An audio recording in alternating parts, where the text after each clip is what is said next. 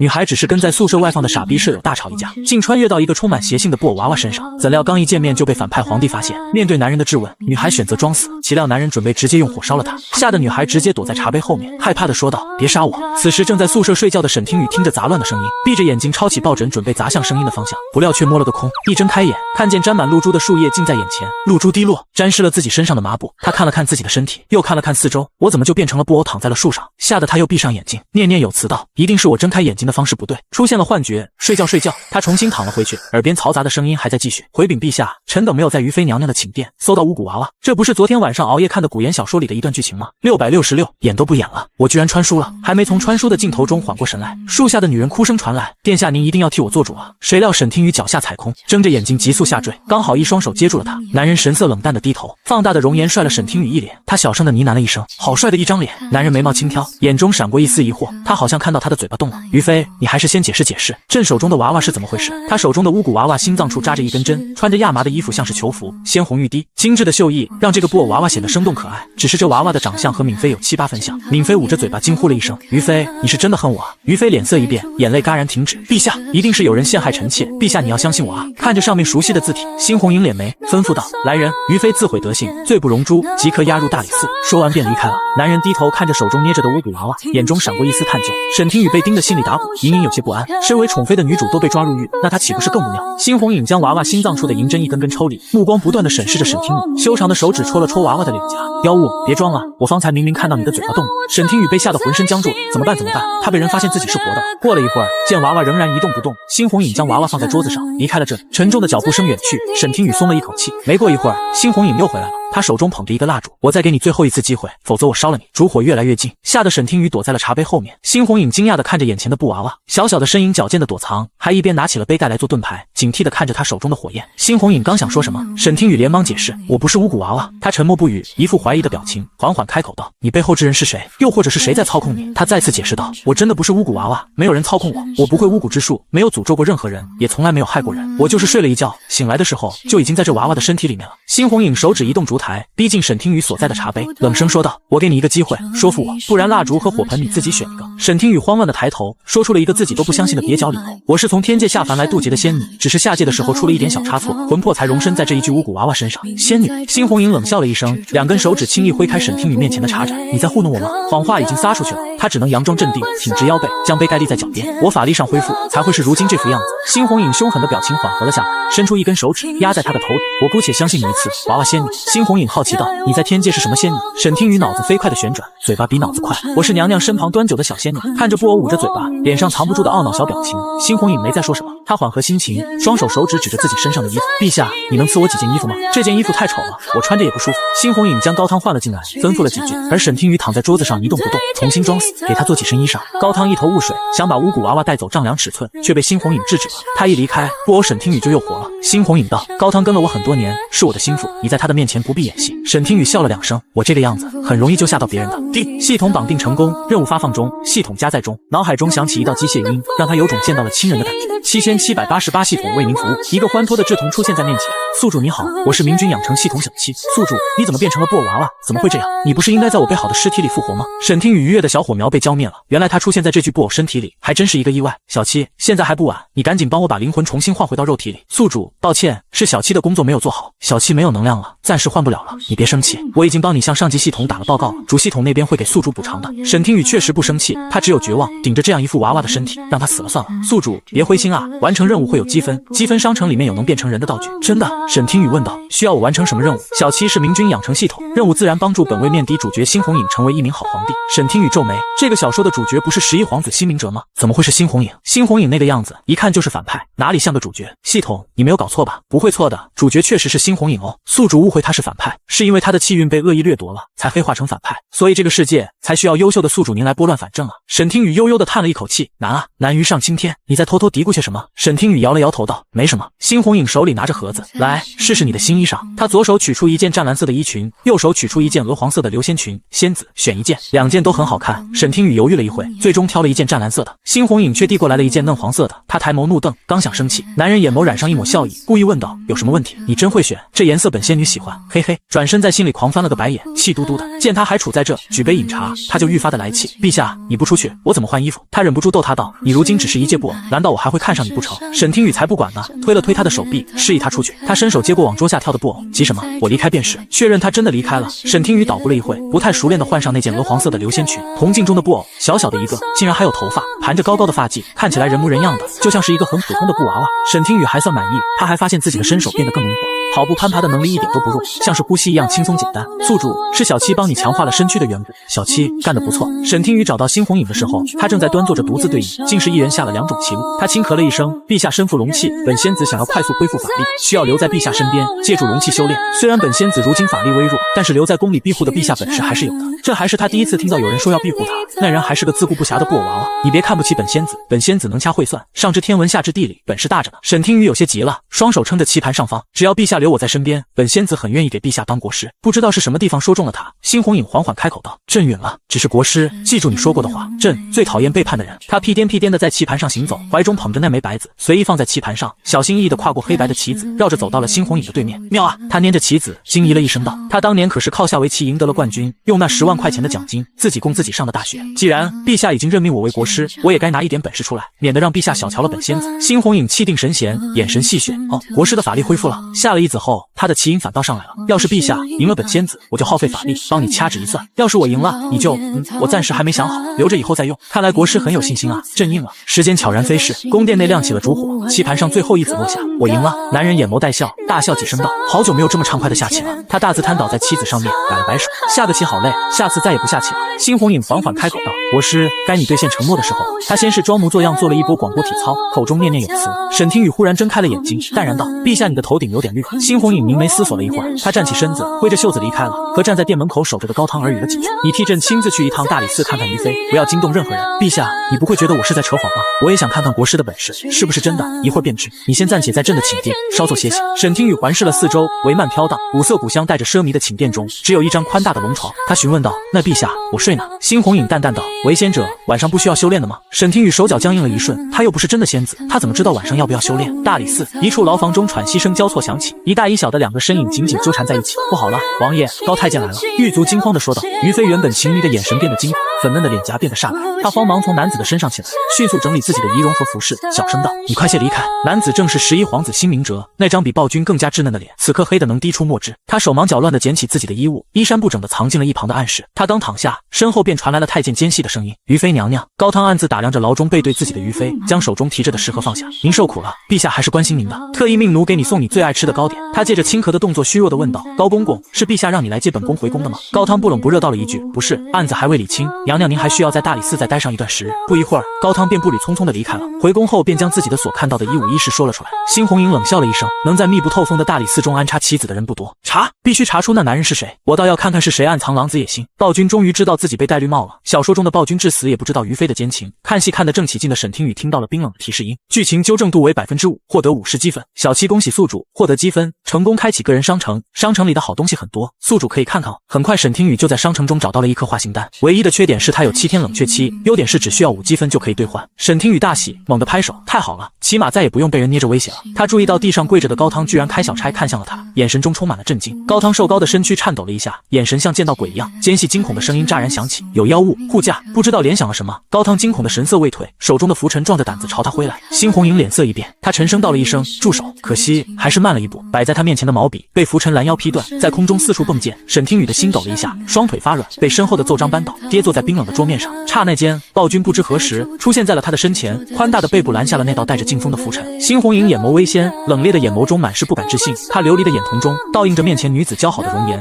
只剩下满眼的惊讶。她双唇无意识呢喃了一声。此时辛红影将视线落在坐在桌案上的女子，她认真打量眼前这个漂亮的不似凡人样。刚刚情急之下，沈听雨花了5积分使用了化形丹，因为她没有想到暴君会忽然冲过来保保护自己。这还是那个残忍嗜血的暴君吗？他们两人靠得很近，四目相对间，沈听雨听着自己心脏处传来扑通的声音，脸颊开始升温。这时殿外传来密集交错的脚步声和兵甲碰撞声。虽然高汤手腕一转，及时泄了一半的力气，浮尘还是打在了猩红影身上。他这一击是奔着一击击杀阴邪之物而去的，丝毫没有留手。他自己最是知道其中的厉害。陛下，您没事吧？他惊呼了一声，打破了这短暂的僵持。沈听雨低头看了眼自己的身体和手臂，白皙的五指微张，摸了摸自己的脸，是真实柔软的触感。他从桌案上跳了下来，扯着他的袖子，略有些后怕的躲在了暴君的身后，探出半颗脑袋，一双大眼睛吧砸煽动。猩红影如梦初醒一般，眼尾的余光落在他拽着自己的衣袖上，心中闪过一丝异样。他转身冷冷道了一声：“朕无碍。”退下。平退了正准备涌入大殿的宫廷侍卫军。高汤第一次见到陛下如此在意一个女子，察觉到他们两人的关系非比寻常，高汤立即跪在地上，咚的一声，膝盖在冰冷的地板上发出清脆的声响。老奴误伤了陛下，还请陛下责罚，是否需要老奴即刻传唤密太医？不必。猩红影瞥了他一眼，冷冷道：“你且自去领罚，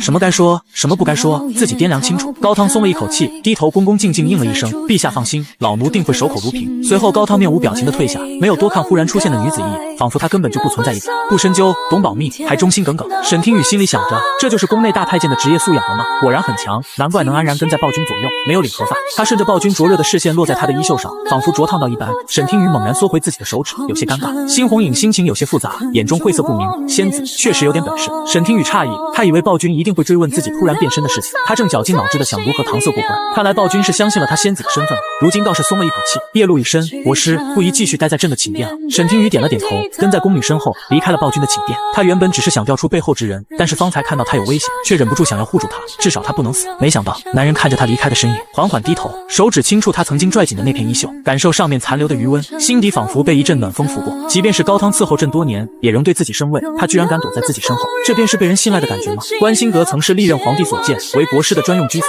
方便其居于其中，观测天象。国师，关心阁已经打扫完毕。小宫女悄悄打量着他，心中暗自惊叹，国师长得如天仙一般，对他的国师的身份和能力确信无疑。沈听雨微微一笑，点头。沈听雨展开宣旨，用英文将小说中的重大剧情记录了下来，特别是有关暴君的剧情，重点记录，防止自己忘了。闪回方才暴君挡在他身前的动作，彻底颠覆了他对他的认知。这样想了，也就这样写了进去。沈听雨寻了一个隐秘的地方，将书写的秘密藏好，这才躺在床上沉沉睡去。一觉醒来，发现自己整个人被什么东西牢牢盖住，压在自己身上沉甸甸的。他黑沉着脸，用小手撑起被子，在里面四处乱走，从中间走到角落，从角落又迷迷糊糊的走回被子中间，来回折腾了几次，他的起床气更重了。沈听雨怒气冲冲道：“小七，怎么回事？这个化形丹也太没用了吧，居然连一个晚上都撑不住。”宿主，化形丹的效果因人而异，每个人的使用效果都是不同的，所以不是小七能控制的。宿主你别生气，生气就不是大美人了。小七不敢告诉沈听雨，这个化形丹的药效别说一个晚上了，就连半个晚上的时间都没有，只有区区的一个时辰。系统不严，只是一味的劝解，只要宿主努力做任务，早晚有一天能复活，拥有一具属于自己的身体吧。沈听雨问道：“小七，你知道你刚刚的话放在现代社会是什么意思吗？”是什么意思啊？沈听雨悠悠道：“画大饼。”沈听雨整个人趴在被子里面，苦逼的原地匍匐前进，挣扎着试图在被子找出一条出路。宿主，你走反方向了，又一次走回被子中间了。小七能看得见，宿主你听我指挥。沈听雨紧急刹车，用力咬了咬嘴巴，压着心里的怒气。小七，你看得到不早说，是不是在看我笑话？没有，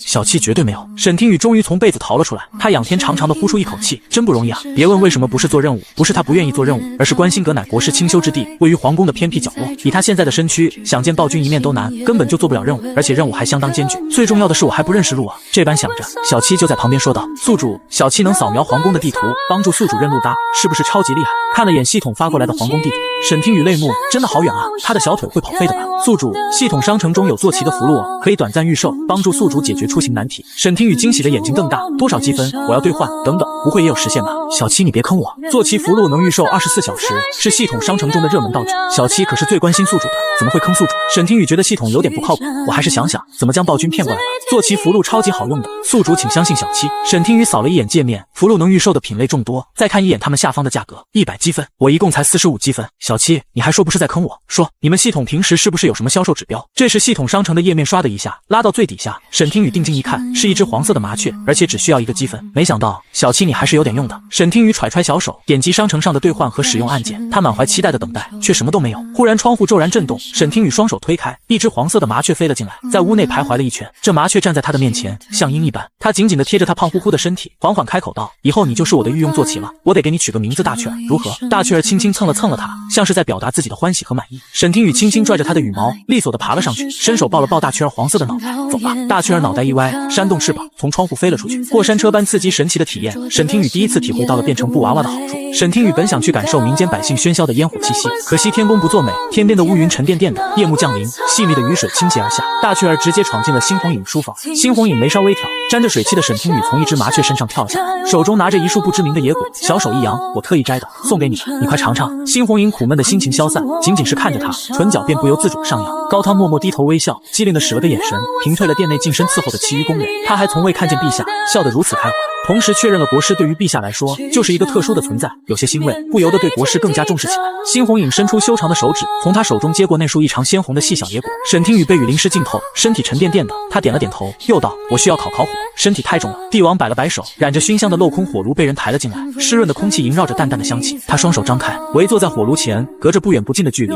端看炉内瞭望的火焰，身体暖乎乎的，好舒服。这果子我竟没见过，它叫什么名字？猩红影两指捻着红色的果子，好奇地问道。他眼睛微眯，转了个身，反面烤湿气，不知道，应当是野果。我看那山间的孩童摘来吃，我便也跟着摘了，应当是无毒的。等验毒的工人品尝过后，猩红影拈起果子，在沈听雨期待中透着一点失落的眼神中，仔细尝了尝。沈听雨盯着他嘴巴，抿了抿嘴唇，莫名的有些紧张。好吃吗？是什么味道的？猩红影点了点头，清新中带着一丝甜味，颇为可口。这就没了。沈听雨有些失落，他见那孩童争相采摘，他便也馋了。如果不是他吃不了东西，他就自己独享了。他只能安慰自己，野果酸涩，不吃也罢。猩红影眼眸微闪，国师不在观星阁，深夜到访，究竟何事？沈听雨单手叉腰，换了个姿态，理直气壮道：难道陛下忘了你和本仙子的约定？本仙子需要留在陛下身边修炼啊！昨日的那点龙气，只能让我短暂维持人类的身体。这不，本仙子法力不稳定，又变成了布偶娃娃。猩红影躺在宽大的龙床上，睁开了眼睛，脸上毫无半分睡意。他转身朝沈听雨安睡的软榻上望去，眼中晦暗不明。就在他准备收回目光时，一道震耳欲聋的惊雷炸响，天地为之颤抖。软榻上的布娃娃猛然惊醒，他在软榻上坐了起来，小小的身躯微微一颤。风雨交加的夜晚，沈听雨略带惊慌的仰头朝窗外望去，他最怕打雷了。没想到穿到了古代，换个身体，他也依旧能在睡梦中被雷电惊醒。他自嘲般笑了一声，空气中带着无形的湿气，他觉得自己的身体变得更加沉重，冷意从四肢入侵，他将自己和大雀儿紧紧裹在一起，急切地寻求一点温暖，一点安全感。看着这一幕，猩红影合上双眼，闭目沉睡，并不想多管闲事，装作什么都没有看到的样子，准备安寝。闭上眼睛，全是那日沈听雨躲在他身后寻求庇护的细微动作。他眉头微蹙，肉眼可见的暴躁，难得的耐起性子起身，装作被雷雨惊醒的样子，赤足走到软榻身边，看到一个藏在被子里发抖的小点。雷鸣，他是在害怕渡劫的天雷吗？对他的身份有了实质性的感受，猩红影第一次开始相信了他仙子的身份。沈听雨习惯性的双臂环抱着自己，忽然一股温润暖流透过被子，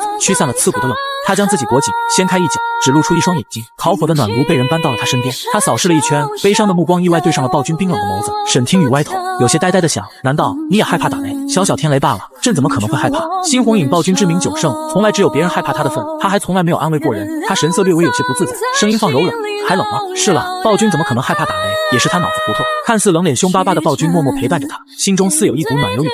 沈听雨微微仰头，从被子里面钻出一个小小的脑袋，扬起笑脸：我现在好多了，朕乃天子，此乃皇宫，有朕在你身边，天雷伤害不了你，你无需害怕。猩红影忍不住伸出手指，在那颗冒头的脑袋上轻轻一点，又是一道惊雷劈下。沈听雨下意识将脑袋缩回被子，身体微微颤抖，隔绝那双摸头的大手。你是在害怕天劫吗？暴君冷冷道。不太平常的词汇拉响了沈听雨脑海中的警铃，他眼睛一眨，信口胡诌起来：比起天劫，本仙子更害怕渡劫失败。沈听雨微微叹气，略微伤感道：我曾有一个好友，渡劫失败后，肉身损毁，三魂已失，世间百花众多，却再无他的踪影。本仙子也因此每逢电闪雷鸣，便会触景伤情，惶惶不安。一边说着，沈听雨一边抬眸，悄悄地观察猩红影脸上的神色。忽然，他问出了一个莫名其妙的问题，语气淡漠道：你冒雨摘果子，是为了我吗？沈听雨觉得暴君的神色有些异样，强势的暴力之下藏着深深的脆弱，在这样的雨夜格外的明显。迟疑了片刻后，他一字一顿，无比诚恳地再说了一遍：我是为你而来。一夜无眠，晨曦第一抹阳光照进了房间，大雀儿睁开眼睛，豆大的眼睛仔细地看了他一眼，呆萌的脑袋微微歪头。沈听雨竟然从他的鸟脸上看出一种迷惑的神色。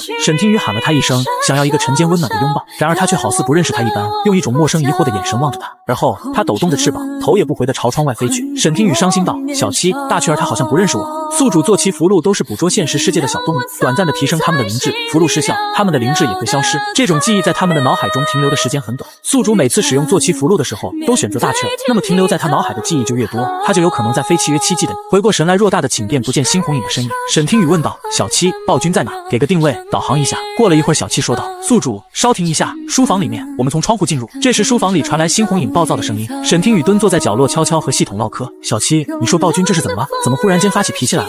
生气了？人类的感情太过于复杂，宿主都不知道，小七就更不知道。高汤询问道：陛下是否要用膳？辛红影挥了挥手，高汤微微一笑，赶紧指挥着工人将吃食端上。布菜的工人陆陆续续端上吃食，最后的小太监端着一碗温热的莲子羹。高汤眼尖瞧见，心道了一声坏了，给那个小太监使个眼神，半个身子拦在了小太监身前。他小声怒斥道：谁让你将这个端上来的，还不赶紧撤下？可惜已经晚了，那碗莲子羹已经被辛红影瞧见了。他缓缓道：慢着，端上来。高汤闭了闭眼睛，再看小太监的眼神已经变成了怜悯。辛红影用勺子轻微搅动那碗莲子羹，手中的青筋浮起，脸上的表情变得狰狞，忽地将那碗莲子羹扫落在地。他低沉的怒吼了一声，捂着脑袋，眼眶中漫起几道红血丝，眼神忽地变得愤怒，半身跌坐在凳子上。等再次站起来的时候，双眼泛红，额头上的青筋浮起，在白皙的脸上格外的明显。他抽出挂在墙面上的长剑，眼神愤怒，一步步走向小太监。下一秒，一道凄厉的惨叫声响起，沈听雨整个人颤抖了一瞬，转头望去，长剑一挥，当即割破了小太监的喉咙，即刻染红了地上的宝毯。沈听雨害怕的更加不敢出去了，他和系统疯狂吐槽，心中有些后怕。小七，我觉得我来的不是时候，我竟然还觉得昨夜的他有些温柔，什么温柔，都是我的错觉。沈听雨打了个冷战，想起什么道：他要是知道我见过他亲手杀人的场面，会不会将我也杀了灭口啊？宿主，这里是古代，不是现代，他是皇帝，杀人不需要付出代价，不会将宿主灭口的。过了一会儿，高汤带着工人熟练的打扫一片狼藉的现场，沈听雨尽量将自己乖乖藏好，不被任何人发现。高汤有些担忧的看了一眼辛红影，缓缓道：陛下，你的头还疼吗？老奴去宣太医。他看了高汤一眼，低沉道：你也出去。待所有人都离开，他独自一人坐下，眉头微蹙，一言不发的用手帕不断擦拭着手中的长剑。最终他手指一松，斑驳染血的手帕从长剑上滑落，飘落在地面上，精准的落在了沈听雨的身旁不远处。沈听雨被吓得头也不回的跑了出去，一双小腿跑得麻溜，像鱼一样，一眨眼溜了出去，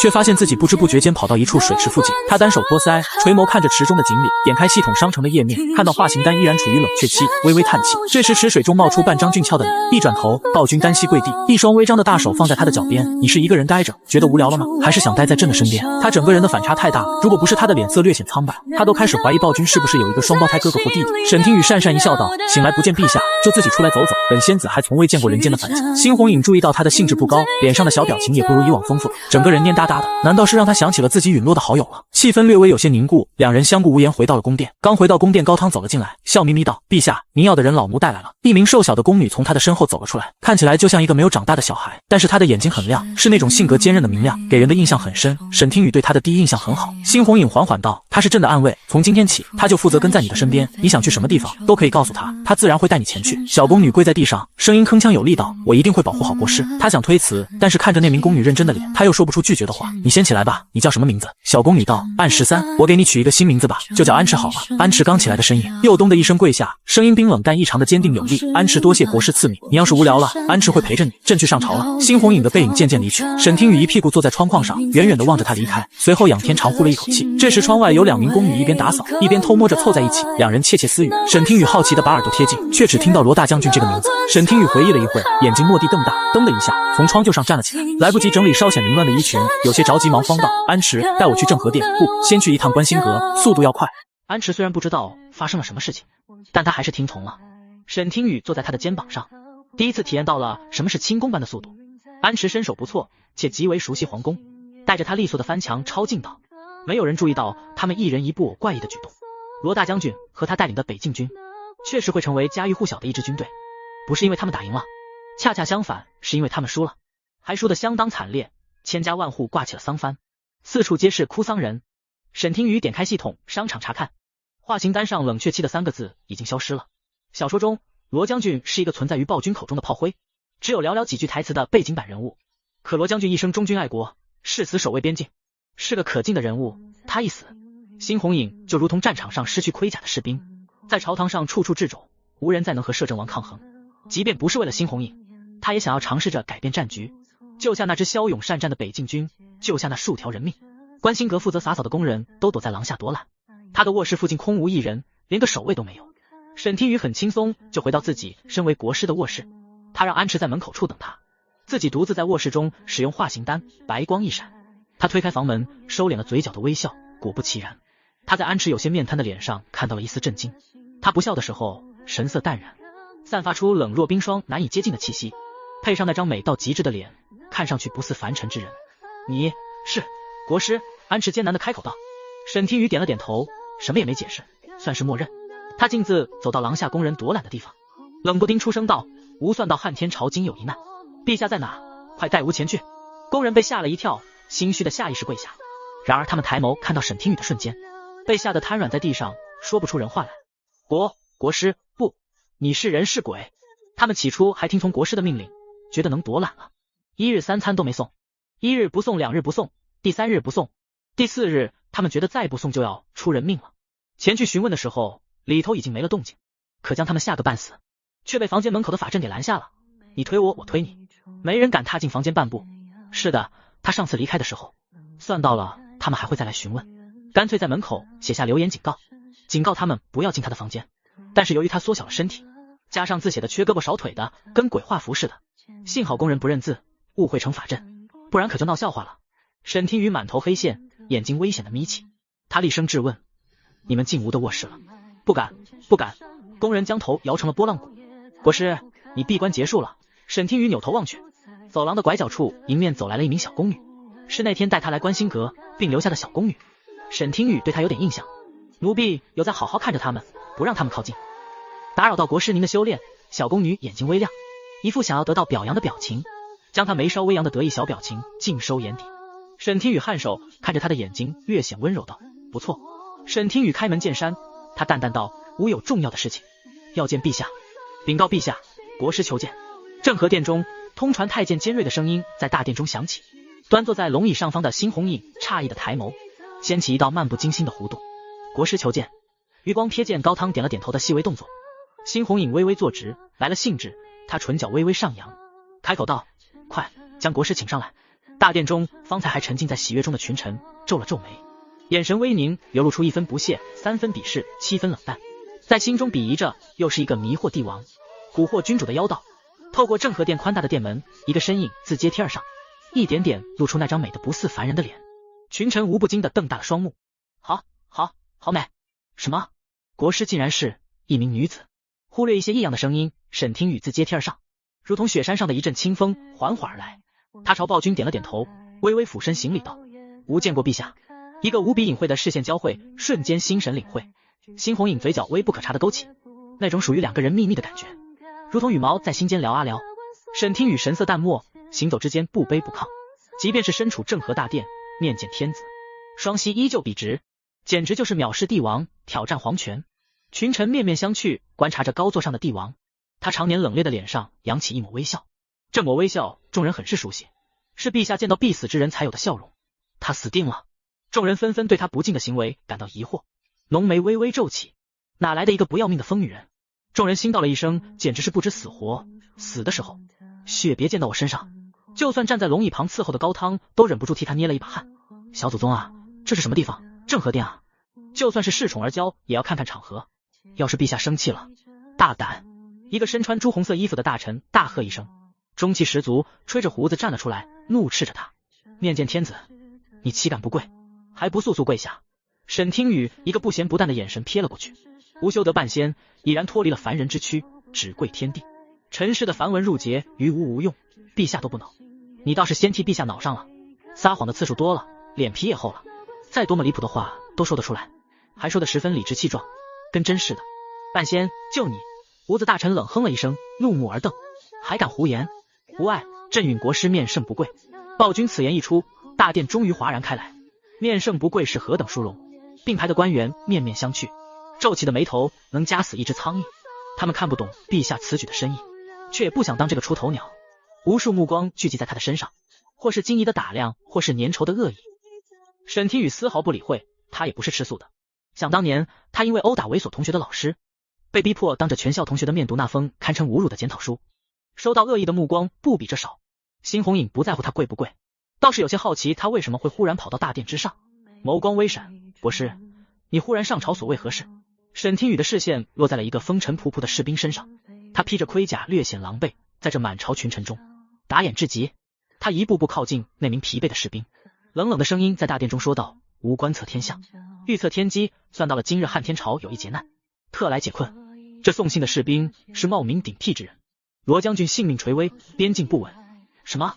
殿内群臣的脸色骤然一变，心中一沉，纷纷倒吸了一口冷气。如果他说的是真的，那边境……摄政王眸中的光芒微变，多看了沈听雨一眼，将他的容貌记在心中。士兵脸色微变，他急忙低头恭敬跪在地上，表明忠心。信件是罗将军亲笔写下交予我，上有笔迹为真，请陛下明察。摄政王侧身给一个大臣递了一个目光，最初那名声音粗犷的红衣大臣又跳了出来。依你所言，你可有证据？大殿之内不是二等妇人空口无舟之地。沈听雨抬头，迎着新红影充满玩味看戏的眼神，坚定道：吾没有证据，即身为国师，观测天象便是吾的职责，天象不假，吾说的话就是证据。红衣大臣收到眼神，又因为先前沈听雨对他而心生不悦，认定他一定没有真本事。你二人各执一词，那传信士兵有罗将军笔迹为证，还请国师亮出真本事，让我等信服。新红影戏谑道：国师的本事朕是相信的，可是群臣不信，不如国师展示一二。虽然沈听雨没有证据，但他赌暴君会信他，站在他这边。只是他没想到新红影只想看戏，骤然被架了起来，所有人都在等着看他的好戏。一旦他没有展露出真本事，就会被他们一言一语撕碎。沈听雨知道他贸然冲上朝的危险，但是他还是想要救下那支北境军，以宽慰他为了罗将军和将士们死守边境城池而感动的流下的眼泪。也罢，他定了定神，看向了那名不依不饶的红衣大臣，缓缓问道：不知道你是何职位，又姓甚名谁？吾可以消耗法力替你算上一卦。大臣一甩袖子，嗤笑一声道：坐不更名，行不改姓，臣冯若男，位居礼部侍郎一职。国师，算吧。沈听雨唇角的弧度微微勾起，心道了一声，没想到他竟然自己送上门来。他稳了。他围着他绕行一圈，手中不断掐指，在一个暴君和群臣看不到的地方，对着他优雅的翻了个白眼，冲他做了个口型：傻子，变态。冯若男一愣，看清了他在说些什么后，怒气上涌，意识到什么后，将怒气压下，冷笑了一声，眼中暗藏。新红影迫不及待的开口问道。沈听雨掐指的手停下，站定颔首，清冷的声音响起：陛下，吾已经算出来了。卦象显示4个字。他特意卖了个关子，微微停顿，看向了一旁的冯若男，那双锐利冰冷的眼睛仿佛将他看透。冯若男心中升起了一股不妙的感觉，他忐忑开口道：哪4个字？群臣的好奇心都被吊起，古怪的看着他们二人，静静等待着他的回答。沈听雨脸上的神色略微嫌弃，一字一顿的吐出4个字：男生女相。话音刚落，群臣发出哄堂的大笑，难听的声音不断涌来。国师这卦算的可一点都不准，冯大人的外形粗犷阳刚，可不是什么粉头小白脸，哪来的女相？什么国师，该不是乡野骗子吧？胆子也忒大了，竟敢骗到了陛下头上，真是不要命了。哈哈，恐怕也只有他那张脸是真的了。冯若男也紧跟着扯动嘴角，皮笑肉不笑，眸中却无半分笑意，甚至有些轻微的恐惧，身体不自然的后仰和缩紧。大胆！满堂的哄笑戛然停止，摄政王骤然出言，竟然口出狂言，妄图指点战事，其罪当诛。来人，速速将此女拿下。冯若男伸手摸了摸胡子，暗自松了一口气，庆幸自己逃过一劫。正和殿外守卫的2名士兵一同冲入大殿中，就要将沈听雨拿下。他的后背快要被充满冷意的眼睛盯穿。沈听雨一动不动，冷静自持，身姿挺拔而清傲，没有一丝的慌乱，因为他知道暴君一定会保下他的。一直坐上冠壁的新红影冷冷道：慢着，还不快退下！高汤尖声让踏入大殿的士兵退下。新红影一手搭着龙椅扶手处，支着额头，白皙修长的手指不断敲击着额头，低垂的眉眼勾勒出他脸部精致的轮廓线条。亚父，别急啊，国师还没说清楚，这卦象究竟是什么意思？男生女相？新红影困倦的打了一个哈欠，温和的低笑了一声，眼中闪过一抹冷意。朕瞧，这卦象着实有趣。暴君一笑，群臣默不作声，噤若寒蝉，连头都压低了几分，像极了上课害怕老师点名的同学。不同的是，被点到名的人有可能会送命。沈听雨上前一步，唇角噙着一抹优雅又讽刺的冰冷笑意，那双流离的眼眸直勾勾的盯着冯若男，红唇微起。男儿身女儿心，冯大人怕不是投错了胎。且冯大人周身气运黑中带红，不仅来财不当，还身负人命。他每说一句都正中自己眉心。冯若男身躯微震，出了一身的冷汗，心底一沉，他勉强挤出一抹笑意，羞愤的呵斥道：真是可笑至极，本官行得正，坐得直，陛下休要听这妖女妖言惑众。冯若男笔直跪在地上，挤出了2行热泪，请陛下明鉴，究竟是不是真的？一验便知。沈听雨眉梢一弯，一想到自己即将要说的话，就忍不住扬起嘴角的微笑。验？他想验什么？怎么验？冯若男2行热泪将在脸上，手指猛然攥紧，不祥的预感再次涌上心头。沈听雨缓缓道：冯大人长着男人的身体，蓄着满脸的胡须，实际上却藏了一颗女人的心。他喜欢穿女子的肚兜，还只穿貌美妇人穿过的肚兜。为了满足自己的怪癖，常常潜入女子的闺房偷肚兜，且他每日上朝，身上必定穿着一件女子的肚兜。冯若楠脸颊上的温度陡然上升，这是他最大的秘密，平日里小心谨慎，再三遮掩，竟然被他当场抖了出来。冯若楠面红耳赤，他在心底无声呐喊：闭嘴，闭嘴，快闭嘴啊！满朝文武被他的话砸懵了，不敢置信的窃窃私语，还有一些憋不住笑的，直接当朝笑出了声，笑得前呼后仰，丝毫不给面子。知人知面不知心，真没想到冯大人竟然是这样的人。看冯大人的反应不似假的，真是恶心。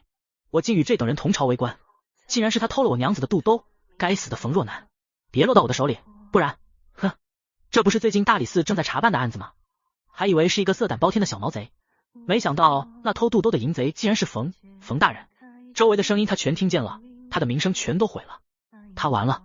冯若楠涨红的脸色唰的一下变得煞白，双腿发软，再也跪不住了，瘫软在地上。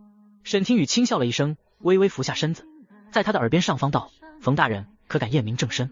来人，带礼部侍郎下去验。辛红影唯恐天下不乱，他挥了挥手。高汤领命，笑眯眯的点了点头。冯若楠双眼通红，仰头无比愤恨的看了他一眼，被高汤带着几名小太监强制压了下去。不久后，高汤捧着一个梨花木匣回到大殿上，回禀陛下，老奴已经验明，这便是冯大人身上所穿的女子肚兜。群臣内心，这等离谱的事情竟然是真的。辛红影双手一拍，彻底不困了，整个人都兴奋了几分，道：国师这场戏不错，有趣。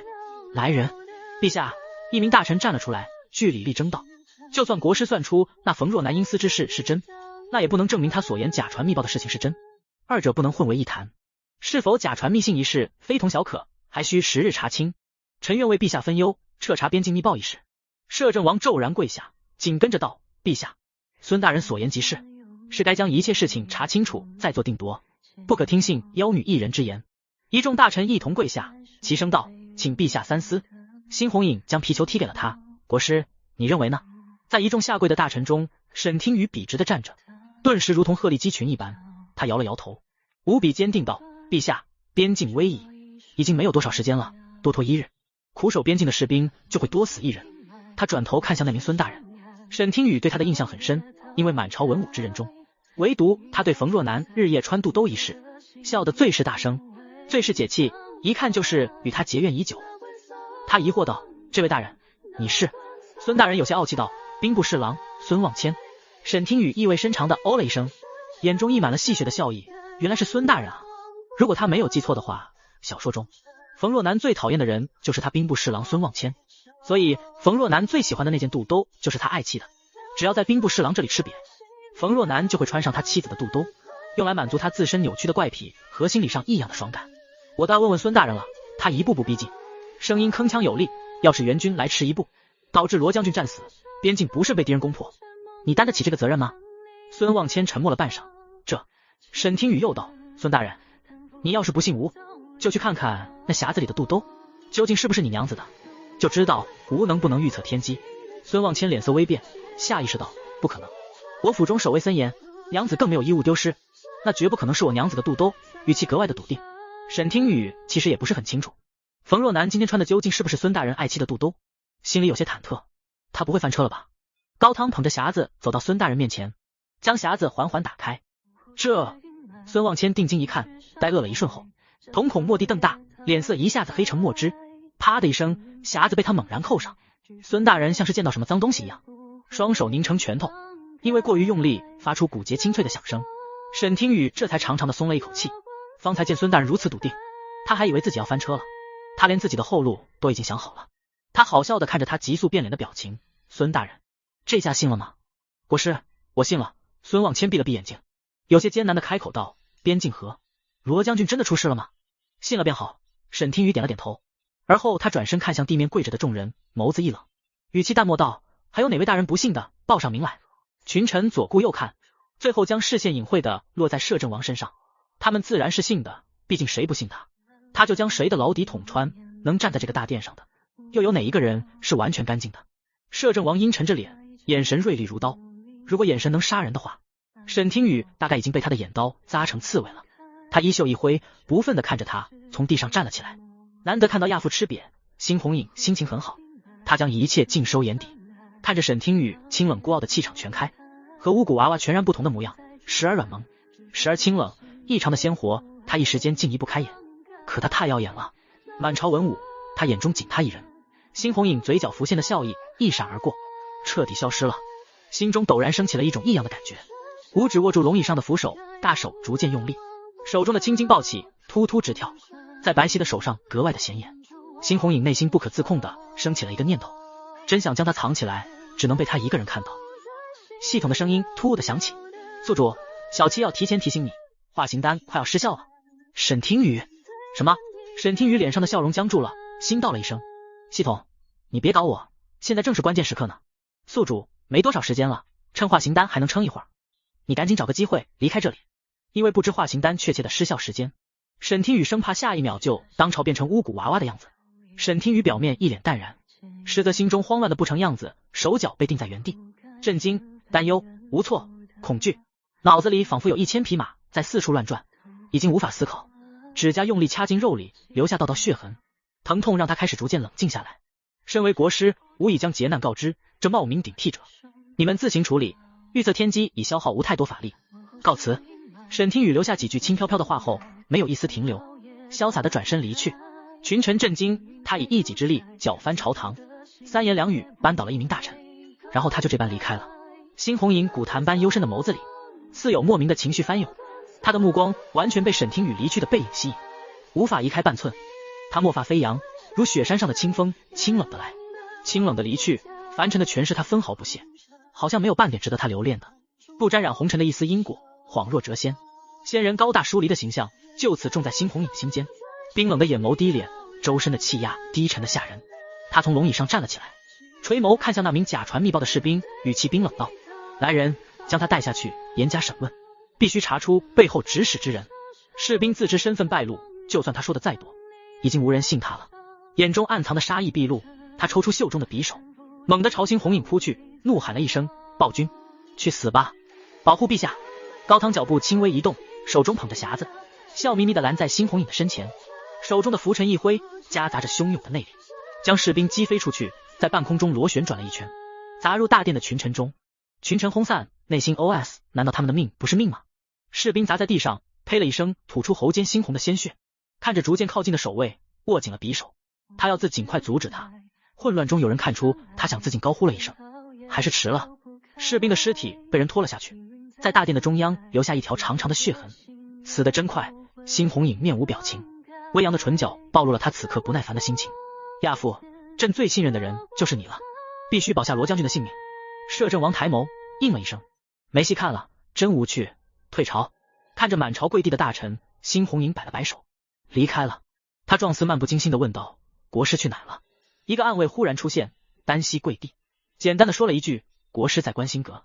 而另一边，沈听雨离开正和殿，仙人的身姿再也维持不住了，他步履匆匆，逃似的飞回观星阁，回到他的房间。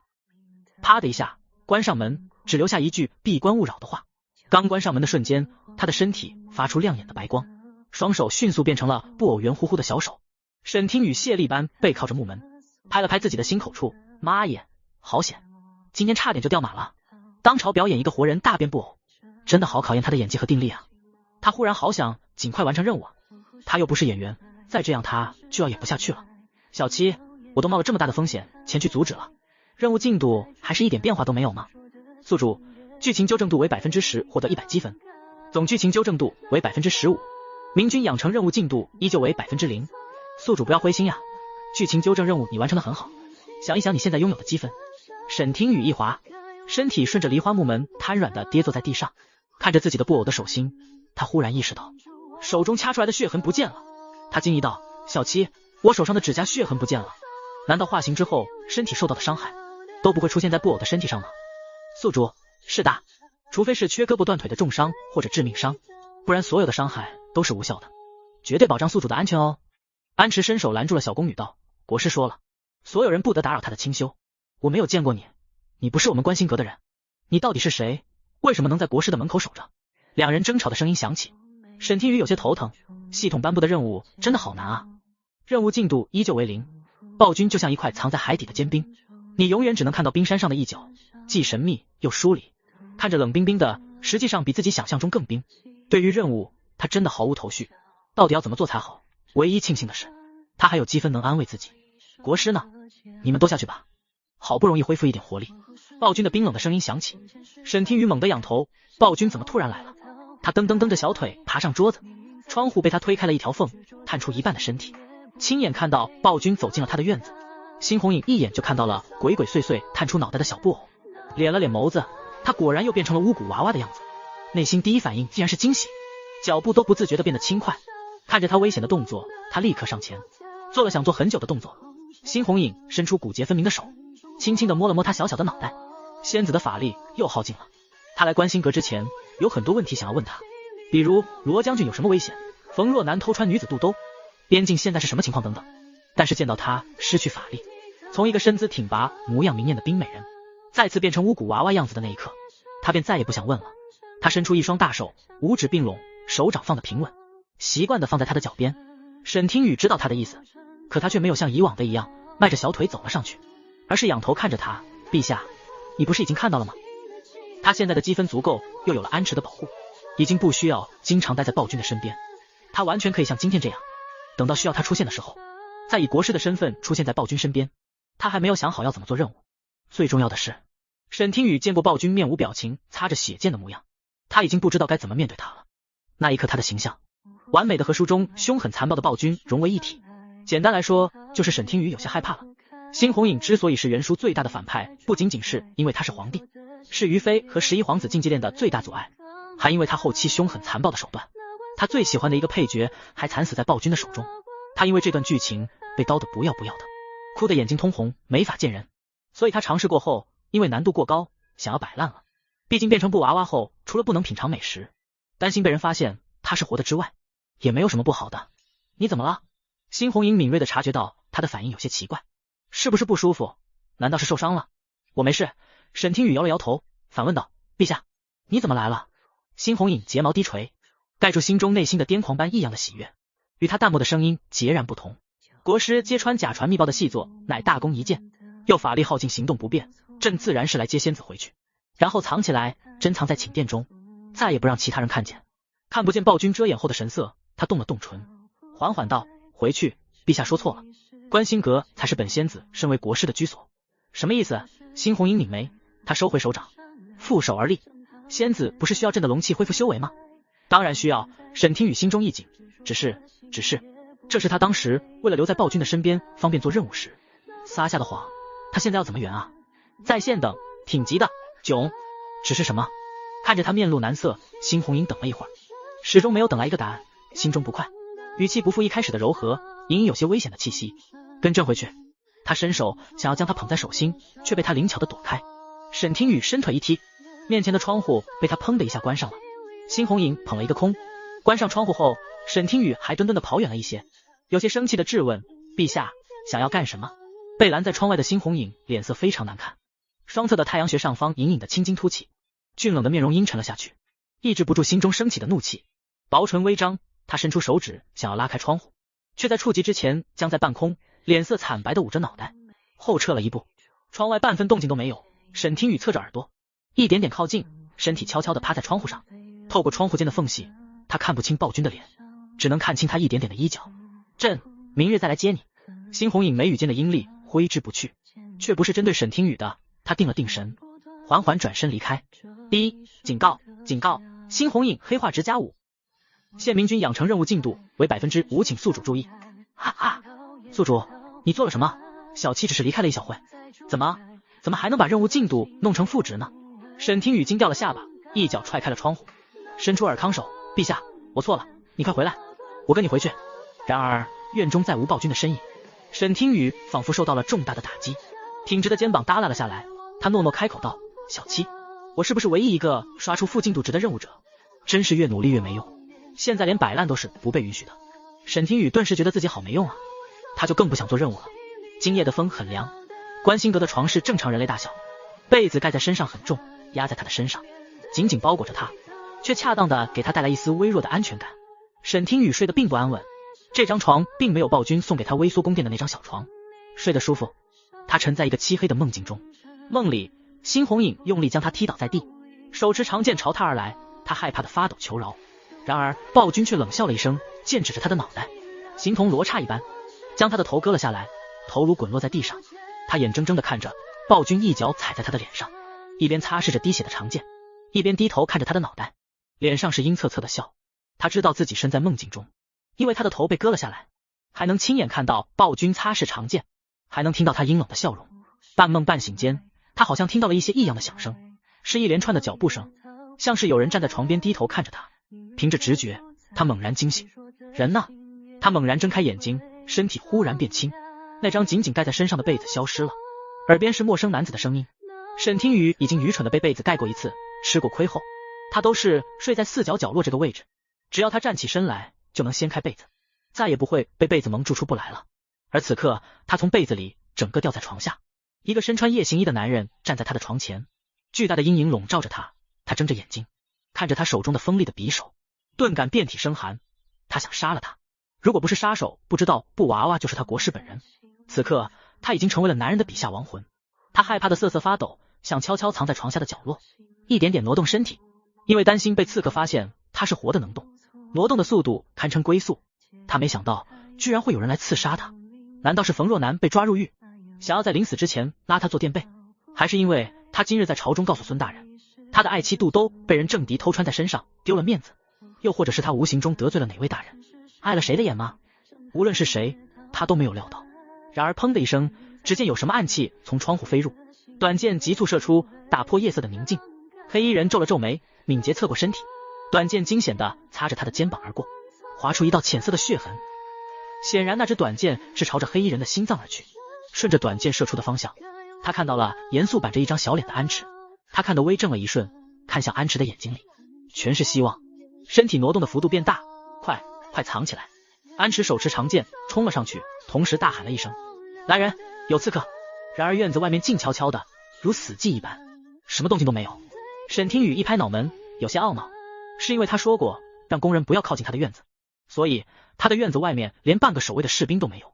这下紧急关头，他需要保护的时候，除了安池，外面一个人影都没有。屋内一片黑暗，正是安寝的时候，连一丝烛光都没有。安池和刺客在黑暗中打了起来，两人势均力敌，一时间难分高下。黑衣人的身手很好，他并不恋战，被人发现后边打边退，而安池死死地缠着他，不让他逃走。他们之间打斗的速度很快，战况焦灼。沈听雨看得有些紧张，忽然黑衣人抓住机会撒出迷药，想要翻窗而逃。安池已经屏住呼吸，却还是吸入了一些迷药。他晃了晃脑袋，定了定神，声音已经开始飘忽摇摆。皇宫之内，岂能容你安然逃走？他挥出凛冽的一剑，直击男子要害，紧咬着黑衣男子不放，不肯让他靠近窗边，破窗而逃。黑衣人一凛，他没有多少时间跟安池再打下去，只想着迅速脱身。于是他故意受了安池一剑，但避开了要害，极近距离之下挥出一掌，将安池击飞出去，二人两败俱伤。但黑衣人博得一线逃跑的生机。沈听雨看到安池受伤，口吐鲜血，心中无比担忧。你休想逃走！安池穷追不舍，始终不肯让他轻易离开。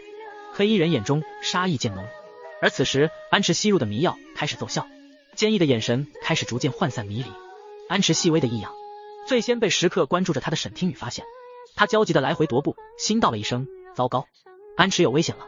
趁着黑衣人不注意，沈听雨速度很快，他熟练的爬到桌子上，将一个珍贵的彩色琉璃盏推倒在地，而后迅速藏到另一张桌子上的盆栽背后。琉璃盏凭空掉落摔碎的声音引起了黑衣人的注意，他瞬间警惕起来，环顾四周，无情的眼神盯着地面上的碎片。谁出来？谁人扰无清修？沈听雨装作一副被打扰后的恼怒，声音冰冷中透着一丝危险的怒气。原来是房间里进来了一只老鼠。借着物件的遮挡，他一边说一边环着屋子跑，营造出一种声音无处不在的神秘感。黑衣人愣在原地，他果然疑惑了，沙哑着声音问道：谁在装神弄鬼？出来！我看到你了。沈听雨抬眸，黑衣人看向他所在的反方向，心中了然，他是在诈自己。你不是来杀吴的吗？怎么会不知道吴是谁呢？他轻笑了一声，铃铛般的笑声在房间内响彻开来，在黑夜中尤为的渗人，让人觉得毛骨悚然。黑衣人瞳孔剧烈收缩，他环顾了四周，却没有在房间内发现任何人。他咽了咽口水，握紧了手中的武器。你到底是人是鬼？吴自然是当朝国师，已成功修得半仙，让你来杀吴的人没有告诉你吗？难道是想让你来送死？你亲手杀了那么多的人，背上数百条人命，居然还怕鬼？不过，你确实是该害怕，因为你作孽太多。那些被你杀死的冤魂正在背后看着你啊，他们每一个人都恨透了你，恨不得将你扒皮吃骨，与他们生生世世作伴。一种被窥视的感觉从背后而来。黑衣人被黑暗包围，他的眼睛不由自主想要回头一看。沈听雨一边屁颠屁颠的跑，一边大声吓唬黑衣人，幸好他现在是布偶，边跑边说也不会因大口大口喘气而穿帮。他轻蔑的笑了一声，继续吓唬他，将你背后的主子说出来，我可饶你一命。嘎吱的一声，窗户被人紧紧关上了。黑衣人身躯一震，像是被提醒了一般，煞白着一张脸便要翻窗而出，敏捷的速度像是身后有鬼在背后追着他似的。见黑衣人半只脚已经踩上窗框，他猫着身体从黑暗的角落中走出来，就地翻滚了几圈后冲到安池身边。他爬上安池的肩膀，小手拍了拍他的脸颊，语气焦急道：安池，你没事吧？你吐了好多血，醒醒。他颤抖的小手往安池的鼻息一探，呼，太好了，他还活着，只是陷入了昏迷。没想到已经半只脚踩上窗框的黑衣人习惯性回头，身体自带的小心谨慎让他将沈听雨一蹦一跳踏到安池肩膀上的动作看得一清二楚，瞳孔剧烈收缩，停下了离去的脚步。高汤取出一支凝神香点上，丝丝白烟飘散香气，一呼一吸间，猩红影面不改色喝下苦涩的药汁，将手中白瓷的药碗重重一落，修长的手指负压在眉宇之侧，狭长的眼尾不经意间扫过精致的微缩宫殿，只觉得心中刚刚压下的那一团火焰中又扔进了几根粗大的甘油柴火，烧得更旺了。他捏紧拳头，桌面上的白瓷碗被外泄的内力震得嗡嗡作响。他是在躲着他吗？自己对他这般好，他为什么还要躲着他？难道他也害怕朕？不可能。他皱起眉头，竭力不让自己往这个方向去想，但是这个念头就是不断盘旋在脑海中，像一根巨大的鱼刺卡在胸口，闷闷的生疼，最终抑制不住的躁郁喷发。他猛地起身，长腿一扫踹向了放置微缩宫殿的桌腿，踢得歪斜，上面微缩宫殿的秋千啪嗒一声倒下。他飞踹后心中已经后悔了，幸好他踢的时候没有用上内力，不然微缩宫殿连同整个桌子都已经碎裂成块。高汤听到声音，疾步走近，他哎呀了一声，小声道：这小宫殿还在这，也不知道国师今夜能不能睡着。他为什么要关心他睡不睡得着，睡得好不好？猩红影竭力控制自己的脾气，不能任由怒火占据自己的理智。睁眼的刹那，目如焰电。闭嘴，滚出去！高汤不敢再说什么了，在心中微微叹气。国师陪在陛下身边的时候，陛下生气的次数都变少了。国师不在的第一个晚上，他已经开始想念他了。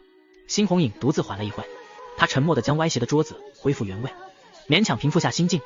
他站定垂眸，修长的手指抚过微缩宫殿明黄色的屋檐，从院子中捡起被无辜弄断的秋千绳子，试图将它缠绕回去，却发现只是徒劳。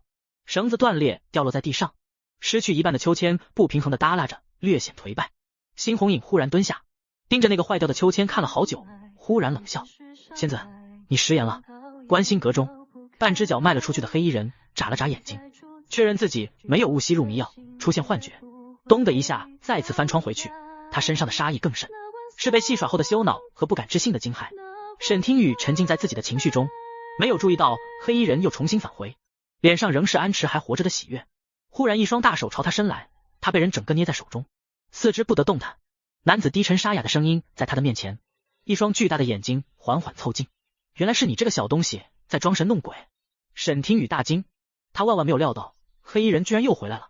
他不是逃走了吗？你到底是个什么东西？能动的巫蛊娃娃？我还是第一次见。他用力揪了揪沈听雨的头发，眼中满是敌意的探究。沈听雨在心里骂道：你才是个东西。他冷笑了一声，没想到国师竟然是南疆的蛊师，竟然偷偷在皇宫中养巫蛊娃娃。看来狗皇帝和太后最是厌恶蛊师的传闻也未必都是真的。他扯动的力气很大，他感觉自己的头发都快要从发根处被他扯断，脑袋很疼，有种脑袋都要扯掉的错觉。疼，他又惊又惧。他咬了咬唇，开口说话道：好疼，松手，住手。这一声暴喝不是沈听雨说的，而是独自匆匆而来的暴君。猩红影黑漆漆的瞳孔中酝酿着极强的风暴，英俊的五官附上一层寒霜。话音刚落，他的身影便近在眼前，凛冽的掌风划破空气，直击男子的前襟。黑衣人脸色巨变，难看至极，掌风异常凌厉，他不敢硬抗，闪身躲避。你是何人？猩红影低沉性感的嗓音浸透夜的寒冷。沈听雨此刻像是看到了救星一样，整个人都亮了。他剧烈挣起来，双腿无力的在空气中乱蹬乱晃，惊喜的喊了一声：陛下！黑衣人看到来人的瞬间，捏着他的手更加用力了几分。他认出了面前的男人，狠狠道：没想到你居然会武功，而且实力还很强，绝对在他之上。如果他刚刚不小心抗下那一掌，现在已经重伤了，自己对不是他的对手。黑衣人震惊之余还感到了一丝欣喜，这绝对是一个有价值的情报，主人绝对会原谅他这一次的失手，还有可能会奖励他，心中萌生退意。在此之前，他要先活下来，才有命向主人传递情报。辛红影面容冷肃，有些忌惮，将他放了，朕可以饶你一命。不过话锋一转，辛红影心中的怒火更甚，但他更理智了，要是你敢伤害他，朕会让你知道什么是后悔，你不会想知道后悔的代价的。黑衣人微怔，他用余光瞥了眼手中细微挣扎的巫蛊娃娃，没想到暴君居然会如此在意这个娃娃，心中有了谋算，他完全可以利用这个巫蛊娃娃来助他脱身。暴君的身后空无一人，那个老太监不在，竟然是独自前来。暴君深夜闯入国师的观星阁，尤其被封为国师者还是个貌美的女人。黑衣人脑中的那根弦终于对上了，他心中有一个异想天开的猜想，自觉地发现了什么不得了的秘密。难道暴君和国师他们之间是那种关系？想到这，黑衣人竟松了一口气，他故意当着暴君的面用力扯了扯沈听雨的头发，让我安全离开皇宫，否则又来。沈听雨头疼的厉害，他觉得自己的头发被扯断裂了几根，丧着一张脸，别扯了，再扯他就没有头发了。布娃娃没了头发很难看的，他接受不了，而且就算断了，他的头发再也不会长出来。如果此刻他有眼泪的话，他应该会疼得眼泪直流。不行，他不能任由黑衣人宰割，他觉得自己的头要断了，好疼，要疼死了。见他一脸痛苦的神色，辛红影脸黑了几分，猛地上前来一步，朕答应你，松手，不许再折磨他。黑衣人朝宫外逃去，一边注意着暴君的动作，一边道：你离我远一点。辛红影恍若未闻，紧紧跟着，时刻关注着沈听雨。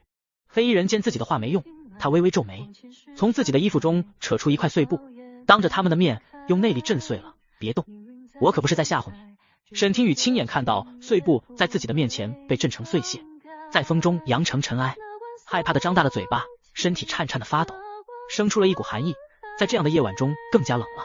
辛红影见状，攥紧了拳头，冷眼的看着黑衣人，那冰冷的眼神像是在看一个死人。你逃不掉的。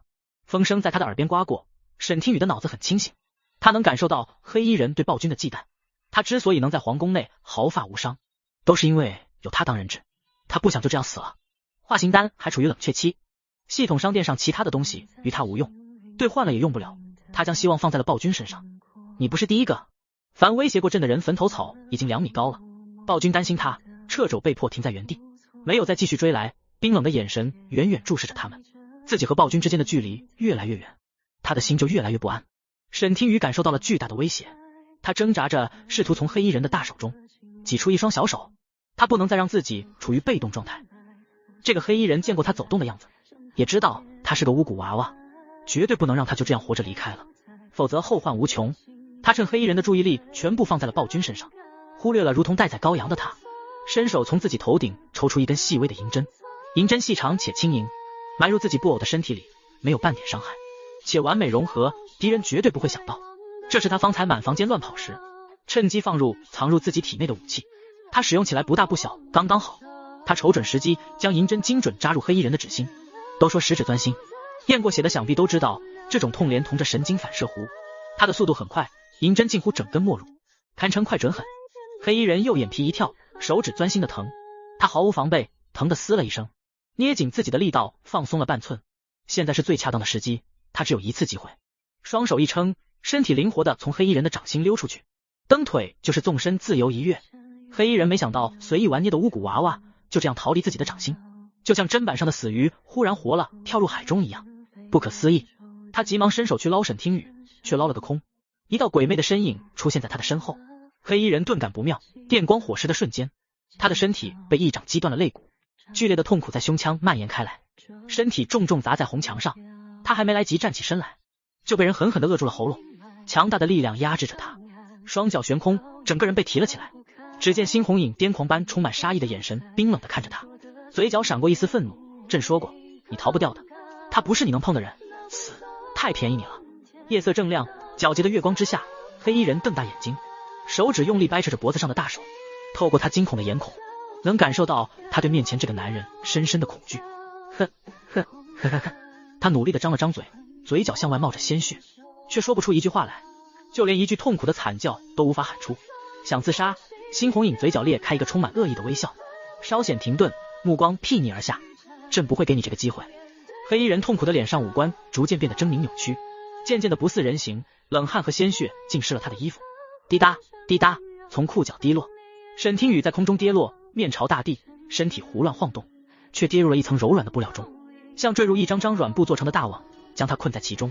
他慌乱的在晃动的软布上站了起来，忽然脚下一空，踉跄着反面摔倒。他尝试了几次，就反复摔跌了几次，一点都站不稳。沈听雨跌跌撞撞在一片黑暗中，时间变得很漫长，他什么也看不清，什么也听不到，除了暴君冰冷的声音。摸到一片熟悉的布料，终于站定，确认自己是在暴君的衣袖中，心稍安了一瞬。他安全了。猩红影浑身的气息骇人，心中的怒气发泄出去，手指一松，一具瘫软的身体重重摔在地面上。半死不，只有上下起伏浅浅呼吸的胸膛，显示着他还活着。他嫌弃一般用手帕擦了擦双手，他的身上没有一丝血迹，骨节分明的大手悠闲地整理了自己身上的褶皱，眸子低垂，看向自己的衣袖，心情忽然变得很好。额角的太阳穴不再突突直跳，就连地上的黑衣人都瞧得更加顺眼了。空无一人的公道上，猩红引到了一句：带去地牢，让他认认今日朝中自尽的那具尸体。一名暗卫在黑衣人逃跑的必经之路的小道上跳了下来，他隐藏得极好，如果不是因为暴君让他现身，没人能察觉到。遵命。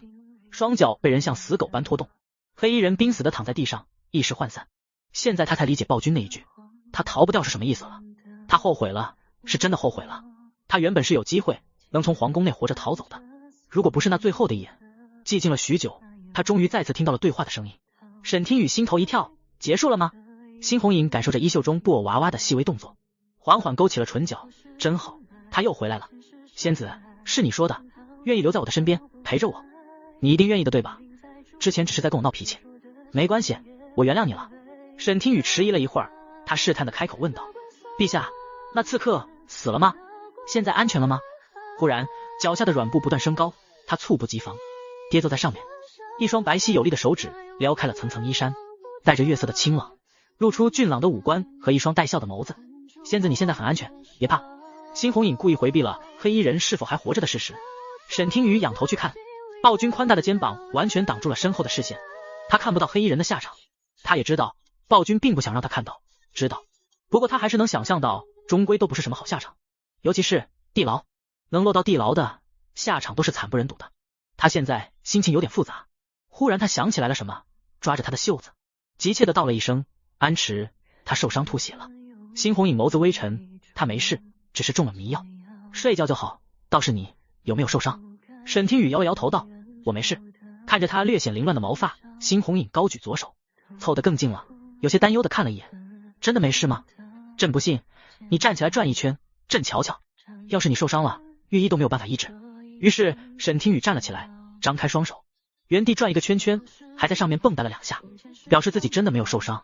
见他只是头发略微凌乱，猩红影的眸光眯了眯，眉梢微挑，暗藏深意。夜色太暗，你在朕的袖子中，朕看不清。半晌，他宽大的右手放在他的脚边，像是在期待着什么，又像是在引诱着什么。沈听雨低头看向那双大手，略微的迟疑如同青烟一般在心间绕过一圈，很快便被洗涤干净。这双手就像是一个求和的信号。沈听雨一蹦，直接跳了上去，宽大的掌心如往常一样稳稳当当的接住了他，没有半点踉跄。他微微仰头，俏皮一笑，摆摆手道：你看，我能跑能跳，哪里像是受伤的样子？我真的没事。小小的布娃娃轻飘飘的落在手心，却沉甸甸，一种异常的满足感油然而生。猩红影控制住自己想要牢牢握紧的动作，面上毫无波澜，是一贯的冷脸，实则内心狂喜，眼尾都烧上了一抹藏不住的细碎笑意，如星辰般闪耀。沈听雨死里逃生，再次回到暴君的寝殿中，他们两人都很默契的没有再提哪里才是国师该住下的居所。凝神香还燃着，升腾起袅袅白烟，猩红的火光明明灭灭，最后一点余温消失，最后一节凝神香掉落入香炉中。一同猩红影此刻已经不再需要他了。看着他凌乱的头发，猩红影眼神微眯：仙子的头发乱了，朕来帮你梳发。因为它是巫蛊娃娃，制作出来就是必须要和被诅咒的人很像，所以头发采用了纯黑色的仿真锦丝，保证连每一根发丝都和真人很像。他的头发被黑衣人大力拽扯了好几次，沈听雨看不见自己的头发，被自己挠不出来，像斑秃一样的头发画面给吓到了，他心里咯噔了一下，立即紧张了起来。他伸手小心翼翼地摸了摸自己的头顶，不再顺滑的触感吓了他一跳。我是不是没有头发了？我现在的样子是不是很丑？他的音逐渐提高到，镜子，铜镜，我需要铜镜。辛红影惊讶地看到沈听雨小脸紧皱，变脸的速度极快，脸上的表情的难过的似要硬生生逼出几滴眼泪。仙子，你……辛红影一愣，他安慰道，没事，仙子的头发还在，只是有些乱了。不可能，我明明感受到了刺客将我的头发扯断了，你是不是在骗我？沈听雨眼神飞快扫视，一反常态的来回踱步，他的速度奇快，连他都来不及反应，一眨眼就从他的手心跳了出去。担忧他跌倒，手掌习惯性的朝他的方向伸去，想要接住他，小心。辛红影忽然觉得自己方才下手还是轻了些，如果不是忌惮被仙子发现他的真面目，下手仁慈了几分，恐怕刺客已经后悔自己来到这个世界上了。只见沈听雨在房间里大步快跑，嘴里念念有词道，镜子呢？房间里怎么可能没有镜子？镜子在哪？快帮我找找镜子。沈听雨是真的慌了，不知道被什么东西绊了一脚，差点仰面摔进盒子中。他是真的不能忍受自己顶着一个斑秃的布偶脑袋，光是想想他都觉得呼吸一滞，太丑了，太恐怖了，他会做噩梦的，绝对不行。辛红影没有料到自己的一句话沈听雨会有这么大的反应，他急忙替他取来一枚铜镜，将铜镜放在他的面前。铜镜中沈听雨仔仔细细地端详着自己的头发，高悬的心终于放下，头发还在。暴君没有欺骗他，他猛地后退了一步，屁股蹲了一下坐在桌子上，一张布偶小脸的身旁出现了一张大大的俊脸，两者并不融洽，然而画面却并不割裂。辛红影手中拿着一个小小的梳子，是他2个指甲盖般大小，坐过来些，朕替你梳发。梳子是他从小宫殿窗边的装匣中取出来的。这是……沈听雨有些惊讶地看着暴君手中的小梳子，装匣不是摆设，里面居然真的有梳子。哇，好精细的梳子，是我能用的。沈听雨小小的震撼了一下，从暴君兽手中自然接过，抚摸着上面细微精密的雕花，发出没有见过世面的哇哇声。看到他浅浅的微笑，想到了那个被他踢断绳子的小秋千，辛红影眸光微变，心里盘算着是时候让匠人再做一批新的东西换上了。我自己来吧，我能看见。他怕暴君那双有力的手将他原有脆弱的发丝扯断，让他原本就不富裕的头发2次受创。辛红影无言的拒绝了，将他的头发全部撩到肩后，齐头梳下，力道极其轻柔，盘起双腿，安静而乖巧的坐着。沈听雨透过铜镜的镜面，一双灵动的眼睛认真打量着暴君的侧颜和那长在他心趴上的根根分明的手指，脸颊上的温度缓缓升腾，眼神飞快的移开。自打他记事起，就再也没有人替他梳过头发了，这还是第一次。精细的梳子下梳到了几根断裂的锦丝，修长的手指一勾，辛红影不动声色的将断发藏了起来。辛红影有些不爽的想到，竟然敢伤害他的人，真是不知死活。折磨的酷刑在心中流转了好几圈，他有些懊恼，下次用什么方法折磨他比较好呢？2人诡异的安静下来，一人一偶所想各不相同。安迟护卫不利，险些让你落入贼人的手中，幸好你没事，不然他也不必活了。朕明日给你换一个更得力的安慰，保护你的安全。辛红影冷冷道。粉色的泡泡被戳破，沈听雨从幻想中走出来，脸颊上的温度飞速回温。沈听雨皱了皱眉，缓缓道，我不需要别的安慰，安迟就很好，他能保护好我。不行，辛红影断然拒绝，他的实力还是太弱了，必须给你换一个实力更强的，朕不在你身边的时候才能保护好你。他并不想失去这样一个能陪伴在自己身边的人，哪怕他只是一个巫蛊娃娃。他将梳子放回装匣中，既然仙子说过要待在朕的身边陪着朕，朕自然会保护好仙子的安危。刺客背后之人还未查清，国师随时都有可能有危险。暴君并没有在和他商量，而是在替他做出决定。沈听雨转身直勾勾地盯着暴君，一字一顿无比认真道，可我已经习惯了安迟跟在我的身边，我只要安迟。暴君没再说什么，认真替他盘好发髻。既然他不肯换，那他就多派一个暗卫过来，藏在暗处，只要能保证他的安全便好。不过辛红影眼中快速闪过一丝厉色，安迟护主不利，看来跟着国师的这段时间他过得很是安逸啊，身手都有所松懈了，犯错的人就该受到惩罚，那便罚他自行去血堂受罚，外加这个月的训练加量，必须让他记住这次的失误，切勿再犯。手指轻轻一推，将古木的发簪插入发丝，辛红影目露欣赏，盘好了。沈听雨有些惊讶，暴君居然还会盘发，一双大手意外的巧极了。他歪头欣赏了自己的新发髻，满目新奇，视线在镜面中轻微移动，男人淡淡的站在他的身后，柔和的晨光笼罩在他的身上，映出一个身形高大的身影。削骨般的侧脸轮廓线条都变得柔和了，显得儒雅温柔。他伸出手指，轻轻点了点他的小脑袋瓜，笑了笑，嗓音低沉性感道：“真好看。”看着布娃娃低头害羞的小动作，辛红影在心底道了一声可爱。在暴君看不见的布偶面皮之下，沈听雨的脸红温降温，又再度红温。他推了推他的手指，开口道：“陛下，你该上朝了。”辛红影一愣，此刻竟然理解了何为美人如斯。君王不早朝，冰冷疏离、内心防备极重的人轻易不会露出笑容。然而一抹真心实意的笑意在他的嘴角绽开，冰霜融化。辛红影愉悦道：“等朕下朝了就陪你。”辛红影黑化指舞，明君养成任务进度正4%，现明君养成任务进度为1%。沈听雨刚燃起的一点激动，就被那1%的任务进度给彻底浇灭了。怎么任务进度还是负值啊？沈听雨心里抓狂，在空无一人的寝殿内默默发疯。咦，宿主，你找到完成任务的方法了？没有。沈听雨头颅低垂，微微叹气，有些郁闷。我也不知道为什么任务进度值就推进了，难道是因为我今天督促了暴君上朝？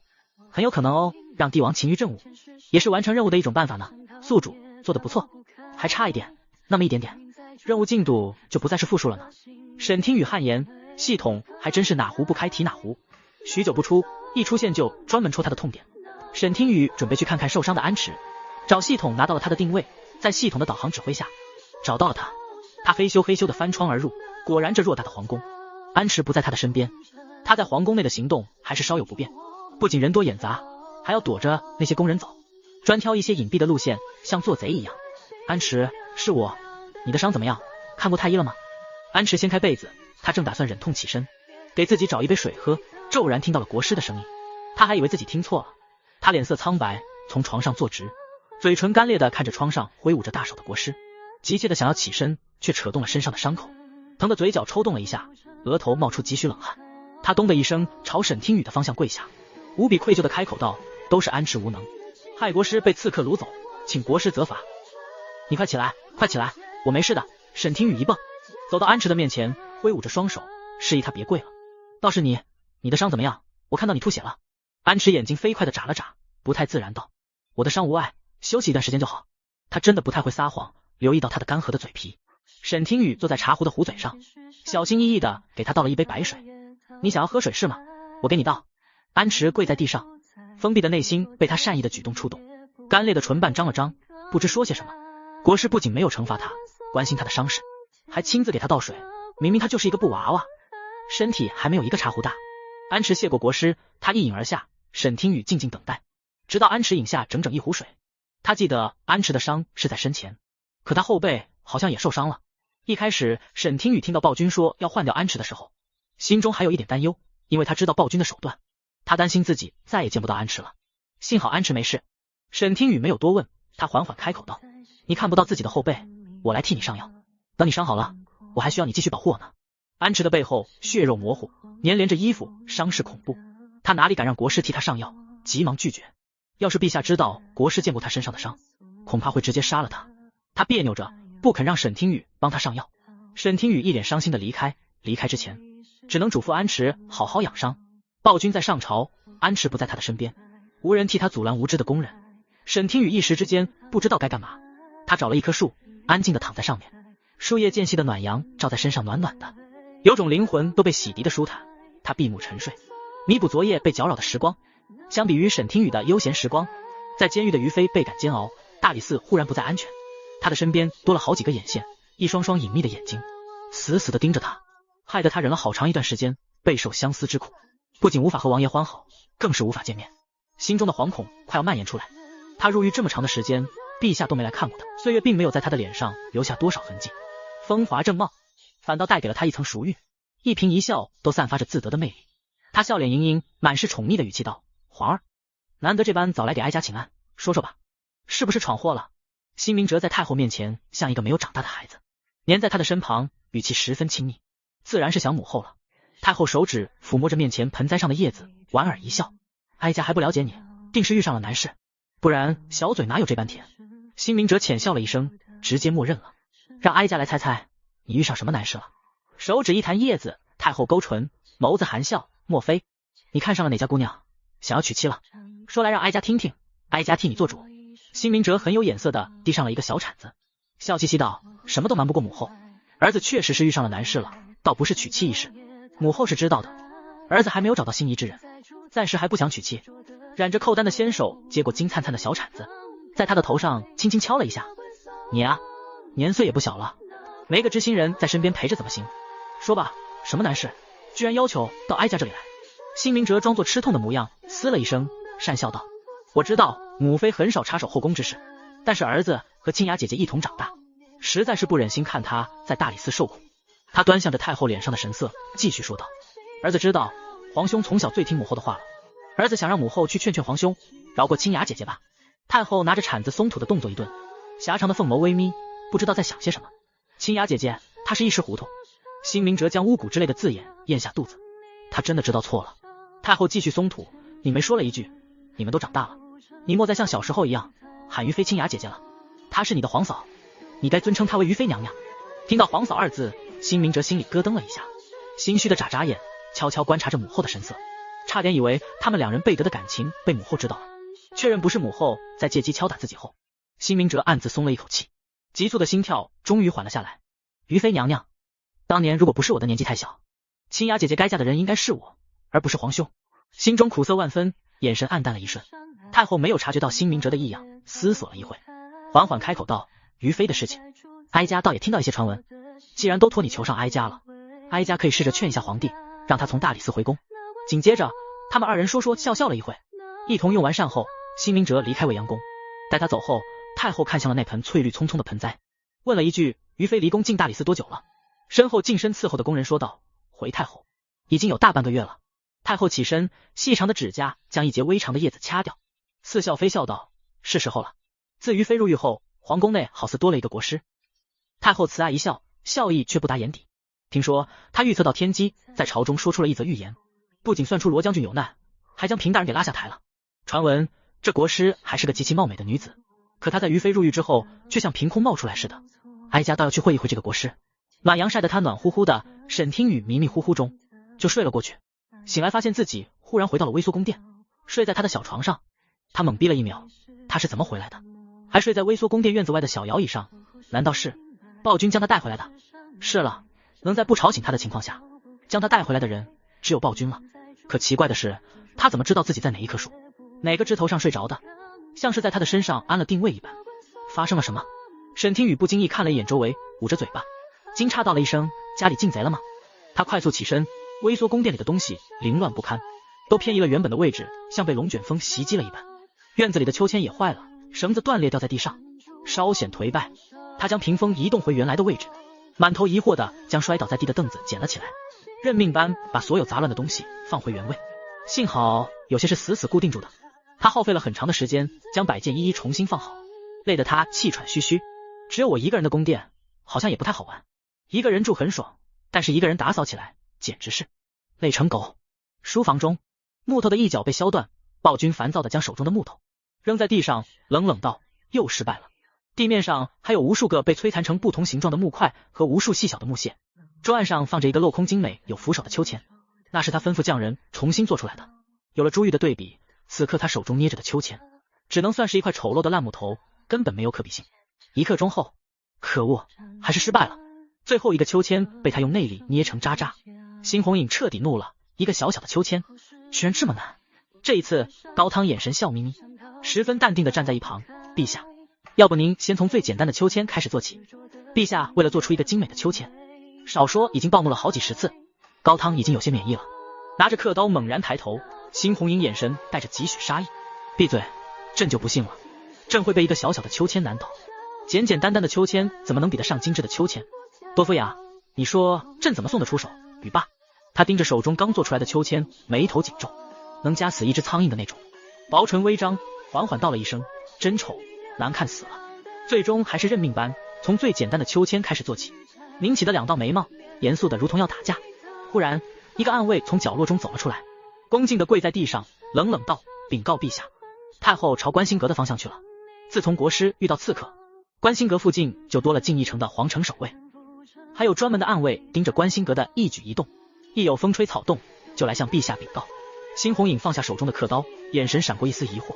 母后喜静一向身居未央宫，从来不多管闲事，怎么会突然去观星阁？闭关清修一事是假，如今的观星阁中可没有国师，如果母后去到观星阁见不到人，以她的聪慧，难保不会发现什么异样。辛红莹有些好奇，带着消息找到沈听雨的时候，她正慵懒地躺在小摇椅上慢悠悠地晃荡。母后现在正在前往观星阁的路上，她是去找你的。累得无力瘫软在摇椅上休息的沈听雨，晃荡的小腿停下，如遭晴天霹雳，一时间表情呆愣住了。什么？为什么？辛红莹眼眸低垂道，朕也很好奇，母后为何突然对国师你感兴趣了？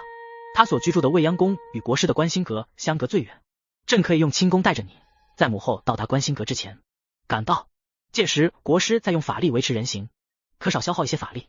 沈听雨张大嘴巴，表情是囧，他的化形丹还处于冷却期啊，他用什么变成人？真当他是仙子啊？他撒下的谎，再苦也要硬着头皮演。本仙子的法力预测天机时消耗太多，还未完全恢复，不然遇到刺客的那天晚上就能将他拿下，岂能让他靠近本仙子半寸？辛红影眉头微蹙，他也猜想到了事情的严重性，他自然是懂得沈听雨不想被更多人知道他是巫蛊娃娃的顾虑，一直在竭力隐藏，仅凭着观星阁那些宫人肯定是不敢阻拦母后的。沈听雨焦急的跺脚，陛下想什么呢？快用轻功带我过去。他站在暴君的肩膀上思索着如何应对，却没有想出一点有用的办法，只能兵来水挡土来水淹，死马当活马医，梗着头皮应演了。沈听雨欲哭无泪，都没有来得及欣赏，暴君带着他飞檐走壁，敏捷奇快的轻功如风一般，整个人沉浸在身份暴露的漩涡中。一眼间暴君已经带着他来到了观星阁，直到落地的一瞬间，沈听雨发出了惊叹的声音，天啊，好快的速度，朕只能帮你到这里了。辛红莹有些幸灾乐祸的瞥了他一眼，剩下的国师要自己想想办法。说完抛下他一个人离开了。沈听雨瘪了瘪嘴，泪目中参见太后。小宫女们通通跪在院子外面，没有一个人敢去阻拦的。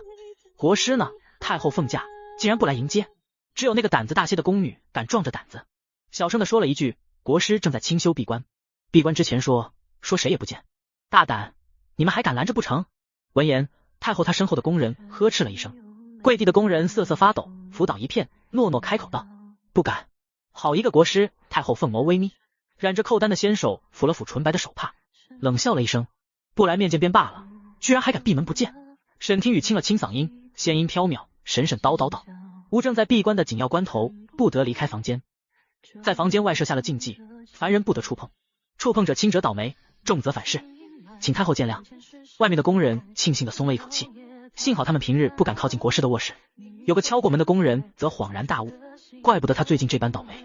沈听雨停顿了一会儿道，太后寻吾何事？太后柳眉微蹙，她看不懂这国师的路数，亏他听了传闻，还以为他真有几分本事，还想试探一番能不能为他所用，如今看来就是个心虚躲着不敢见人的骗子。心中的忌惮少了几分，眸中多了几分不屑。他嗤笑了一声，国师是何来历？忽然出现在皇宫中，身份可疑，你为何不敢见人？是担心自己会被人拆穿了身份吗？太后居然怀疑起了他的来历，真是敏锐，不愧是能活到大结局的宫斗高手。沈听雨绞尽脑汁想要圆过去，却发现圆不过去，无论他怎么圆，他避而不见，这点是事实。更何况太后并不相信他。太后递了一个眼神给身旁的宫人，温婉的脸上闪过一抹冷意，推门，本宫倒想见见国师的真面目，不能让他蒙蔽圣听。宫人缓缓靠近，脚步声不断传来，越来越近，他们之间只隔着一扇薄薄的梨花木门。沈听雨担忧的来回踱步，死死的咬着嘴巴，内心疯狂刷屏，怎么办？脑子快想想办法。而辛红影则高高坐在屋檐上看戏，他想知道国师会如何处理，但他更想知道母后来找国师的目的。宿主，系统商店中有一个限时道具，能让他们打不开房门哦，只需要10积分就能使用了，没有宿主觉得讨厌的冷却期哦。沈听雨眼睛一亮，小七，我要现在就使用，使用对象为这间房间的所有门窗。好的，已花费30积分，道具已使用。虽然有些肉疼花掉的积分，但是只要不掉码，他就还能接受。你说这叫什么事啊？都怪这个破烂布偶身体，害得他整日提心吊胆的。沈听雨大笑了一声，铃铛般的笑声荡开。吴的房间早已经布下结界，没有吴的准许，任何人都无法在吴闭关的时候将门打开。那名工人恍若未闻，一步步靠近，对着房门用力一推，梨花木门纹丝不动，露出震惊的眼神。其余的工人面面相觑，疑惑涌上心间，怎么回事？太后如芒的眼神落在那名工人的身上，纤手一挥，你们几个一起去推，哀家今日一定要见到国师的真面目。上！被太后点到的工人一同上前，用尽吃奶的力气前去推动那扇门，肩膀死死抵住房门，却无法推动，门上就连一丝震动都没有。沈听雨有了系统的道具后，整个人放松了下来，他小手一指一点，兴致勃勃地数起了推门的人头，笑嘻嘻道：没用的，吾不想让二等进来，你们便进不来。这门邪门。太后脸上的表情一变，难道国师当真是个有本事的？那他不救？半信半疑间，他选择了暂时相信，红唇微起，急忙喊道：住手！猩红影从屋檐上滑下，在工人看不到的地方，也尝试着推动窗户，就算用上了一成内力，窗户也纹丝不动，像是定死了一般。见太后停止推门，沈听雨语气压低了几分，问出心中的疑惑：难道太后是专门来找吴麻烦的？闻言，猩红影墨色的眼眸燃起了几分兴致，认真的侧耳倾听。抓入地牢的黑衣人宁愿被折磨致死，也不肯说出他背后的主子，线索已断。唯一能确定的是，那黑衣人和朝中假传密报的细作都是一伙的。难道母后和他们有什么牵扯？猩红影疑窦丛生。太后眼神微变，莞尔一笑，浑身的气势变得柔和了几分。哀家自然不是来找国师麻烦的，哀家听闻国师之名，本意是想和国师交流，沟通道法。他正色道：是哀家眼拙，误会了国师是那欺世盗名之辈，险些打扰了国师闭关，都是误会，误会一场。猩红影听得真切，不知道仙子的法力还能维持多久，他也该出场了。再不将母后带走，仙子该恼了。他从暗处走出，大步从院子的正门迈入，冷冽的眸子带着一丝惊讶。母后。太后讪笑了一声，来掩饰自己的尴尬。皇帝，你怎么也来此了？猩红影缓缓道：国师勘破天机，识破细作，这才等来了边境的真密函，此乃大功一件。眼下国师正在闭关，等国师闭关出来，再来面见母后。太后有了猩红影递过来的台阶，顺势而下，微微颔首：皇帝说的是，您身居未央宫，儿子已有段时间未见母后，甚是想念，不如移步湖心亭，一同用膳，可好？猩红影和太后并排而走，他走得极慢，如闲庭散步。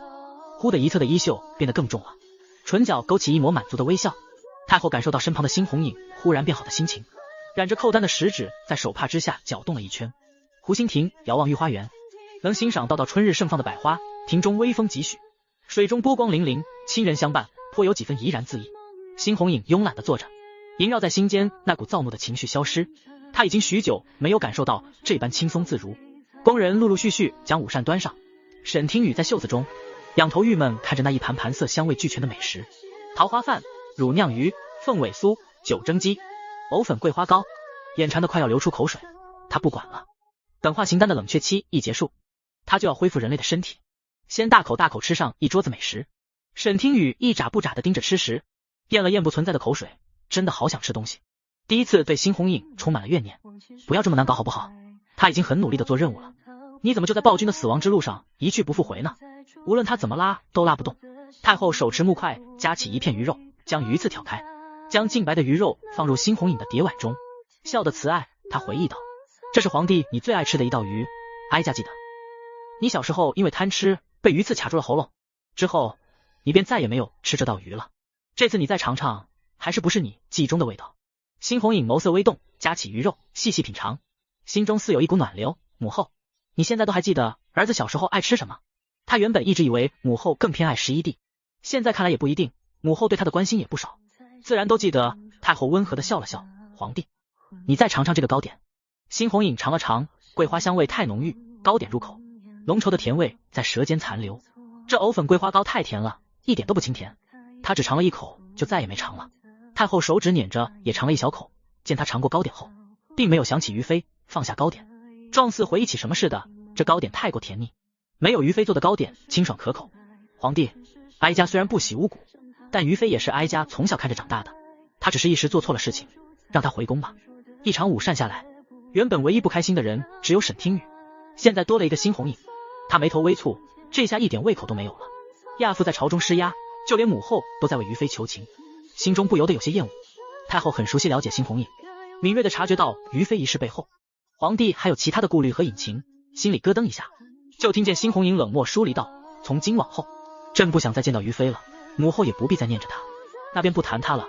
太后慈爱微笑的脸有些僵硬，纤细的手指攥紧手帕，心中一沉，大拇指在染着鲜红色扣丹的指甲上轻轻一刮，似有什么东西被刮了下来，飘入风中。湖心亭中只有他们两人，微风几许，一桌美食，美食只能看不能吃，还不知道要在衣袖中待多久，偷听着与他无关的对话。沈听雨的眼神无比幽怨，沈听雨微微叹气，如果不是任务进度始终是负值，心中没有半分底气，他早就骑着大券离开了。他不就是想省下那一点积分吗？早知道如此，他就不溜回暴君的衣袖中了。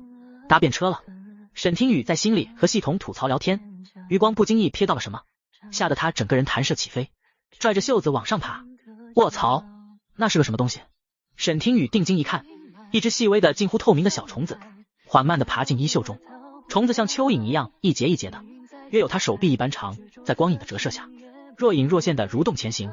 沈听雨被惊得不知如何反应，嘴角狠狠抽动。这是个什么东西？好恶心啊！他倒是不害怕虫子，而是单纯的觉得这东西蠕动的有点恶心。他一点点的缓慢的前行，不像是意外掉落进来，反倒像是有目的。沈听雨观察了一下，瞬间捂着张大的嘴巴，表情惊恐。这恶心巴拉的小虫子想要钻入暴君的体内。此刻虫子距离暴君的手已经很近了，沈听雨当然不可能让他钻进去，他忍着恶心强行抓住虫子，可还是迟了一步。虫子半截身体已经钻入暴君的手中，他只拽住了剩下一半的，像拔河一样僵持住了，手中全是他身上滑溜的粘液。沈听雨手掌发麻，恶心的想吐，却没有松手，而是更加用力将虫子拽出。袖子无风一阵翻涌，猩红影一惊，往日仙子在他的衣袖中都很安静，今日怎么这般闹腾？以为他无聊待不住了，猩红影放下手中的筷子，尾指微微蜷缩，这次的引虫子骨很喜欢。太后感受到子骨传递给母骨那股愉悦的心情，红唇一勾，借着的品尝鱼肉的优雅动作，用袖子掩住嘴角意味深长的笑意，抓着只剩下一半的虫子，透明的粘液黏糊在手心。沈听雨的小脸皱起，有种命苦的感觉。呆，好恶心啊！虫子的断尾胡乱拍打，像被困在浅滩上的鱼儿一样，试图挣脱他的钳制。沈听雨躲避着虫子的甩拍攻击。小七，你帮我看看，这是个什么东西？好大宿主！叮，开启扫描，已成功扫描，系统检查中，检查成功。经过小七的扫描检查，宿主，你手中的虫子叫隐虫，是噬魂骨子骨最爱吃的一种食物。噬魂骨通常藏于脑中，侵蚀神经，它能吞噬人的理智，放大寄生者愤怒的情绪，令寄生者无法自控自己的情绪，变得冲动、狂躁、易怒，甚至嗜杀，直到他的理智完全被自骨吞没，变成一个没有意识的杀人机器，只能听令于骨母。沈听雨一愣，脑子立即反应过来，这么说，猩红影之所以会变成原著中嗜杀的暴君，就是因为他中了噬魂骨，失去了理智。第一，明君养成任务进度正 10%， 现明君养成任务进度为 9%。 听到系统不掺杂感情的提示音，沈听雨先是一怔，随后是如潮水般涌来的狂喜，这简直是希望的声音。天啊，小七，你听到了吗？ 9%， 我的任务进度终于不再是负值了，我好开心啊！撒花撒花，恭喜宿主成功寻得完成任务的办法，小七也替宿主感到开心呢。猩红影额头的青筋鼓起，有节奏的突突直跳，眼神忽然变得涣散。太后莞尔一笑，试探地问了一句，皇帝，你怎么不吃了？是饭菜不合口味吗？猩红影面无表情，语气和缓，毫无波澜道，不是，是朕吃饱了。太后眼神变得凌厉起来，虽然面孔依旧温婉，笑容依旧慈爱，远远望去，就是一副母子情深的画面。引虫入体只能短暂让他失去思考的能力，听令于他。时间紧迫，太后直接问道，于妃能让你的心情变得平和，你为何不愿意让他回宫，待在你的身边？猩红影，他在大理寺中和别人偷情，暗通驱款，朕很生气。沈听雨将手中挣扎的虫子打了一个结，这边刚松了一口气，就感受到那边猩红影的不对劲，这傻憨憨问啥说啥的语气，一点也不像平日精明腹黑的他。他晃了晃猩红影的手臂，在他的手臂上写字。你怎么了？猩红影一动不动，没有任何回应，很不对劲。难道是因为那钻进去的半截虫子影响了他？沈听雨伸腿狠狠踹了一脚猩红影后，还是一点用都没用，反倒险些让剩下的一半的影虫钻了进去。好险，连个虫子都不安分。他将手中团成球的虫子拿远了一些。这个时候，沈听雨开始想念起了那根细长的银针，扎一针，包醒神。于妃竟这般大胆，太后完全没有料到，脸色瞬间阴沉。真是成事不足败事有余，做便做了，竟然还被皇帝发现了。如果不是他还有点用处，早就是一枚弃子。他下意识问道，是谁？猩红影温吞道，朕不知道。这时他额头青筋跳动的速度慢了下来，那是子骨即将进食完成的预兆。太后一愣，脸色黑成墨汁，子骨竟然这么快就把他辛苦培育出来的引虫全部吃光了，连半盏茶的时间都撑不过。这批引虫品质太差了，必须处理掉，培育一批新的引虫了。还有于妃，眼下绝不能让皇帝察觉有异。太后嘴唇上下一合，语速极快，忘记这件事情，将于妃接回宫。短暂的挣扎了一下，辛红影缓缓了一声好，青筋不再浮现，漆黑如墨的眼神逐渐变得明亮，眸光微动。辛红影记挂着沈听雨，担心他是不是无聊了才会如此躁动不安。于是太后再一次提及让于妃回宫的事情时，辛红影很干脆的答应了。虽然在国师那碰了一鼻子灰，影虫还出了差错，险些酿成大祸，但他的目的还是达到了。太后寻个由头，趁机离开湖心亭。等所有人都离开后，辛红影将袖子放在桌子上，低声道：国师，他们都离开了，你可以出来了。到底发生了什么事情？闻言，沈听雨一掀衣袖，直接冲向一个空茶盏。啊，太恶心了！他将团8成球形的透明影虫扔了进去，投篮成功。看着他奇怪的动作，辛红影垂眸惊讶的一怔，眼底有潋滟闪过。我脏了！沈听雨双手大大张开，嫌弃的不敢看了自己的手一眼，十分无奈。究竟发生了何事？辛红影疑惑道，眸子注视着茶盏，他好似把什么东西给丢进茶盏中，伸手想要触碰那茶盏，仔细观察一番。沈听雨脑子嗡的一下炸开了，警铃作响，他炸毛般高呼了一声：住手，你不许碰！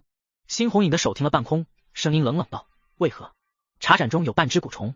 这句话的信息量太大，辛红影将手抽回，冷冽的眉眼一凝，手指有序的敲击着桌面。国师，详细说说到底发生了何事？慢慢说，朕要听到全部的实话。确定那条恶心巴拉的透明虫子还在杯底动弹着，暂时出不来。沈听雨着急忙慌的将杯盖扣上，吝啬的再也不看他一眼。真相到了嘴边，又咽了回肚子。沈听雨迟疑了一瞬，暴君，不是辛红影。他曾说过他讨厌别人的背叛，那他能接受来自血亲的背叛吗？抬眸看了他一眼，沈听雨斟酌的开口：我先提醒你一下，一定要冷静一下，听到了真相之后不要太生气，小心气坏了身体。心中有了不好的预感，辛红影面上波澜不惊，冷冷的吐了一个字，说：就是。沈听雨本想揣手，结果被自己手上的粘液恶心到了，双手微张，将他听到看到的一切全部都说了出来，包括这个蛊虫的特性。沈听雨有些担心，小心翼翼的问道：事情就是我所说的这般，你还好吗？辛红影的头颅低垂，负压的眉宇盖住了他眼中晦暗不明的神色。桌上放着的大手在衣袖下方缓缓凝成拳头，纤长的睫毛下方眼眶蓦地通红，他的喉咙上下滚动，低沉的嗓音响起，嗤笑了一声：你在撒谎。声音异常的笃定，他不信母后会这样对他，一点都不信，那可是他的娘亲啊，生他养他的人啊。辛红影脑子已经乱成一团浆糊，心脏扑通扑通急速跳动，沈听雨的每一句话都像在重塑着他的记忆和认知。母后莞尔的笑容近在眼前，那温柔细致的关爱，幼年时期温暖的怀抱，他要怎么才能相信沈听雨所说的话？沈听雨也能理解辛红影的心情，虽然很残忍，但他手下压着的茶杯就是真相，只是他不愿意接受罢了。他张了张嘴，却只干巴巴地说出了几个字：你想哭就哭吧。辛红影冷冷道：仅凭你的一面之词，一只虫子，朕就要怀疑自己的娘亲吗？沈听雨并不太想伤害他，反问道：那你还记得于妃红杏出墙的事情吗？这件事情高公公可以为我作证。你不记得了对吧？辛红影他合上双眸，侧过身子，一言不发地沉默着，宽大的腰背微弓，内心破天荒感受到的不是强烈的愤怒，而是巨浪般淹没而来的悲伤。他并不傻，年少之时他也曾在心中无数次的怀疑过，思虑过自己是不是他的亲生儿子，他就究竟爱不爱他？为何他将所有偏爱和珍惜都给了11弟？明明他也想要得到偏爱，自己在母后的心里到底占据了多少的位置？沈听雨的话在他的心里翻涌，他反复回想，想要找出证据证明母后是爱自己的，他只是没有表露出来罢了。就像他会记得自己儿时最爱吃的食物，但是他真的喜欢吃吗？只是一根鱼刺，他会耿耿于怀这么多年。平日里也鲜少吃鱼吗？记忆中母后的关爱鲜少，大多都伴随衣食和温柔的关心。他们两人独处的时光好似寥寥无几，大多数都是母子三人。他端坐着，冷眼旁观11弟和母后撒娇，内心的嫉妒和煎熬肆意疯长，任由荆棘将他的心紧紧缠绕。越是回想，越是痛苦。真相轻而易举扎入他荆棘包裹的心脏，将他刺得鲜血淋淋。他蓦地睁开了眼睛，通红的双眸流下一滴哀伤的眼泪，俊俏的脸上冷若冰霜，声音变得冷硬。即便如此，朕也要亲眼见到证据。他现在脸上的表情太过于恐怖。沈听雨有些担忧，他迟疑道：你真的要看吗？辛红影死亡般的视线凝视着他，其中深意不予言表。不管了。沈听雨两眼一闭，像是下定决心，猛地将杯盖搬走。伤心便伤心吧，让他彻底见识到太后的真面目也好，总好过失去理智，成为一个只能呼吸的活死人吧。湖上的风带着凉意，冻得他浑身冰凉。虽然茶杯底部空无一物，辛红影的心却已然凉了半截，沉吟道：“你说的蛊虫在哪？”他已经相信了沈听雨所说的真相，只是有些不死心罢了。心死的于静总是期待着一股风再次点燃希望。沈听雨一愣，险些惊掉了下巴。难道让那一半的蛊虫逃了出来？他转头朝茶杯看去，杯中的蛊虫像皮球一样挣扎着上下弹动，下巴一咧，伸手一指：“就在杯底啊！”他歪头疑惑道：“陛下，你看不到吗？那蛊虫还在上下乱跳呢，长得一节一节的，丑极了。”辛红影眼皮一掀，冷冷道：“朕确实看不见。蛊虫虽然近似透明，却并非完全透明，只要他看仔细些，定然会看到。怎么会这样？难道又要我把它拿出来？”沈听雨皱巴着小脸，不情不愿的伸手，却想到什么？他将整个茶杯搬到了阳光的照耀下，好奇道：“现在呢？你再看一看。”辛红影缓缓靠近，握紧的双拳暴露了他忐忑的内心。他垂眸注视着，杯中无水痕，光下无影子，眸光微动，心如死灰的于静中燃起了半点希望。哪怕他已经知道了真相，但他还抱有一丝幻想，也许呢？他薄唇微张，正要说些什么，却看到了杯中异常跳动的光影。燃起的于静再次熄灭，呼吸骤然乱了一拍。“朕看到了。”辛红影缓缓道，声音沙哑了一片，微微侧目，眼底蓦地一片猩红，挤出两声冷笑，紧接着是痛苦的低吼声。冷傲的年少帝王第一次表露出自己内心的痛苦和脆弱，流下两行眼泪。痛苦、悲伤、不解、疑惑、怨念、悲愤，种种情绪在心间缠绕，将他的心压得闷闷的，闷到快要窒息。如此隐秘的蛊虫，如此隐秘的手段，朕竟然从未真切的怀疑过。轰！隔着茶盖一掌拍了下去，茶杯彻底泯灭成灰，在一众灰白的灰烬中藏着一点暗绿，颜色深邃。他湿漉漉的目光死死地盯着那一点暗绿，自嘲讽刺般冷笑了一声，仰面将眼泪灌回眼眶，回流刺激着眼睛，一眨一眨的疼。果然，母妃给他下蛊了。可是母后，辛红影喉结艰难的上下滚动，轻声道：“为什么？你为什么想要我的命？”大手抓住桌上那团白色的尘埃，平静洒入湖心亭中，惊得水中的锦鲤四处游开。辛红影孤绝的眼神中透着一股恨意，内心冒出一团团他熟悉的怒气。这股就连湖中一无所知的锦鲤都避之不及。沈听雨安静地待在他的身边，那双沾染着粘液的小手安慰般拍了拍他的手臂，无言但足够温柔。痛吧，哭吧，这种亲生父母抛弃的痛苦，像挖心一般，他也曾感受过，但总比没命好。这也许就是他来到这里的目的，让他活下来，改变被那个篡改的结局。湖心亭的景色很美，清风徐徐，辛红影和沈听雨并肩坐，遥望夕阳，互相陪伴着。少年帝王默默拼凑着碎裂的心，荆棘将心缠绕得更紧了，却给身旁的人留下了一点呼吸起伏的缝隙。第一，明军养成任务进度正 3%， 现明军养成任务进度为 12%。 沈听雨心中一喜，任务进度条像打通了任督二脉一样，进度很快，想必不用多久他就能完成任务，摆脱巫蛊娃娃的身体了。他压下嘴角飞扬的笑意，被粘了一手的粘液都显得不那么恶心了。甩了甩双臂的水珠，闻了闻自己身上的花香气，心情仿佛也紧跟着沐浴了一遍。他抬头望向负手而立的帝王，而高汤跪在地上，再一次陈述当日的情形。沈听雨问道：“你真的想好了，让于妃回来？”他将自己的悲痛的心情藏入五脏六腑，细碎的消化着。听到于妃二字，微红的眼眶中闪过一丝厌恶和愤怒。于妃很可疑，蛊虫一事还需从他的身上开始调查。自从辛红影得知自己被下蛊一事，所有他过往疑惑的事情都有了解释。为何每每他生气之时，于妃总能让他的心情平静下来？为此他总是特别的。原本他以为自己是喜欢于妃的，但是在得知于妃红杏出墙一事，他心中更多是被背叛的愤怒，远没有像今日这般心如刀割。再次细致翻找回忆，察觉到了更多不对劲的事情。他是怎么爱上于妃的？是因为他总能让满怀愤怒的自己冷静下来，变得更加平和。辛红影讽刺的冷笑了一声，他的过去充满了背叛，其中隐藏的秘密让他感到窒息。他将自己的内心藏得更深了，甚至他抬眸看向高汤的眼神都充满了几分审视，手指不断摩挲着手中的玉佩，那是母后送给他的生辰礼物，他一向带在身上，从不离身，很是珍惜。他们不就是在逼朕让于妃重回宫中吗？辛红影松手将玉佩扔下，冷冷道：“朕成全他们，他必须要弄清楚所有的真相。”大理寺的牢房中，于妃的指甲在墙上滑动，刺啦刺啦，尖锐的声响不断。他焦急的不断望向牢房外，白日的牢房依旧阴暗潮湿，他苍白的小脸在烛火的微光下显得更加苍白。他何曾受过这等委屈？大理寺夜里受罚犯人的痛苦呻吟丝丝入耳，折磨着他耳朵，内心煎熬着。王爷，陛下，闵妃。他口中念念有词，语气不断转换，正如他此刻的心情。忽然外面传来了看守的狱卒谄媚的声音：公公您来了，宫里来人了，王爷真的来找人来救他了。于妃的眼神蓦地亮了，停下了手中的动作，恨意的表情飞快转变，眉头微皱，脸色憔悴，一副柔弱侵略显病态的样子。见过于妃娘娘，太监尖细的声音。高公公三字还没说出口，就咽了回去。于妃抬眸微蹙，怎么会？来人竟然不是高公公，而是一个他不眼熟的普通太监。心里不祥的预感渐渐浓重起来。陛下念在往日重重旧情，原谅了于妃娘娘，您可以回宫了。那太监的语气淡淡的，既不奉承也不谄媚。以往这些太监连见他一面都难。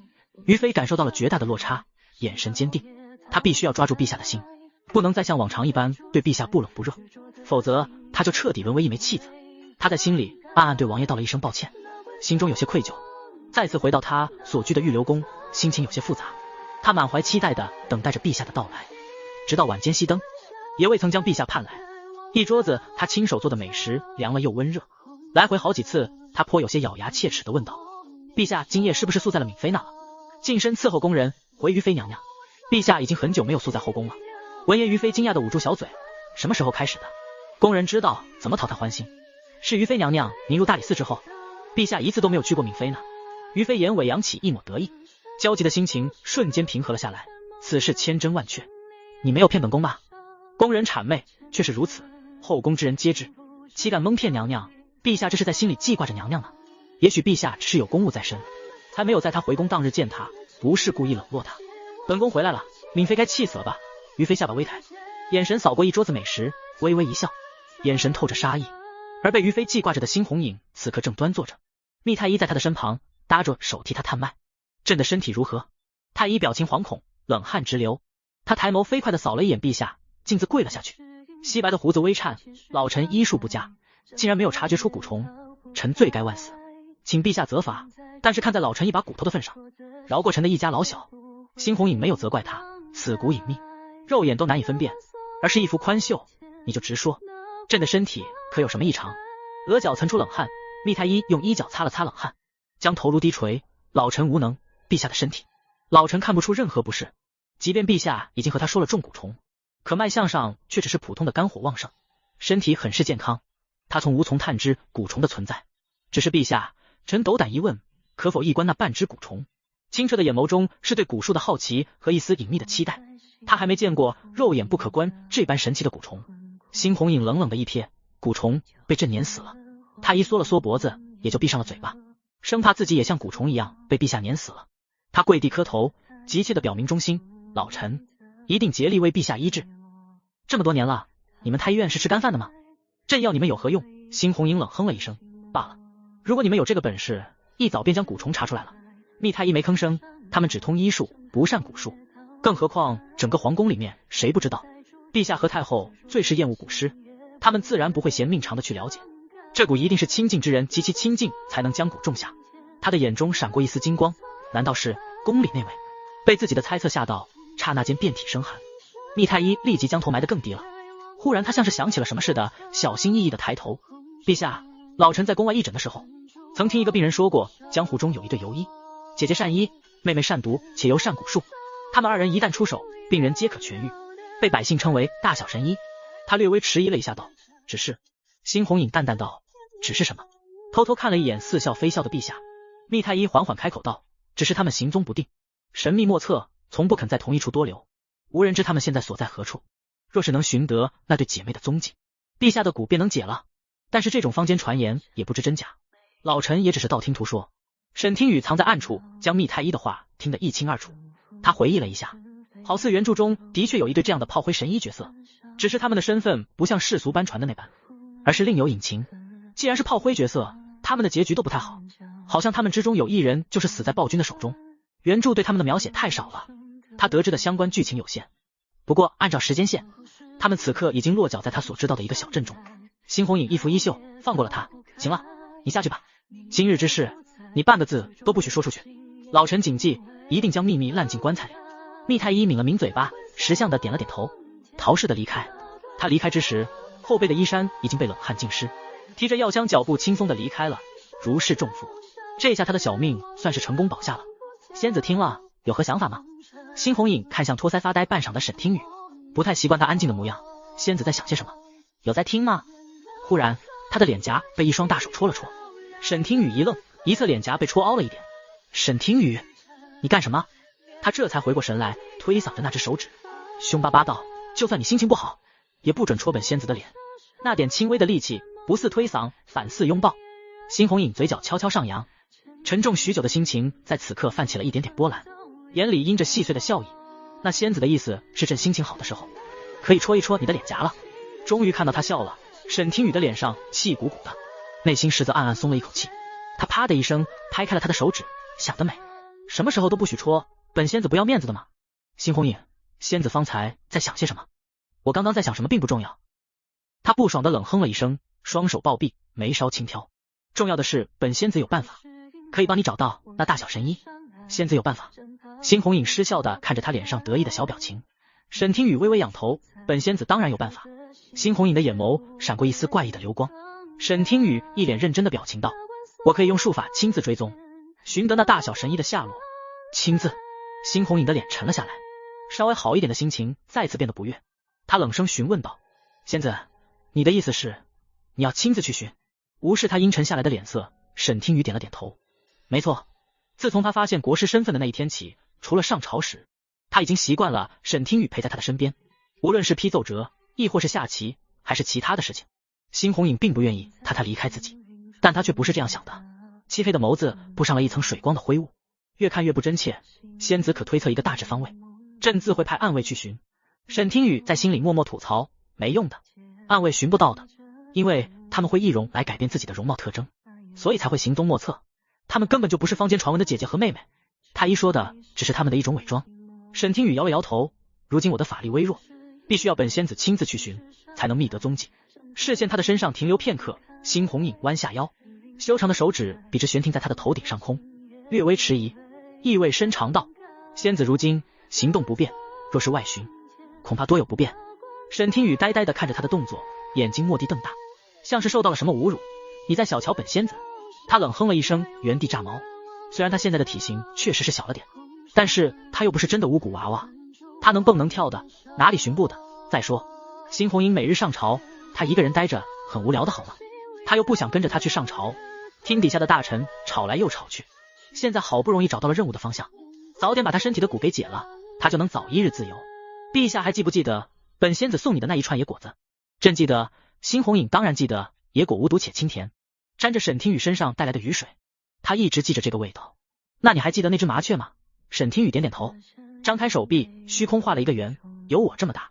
这么大？辛红影喉结上下滚动，回忆起那日并列歪头的情形，蒙进他心坎的小动作。你怎么忽然问起了这个？沈听雨骄傲脸，那是我的坐骑。什么是他的坐骑？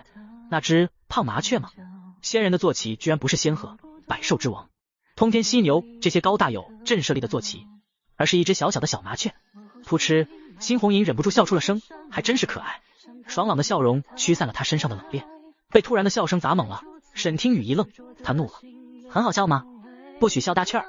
辛红影清冷的眉眼一弯，大雀儿是仙子坐骑的名字吗？真是直白的可爱。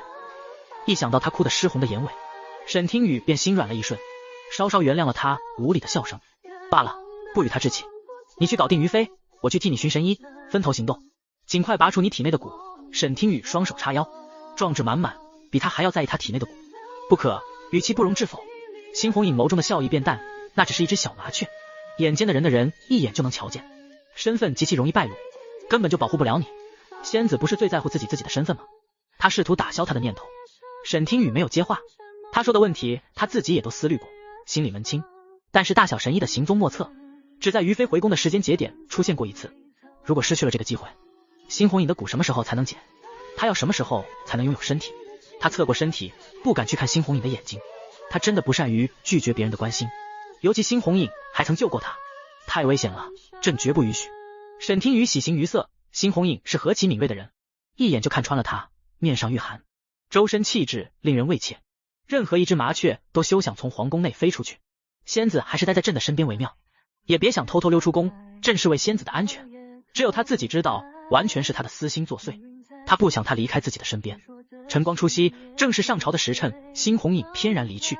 沈听雨没有像往常那般睡懒觉，紧跟着也从自己的小床上醒来，推开窗户，探头探脑的确认暴君是真的上朝去了，心中窃喜。暴君不让他离开皇宫，他可以偷偷离开，真当他是你做的乖娃娃，让他什么都不做的留下是不可能的，因为他必须要抓住这次机会，找到大小神医，完成任务，尽快摆脱这个巫蛊娃娃的身体。离开之前，他扶着毛笔在细白的宣纸上写下了留言：本仙子去寻神医，安好勿念，次日即归。字迹潦草，担心他看不懂。沈听雨还在宣纸上画上了可爱的简笔画，一人一鸟相互依偎，脸上是明媚的笑容，周围还有几朵简笔小花花，辛红影绝对能看懂。小七，帮我兑换一张坐骑符箓，坐骑还是选择大雀儿，扣除1积分，使用坐骑符箓，此坐骑符箓可预售24小时，请注意选择的坐骑符箓体型过于小，是否选择？沈听雨脑中弹出一则提示音，随后是系统乐呵呵的声音，像阳光一样亮到他了，嘴角不自觉的上扬。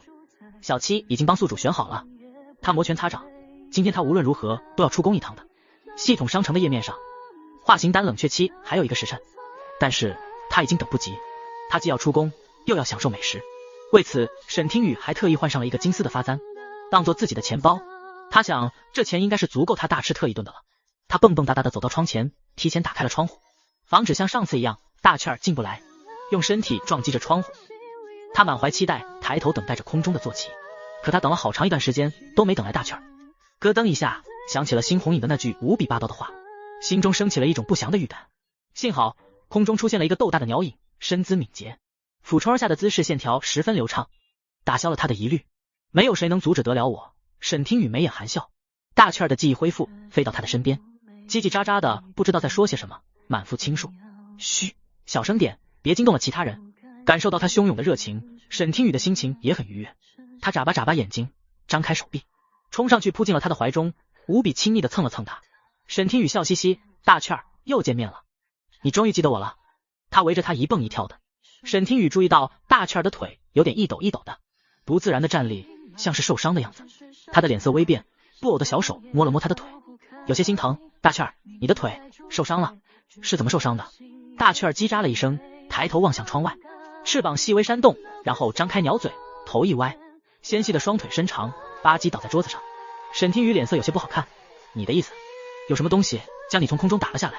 大雀儿一咕噜从地上站了起来，坐骑符箓给予他的智商好像比上一次还高一些。他脸上的表情灵动了一些，点了点脑袋。闻言，沈听雨小手抚摸上他的脑袋，疼吗？他斗大漆黑的眼珠子一眨一眨，身体蹲了下来，歪头呆萌的看着他，像是在说不疼，没关系的。低头温顺邀请他坐在他的背上。沈听雨有些担忧，你真的没事吗？大雀儿大约也是清楚他们的相处时间有限，拱了拱他，眼中流露出细微的兴奋，同样期待着与他一同在空中刺激的飞翔。沈听雨见状，拽着他的翅膀爬了上去，寻了个舒服的位置坐定。那我们走吧。大雀儿扑棱翅膀从窗户飞了出去，咻，一支冷箭朝他们射了过来。沈听雨的眼睛瞪大，喊了一声小心箭。为何会有冷箭？是谁在攻击着他们？是暗卫吗？一阵天旋地转，冷箭擦着他的脸颊而过，距离他的脸颊只有几毫米。他不敢置信的瞪大了眼睛，他及时拽住了大雀儿的羽毛，才不至于从他身上摔下去。他更惊讶的是，他们居然躲了过去。沈听雨小声的惊呼了一声，扬起一抹笑意，大雀儿，你太厉害了。大雀儿发出清脆的鸟鸣声，回应他的喜悦，又像是在安慰他。他娴熟灵活的在冷箭中躲闪，就在他即将冲出冷箭重围的时候，一颗拇指大小的小石子凌空而来，比冷箭的速度还要快，划破空气，精准的砸在大雀儿的身上。大雀儿躲闪不及，发出一声凄厉短促的悲鸣。击中的瞬间，他身上的羽毛开始颤动，失去了平衡。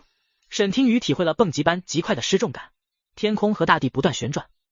砰！一道轻微的声响，似有什么重物砸落在地面。他仰面朝上，砸在地上弹了弹，脑子里嗡嗡的。沈听雨除了头有些晕，什么事情也没有。他一咕噜从地上爬了起来，捂着脑袋寻找着大雀儿的身影，警惕着周围的动静。他双手放在嘴边，大喊了一声：大雀儿，你在哪？他在地上焦急地奔跑着，速度极快，最终在鲜花盆栽上看到了被击落的麻雀，鲜艳夺目的红色中夹杂着一点杂色的嫩黄，翅膀耷拉在盆栽外面，无力的垂落，凄惨无比，看上去一副伤得极重的样子。是谁？他们连猩红影的宫殿都没能飞出去半步，他小心翼翼地抚摸着大雀儿的耷拉的翅膀，大雀儿斗大漆黑的眸子中满是痛苦，翅膀不断的轻微扑腾着。是谁做的？沈听雨既心疼又愤怒道，他怒吼了一句：滚出来，听到了没有？给本仙子滚出来！细碎的脚步声响起，一个高大的人影走了过来。沈听雨正心疼地摸着大雀儿的脑袋，视线中一双玄色带着金丝的靴子出现在视线中，他手中的动作停下，惊讶地抬头，对上了一双带着怒火的眼眸，他呆愣住了，脱口出道：你不是去上朝了吗？猩红影沉着脸，他蹲了下来，巨大的阴影照下，语气森然：朕早就料到仙子会这么做了，只是朕没想到仙子连多等一天的耐心都没有。猩红影压低的声音中透着一股伤感和略微病态的癫狂。你就这般着急着离开朕的身边？沈听雨张了张嘴，还没来得及说些什么，就听到他带着浓重失望的伤感：朕很伤心，先声夺人，倒打一耙道。你为什么要这么做？沈听雨气的浑身都在颤抖，他没想到猩红影居然在防着他，不让他离开。指尖捻着一颗细小的石子，猩红影的眸子低沉，太阳穴微凸，隐忍着内心的怒火。你看，这只小麻雀怎么能保护好你呢？任何一颗小石子都能将它击落。朕说过了，是为了保护你啊。为了保护我？沈听雨脸上闪过一丝异样的神色，像是产生了什么应激反应似的，冷笑了一声。伤害我的坐骑，将我从半空中击落，是为了保护我？都是借口。这是沈听雨第一次和他对峙，态度尤为的激动和冷漠。猩红影有些难以接受，眉头微蹙，伸手想要去触碰他。你怎么了？只是一只麻雀罢了，是不是摔疼你了？沈听雨避开了他的手。疼？陛下就不会用石子砸了吗？又是这种冷漠的语气，第二次了。猩红影额头的青筋骤然跳动，亲眼看到他像避瘟疫一样避开了自己的手，心中越发的不好受。他缓缓道：若不是仙子想要溜出皇宫，朕怎么会用石子攻击仙子的坐骑？小动物最先能感受到青烟下的气势，身躯本能的颤抖。大雀儿挣扎着想要站起来，护在沈听雨的身前，却重重砸下，压弯了一朵朵鲜花，砸出一片糜烂的颜色。叽喳，他发出脆弱的痛呼声。沈听雨表情微变，急忙伸手去扶他，看着他流血的地方，心疼不已。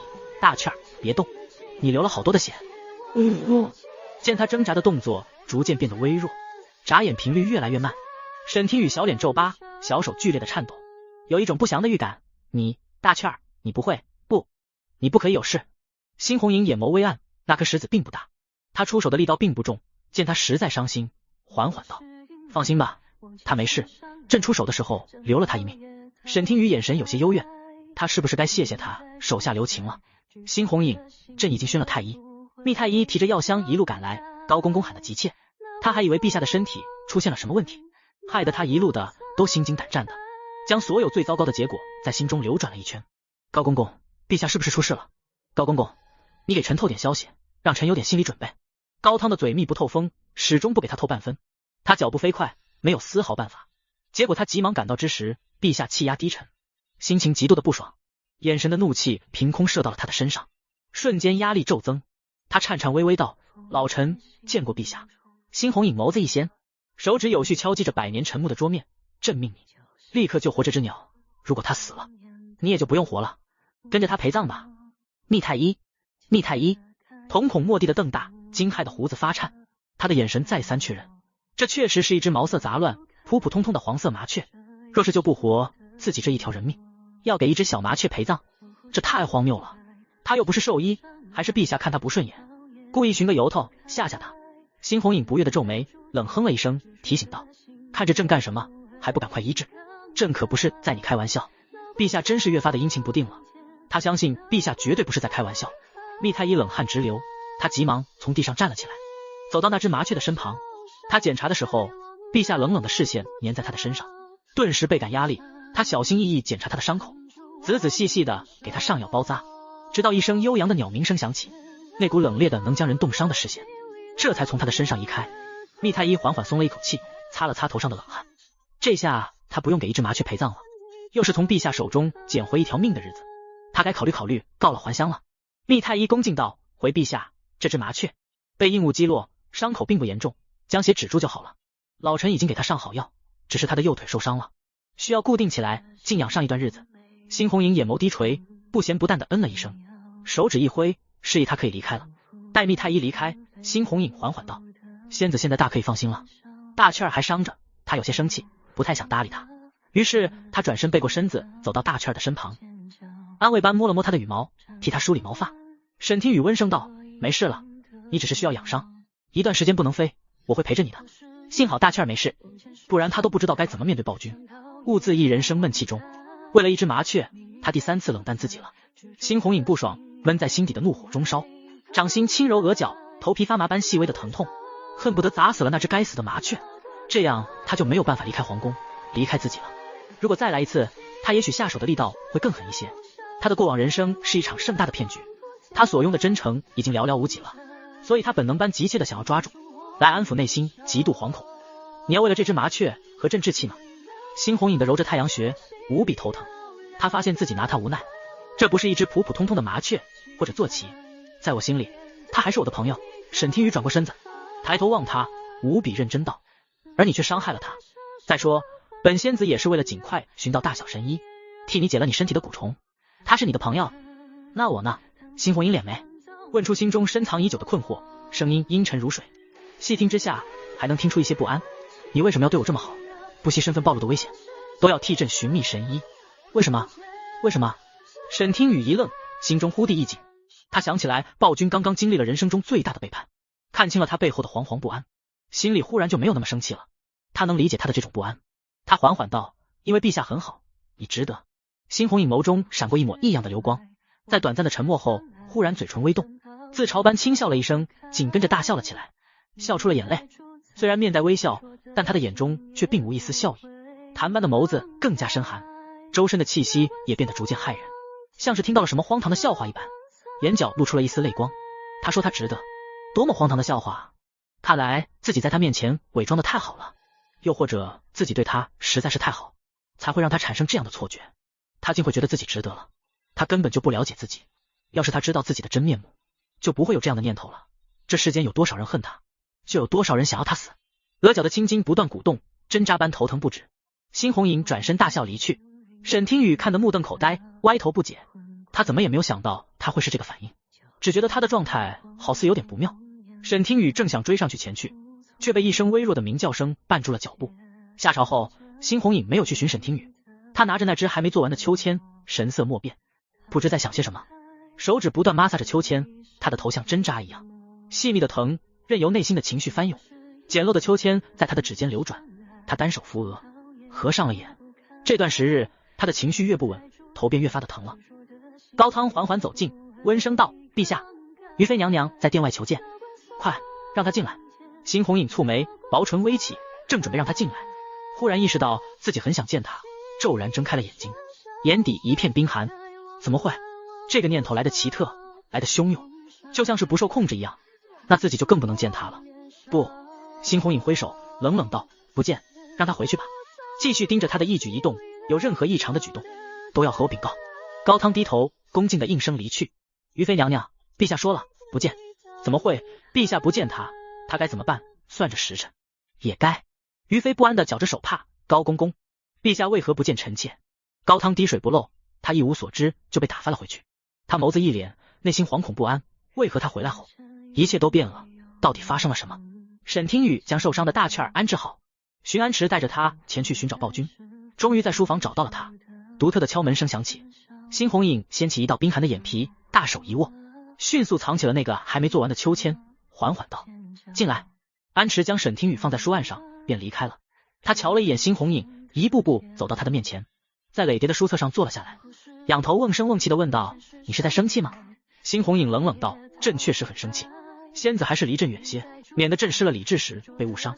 说完，两人都沉默了。仙子不去看着那只蠢鸟，来找朕干什么？辛红影率先打破无言的沉寂。沈听雨微微坐直了身体，他是带着目的来找他的。他正色道：本仙子冒着身份暴露的危险，替陛下寻觅神医，拔除蛊毒，陛下应该开心才对啊，为何会这般生气呢？辛红影也说道不清楚，本能的不想他离开自己。沈听雨见劝说无用，他又开始了胡诌，试图用利益改变辛红影的想法。陛下的线下的龙气稀薄，本仙子修炼的速度太慢了，想必拔除蛊毒能助本仙子加快修炼的速度，这才是他的真实目的吗？辛红影眸子一敛，心中一沉，攥紧了手中的还未完成的秋千，掌心微微用力，秋千顷刻间在他的手心湮灭成屑。他暗自自嘲了一声，果然仙子也不免凡俗，他跟其他人一样，只是因为他尚有利用的价值，从来就没有人真心待他，都是假的。他头疼欲裂，修长的手指负压在眉宇之侧，掩盖略显苍白的神色，然后缓缓合上眼眸，默默攥紧了被他用内力震成木屑的秋千，不肯放手。沈听雨全然不知，依旧在努力劝说，届时我再也不用担心身份暴露，被当成巫蛊娃娃招人忌惮了。本仙子还能化成人形帮助陛下了，对陛下而言也是一件好事。不，猩红影的蓦地睁开眼睛，脸上虽无情绪，指甲却已深陷掌心。在他心中，巫蛊娃娃的仙子和那名冰冷绝美的仙人是不同的，他们并不是同一个人。永久的化成人形，意味着眼前这个日日夜夜陪伴着他，被他保护在衣袖中温柔可爱的巫蛊娃娃仙子将会彻底消失，这对他来说无疑是一个噩耗。猩红影喉结滚动着，声音低沉，却有些压抑着的颤抖。原来如此吗？他将自己卑劣的念头藏进心底，眼中快速闪过一道异常的眸光。沈听雨不知他的一番话，在猩红影的心中掀起了怎样的惊涛骇浪。他仰头，唇角微微上扬，勾起了一抹自信的笑容，认真的拍了拍胸脯，保证道：陛下大可放心，本仙子自保的能力还是有的，普通的凡人伤害不了本仙子。见他视线低垂盯着地面，呆呆的一动不动。沈听雨张开大手挥舞着：陛下，你有在听吗？回过神来，视线落在他的身上，沉默片刻。猩红影忽的笑了，手指摸上来他小小的脑袋，淡笑的吐出无比冰冷的话：仙子不必想了，朕是绝对不会允许你和那只鸟飞出皇宫的。沈听雨皱眉，脸上的笑意一点点收敛，他缓缓道：陛下，你是认真的吗？在他如芒的眼神之中，猩红影面无表情，缓缓点头。蹭的一下，心中怒火中烧，他想不明白，自己已经说的这般清楚，他依旧如此。他看不懂他漆黑深邃如寒潭的眼眸，大力推开他的手。沈听雨猛地站了起来，脸上气鼓鼓的，他厉声的质问道：为何？两人不欢而散。沈听雨生了一肚子闷气，兀自生气中，他站在大雀儿面前，口中念念叨叨：大雀儿，你说暴君为什么不让我去寻神医？他到底还想不想结果，想不想活命啊？他一边念叨，一边给大雀儿顺毛，眼神充满了怨念。不过空中飞不出去，他可以走陆路啊。沈听雨没有死心，依旧不愿意错过这次的机会。他点开了系统的商城面板，开始查看其他的小型坐骑、狸花猫、田园犬，甚至那只积分昂贵的纯种雪山天狐，他也考虑在内，只是顾及着那身亮眼的毛发，这才逼不得把它列入备选选项。宿主，小七需要提醒你一下，这个坐骑符箓只能选择一只坐骑。沈听雨跌入一片毛茸茸的照片中，乱花渐欲迷人眼，这只黑猫不错，那只孔雀好好看，好可惜。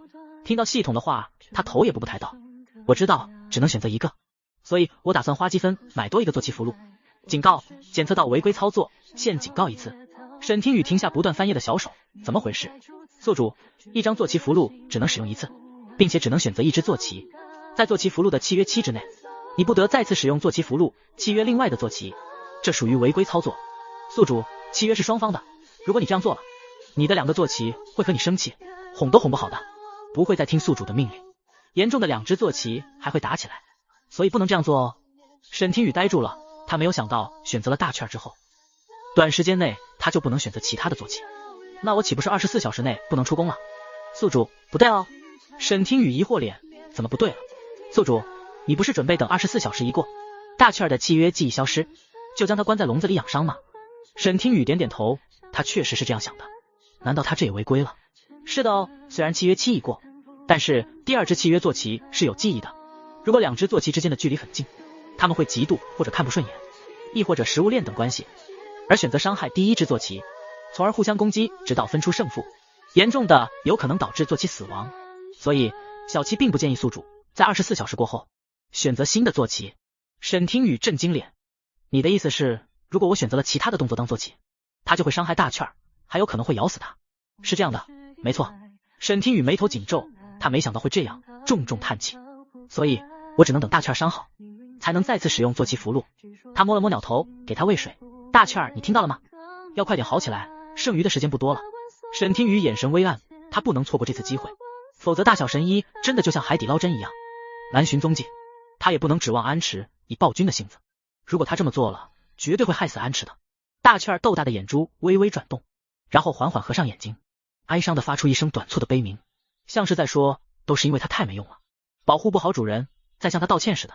我不会不管你的，你好好养伤，快些好起来。沈听雨缓缓拥抱了他，默默安抚着他，温声道：我需要你。宿主，坐骑符箓即将失效，沈听雨安抚好大雀儿，将它放入鸟笼中，以防止做其符箓失效。他的记忆消失，挣扎着飞走了。时间流转，大雀儿的伤逐渐痊愈，已经可以在鸟笼四处蹦跶。养伤的这段日子，他和大雀儿渐渐熟悉了起来。即便是没有使用坐骑符箓，他也认得他，只是智商没有那么高罢了。于飞回宫以来，多次求见，新红影始终避而不见。这夜，沈听雨在睡梦中被一阵奇异的香气熏醒，他蓦地睁开眼睛，一朝被蛇咬，10年怕井绳，说的就是他。沈听雨警惕周围的环境，担心刺客再一次拿着匕首出现在他的床头。好香啊，他轻轻一笑，因为他如今是布娃娃的身体，虽能闻到，但于身体无碍，所以就算是毒香，他也能安之若素。他小脸微微一皱，小手嫌弃的在空中挥舞，这香气并不浓郁，似有若无，并不强烈，反倒有种绕指柔缠的柔和之感，然香气却无孔不入，仿佛粘在身上似的。他并不喜欢这种气味。月上枝头，夜色寂静，沈听雨观察了一会，没有发现任何危险，大脑迷糊了一瞬，身体后仰，他重新躺回自己的小床上，缓缓合上眼睛。良久，他蓦地睁开了眼睛，径自从小床上坐了起来。这香不对劲，根本就不是安神香的味道，是幻香了吗？还是哪个小太监点错了香？新红影受蛊虫影响，脾气阴沉暴戾，夜间也常常被郁在心中的怒气烦闷的睡不着，故而会点上凝神香来安定情绪。他也就习惯了凝神香伴他入眠。没有新红影的准许，高汤不可能贸然换香，也不太可能是点错了香，毕竟点错了可是会掉脑袋的。近身伺候的工人不敢出任何差错，那就是这香被人调包了。他一咕噜爬了起来，小心翼翼地推开微缩宫殿的木门，探出一个小小的脑袋。月光倾洒，夜色的余晖洒落人间，被月光吻上的女子，纤细的手指将身上的衣衫一件件脱落，露出线条流畅的蝴蝶骨。好美，是个美人。沈听雨惊得张大了嘴巴，眼中闪过一抹激动。那名陌生的女子背对着他，他看不清她的脸，夜色朦胧，给她蒙上一层神秘的月光，清冷和魅惑融为一体。即便是看不清她的脸，只是一个背影，沈听雨也能看出来，那一定个绝世大美人。沈听雨唇角微微上扬，瞬间精神了起来，一点也不困，怀揣一颗八卦的心，冒出无数个问题。他是谁？他在干什么？后宫里的美人终于开始按耐不住，开始夜爬龙床了吗？这场面太刺激了，他也是赶上热乎的了。等会他们要是激情起来，他这个位置简直是最佳观赏位，所以他到底是看呢还是看呢？沈听雨双手握拳放在下巴，眼中八卦的光芒快要将整个宫殿照亮。月色之下，倩影缓缓移动，窸窸窣窣的衣衫脱落声，女子细碎紊乱的呼吸渐渐靠近，身体警觉惊醒，新红影的身体蓦地绷紧，没有睁开眼睛，就连呼吸都是平稳的，像是早已预料今夜会有来客。从沈听雨的视角来看，月色朦胧中，女子半赤裸的爬到床上，头缓缓压低，像是在亲吻暴君。忽然一道惊呼声打破了夜的沉寂，女子的身体在半空中飞出去，砰的一下砸在冰凉的地板上，发出痛苦的呻吟声，身体滚落了几圈，露出一张陌生的脸，满脸惊慌之色，像是林间受惊的小鹿，眼睛湿漉漉的，眼尾透着红晕。新红影眸子一敛，见眉星目的俊脸上露出一丝惊讶。于飞动用了暗线，今夜来的人居然是一个他从未见过的人，倒是个美人，可惜。他赤足走到女子跟前，居高临下的看着她。你是谁？那道淡漠冰冷的视线落在他的身上，心中的仰慕之情迅速消散，取而代之的是彻骨的寒冷。顾美人害怕的身躯一阵颤抖，这和他想的不一样，他们此刻不是应该颠鸾倒凤，红绸翻浪吗？他嘴唇微张，两瓣红唇水润润的异常鲜红。顾美人诺诺开口道，陛下，你不记得臣妾了吗？臣妾是顾美人啊。顾美人，他没有印象。新红影面无表情，声音透着一丝薄怒，你为何会在朕的寝殿？沈听雨倒是一眼就认出来，这不是那日在御花园中和暴君撞个满怀的女子吗？顾美人轻咬下唇，眼角的泪滴了下来。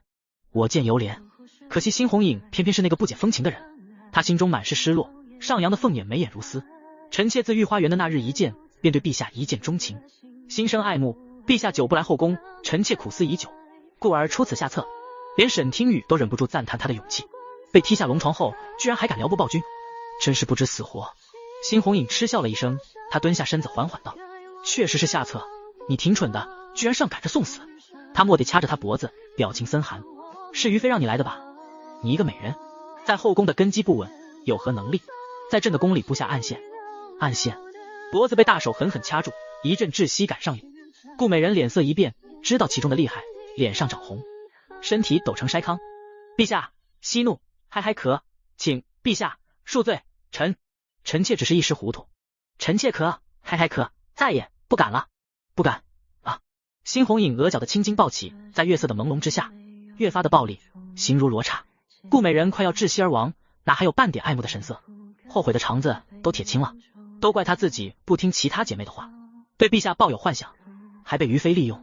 猩红影的眼神如刃，大手一松，给予她一点呼吸的空间，说：于妃让你来朕的寝殿做什么？绯红的薄纱半退，香肩半裸。然而此刻顾美人甚是狼狈，她大口呼吸，脸色青紫，唇色依旧鲜红。陛下，于妃娘娘没有让臣妾干什么，臣妾只是爱慕陛下，臣妾什么都不知道，臣妾不敢了，放过我吧。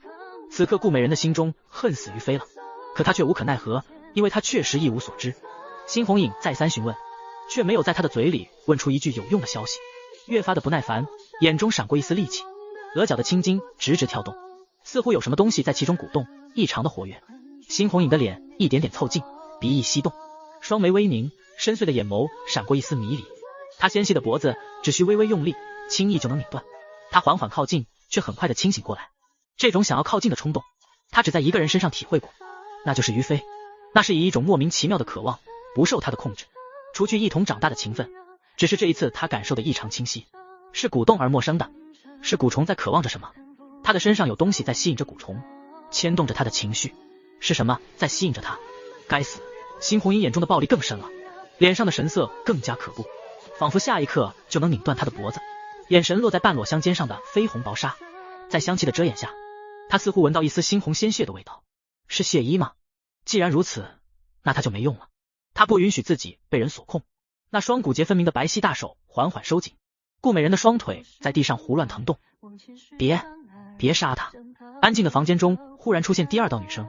顾美人心中一震，像是燃起了生的希望一般，双眼迸发着希望的光芒，忽略了大殿中乃来的第三人。沈听雨眼睁睁看着涩涩的香艳频道陡然直转，转向了悬疑恐怖血腥风。他还不能接受一条鲜活的生命在他的面前就这样逝去，所以顾不得身份暴露的危险，急忙出声制止。猩红影充满杀意的眼神遥望着他，像是在讨一个合适的理由。沈听雨看懂了他的眼神，但他不知该如何劝说，他只是不想那名女子就这样死在他的面前，干巴巴道：陛下，放过他吧。他如墨的眼眸微凝，骨节分明的大手一松一紧，忽的反手将顾美人劈晕。看着美人咚的一声倒在冰凉的地板上，沈听雨拍了拍心口，松了一口气。猩红影拾起绯红薄纱放在鼻尖轻嗅，眼神晦暗不明，血色很淡，但是瞒不过他，果然是鲜血浸泡过的血衣。而沈听雨迅速跑到香炉旁，将那未知名的香掐灭，推开一旁的窗户，清风微凉，吹散这股让他感到不适的异香。沈听雨双手挥舞着驱散丝丝飘香，缓缓道：这不是凝神香。猩红影手中把玩着绯红薄纱，修长的身影一半立于月色的阴影之下。沈听雨看不清他脸上的神色，关切询问道：陛下，你现在感觉如何？有没有什么不适？话音刚落，猩红影惊醒般将手中的纱衣扔下，声线略微颤抖，修长的手指揉捏眉心。朕头疼。他缓缓从阴影下走出。沈听雨一惊，怎么会突然头疼？这香果然有问题。猩红影的额头生疼，他没想到竟会疼出了一身燥热，细密的汗珠渗了出来。他端起桌上的茶盏，一饮而尽。那股燥热依旧还在，不仅没有往下，反倒顺着心脏往上冲。他眨了眨眼睛，用手指揉了揉眼。沈听雨微微恐惧的后退了一步，这个微不可察的动作牵扯着他敏锐的神经。猩红影转头望去，他怎么了？是在害怕吗？沈听雨确实是在害怕，因为暴君现在的状态极其的可怖，赤红着双目，额头的青筋毕露，隐隐有什么东西在他额头的皮下鼓动着，身躯不正常的呼吸起伏，周身的气势冷冽的能掉冰渣。沈听雨震惊道：陛下，你的额头头针扎般疼。猩红影掌心用力敲击额头，隐忍着无名的怒火和身体的灼热，蹙眉沉吟道：朕的额头怎么了？是蛊虫。沈听雨指着他的额头，惊得说不出话来，原来他藏在你的额头里。什么？猩红影眉眼低沉，身体的内力忽然紊乱了一瞬，压制不住身体的那股火气，眼睛瞬间猩红。快走！猩红影嗓音低沉，朝他怒吼了一句，微微弓腰压低了身躯，不敢抬头看他。仅仅一刹那，暴君的状态很不对。沈听雨一怔，慌张站起来，踌躇着想要靠近一些确认他的状态，但是又很担心如今自己这个易碎的身躯，慌的都不知该如何是好。猩红影骤然挺胸，猩红的眼神静静的盯着他，面无表情，堪称死亡视线。沈听雨被盯得浑身发毛，整个人被吓得后退了一步。他诺诺开口道：“陛下，你怎么了？”辛红影睁着眼睛，一言不发，俊俏的五官扭曲痛苦。沈听雨被他吓了一跳，心中忽然有种不好的预感。警告！警告！受不明原因影响，辛红影的生命值正在下降 98%、88%、72%、66滴滴滴。任务对象的生命值已经降到了 14%， 宿主，你快想想办法。沈听雨大惊失色，立即拔腿就跑。小七，宿主，你跑什么啊？如果任务对象的生命值降到了 0%， 你的任务就失败了，到时候宿主你也会死的。沈听雨脚步一步也没停，他还没有见过暴君如此恐怖的样子。不行啊，我现在的力量太弱小了，必须寻找外援。我猜暴君应该是被蛊虫影响了，他现在情况不妙，必须要找太医，将他的情况压制下来。沈听雨用力将一个较大的白色陶瓷瓶子推到地上，将桌子上的书册扫落在地上。安静的寝殿内骤然发出一阵嘈杂的声响，各种凌乱的物件砸落在地。陛下已经许久没有弄出这般大的动静。守夜的守卫对视了一眼，习以为常般收回视线。这种时候陛下都暴怒中，他们可不敢进去触眉头。沈听雨累得瘫软在地，等了一会，发现并没有人进来。辛红影动了，猩红的眼眸转了一圈，没管沈听雨，而是转头看向地面上昏迷的顾美人，鼻翼翕动，发出非人的声音：呵呵，杀，呵呵。沈听雨唯一能听清楚的就是杀字，看着暴君缓缓朝顾美人而去，心中有种不祥的预感。沈听雨表情惊恐，他该不会是想……辛红影将地上的绯红薄纱捡了起来，猛地深吸一口气，血，脑子里凶残的画面没有发生。沈听雨狠狠松了一口气，但是这口气他明显松早了。暴君硬生生把顾美人的头拧了下来，速度极快，顾美人还没来得及发出一声惨叫，鲜血迸溅，流了一地的鲜血，极其残暴。他一脚将茶壶踹下桌子，发出陶瓷碎裂声，愤怒道：守卫和暗卫都耳聋了吗？这都听不见。沈听雨身体发抖，恨不得从来没有见过那个场面。小七，被噬魂子骨控制失去理智的暴君，也太可怕了吧，简直是个人形大杀器。宿主，噬魂骨天生喜爱鲜血，所以他们的寄生者大都嗜杀。辛红影猛然吸气，忽然朝他的方向而来，口中念叨着：食物？什么意思？他怎么朝我来了？沈听雨听得一清二楚。小七，你说过会保护我的，现在就是你保护我的时候了。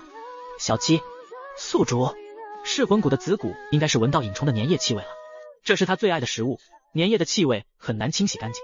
沈听雨倒吸一口凉气，这么说，子骨是锁定他了。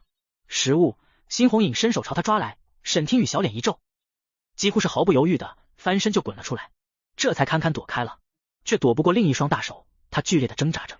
辛红影轻嗅他的身上的气味，额头鼓动的幅度越大，沈听雨都担心子骨会不会破皮而出。他试图唤醒辛红影的理智：陛下，醒醒，你睁大眼睛看看我是谁。宿主，没用的，任务对象的现在的内息完全紊乱，脑中挤满了愤怒，他听不见的。沈听雨两个脚丫子在半空中乱晃，他被大手死死捏住，既为辛红影的现状感到担忧，又为自己感到焦急。听到熟悉的声音，辛红影灰暗的双眸闪过一丝亮光，眉头微蹙。沈听雨感觉有希望，他继续和他说话，不断安抚他：陛下，别被愤怒占据你的理智，快点清醒过来。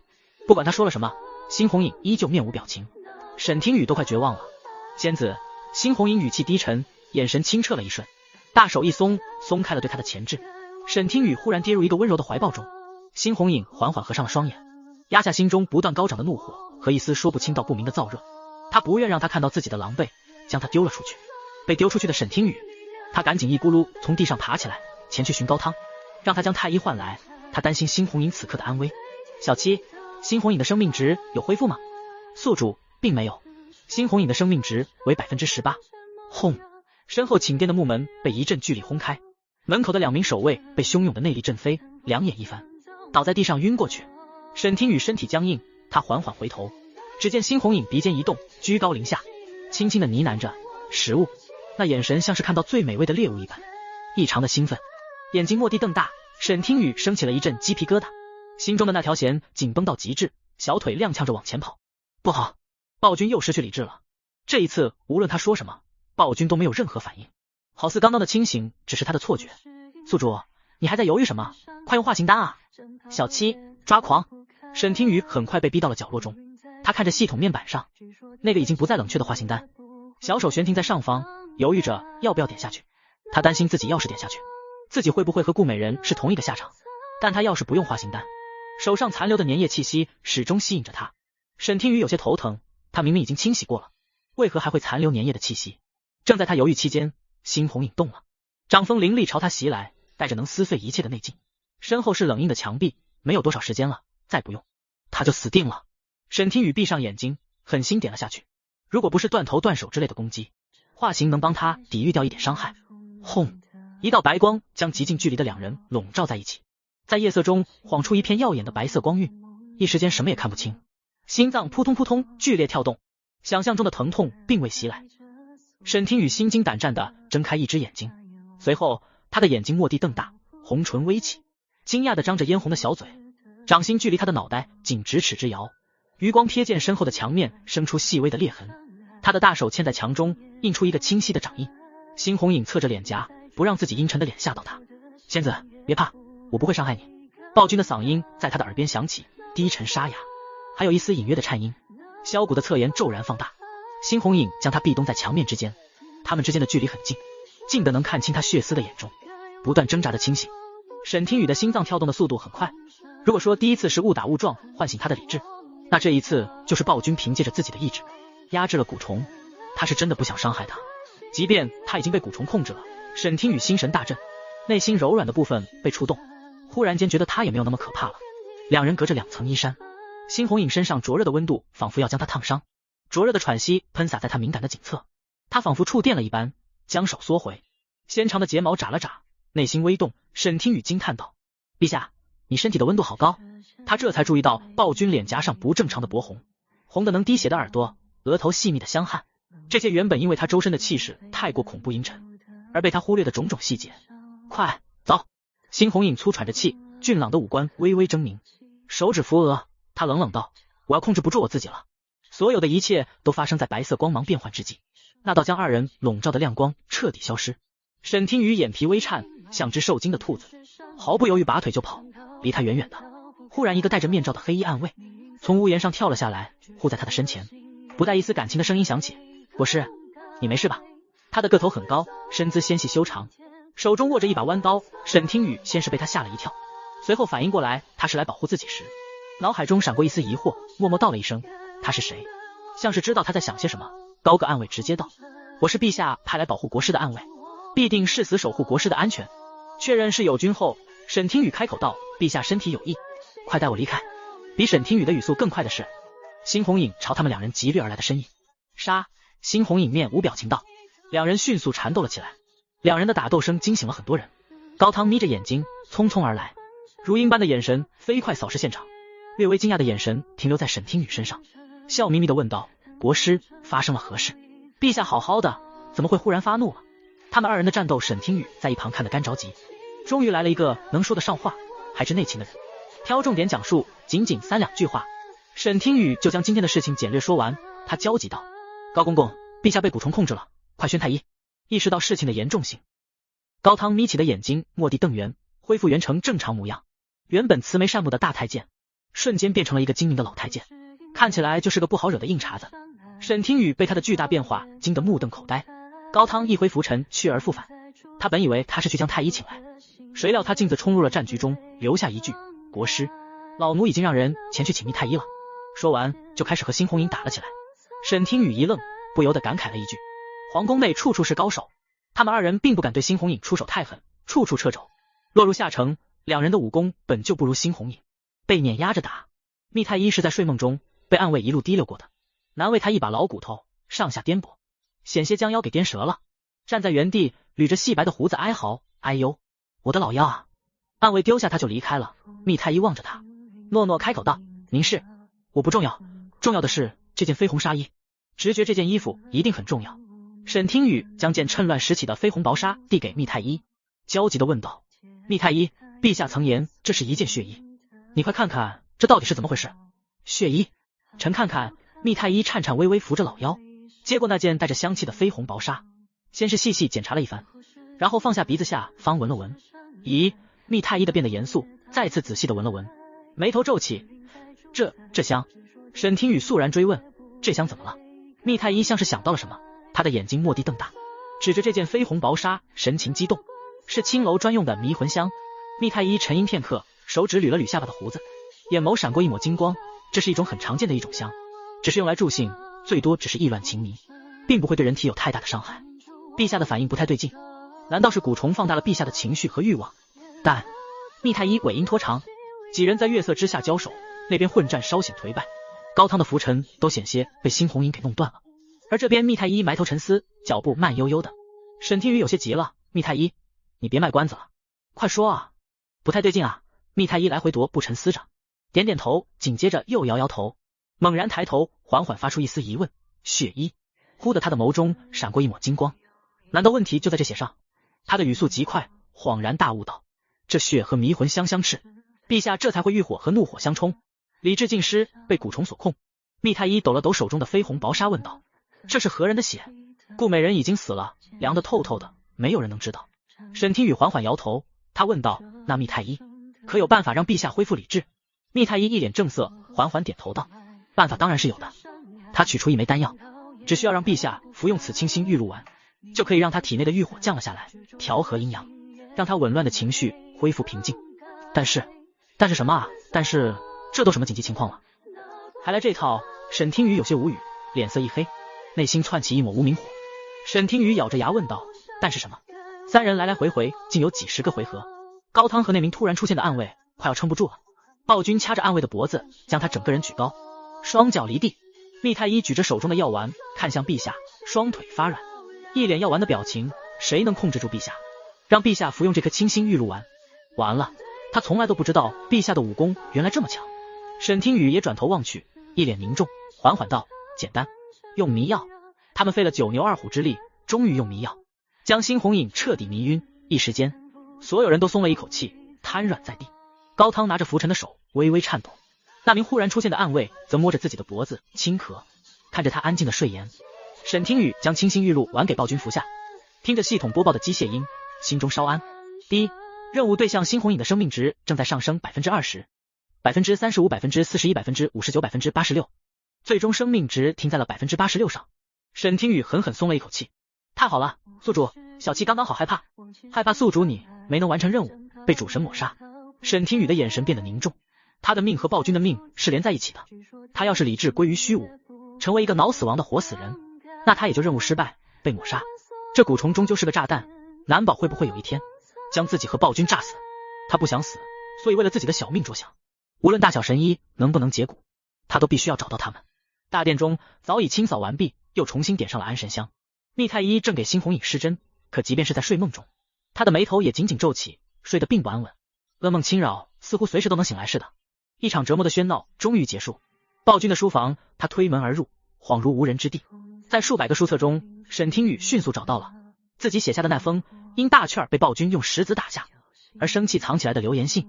纤细的手指抚平宣纸上折叠出来的褶皱，他垂眸冷静地欣赏着这幅笔画歪扭倾斜的书信。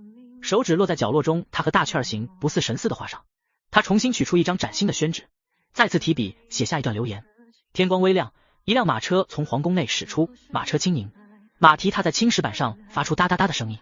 皇城的守卫并没有阻拦这辆马车，如果守卫掀开车帘就能发现马车内空无一人，只有一只小小的麻雀和一只巴掌大的布偶娃娃。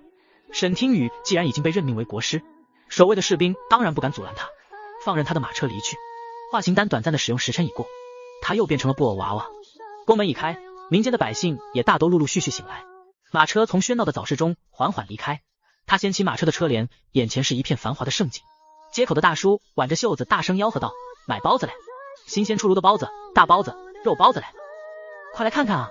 夫人，你的气色真好，用我这个胭脂能显得你的气色更好。哎，夫人别走啊，温娘子又来买肉啊，今日这肉很新鲜，您看看。百姓之间的闲聊，孩童铃铛般的笑声。沈听雨唇角的弧度不断上扬，马车轻盈地驶过闹市，在一处偏僻的小巷中停了下来。车夫是他从宫里随便选的一个小太监，看起来年岁不大，脸色稍显稚嫩，并没有年长太监公鸭嗓的味，嗓音听起来是舒服的。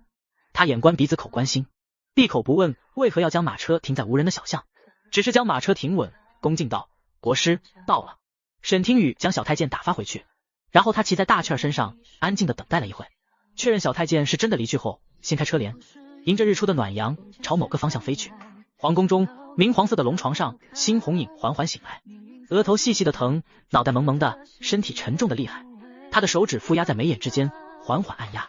昨夜的记忆涌上心间，他骤然掀开被子，翻身下床，赤足在冰冷的地板上行走，直奔沈听雨的微缩宫殿而去，不顾高汤的劝阻。高汤拿着靴子跟在他的身后，尖声道：“陛下，小心着凉。”手指轻轻敲击，辛红莹小心翼翼地问道：“仙子，你醒了吗？”半晌，小宫殿中没有一丝回应。国师呢？辛红影的脸色一沉，如墨的眸子凝出一团愤怒的火焰。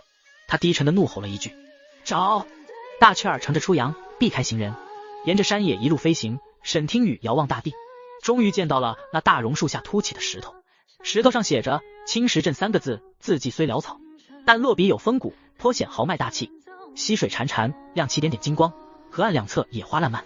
小镇在鸡鸣声中醒来，村里的男人带着榔头走在乡间的小路上，妇人们聚在一起，结伴前去溪边浆洗衣物，处处都是劳作的气息。沈听雨暗自感慨，果然是村风淳朴。大雀儿飞了很久，停在一处偏僻之地的木箱子上方稍作休息。他正歪头整理自己的羽毛，忽然啪的一下，一个圆形的木笼子蒙头砸下。大雀儿惊得翅膀一抖，飞速扇动羽翼，却还是晚了一步，他们躲闪不及，一偶一鸟被木笼子罩住了。沈听雨没有拽稳羽毛，从大雀儿的身上跌了下来，吧唧，结结实实摔了个屁股墩。他们中陷阱了！小女孩欣喜的笑声从天而降，太好了，终于抓到了，爹爹教的方法真好用。沈听雨手肘一撑，迅速站了起来。他一边安抚受惊的大雀儿，一边凑到木笼子的边缘，透过笼子的间隙，他看到一个身穿粗布衣的小女孩，约莫7、8岁左右，扎着2个小辫子，正一步步朝木笼子而来。不好，大雀儿有危险！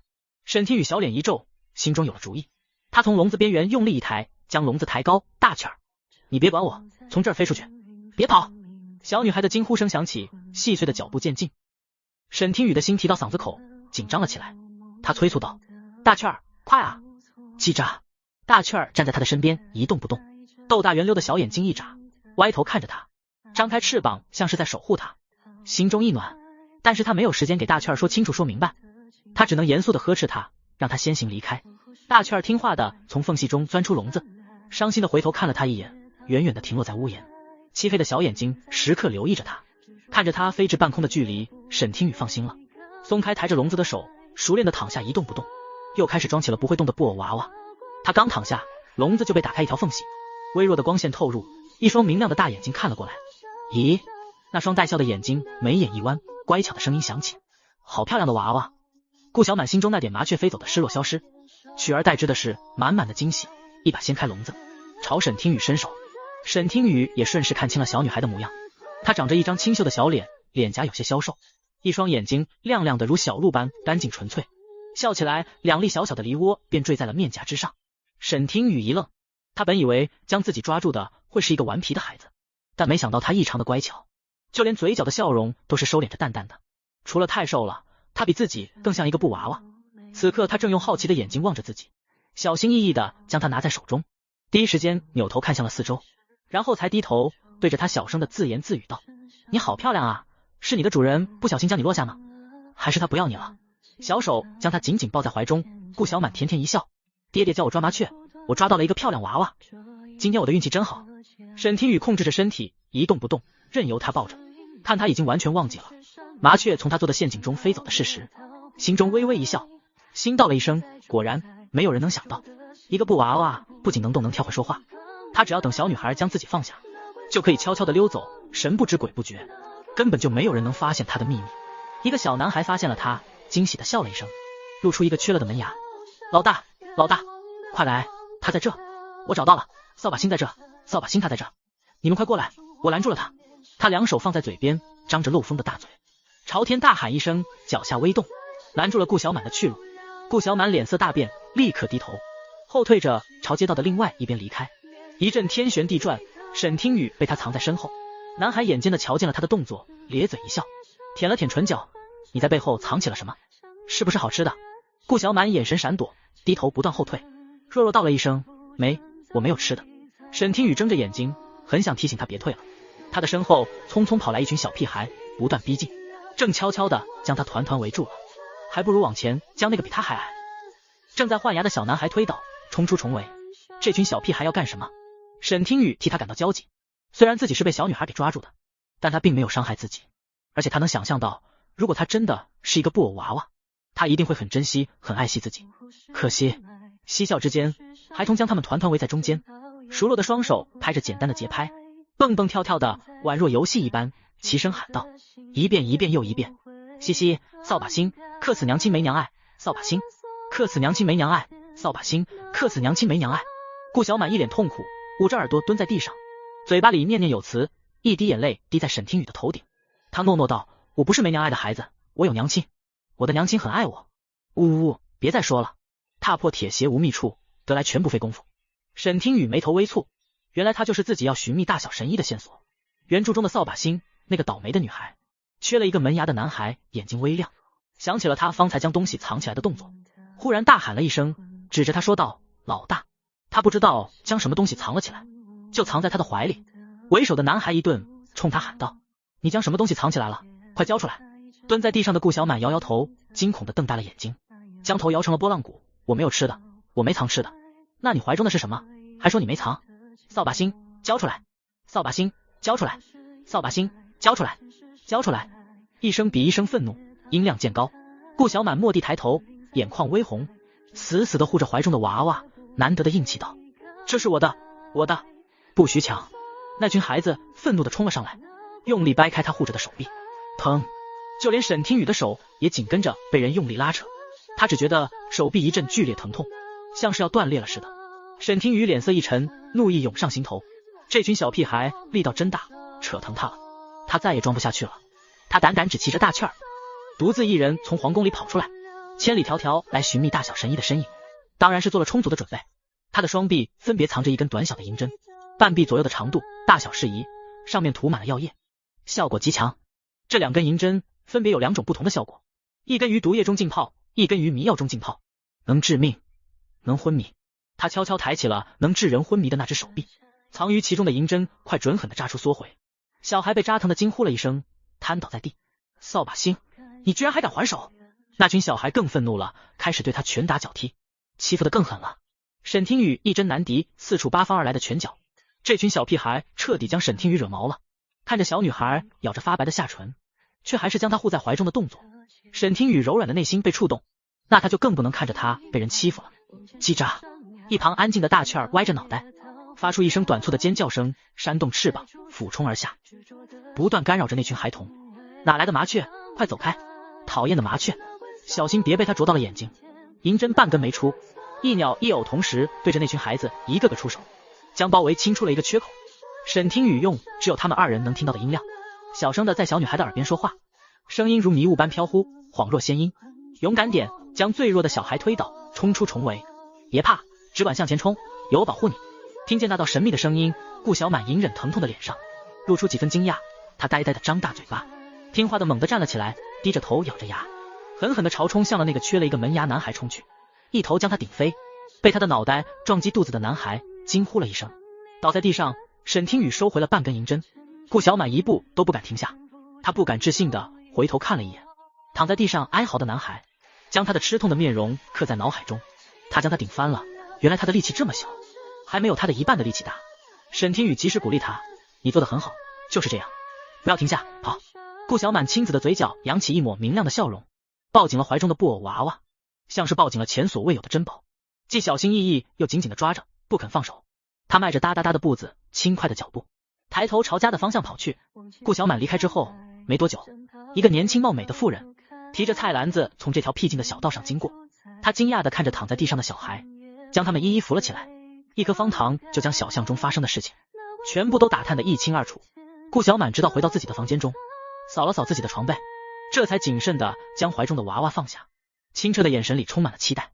他期待地问道，眼中似有点星光在闪动，刚刚是你在说话吗？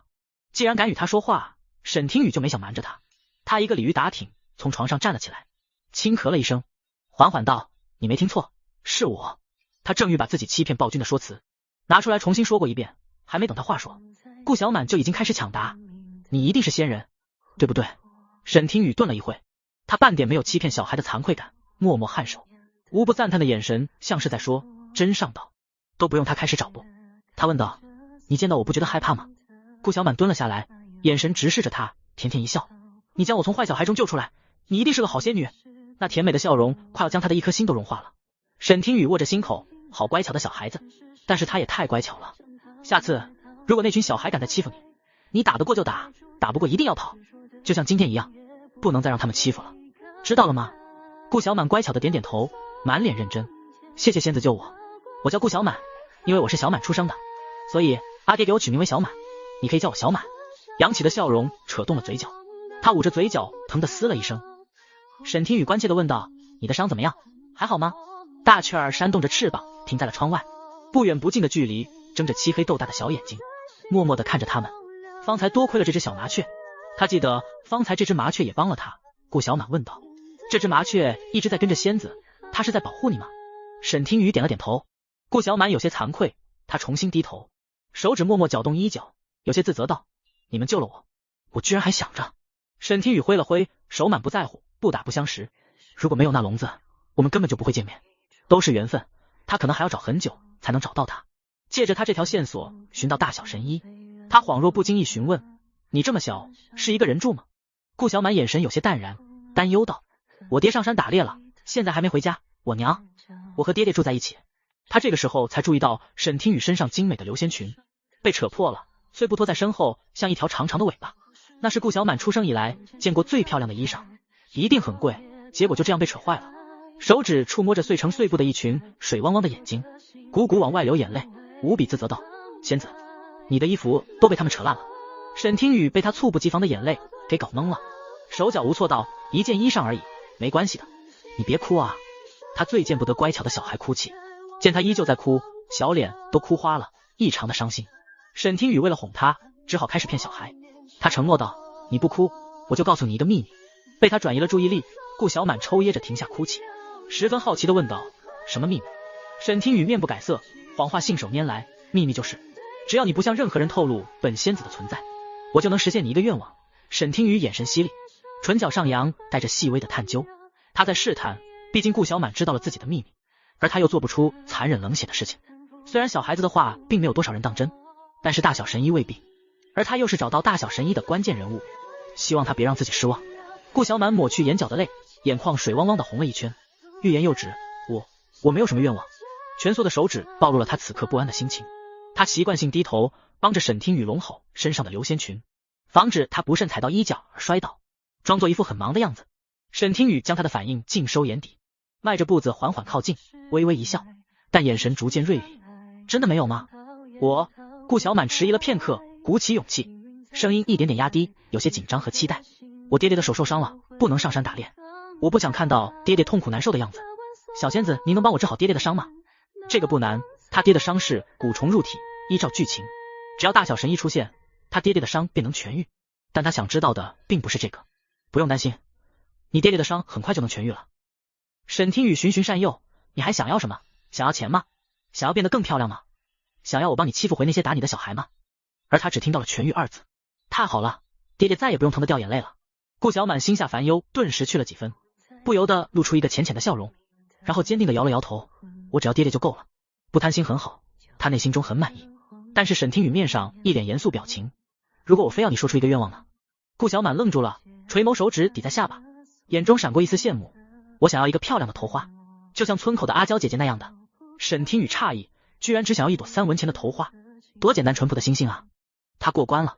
沈听雨心中稍安：仙子你放心，小满绝对不会告诉别人的，就连爹爹都不告诉。顾小满压低声音，主动伸手，缓缓道：我们可以拉钩，我要是骗人我就变小狗。拉钩上吊，100年不许变。沈听雨踮起脚尖，小指尖对着小指尖，应下一个约定。从轻触的指尖在心间泛起点点涟漪。我给仙子缝一件新的。她身上的衣裳被扯烂了，顾小满取出针线盒，用手指丈量了她的身形，替她缝制了一件小小的衣裳。她的手很巧，没一会儿，一件简朴的小衣裳就缝好了。顾小满有些羞耻，小脚在地上画圈圈，比不上小仙子身上穿着这件好看。沈听雨没有嫌弃，直接换上，整个人从精致的小仙子变成了普普通通的布偶娃娃，灰扑扑的，颜值都暗淡了几分。如果这个时候她被人发现身份，再说自己是仙子，恐怕都没有人相信了。沈听雨何许人也？顺藤摸瓜，很快就探到一个疑似大小神医的人。回春堂一个新来的年轻大夫，因为他找他看病抓药收的银子最少，回春堂在镇上，如今化形丹还处于冷却期。沈听雨不敢大意，他骑着大雀儿谨慎地停在屋檐上方，铺满青石的长街小巷，喧闹的人在回春堂的门口围了一圈又一圈，好不热闹，将一辆马车拦在了路中间。有人当街对峙，有人淡笑看热闹，有人漠不关心。所有喧闹的源头，一个身着麻衣的貌美妇人跪在地上，死死地抓着回春堂大夫的衣角，她的眸中暗淡无光，像是承受了莫大的悲伤。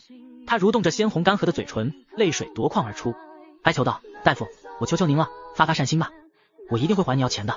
你没钱就不要买这么贵的药材，老夫是开药材铺的，而不是开善堂的，还请夫人自重，莫要再纠缠老夫了。貌美妇人噙着眼泪摇摇头，其他的药材用了也没有效果，我知其药珍贵，我可以留下给您打杂，直到还还清钱财为止，人命等不起，我也实在是没有办法了，我给您磕头了。咚咚咚的磕头的声音一声比一声更响，围观的百姓对着他指指点点的。沈听雨听清楚缘由，也看得真切。那妇人眼中的悲伤与绝望不似作为，额头的鲜血汩汩，鲜红刺目。回春堂的人强硬掰开他的手，将他赶走。沈听雨有些失望，看来大小神医并不在回春堂，也不是那个新大夫。妇人行尸走肉般在街上行走，一步一步脚步跌宕，眼底的绝望快要溢出言表。沈听雨正欲离去的脚步停住了，颇为怜惜地看了他一眼，心中冒出了一个念头，帮帮他吧。既然这么想，他便这么做了。他拔出头顶的金簪，控制着大雀儿飞到他的头顶，等他走入行人稀少的小巷之中，他便伺机将金簪扔下，小小的金簪掉落，精准地砸在他的头顶上，紧接着从他的头顶掉在了地上，一片金色的残影在他的眼中掠过。妇人还以为是一坨鸟屎，心中的寒意越发的悲凉，逐渐蔓延到四肢。叮，金属掉落的声音，这声音像极了金子。妇人连忙低头一看，惊得瞪大了眼睛，真的是金子，天上掉金子。他迅速抬头，天空中只有一个辉煌的麻雀，那点灰色尤为的显眼，像是一片泛灰的衣角。妇人呆呆地望着，直到那天空的麻雀飞远，变成一个黑点消失。他将地上的金子拾起，定睛一看，竟是一只极其细小的金簪，白皙纤细的手指轻轻抚摸着，观察着上面精美的样式。妇人眼中闪过一丝惊诧，她确认自己的没有看错，那就是一片衣角。她忽然想起了倒在小巷中那群小孩说的话，手指不断摩挲着金簪。妇人忽然道了一声：青石镇有趣。咕噜咕噜，药罐的药香在窄小的院子中弥漫。一个消瘦的不成人样的年轻女子从床上坐了起来，干瘦苍白的小脸皱眉，清冷的声音透过单薄的墙面传到一旁：可嗨嗨，药快煎好了，你从不会误了时辰，今日是怎么了，心不在焉的？可是发生了什么事情？妇人这才回过神来，将脑海中那一片灰色的衣角藏入心底中，猛地抬头，拿着干巾将煎好的药从火炉上拿开。他捧着漆黑的药碗走进房中，将在舌尖打滚的疑问咽下肚子，硬硬生生憋住了，选择藏入心底。没事，只是想起了一些有趣的事情。温柔的嗓音不似妇人，反倒像是娇俏的妙龄少女，又或许她本就是个少女。面不改色，将温热的药汁喝下。年轻的女子清了清嗓音，将舌尖的苦涩压下，语气肃穆道：他们很快就能追上来，我们该离开了。妇人担忧地看了年轻女子一眼：可你的身体我无碍，走吧。妇人迟疑了一会，点了点头。金簪的恩情她记下了，可惜不能和她见面了。沈听雨一连苦守了好几日，都没有在顾小满那寻得一丝关于大小神医的踪迹。他悠闲地躺在树梢上，白云悠悠，阳光正好。他晃荡着短小的双腿，忽然开始想念起了暴君，还有他微缩宫殿的小床，那身漂亮贴身的裙子，沉默寡言的小萝莉安迟了。小七，你说我出来的这段时间，不知道暴君有没有在想我？宿主，任务对象此刻正在上朝，应该不会想你。沈听雨蓦地闭上了嘴巴，他真的白找系统聊天了。安静了一会，他又嘟囔道：顾小满还没遇到大小神医吗？这日头好晒，才刚换的位置，我究竟要等多久？系统，大小神医什么时候才会出现？虽然坐骑符箓的积分不多，才1积分，但是积少成多，我花着心疼，能不能少扣点？小七，大雀儿歪头听不懂，叽喳。这时顾小满匆匆忙忙小跑到树梢下方，额头上因为焦急而浸出几滴汗珠，粗喘着大气，急忙道：小仙子，不好了，我爹爹他疼晕过去了，你快救救他吧。顾小满满脸焦灼，跪在地上的，仰头望着他。沈听雨小脸一皱，猛地从树梢上坐了起来。怎么会这样？大小神医呢？怎么还不出现？小满，你先起来，你爹爹看过大夫了吗？顾小满依旧跪着不起，含着眼泪。阿叔已经将爹爹送去医馆了。您不是说我爹爹会痊愈的吗？我求您了，救救他。看着他充满希冀期盼的眼神，沈听雨张着嘴巴，不知道该说些什么。真想给自己一巴掌，让你装仙人。这一下装出问题来了吧？沈听雨汗颜，他只能道：我先去医馆看看情况，我一定会想办法的救你爹爹的，放心。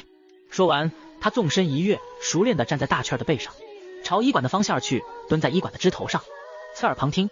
隔得有些远，他看得真切，但听不太清，但能模糊偷听到大概。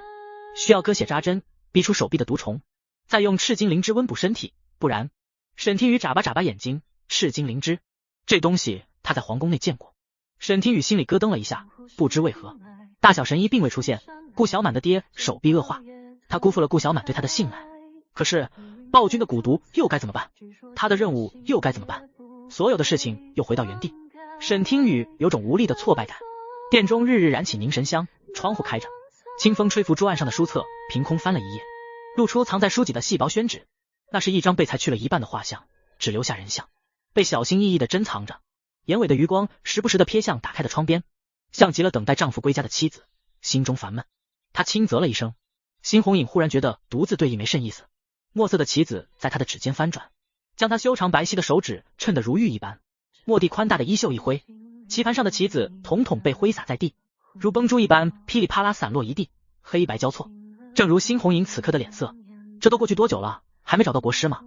高汤心中一颤，笑眯眯道：陛下，天下之广，国师来无影去无踪，暗卫已经尽力在寻了。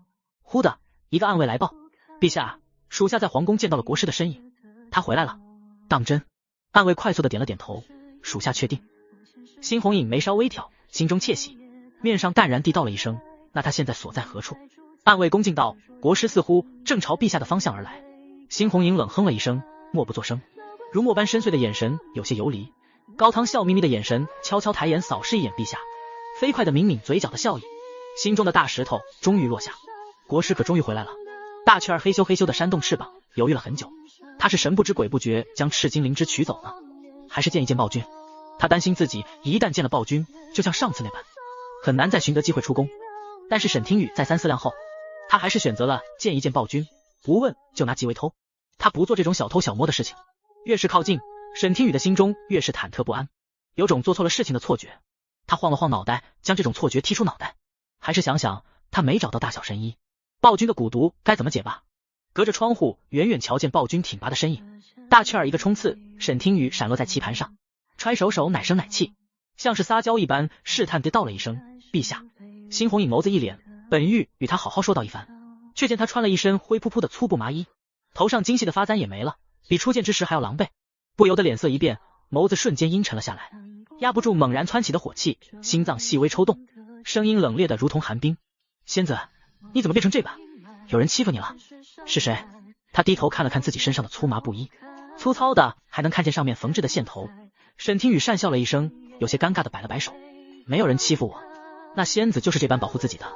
辛红影腹中千言万语化作一声冷笑，手指轻柔的拂去他身上的尘土，难不成是仙子自己在地上滚了一圈，才弄得身上满身尘泥？沈听雨面颊一阵温热，低头尴尬的整了整衣裳：胡说，哪里满身尘泥了，只是衣服被浆洗的旧了些罢了。当初是他信誓旦旦道他能保护好自己，但是弄成这般狼狈，他也觉得有些丢脸。出了一些小小的差错，我没事的。沈听雨摊开双手，原地丝滑的转了一个圈圈，微微一笑：你看，确认他只是脏了一些，没有其他的外伤。心中稍安。辛红影在心中流转了千百个念头，最终只剩下一个念头：没关系，他回来了。见他没有过多解释，辛红影担心他想起一些不好的事情，便也没有再继续问。如冰刃的眼神默默落在一旁梳理毛发的大雀儿身上，已经在心里想如何将他身上的羽毛给拔了。大雀儿陡然一惊，感受到强烈的恶意，护着自己羽毛迅速飞远了一些，眼前的视线变得昏暗，一件衣裳蒙头照下。沈听雨一把扯下，是一件他没穿过的新衣裳。沈听雨眼前一亮，还不速速带国师去沐浴？冰冷的嗓音似是颇为嫌弃，他扬起的嘴角落下，低头瘪了瘪嘴，心中隐隐有些失落，心情陡然直转向下。安池从外头走了进来，诺了一声，小心翼翼地将他捧在手上，迎着安池柔和怜惜的眼神，沈听雨忽然有种恨不得找个地洞钻进去的心情。不要用这种你受苦的眼神看着他。畅快的沐浴一番后，沈听雨待在暖炉旁，将沉重的身体慢慢烘干。暖炉中放了淡淡的熏香，他合上眼睛，慵懒的躺着，暖暖的，香香的，舒服的是久违的舒适，一时间竟然舒服的沉沉睡了过去。一阵小小的鼾声响起，像是池水在一个个冒泡，咕噜咕噜，引得猩红影循声侧目，冰冷的眼眸中含着淡淡的笑意，拂过衣袖，取出一张薄薄的被子，贴心的替他盖上，修长的手指将一旁的暖炉搬远了些，防止他睡着不慎滚入。如果沈听雨知道自己睡着之后会发出这样奇怪的鼾声，恐怕会立即将被子蒙头盖住，不想见人。然而他什么也不知道的翻了个身，小手一挥，啪的一下掀开被子的一角。猩红影竟然不知他的睡相也如凡人一般，还以为仙人都是睡得板板正正，嘴角的笑意一直都没有落下过。他修长的手指小心翼翼地将被掀开的被子重新盖了回去，就连呼吸都不由自主地放轻柔些，眼中忽地闪过一丝异色，是他自己都说不清道不明的情绪。沈听雨被猩红影拦在身后，高汤一时没有瞧见，取过信件，笑眯眯地缓步靠近，略微惊喜道：陛下，是边境的飞鸽传信。嘘，小声些。一记眼刀，高汤心神领会，他将声音压低。援军和粮草及时赶到，罗将军大捷，已经在回京的路上了，今日就要抵达皇城。猩红影颔首，修长的大手一挥，高汤轻手轻脚离开，空气中安静的只剩下书页翻动的声音，泉水冒泡的声音消失。沈听雨从沉睡中醒来，睁开眼睛看到了猩红影俊俏的侧颜，他恍惚了片刻，还以为自己依旧在做梦。他含糊不清的嘟囔了一声：哪来的帅哥，好像有点眼熟。理智回笼，沈听雨醒了，他注意到自己身上的轻薄被子，身体暖暖的，心里也暖暖的，径自坐了起来。见沈听雨醒来，大雀儿不断扑腾的鸟叫声响起，叽喳叽喳叽叽喳喳。猩红影眉心拧起，他见他还算安静，这才将他留下，怎么这般吵闹？沈听雨循声望去，大雀儿被关在金丝的笼子中，微弱的扇动翅膀，黑色的眼珠子遥望着他，可怜兮兮的。做其俘虏的时效未过，他不愿意待在笼子里。他那比往日更加聪慧的脑子知道向他求助。沈听雨点点头，无言的安抚他。陛下。沈听雨扯动他的衣角，仰头可怜巴巴的卖乖道：你还在生本仙子的气吗？他忽然朝他撒娇。猩红影眉头微蹙，眼神立刻警惕了起来。他冷哼了一声，衣角微动，没有应声，眼尾的余光偷瞄着他。他倒想看看他还想干什么，该不会又在想着离开吧？不得不说，猩红影的预感还是很准的。沈听雨没有等到他的回应，眼神略微幽怨。他果然在生气，都不理他了。他有些无措，一时间不知从何提起。顾小满的爹爹还等他将赤金灵芝带回去救命。他思来想去，应该是他的出现引发了蝴蝶效应，顾小满才没能遇见大小神医。他曾说过他爹爹会痊愈的，那他就不能让顾小满没了爹爹。见他兀自低沉，猩红影垂眸，沉默了一会。仙子想说些什么？本仙子已经寻到了古尸的所在之地，就在青石镇，却始终寻不到他们的具体方位。沈听雨斟酌着开口道，他将自己这些天的经历简单说了几句，重点讨要了赤金灵芝。仙子真是善良。猩红影眸光微暗，眸中闪过一抹杀意。那个小女孩知道了仙子的秘密，是个祸患，她不能留了。但是这抹杀如薄冰一般，很快消散。罢了，只是一个小孩子，又能掀起多大的风浪？赤金灵芝，朕这就让高汤去取来，给那小孩送去，不是什么难事。仙子既然已经知道了具体方位，朕立即派人去寻，哪怕将青石镇掘地3尺，都要将大小神医找到。仙子不必操心这些。可是，沈听雨摸了摸自己柔滑的衣裳，抬头缓缓道：陛下，我想亲自去送。他果然还想离开。猩红影的脸沉了下来。沈听雨挪了挪身体，扯了扯他的衣角：陛下，可以用轻功带我一起去，有陛下的保护，本仙子就不会弄得很狼狈了。刚冒头的火气熄灭，猩红影阴沉的脸色和缓了下来。为何要亲自去送？我不喜欢不告而别，所以想亲自和他道别，顺便送他一件礼物。沈听雨淡淡道。虽然只是相处了短暂的一段时间，沈听雨却很喜欢他，总觉得他跟小时候的自己很像，也许是缘分吧。大手放在他的脚边，猩红影颔首道：事不宜迟，走吧。沈听雨不由得感慨，暴君的脾气见好，真好哄。等等，沈听雨可没有忘记了大雀儿向他的求助。他指着那个金色的鸟笼，缓缓道：陛下，将大雀儿放了吧，他不喜欢待在笼子里。大雀儿也兴奋地点了点头，叽喳叽喳，尖锐的鸟嘴啄了啄鸟笼的笼口，漆黑的眼珠子一眨，歪头看着他们。猩红影唇角勾起，带着沈听雨缓缓靠近。待他正欲伸手打开笼子，大手往后一伸，眼底一片冷漠，不能放。细长的金棍逗弄笼子里的麻雀，看着大雀儿惊慌躲闪的动作，眉眼间溜出一缕软绵绵的冷意，嗤笑了一声，免得让他背着仙子跑了，朕找不着了，就让他关着吧，不然朕可要拔光他的毛。大雀儿听懂了，他蜷缩着羽翼，害怕的藏在笼子的角落，瑟瑟发抖，内心呐喊。主人，大雀儿害怕，不要拔，这是惩罚。雨罢，猩红影眼睑低脸，似笑非笑的眼神看向了他。他惩罚不了仙子，难道还惩罚不了一只小小的麻雀？沈听雨内心嘟囔了一句，他还以为暴君的脾气变好了，感情在这敲山震虎警告他呢。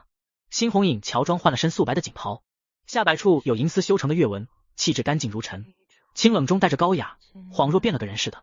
看向他含笑的眼眸，如桃花在心间绽放，既儒雅又温柔，是他最爱的那款菜。这下他算是知道换装的乐趣所在了。沈听雨搓手，他也要看暴君换装。猩红影将一个镂空的匣子捧在手中，那里面装着的是送给顾小满的药材和沈听雨用心挑选的礼物。他大步走近，语气自然，带着高位者一贯的严肃冷冽道：朕换好了，走吧。可惜他一出声，儒雅的滤镜直接碎了一半。暴君果然还是暴君，跟儒雅沾不了半点边儿。沈听雨轻咳了一声，眼神有些飘忽，语气不太自然道：陛下穿这件太打眼，还是换一身衣裳比较好。他的眼神扫过衣柜，小手一指，略微激动道：不如就换那身宝蓝色的长袍，更显陛下修长的身姿。猩红影眉梢微挑，无碍。他的换装计谋失败。沈听雨失落的嘟嘟嘴，但很快他的嘴角又扬了起来，因为他发现暴君换装之后并不爱说话，那份儒雅的表皮维持得更久一些，他便也更欢喜了。高汤也换了身干净利索的便服，跟在暴君身后，保护他的安全。因为是白日，人多眼杂，不太方便，沈听雨便藏在了镂空的匣子中，被猩红影抱在怀中，通过镂空的小口悄悄观察着外面。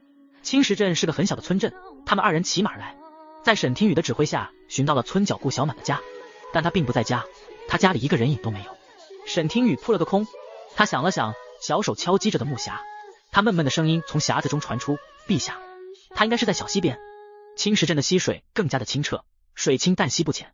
顾小满不敢靠太近，他只是呆呆地坐在溪边的一个大石头上，溪面波光粼粼，脚边的野花芬芳绽放，他却没有心情伸手采摘。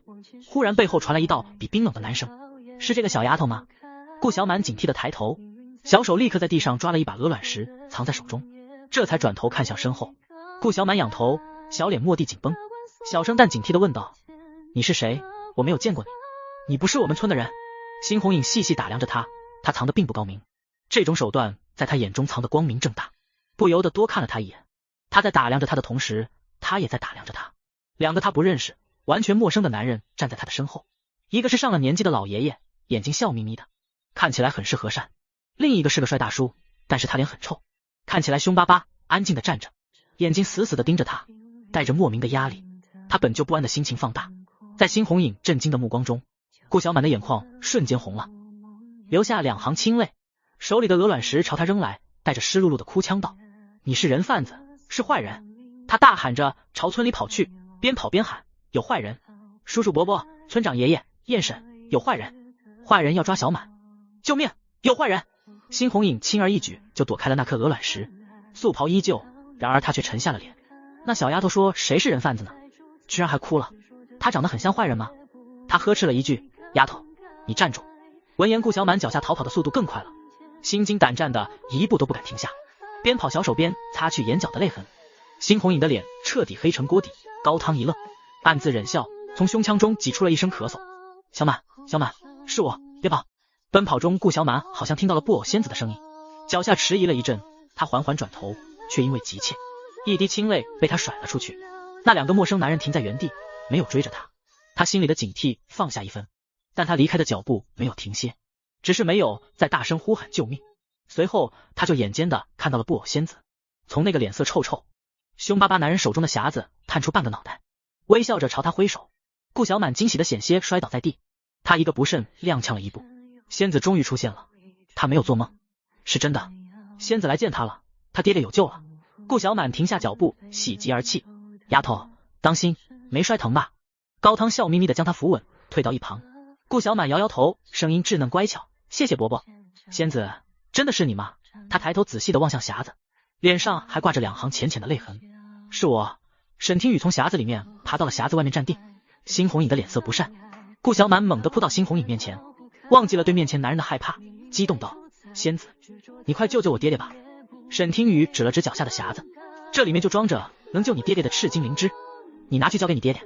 顾小满面露欣喜，跪在地上不断道谢：谢过仙子，仙子大恩，小满会永远记住的。辛红影垂眸审视着他脸上的表情，一言不发，将手中的匣子交给了顾小满。他捧着匣子正欲离开，迫不及待要去救爹爹的命。沈听雨喊住了他：“你等等，我有些话要和你说。”辛红影和高汤他们二人离远了一些，西边树梢的阴影下，顾小满又坐回了那颗在微微发烫的大石头上，手中捧着一个精美镂空的匣子。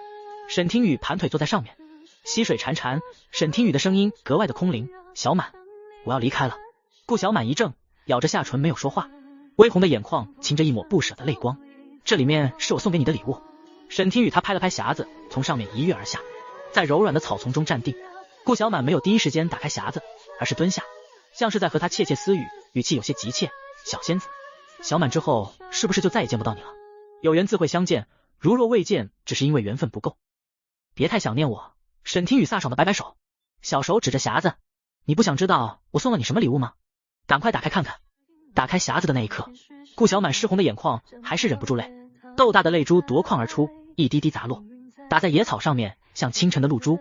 他惊呼了一声，久久不能回神。娃娃，是一个真的娃娃。这个娃娃体型较大，更像寻常娃娃，却足够精致可爱。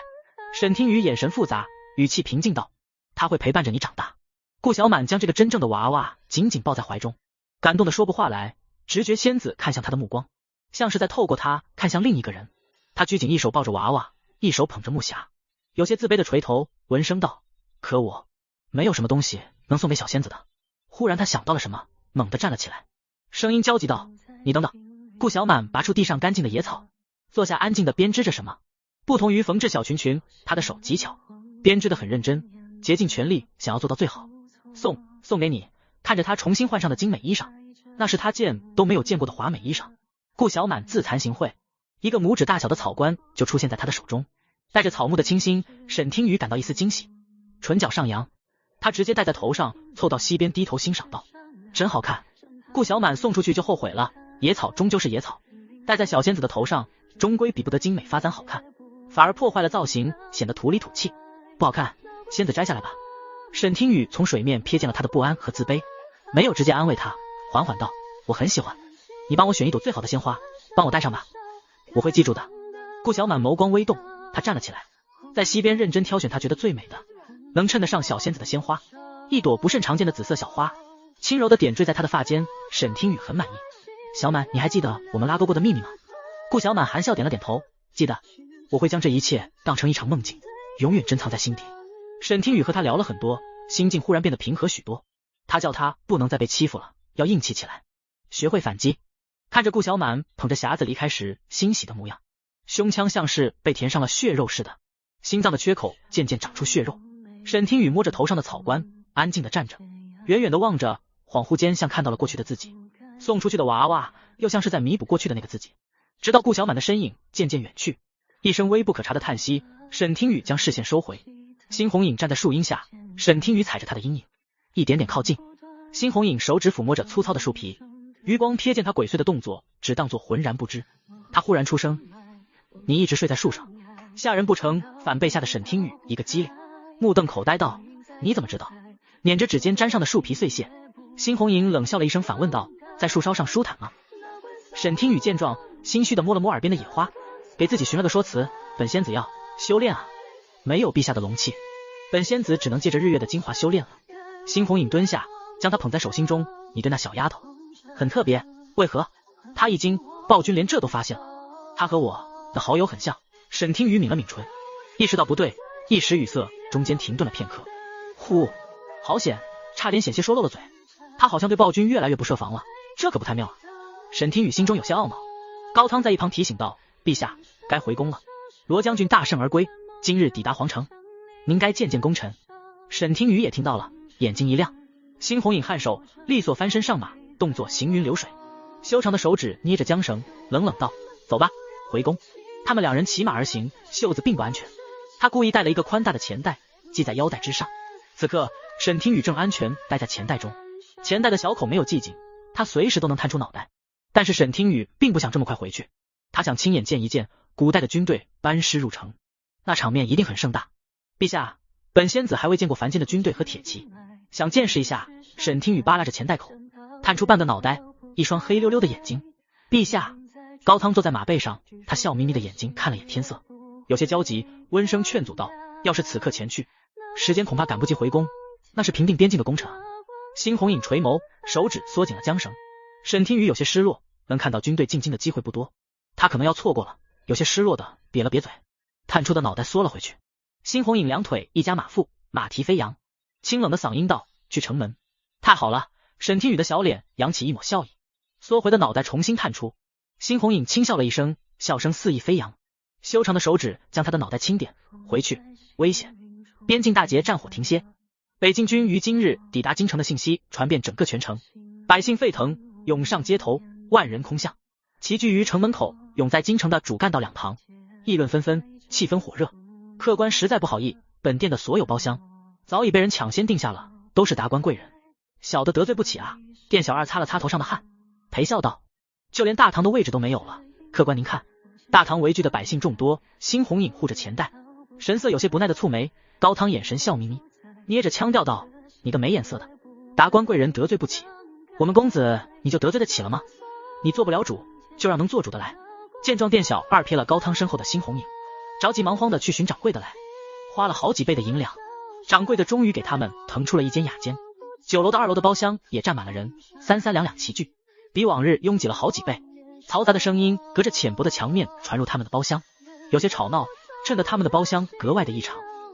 落日昏黄，街道上的百姓都不愿意离开，依旧等待着。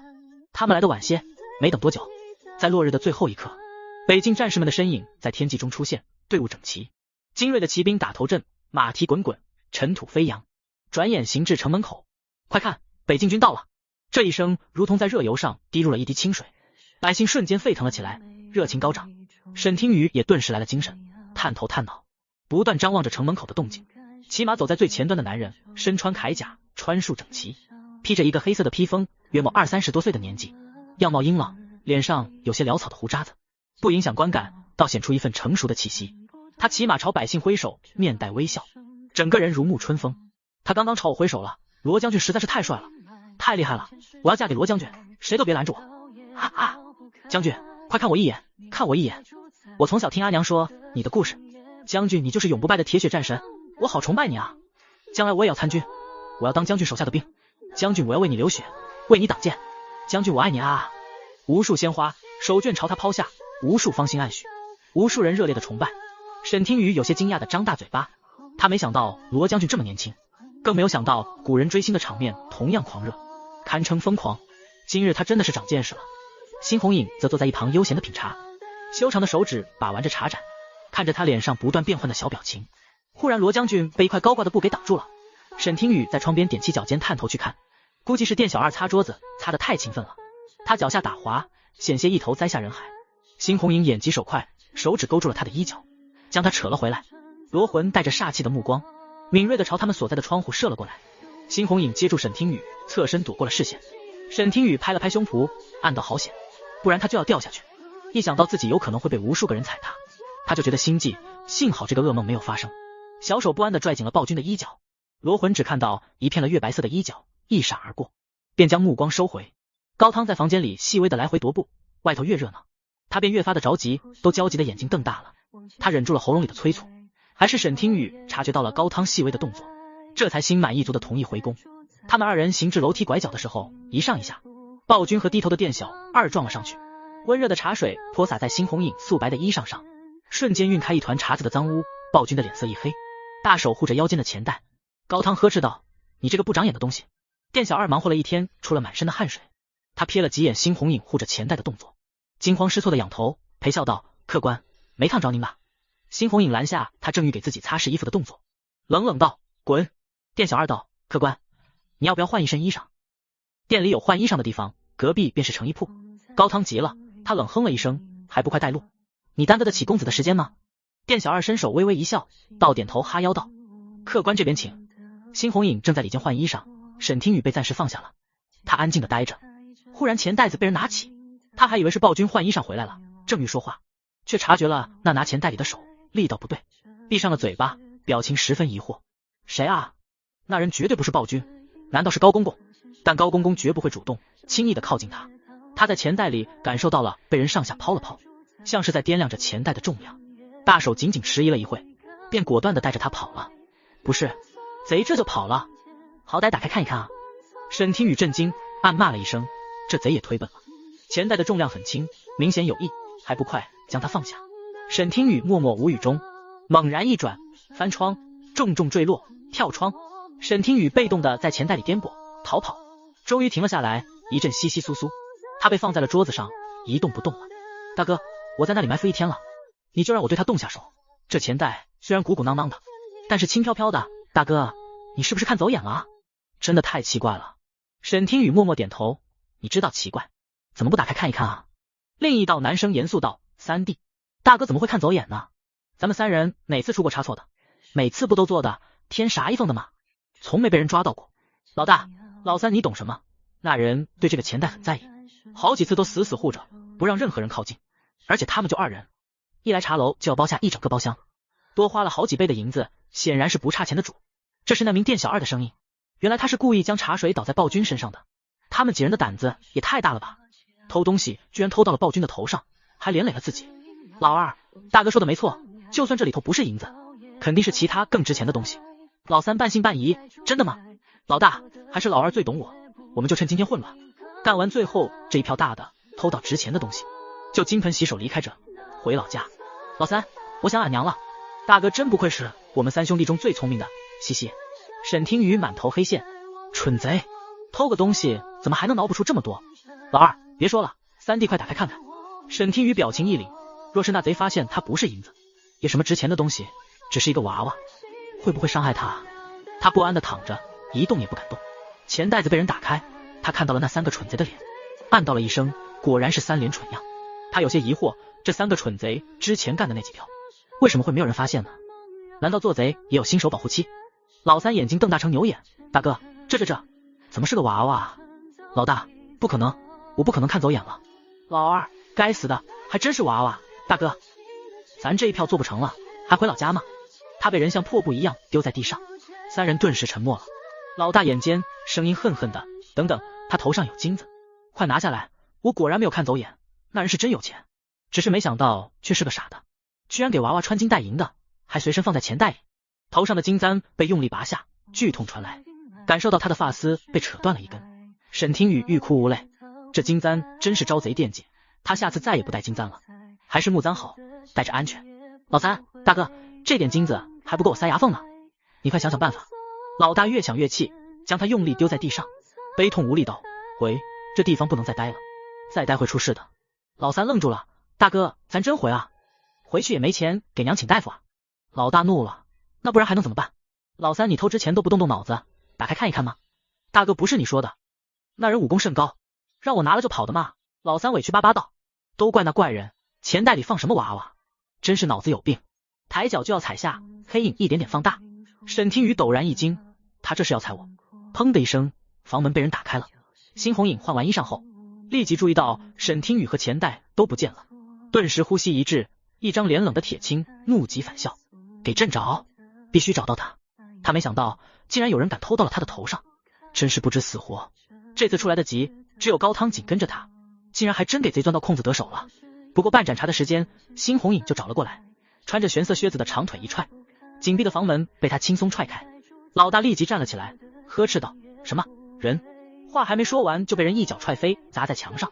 沈听雨抬头看到是暴君来了，皱巴的小脸舒展，趁所有人的注意力都集中在门口，他翻身就地一滚，惊险的躲过了那道鞋印。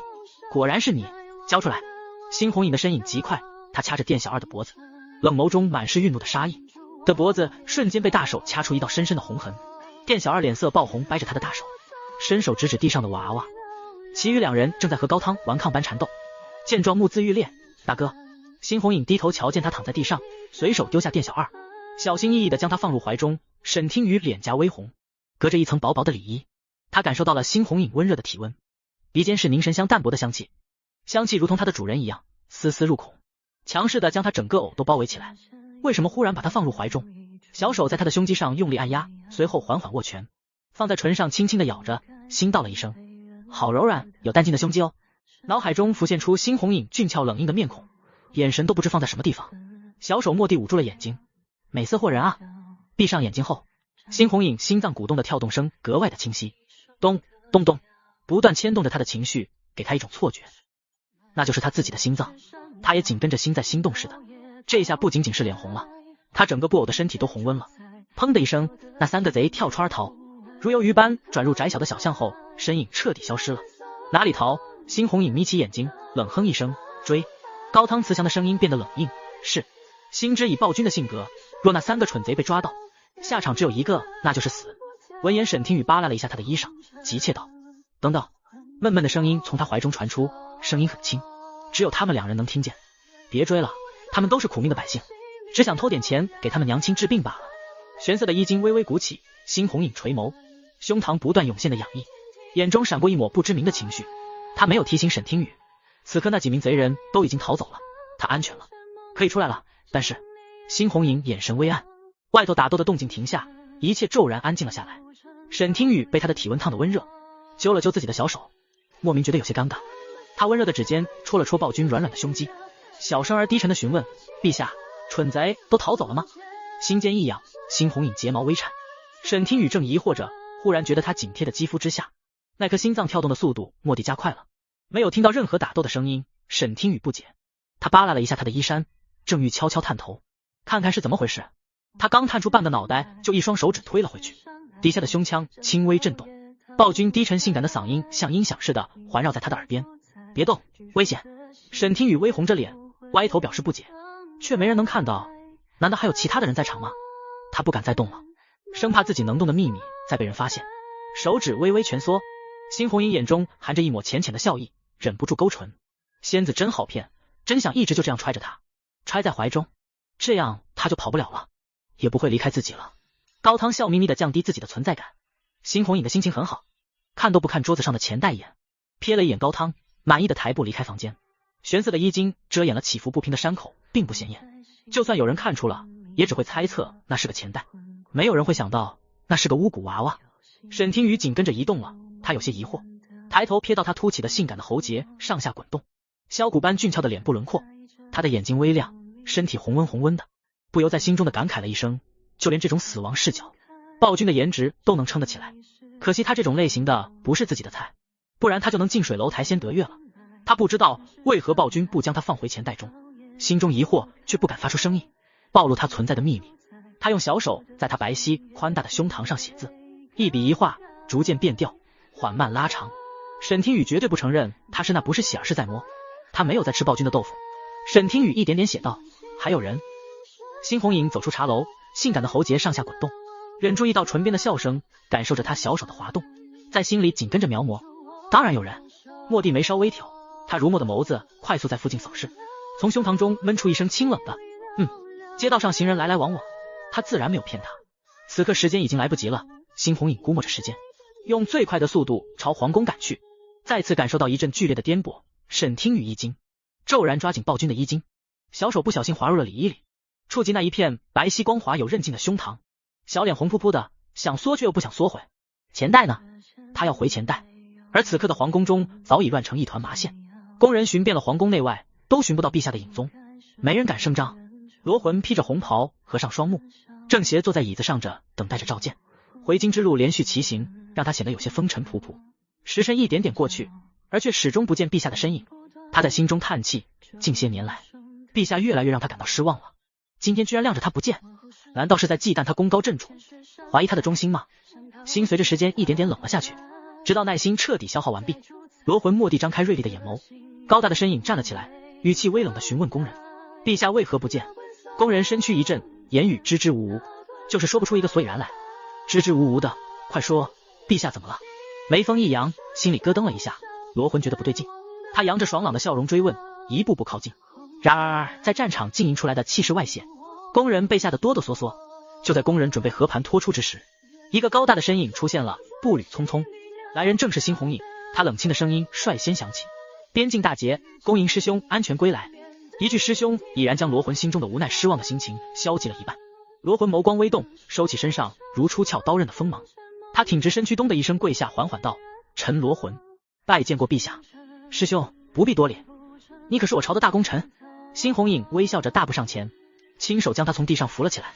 罗魂顺着他搀扶自己的手，站了起来，察觉到罗魂右臂的异样动作。辛红影鼻尖嗅到一抹鲜血的气息，眼神危险的眯起。辛红影俊俏的眉宇蹙起，冷冷道：师兄你受伤了，快坐，高汤宣秘太医。罗魂重新再次坐在椅子上，鲜红的披风之下，伤口在他靠近心口的位置，距离心脏咫尺之遥，能还看当时的伤势的凶险。辛红影语气中的关切不假，罗魂心中的不满又被烫平了一些，那狭长的眼中终于荡出一抹笑意。陛下，臣这伤如今已好了将近70%，如果不是陛下及时派出援军和粮草赶到，臣恐怕已经为国战死了。辛红影瞳孔一震，他自然是了解师兄的实力，能让他都有生命危险的，那必然是十分危机的战况。若是朕当时没有派出援军和粮草呢？辛红影脸色微沉，罗魂安静了一瞬，似是回忆起那种无力的绝望，重重的呼出一口浊气。北境军全军覆没，边境恐会被敌军攻破，敌军深入我国1000里，韩韶关再起战事，北境军全军覆没。辛红影呼吸一滞，已经明白了当时情况是何等的绝望，大手在胸膛上轻轻一拍。沈听雨虚空翻了个白眼，并不想理他，美色的心先静一过，他忽的又不愿意待在他的衣襟中了。兀自生气中，他肯定是故意的，手指更加用力的戳。沈听雨忽然冒出一个坏心眼，他抿嘴偷笑，一双小手不断骚扰他，轻轻的挠他痒痒。沈听雨，我挠，痒痒吧，嘻嘻。胸膛剧烈的颤抖，那双小手像是在他的心口上挠痒痒似的。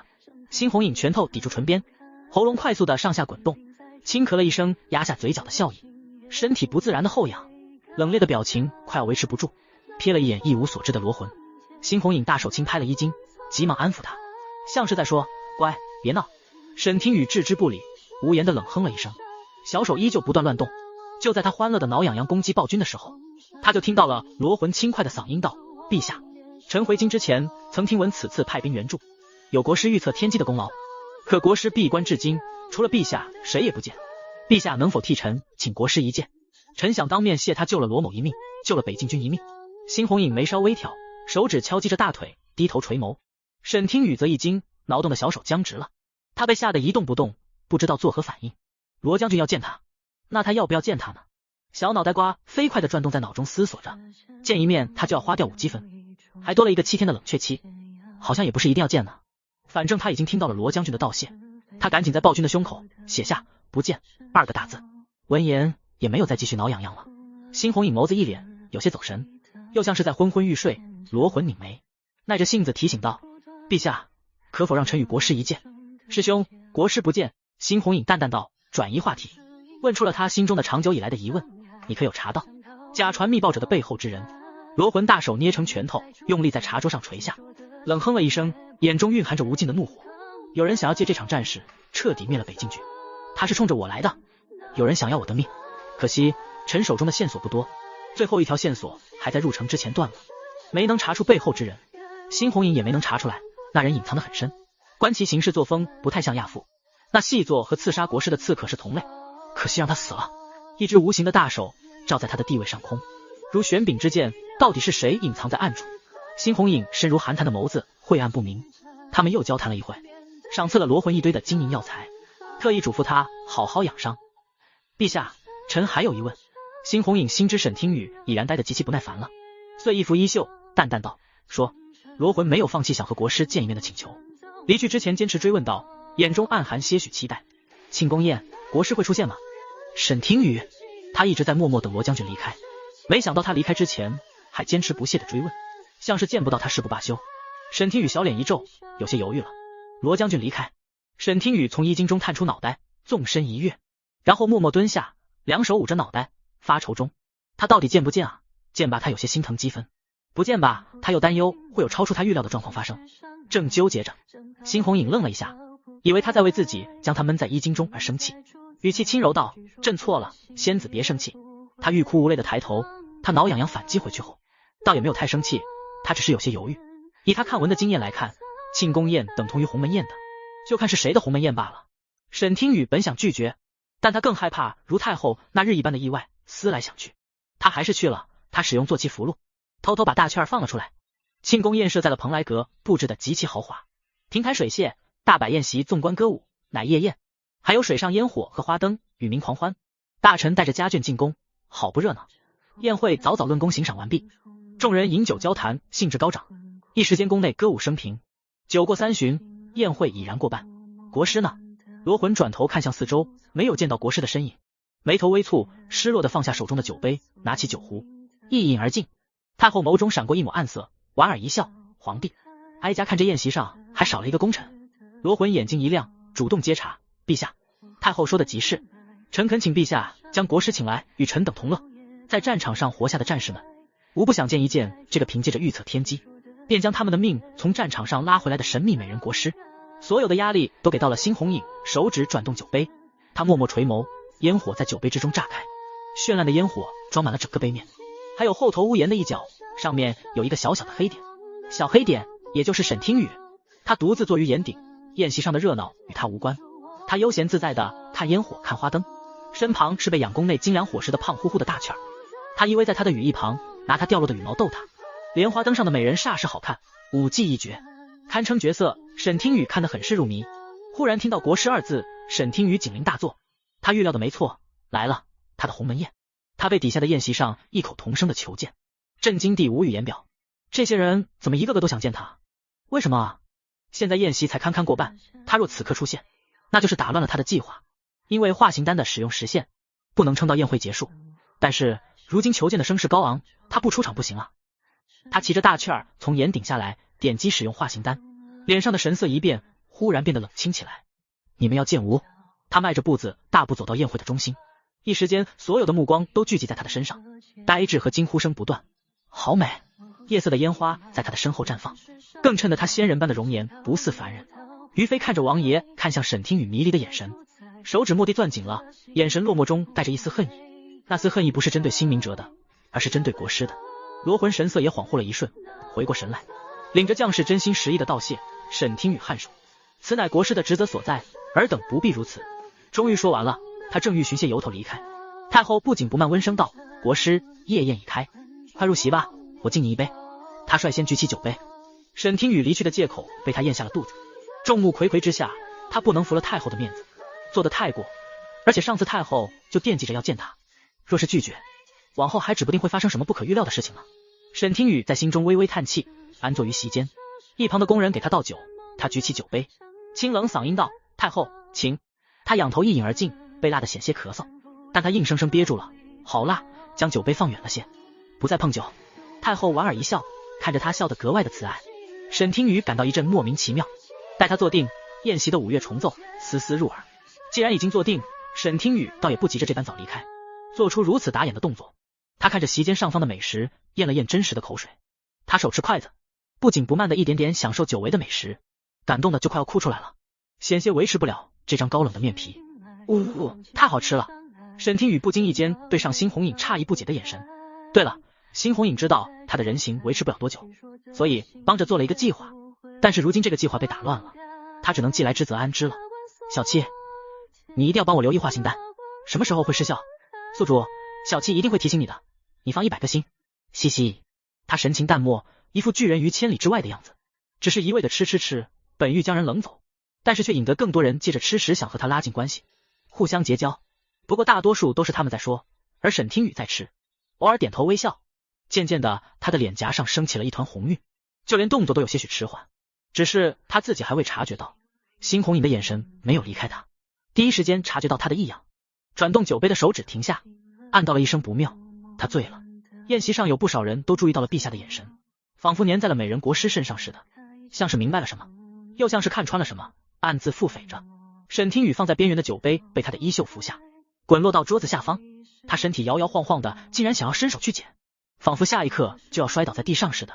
新红影看得眉头微蹙，手指一圈一圈地摸着指骨，心中焦急，计划已经被打乱了，他担心他会因为醉酒忽然控制不住法力，当众变成巫蛊娃娃，那就糟了。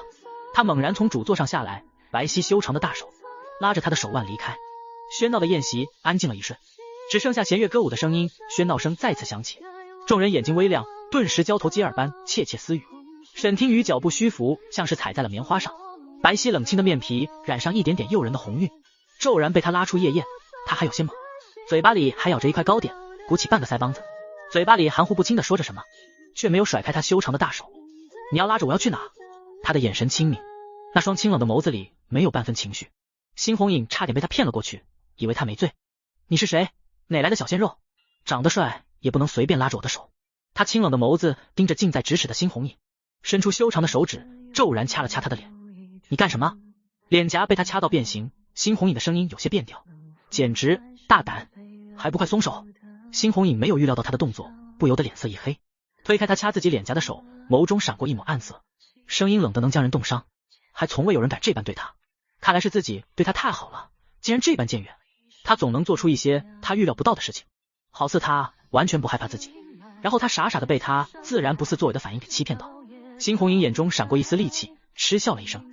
若他当真不害怕，就不会见过自己蛊虫发作的样子，害怕的逃出宫去，还美名其曰替朕寻找神医，哪怕自己根本就没有伤害他分毫。原以为他会特别的那一个，但他辜负了自己对他的信任和期待。他派出搜寻的暗卫来报，他们把青石镇上的所有人都查了一遍，那里根本就没有大小神医的下落。他在欺骗朕，真真假假他难以分辨，他说不清里面掺杂的有多少是真心的，杯弓蛇影般怀疑一切。猩红影蹙眉，心中异常的平静，阴厉的将他轻轻推远了一些。你醉了，朕不与你计较。我没醉啊。沈听雨摇摇头，继续咬着那半块糕点，将头摇成了波浪鼓，用谴责的眼神看着他，声音如清风过江，带着些许细微的遗憾。对了，我那一桌子好吃的还没尝完呢。他转身就往夜宴的方向走，身体晃晃悠悠的，走不出一条直线。他怕不是忘记了，他的法力不稳，随时都能现出原形。猩红影伸手默默扶额，及时拦住了他，厉声道：站住，你回来。他的音量大了些，沈听雨的眼眶瞬间红了，眼角噙着一滴泪珠，像是溢满了泪水。他猛地回头，怒了：你是谁啊？我认识你吗？我爸妈都不管我，你凭什么管我？莫名的委屈像是泄了闸的洪水涌出来。沈听雨昏沉的脑海中闪过很多画面，他双臂抱膝，蜷缩着颤抖，蓦地蹲在地上抹着眼泪，哭得像个无助的孩子。爸妈，约莫是爹娘的意思吧？这已经是他对第二次说着他听不懂的话了。猩红影垂眸，他好似从未听他说过他的过去。他是真的醉了，一杯就倒，只是醉酒后的样子倒是格外让他感到头疼。见他哭得伤心，他长臂一伸，将他从地上拉了起来，心情平静的替他擦去唇边的糕点碎屑。你不记得朕了？委屈来得快也去得快。沈听雨仰头，迷离的眼神在他的脸上定定的看着他，缓缓摇头，而后又点了点头。你好眼熟啊，我是不是认识你？他想看清楚，却又嫌弃他太高，踮起脚尖，掌心微微用力，按着他的脑袋一点点靠近，微红的唇瓣张开，缓缓道：你是暴君。后面的话猩红影听不清了，他们靠得很近，只要他微微低头，就能吻上那双气泪的红唇。猩红影看着他泛红的眼尾，湿漉漉的睫毛，竟然生出了一种想要吻下的欲望，情绪来得极其强烈。他微微低头，即将吻下去的前一刻猛然惊醒，又是这种熟悉的情绪牵引，他不能这么做。宿主能听到吗？小七要提醒你，化形丹的时间快到了。脑海中有声音一直在吵。沈听雨不爽的摇头，红唇轻轻擦过猩红影的下巴。猩红影愣住了，冷眸中闪过一抹异色。仙子，你……沈听雨醉醺醺的，方才还哭着，这时已经是昏昏欲坠。猩红影冷眸瞳孔一缩，沈听雨径自栽入他的怀中，栽入一个宽厚的怀抱里。他细长的睫毛上挂着浅浅的泪珠，眼皮一阵颤抖，呼吸绵长。他这是哭着哭着就睡着了。修长的手指将他额角的碎发拨开，猩红影暗自失笑，灿烂的五色的烟火升空，照亮了他恬静的容颜。这时他的身上亮起一道白光，猩红影被骤然的光芒晃到眼睛，微微侧目，吧唧一下，沈听雨又变成了巫蛊娃娃，摔在了地上，像是摔出开机键似的。沈听雨捂着脑袋，露出一点迷茫的神色，他好像做了一个梦。好奇怪，我刚刚这是怎么了？沈听雨喃喃自语道：宿主，你刚刚醉了。沈听雨睁着眼睛，还有猛，像是听到什么天方夜谭的话，小手指着自己。系统，你是说我喝醉了吗？他才喝了一杯酒，怎么就醉了呢？他酒量没这么差。宿主，你真的醉了，小七没骗你哦。他从地上坐了起来，小手摸到了什么软绵绵的东西，上面还有一些粘稠的液体，让他立刻回忆起了恶心的东西。他触电般缩回小手，瞬间弹起，连连后退。什么东西？白光消失，猩红影就听到沈听雨惊恐的尖叫声，担心他出了什么意外，立刻紧张了起来。发生了何事？沈听雨看着地上的蜷缩的血色虫子，目瞪口呆，忽然想到了一个毛骨悚然的念头。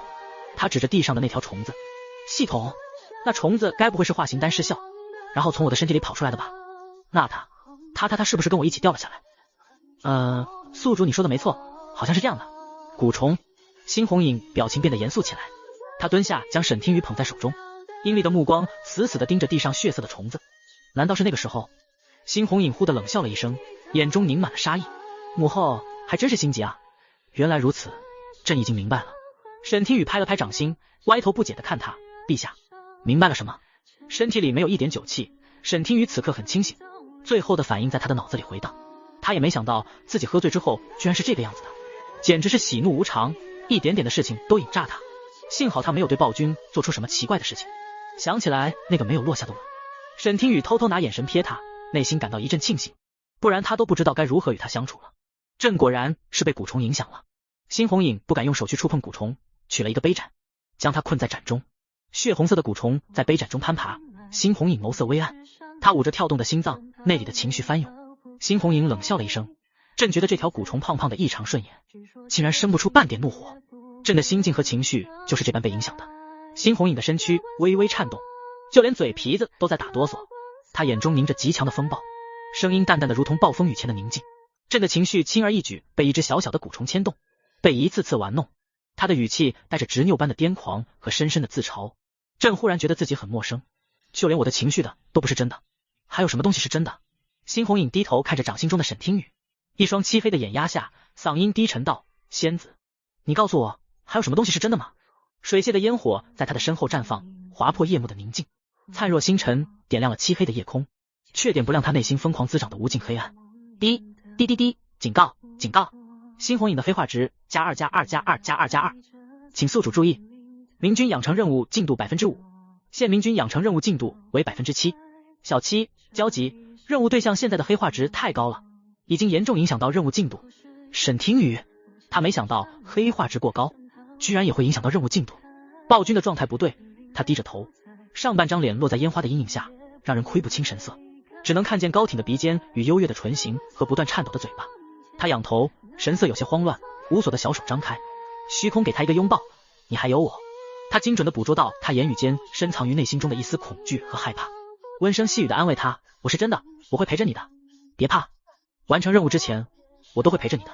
沈听雨又道，我永远不会背叛你，永远站在陛下这边。辛红影用一种审视的目光打量着沈听雨，片刻后他阴厉地开口道，仙子你不能骗我，朕会当真的。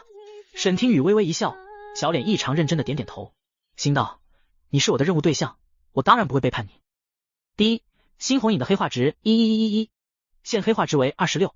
沈听雨略微震惊，居然从零飙升了这么多，那辛红影的内心得多痛苦啊！夜宴之上，宴席仍在继续，声色歌舞的奏乐声不断。看着辛红影当众拉着国师离开，于飞一杯酒猛灌，他阴恻恻地笑了一声，声音微不可察。他近来压力很大，陛下拒不见他，父亲虽没直接放弃他了，但是宫外送进来的钱帛少了一半。他还收到消息，父亲准备将他另一个养女，他的死对头也送入宫中。于飞眼神恨恨地灌下一杯冷酒，没想到仅一个巫蛊娃娃就让他失了圣心。闵妃真是好手段。新明哲眼神时不时瞥向于飞，见他猛然灌酒，眉头微蹙，暗自伤神。这时一个小太监走到于飞附近，凑到他的耳边低声交谈几句，神神秘秘的，不知道说了些什么。于飞竟然眼前一亮，勾唇一笑，不带一丝提防的跟着小太监骤然离席了。他心中实在担忧，便也偷偷跟了上去。他已经很久没有和于飞互通书信了，实在是心中挂念，这也许是于飞给他的信号呢。辛明哲不远不近的跟着，既不会被发现，不会跟丢了，只是可惜听不到他们两人的对话。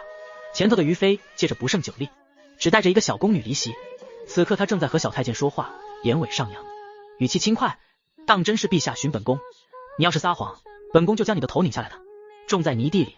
小太监诚惶诚恐的抬头，小心翼翼而又恭敬道，小的哪敢欺骗于妃娘娘，这边请。小太监带路越来越远，也越来越偏了。宫内的手段他很了解，于飞勾起的唇角下压，转头和跟在身后的小宫女对视了一眼，这一眼可将小心翼翼跟在身后的辛明哲吓了一跳。于飞美眸微敛，这是何处？本宫怎么从来过？你还要带着本宫去哪？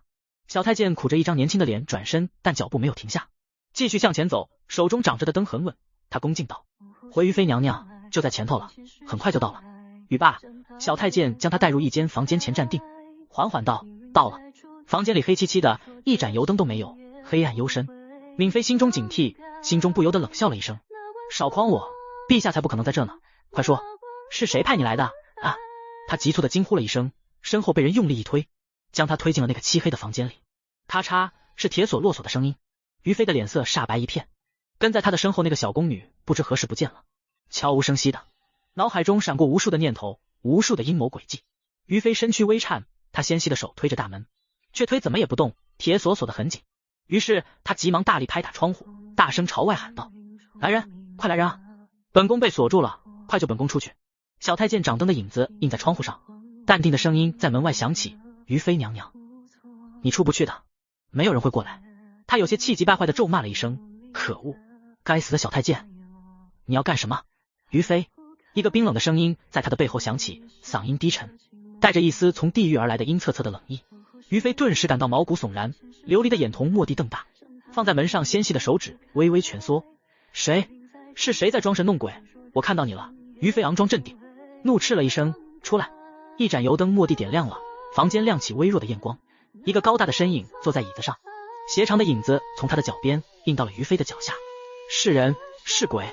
于妃眸子瞪圆，咽了咽口水，美眸一颤，缓缓转身。于妃不是一直想要见朕吗？怎么会听不出朕的声音呢？男人声音低沉，他锐利的眼神直直地看向他。于妃见是陛下，先是猛然松了一口气，随后又吊起了一口冷气，他脸色微变，温柔行礼：见过陛下。辛红影垂眸一言不发，于妃跪在地上，被他的复杂的眼神看得毛骨悚然，语气幽怨缓缓道：陛下终于肯见臣妾了，臣妾回宫这段时日，日日思念陛下，陛下真的太狠心了，一次都不肯见臣妾。辛红影端坐于椅子上，睫毛一脸压下一片阴影，他在感受着自己的内心的情绪，他的手边正放着一个杯盏。于妃见辛红影除了脸色有些阴沉之外，并没有其他的异常的反应，他壮着胆子逐渐靠近，和尚的眸子里闪过一抹挣扎，一丝愧疚。他暗自道了一声：王爷抱歉，答应你的承诺要食言了，但是我必须要这么做，他不能成为一颗废弃，他必须要活下来，他们才能有以后。于妃缓缓吐出一丝酒气，睫毛微颤，掀起一道清纯迷离中带着魅惑的神色，纤细的手指轻扯着辛红影的袖子站了起来。陛下怎么还是不理臣妾？沈听雨藏在袖子里，被于妃的动作吓了一跳，差点以为自己要被他发现了。他可是唯一一个见过自己原形还用针扎过他的人。他赶紧离远了一些，一动不动的继续藏着。沈听雨瘪了瘪嘴，他也不知自己为什么待在这里，一旦他想离开，暴君沉着眸子泛出一丝受伤的神色，眼神淡淡的看着他，好似他的离开就像是抛弃他。沈听雨只能无奈的留下。于妃轻呼了一声，似是跪了太久，跪麻了双腿，摇晃着精准的跌入辛红影的怀中。辛红影眼皮微抬，一双纤细的手不断往上攀，弱弱道：陛下是在惩罚侧臣妾吗？臣妾的脚都跪麻了。沈听雨感受到什么东西压了下来，他惊恐的张大了嘴巴，小小的身躯一震，顾美人惨死的画面近在眼前。他立即捂紧了自己的耳朵，合上双眸，默念：我什么都不知道，我什么都没有看到，千万别让我看到啊，我不要再看见了。陛下，于妃主动送了他的红唇，醉意醺醺，油灯微弱的亮光将他们的剪影映在窗户上，一大一小的人影逐渐靠近，直到紧紧的贴到了一起。辛明哲就远远的蹲在房间外面，他亲眼看到了清雅姐姐进去了，附近的人都被支开了，以为他是故意将自己引到这边的，想要和他互诉情长的，心中欣喜，正欲推门而入，却见到了他和一个男人无比亲热的一幕，手脚瞬间僵在了原地，脑子糊成一团毛线。清雅姐姐，他和别的男人亲热了，他不是说过，他只喜欢自己，只愿意和他。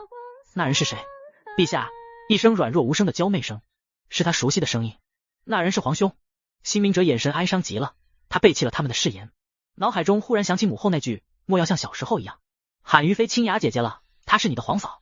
皇嫂。辛明哲扯动嘴角，露出一抹比哭还要难看的笑容，心中无比酸涩疼痛，剪影仿佛灼伤了他的眼睛。辛明哲默默合上了眼眸，不敢再看分毫，转身逃也似的离开了。辛红影的眼神冷极了，他可以确定了自己情绪却为他所牵动，就算他一动不动，只是在他的附近安静的待着，他内心郁结的躁郁便自然而然的消散了几分。一旦他开始靠近自己，肌肤相贴，他便更加欣喜，心脏扑通扑通跳动地极快，就像是心动了一般。但只有他自己知道，知道了于妃背叛了自己后，他就不可能再为他感到欢喜。这种心情是多么诡异啊！一个他恨的人站在他的面前，他都不仅恨不起来，反而会因为他靠近自己的举动而真切的感受到了一种欣喜。喷薄的怒意再次消失，辛红影忽然感到一阵恶心，既是对于妃的，也是对自己的。骨节分明修长的手指握住了那双纤细的手，大手一阵用力，于妃清秀的小脸一皱，柳眉一拧，轻呼了一声：陛下，你弄疼我了，收。于飞被推出了他的怀中，猩红影站了起来，目光睥睨而下，看向了油灯。于飞，你还记得这个地方吗？于飞骤然被推开，脸上升起了一抹怯怒的尴尬。闻言一愣，这个地方有什么特别的吗？他认真的环顾四周，却没有一丝印象。他谨慎的瞥了一眼猩红影，缓缓道：臣妾应该记得吗？猩红影斩钉截铁道，声音带着浓浓的失望。你不记得了？他忘记了，果然只有他一个人记得。这里是他们年少时出狱的地方，那时母后遭人陷害，惹怒了父皇，受了惩罚，被迫搬来了这个偏远的小院。彼时他骤然失势，受人冷落，就连母妃也将仅剩的关爱给了11弟。他被宫人关在这个房间，无人问津时，是在宫里迷路的他将他放了出来。他与他一样，都是不被喜爱的孩子，亚父的养女不止他一个。当时的他是亚父所有养子中最不讨喜的一人，瘦瘦小小的，与他当时算是同病相怜。他会向他倾诉自己的烦恼和委屈，也能盛装他的嫉妒和不甘。他们也有过一段美好的回忆啊。他们一同长大，彼此青梅竹马，他也顺理成章的入宫，那份幼年的情谊依旧在他的心中占据着一定的位置。入宫后，他敏锐地察觉到闵妃包裹的内心之下，深深地隐藏着什么，从不勉强于他。他需要的一直都只是一颗赤诚的真心。他为什么要背叛自己？猩红影冷笑了一声，摄人的眼神落在了手边的茶盏上，修长的手举起了那个茶盏。你可知这是什么东西？猩红影将瓷白的茶盏放到他的面前，不放过他脸上一丝一毫的表情变化。于飞疑惑的眼神望向了茶盏，看到了上面血红色的蛊虫，心中陡然一惊，脸上分毫不显。怎么会是魂骨的？难道陛下已经都知道了？不可能，陛下，这是一条虫子。于飞镇定地道，这的宫人太懒散了，房间都长虫子。陛下，我们还是赶紧出去吧。于飞有些心虚，这才是陛下不见他，却又见他的原因吗？你还不说吗？猩红影冷硬道，你应该很清楚我的手段，朕念及过往的旧情，给你一次机会。说，陛下究竟知道了多少？脸色瞬间惨白，于飞内心越来越惊慌，指尖微动，似乎在思忖着该怎么办。还没待他想出办法，阴影照下，猩红影目光睥睨而下，他面无表情捏住于飞的下巴，迫使他看向自己，眸光闪烁。朕的耐心是有限的，大理寺的滋味如何？于飞听到大理寺3个字的时候，身躯一震，那样的日子他不想再经历一遭了。可他不能说。于飞就这样仰着头，静默垂泪，脸上的神色暴露无遗，眼神空洞洞的，透着一丝哀伤的决绝。臣妾不知道陛下再会说些什么。心中最后一丝心软的期待消失，他骤然冷笑了一声，暴力的大手在他的下巴有力一推，留下一道鲜红的指印。你不说朕也知道。于飞心如死灰，沉默不语，直到猩红影冰冷的吐出3个字，是母后。他不敢置信的抬头，神情比见盗鬼还要可怖。陛下，你是如何得知的？反应过来后，于飞不由自主的咬住下唇。他上当了。于飞无力的弯下脊背，瘫软的坐在地上，眼底暗淡无光，一切都完了。猩红影冷笑，你觉得朕在诈你？于飞低头一言不发，眼神看着地面的影子，骤然站了起来，缓缓移动。只听到猩红影冷冽的嗓音说道，朕早已发现，只是再给你了一个机会，看你是同朕一般是受害者或是知情者罢了。显然是后者。猩红影眼底一片漠然，可惜陛下知道的显然比他预料的还要多。于飞红唇微张，用手撑着从地上站了起来，心里忽然燃起了一点希望，陛下的心中还是有他的，不然今日便不会引他来此，给他机会。他是特殊的，他想活着。猩红影负手而立，看着窗边的残月，不知在想些什么。他壮着胆子继续，柔软的身躯贴紧了他宽大的背，诺诺开口道，臣妾错了。猩红影厌恶的转身，掐着他的脖子，将他一点点推远了一些。朕留你一命，只是因为你一定知道些什么，快说，噬魂蛊该如何解？于飞感到一阵窒息，眼眶骤然红透，小脸狰狞。他不断拍打着猩红影的青筋暴露的手臂，陛下，快说！猩红影充耳不闻，形同罗刹，下手毫不手软。沈听雨捂着耳朵，外头的声音却丝丝入耳，简直就是掩耳盗铃一般。他听见于飞声音的气息渐渐弱，双手拍打的力度也渐渐微弱，甚至一只手垂落在侧，察觉到猩红影的异常。于飞还不能死。沈听雨小手拍打着他的手臂，拽他的衣袖，暴君却没有任何反应。眼见于飞就要被他掐死了，他掏出昏迷的那银针，轻轻地扎了扎他的手臂，扎入的不深，药效并不强烈，手臂针扎般细微的疼痛。猩红影骤然回神，猛然松开五指，呼！于飞瘫软地跌在地上，呼吸一滞，毫无形象般上气不接下气的大口吸气，惊出了满身冷汗，像是真的死了一遍似的，眼神惊恐的不断后退。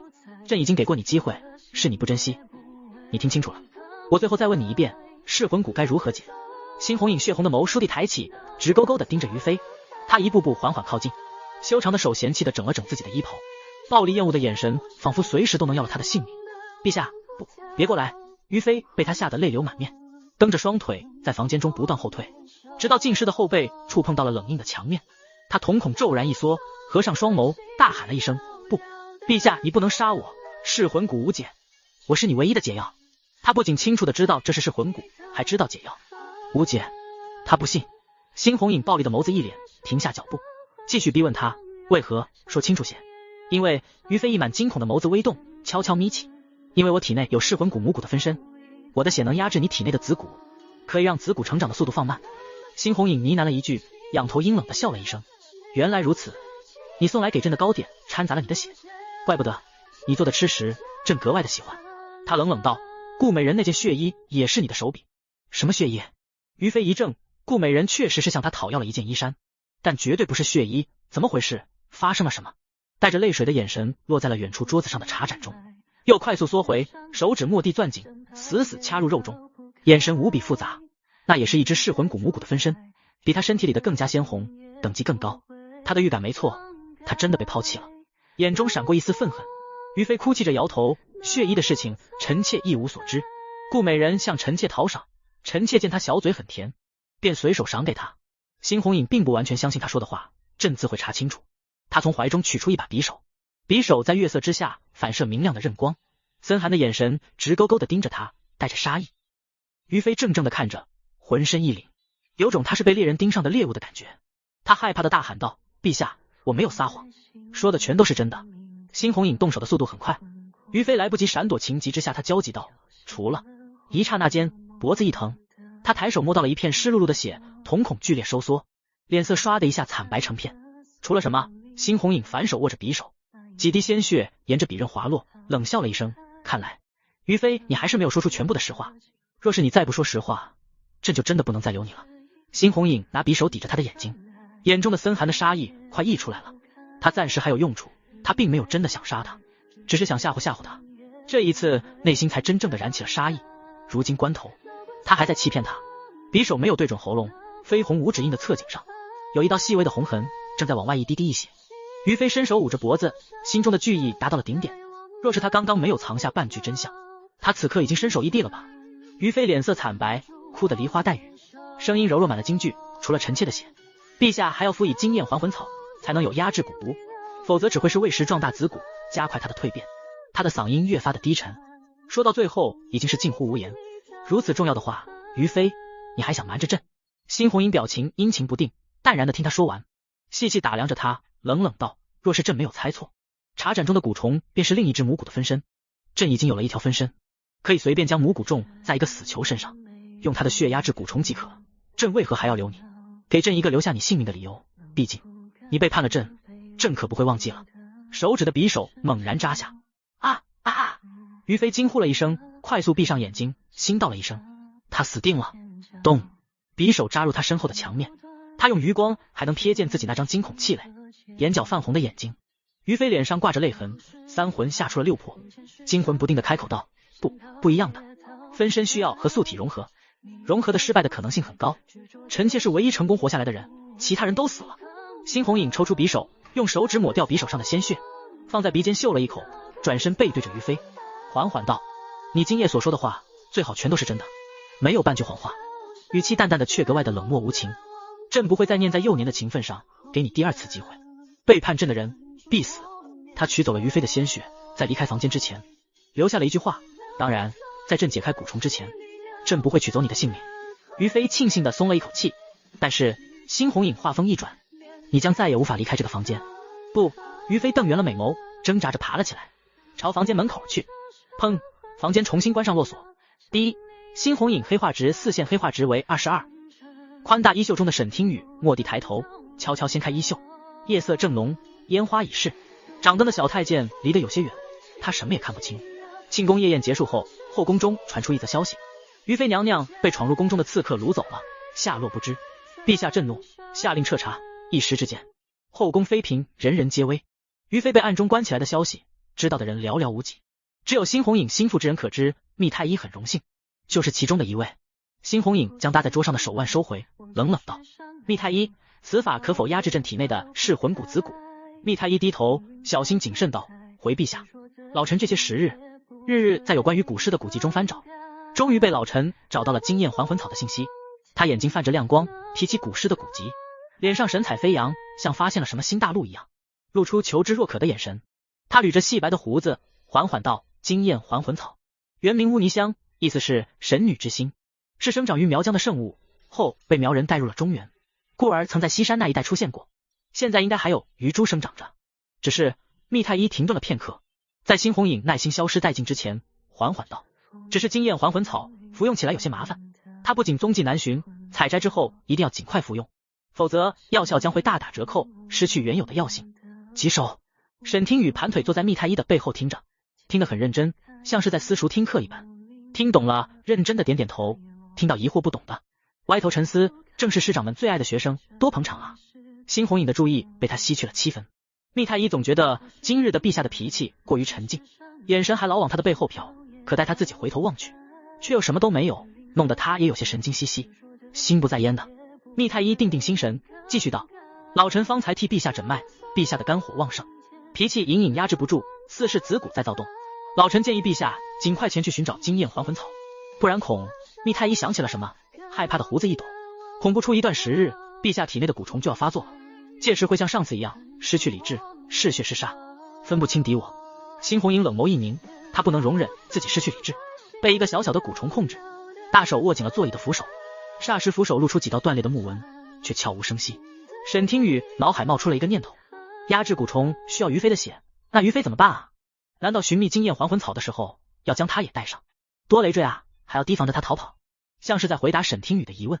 密太医缓缓道：老臣可以将于飞的血制成凝血丸，陛下可随身携带，待寻到经验还魂草可直接服用。辛红影淡然道：行了，朕知道了。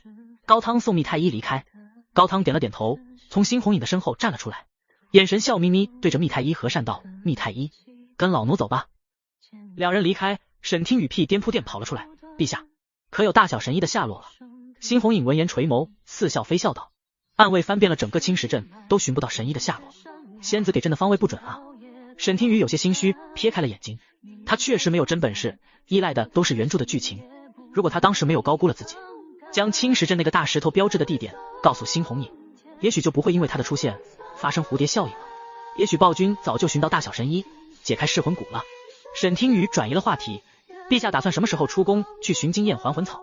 只见蓦地紧绷，辛红影冷冽的眸子一凛，他在心虚，果然他那日是在害怕，他也害怕自己。他淡淡道：再等等吧，现在还不是朕离宫的时候。陛下在等什么？沈听雨有些焦急，再等下去，陛下的子骨就要发作了。辛红影淡淡的解释道：春猎将至，朕不能离开。丁，剧情纠正度为 10%， 获得100积分，总剧情纠正度为 25%。 小七恭喜宿主又获得了100积分。听到系统的提示音，沈听雨呆呆的站着，以至于他完全忽略了辛红影给他介绍春猎习俗的声音。此刻他才意识到自己已经改变了太多的剧情，甚至原著的女主于飞都被暴君当作血包而囚禁起来。他用来装仙人金手指，剧情已经开始出现偏差了。沈听雨眸光微暗，不知少了于飞，春猎的那部分剧情还会不会出现？沈听雨有些担忧，暗自下定决心，决定少借原著剧情给自己扯精神。他安然躺在自己的小床上，思索了一会，好像有什么东西被他遗忘了，却没能想起来。沉沉睡去，大雀儿被关在殿外，停在屋脊上，看着高挂的弦月，乘着月色闭目沉眠。距离春猎还有一段时间，宫内的气氛开始紧张起来。辛红影也变得比平日更加忙碌。陛下，陪本仙子下棋吧，我教你一种新棋，叫五子棋，简单易上手，你一定能很快就上手的。沈听雨趴在他的手臂上，仰头可怜巴巴的看着他，伸出一个手指，就下一局，好不好？辛红影唇角微勾，捏着毛笔的手顿了顿，没有挥开他的，任他如何劝说骚扰都不予理会。沈听雨生气了，噔噔噔的跑开了，气鼓鼓唤了一声：安迟。国师，可出来的不是安迟，而是另一个他曾见过的晋高暗卫。他有些疑惑，怎么是你？安迟呢？辛红影头也不抬，淡淡道：安迟的武功太差，正在进修，等他的实力跟上来了，才能回到你的身边，不然朕就要彻底换掉他。就连安迟也变得忙碌了起来，有种整个皇宫中就他最是悠闲的感觉。沈听雨打量了那名暗卫，他记得他的身手飒爽，尤为的厉害，有些兴奋。我见过你，你叫什么名字？请国师赐名。沈听雨小手点着下巴，思索了一会道：安家，走，本仙子带你去耍。离开之前还留下一句傲娇的冷哼。为了方便在宫内行走，安家换上了宫女的衣衫，不用面巾蒙脸的脸蛋白皙俊俏，很是英气。他问道：国师，你要去哪？陛下嘱咐过，除了要拦着他不让他出宫之外，皇宫内外没有国师不能去的地方。沈听雨负手而立，说的就像他自己是皇帝一样，理所应当，当然是去见见后宫的美人啊。国师，你为何突然想要去见一见后宫的嫔妃们？安家有些好奇地问道。相比于安池的沉默寡言，安家的话要多一些。沈听雨觉得有些惊喜，有来有往的才叫聊天，他还以所有的暗卫都像安池一样冷冷的沉默寡言。沈听雨嘻嘻笑了两声，当然是去看看有没有八卦啊。据他所知，新红影的后宫就是个摆设，天天不见得召请一次，能在后宫有得上名字的也只有于妃和敏妃。于妃已经算了，他还是见一见其他的美人吧。敏妃，宫里头就这些人，其他的他都玩腻了，看腻了。既然暴君不陪他，那他就自己找乐子。不知为何宫里的美人都扎堆在敏妃的宫殿中，一眼望去，好几个出挑的美人，如园中的百花，美的千姿百态。敏妃坐在众人的中心处，身穿紫罗兰的衣裙，正慵懒的斜倚在软榻上，身后站着几名两位的美人，一人穿蓝衣，一人穿粉衣，二人正伸出白皙柔软的小手，替敏妃一左一右的按摩肩膀，悠闲的紧。难道是高位嫔妃刁难宫里低位的美人？沈听雨不由得眼前一亮，是狗血八卦的味道。他指挥安家带着他凑近些，想要听听他们在说些什么。还是姐姐这得气儿。敏妃素手一挥，有众位姐妹们陪着，饮茶作伴，也就没有这么闷了。蓝衣美人，好姐姐，春猎能不能带妹妹同去啊？妹妹想去见识见识。粉衣美人撒娇道：姐姐，敏妃姐姐，我的好姐姐带我去，带我去。蓝衣美人，是我先说的，你别跟我争。没有狗血，反而是一片欢声笑语。沈听雨看得有些艳羡，呜，给他一个身体吧。他也想要加入他们的聊天，他也想要美人环似的抱抱。众人中心的敏妃捂嘴一笑，眸子含着淡淡的笑意，纤细的手指点了点粉衣美人的脑袋。你们的分位不够，都不能去。一声声失落的叹息声，许是他们凑得太近了。沈听雨竟然被人眼尖的瞧见了，那有一个小小的娃娃。沈听雨惊慌了一瞬，让安家带着他赶紧离开，他则继续装作不会动的样子。站住！安家暗道了一声糟了，他捧着国师被人喊住了。有一美人厉声问道：瞧你面生的紧，你是哪个宫的小宫女，来这座甚？安家随意说了一处宫殿，装作迷路的样子，正要离开，一旁的蓝衣美人狐疑道：姐姐，妹妹瞧那娃娃和你很像。敏妃眸光微动，认真看了看，缓缓道：纤细的手一指，还真是，拿过来本宫认真瞧瞧。安家无奈只能将国师递给了敏妃。沈听雨僵直了手脚，睁着眼睛一动不动，兀自催眠着自己，别动，你只是个娃娃，你只是个娃娃。敏妃将他翻来覆去的看了又看，两指掐了掐他的脸颊，面露诧异，原本含笑的神情不由严肃了起来，声音有些低沉，和本宫真像是一个模子里刻出来似的。沈听雨忽然回想起来，敏妃见过他穿着麻衣，带着诅咒血字最原始巫蛊娃娃的样子，心中有些忧虑，他是不是已经发现了自己其实是个巫蛊娃娃？敏妃板着脸冷声质问安家：你娃娃这是从什么地方拿到的？又有多少个这样的娃娃从实招来？沈听雨见状，心里咯噔了一下，心逐渐惊恐，他不会千里送人头了吧？不会吧，不会吧，不会吧。安家英气的眉毛微拧，在心底闪过无数的对策，斟酌道：回敏妃娘娘，这娃娃仅此一个。是。敏妃打断他的话：行了，说话吞吞吐吐的，你不必再说了。严肃的表情一变，敏妃勾起唇角，弯起狐狸似的眼睛，手指点了点他的脑袋。如此可爱的娃娃，仅此一个便够了。看来是自己换衣前后反差太大了，没有半点巫蛊娃娃的样子。敏妃已经沉浸在他的外皮中，早已将他的原皮忘得一干二净了。沈听雨松了一口气，敏妃挥了挥手，眼睛发亮，现在这娃娃归我了。赏！安家瞪大了双眼，急忙道：娘娘不可，这娃娃可是有主的。闻言沈听雨呸了一声：什么叫有主了？会不会说话？不会说话可以别说。他已经开始想念安池小天使了。粉衣美人怒瞪了他一眼，娇媚的声音道：管他背后的主子是谁，姐姐能看上这娃娃，是你的福气，还不快快谢恩领赏？沈听雨在心里默默吐槽，要是敏妃知道自己就是于妃用来诅咒他的那个巫蛊娃娃，一定不会夸他可爱，也不会想要留下他。忽然一道冰冷威严的声音从殿外响起：人未至升仙至，娃娃是朕的。敏妃脸色微变，她赶紧带着所有美人跪在地上，恭敬行礼：臣妾见过陛下，陛下万安。一双修长的大手从他的手中取走了那个布娃娃。闵妃未敢阻拦半分，沈听雨怒瞪了他一眼，他不是没空吗？怎么忽然有空来闵妃这里了？辛红影手指压在他的脑袋上，眉眼锋利，神色冷淡地站在那里，带着一身金贵疏冷气息，像是高山上终年不曾融化的冰雪。朕险些将你丢了。闵妃不敢抬头，只能看见一双玄色绣着金丝的靴子站在他的面前。陛下，臣妾该死，臣妾不知这事。您的布娃娃。其余的美人面面相觑，粉衣美人更是害怕的身躯一震。闵妃神色变了变，脑海中忽然冒出了一个画面，她记起来了，这个娃娃与自己有7、8分像，是因为这是于妃用来诅咒她的巫蛊娃娃。内心对她的喜爱顷刻间烟消云散，甚至升起了一抹厌恶。辛红影面无表情道，这是于妃被贼人掳走前留给朕最后的东西，都记住了，娃娃是朕的，莫要再触碰。他厉声道，这次就算了，若有下次，朕绝不轻饶。闵妃眸子微暗，陛下果然还记挂着于妃，幸好于妃已经失踪了。说完，他一拂衣袖，带着沈听雨离开了闵妃的宫殿。沈听雨在他宽大的掌心坐定，小声道，你干嘛吓唬他们？他们又没有恶意。那可不是吓唬。辛红影没有解释。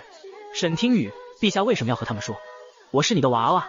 堂堂天子整日随身带着一个布娃娃，算怎么回事？你的威严何在？朝臣和妃嫔会背后妄议编排你的。辛红影淡淡道，他们不敢。今日过后，仙子便可明明正大陪着朕，不必再委屈巴巴待在朕的袖中。仙子不觉得开心吗？沈听雨一怔，这么说，他好像确实是在人前过了明路，但他还是得装不能动。正好明日春猎，仙子就不必再待在朕的袖子中了，反倒是件好事，朕能更好的保护你。辛红影轻笑了一声，不必再担忧，动作力度大些，会将仙子从袖中甩出去。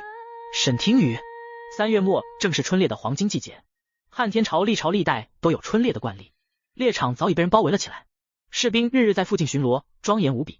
按照常例，辛红影带着宗室和朝臣前往鹿须山，只是今年略有不同，罗将军得胜归来，于妃失踪。此次跟随前往的是闵妃，负责掌管着朝臣的女眷。鹿须山的路程并不远，快马赶路不日就能抵达，但是沿途的风景也尤其令人赏心悦目，心旷神怡。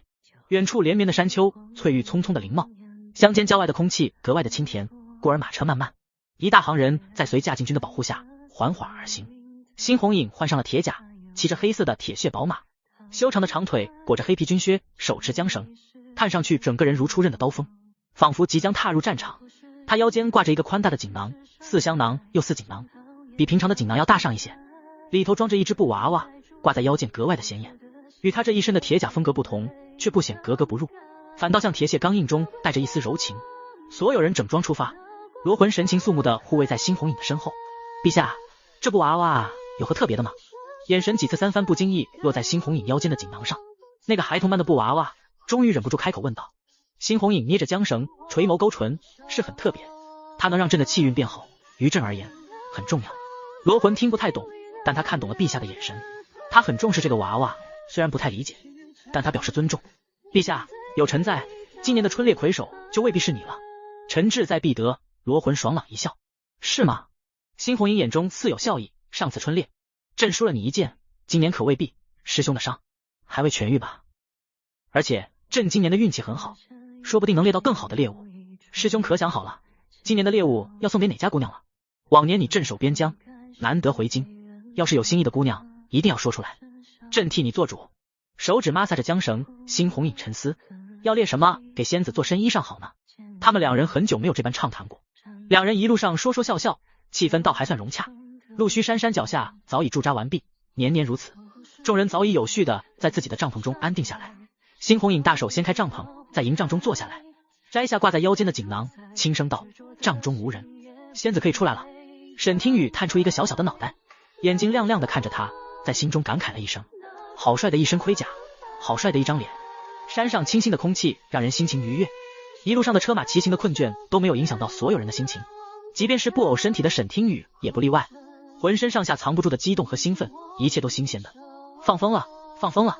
他嘚了一声，一脚踢飞锦囊，站在桌上巡视营帐，摇头激动的道了一声，山大王来也。他为了春猎还特意换上了一身崭新的旗装和轻便的发髻，还有披了一个小披风，迈步走起来衣衫猎猎，明媚的表情仰头巡视着，脸上还有一丝激动的狡黠，走出六亲不认的步伐，倒真像个山大王。辛红影轻笑了一声，在长桌上寻着寻着，沈听雨扭头一问，此地是何山？虽然不能真正的骑马射箭，但他把自己的一双银针都带上了。暴君还送给他一个针绣版的袖针，搭在他的手臂上，正正合适，仿佛这样就能融入春猎的氛围中。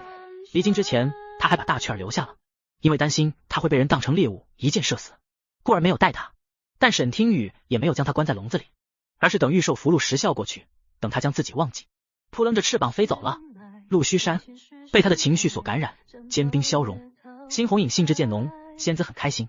那是当然，沈听雨注意到了帐篷中央的巨弓，小手一指，好大的一张弓啊！是陛下明日要用的弓箭，陛下能拉开吗？沈听雨似有很多疑问，小嘴巴拉巴拉都没有停过。弓箭上方似雕刻了神秘的符文，古朴大气，一眼就能被他吸引住。新红影上前将弓取来，放在桌面上，淡淡道：“朕能拉满8弹弓。”8弹弓，沈听雨也不算是一无所知之人，能拉开8弹弓的人已然是很厉害的了，更何况是拉满。他好奇的上前，小手摸着弓箭光滑的箭木，顺势站在弓弦的中央。我试试。新红影眉梢轻挑，没有阻止，小手用力试图去拉动弓箭的弓弦。沈听雨用尽全身的力气都没能把弓弦拉开，就连弓箭也拉不动分毫。他的身体经过系统的加持，力气虽然比他身为人类时要弱上一些，但也不至于拉不动弓箭。沈听雨累得气喘吁吁，他长呼了一口气，彻底放弃了，嘟囔了一声表示质疑：“好重，真的能拉满吗？”自然可以。新红影走到他的身边，拿起了那张大弓，不知从何处取出一个如玉的指环，套在大拇指上，没有搭箭，只拉弓。你看好了。新红影凝神，大弓对着营帐的帐帘，指尖用力，不多时，新红影便将弓拉得满如圆月。顿了片刻，眉梢轻弯，像是在等什么。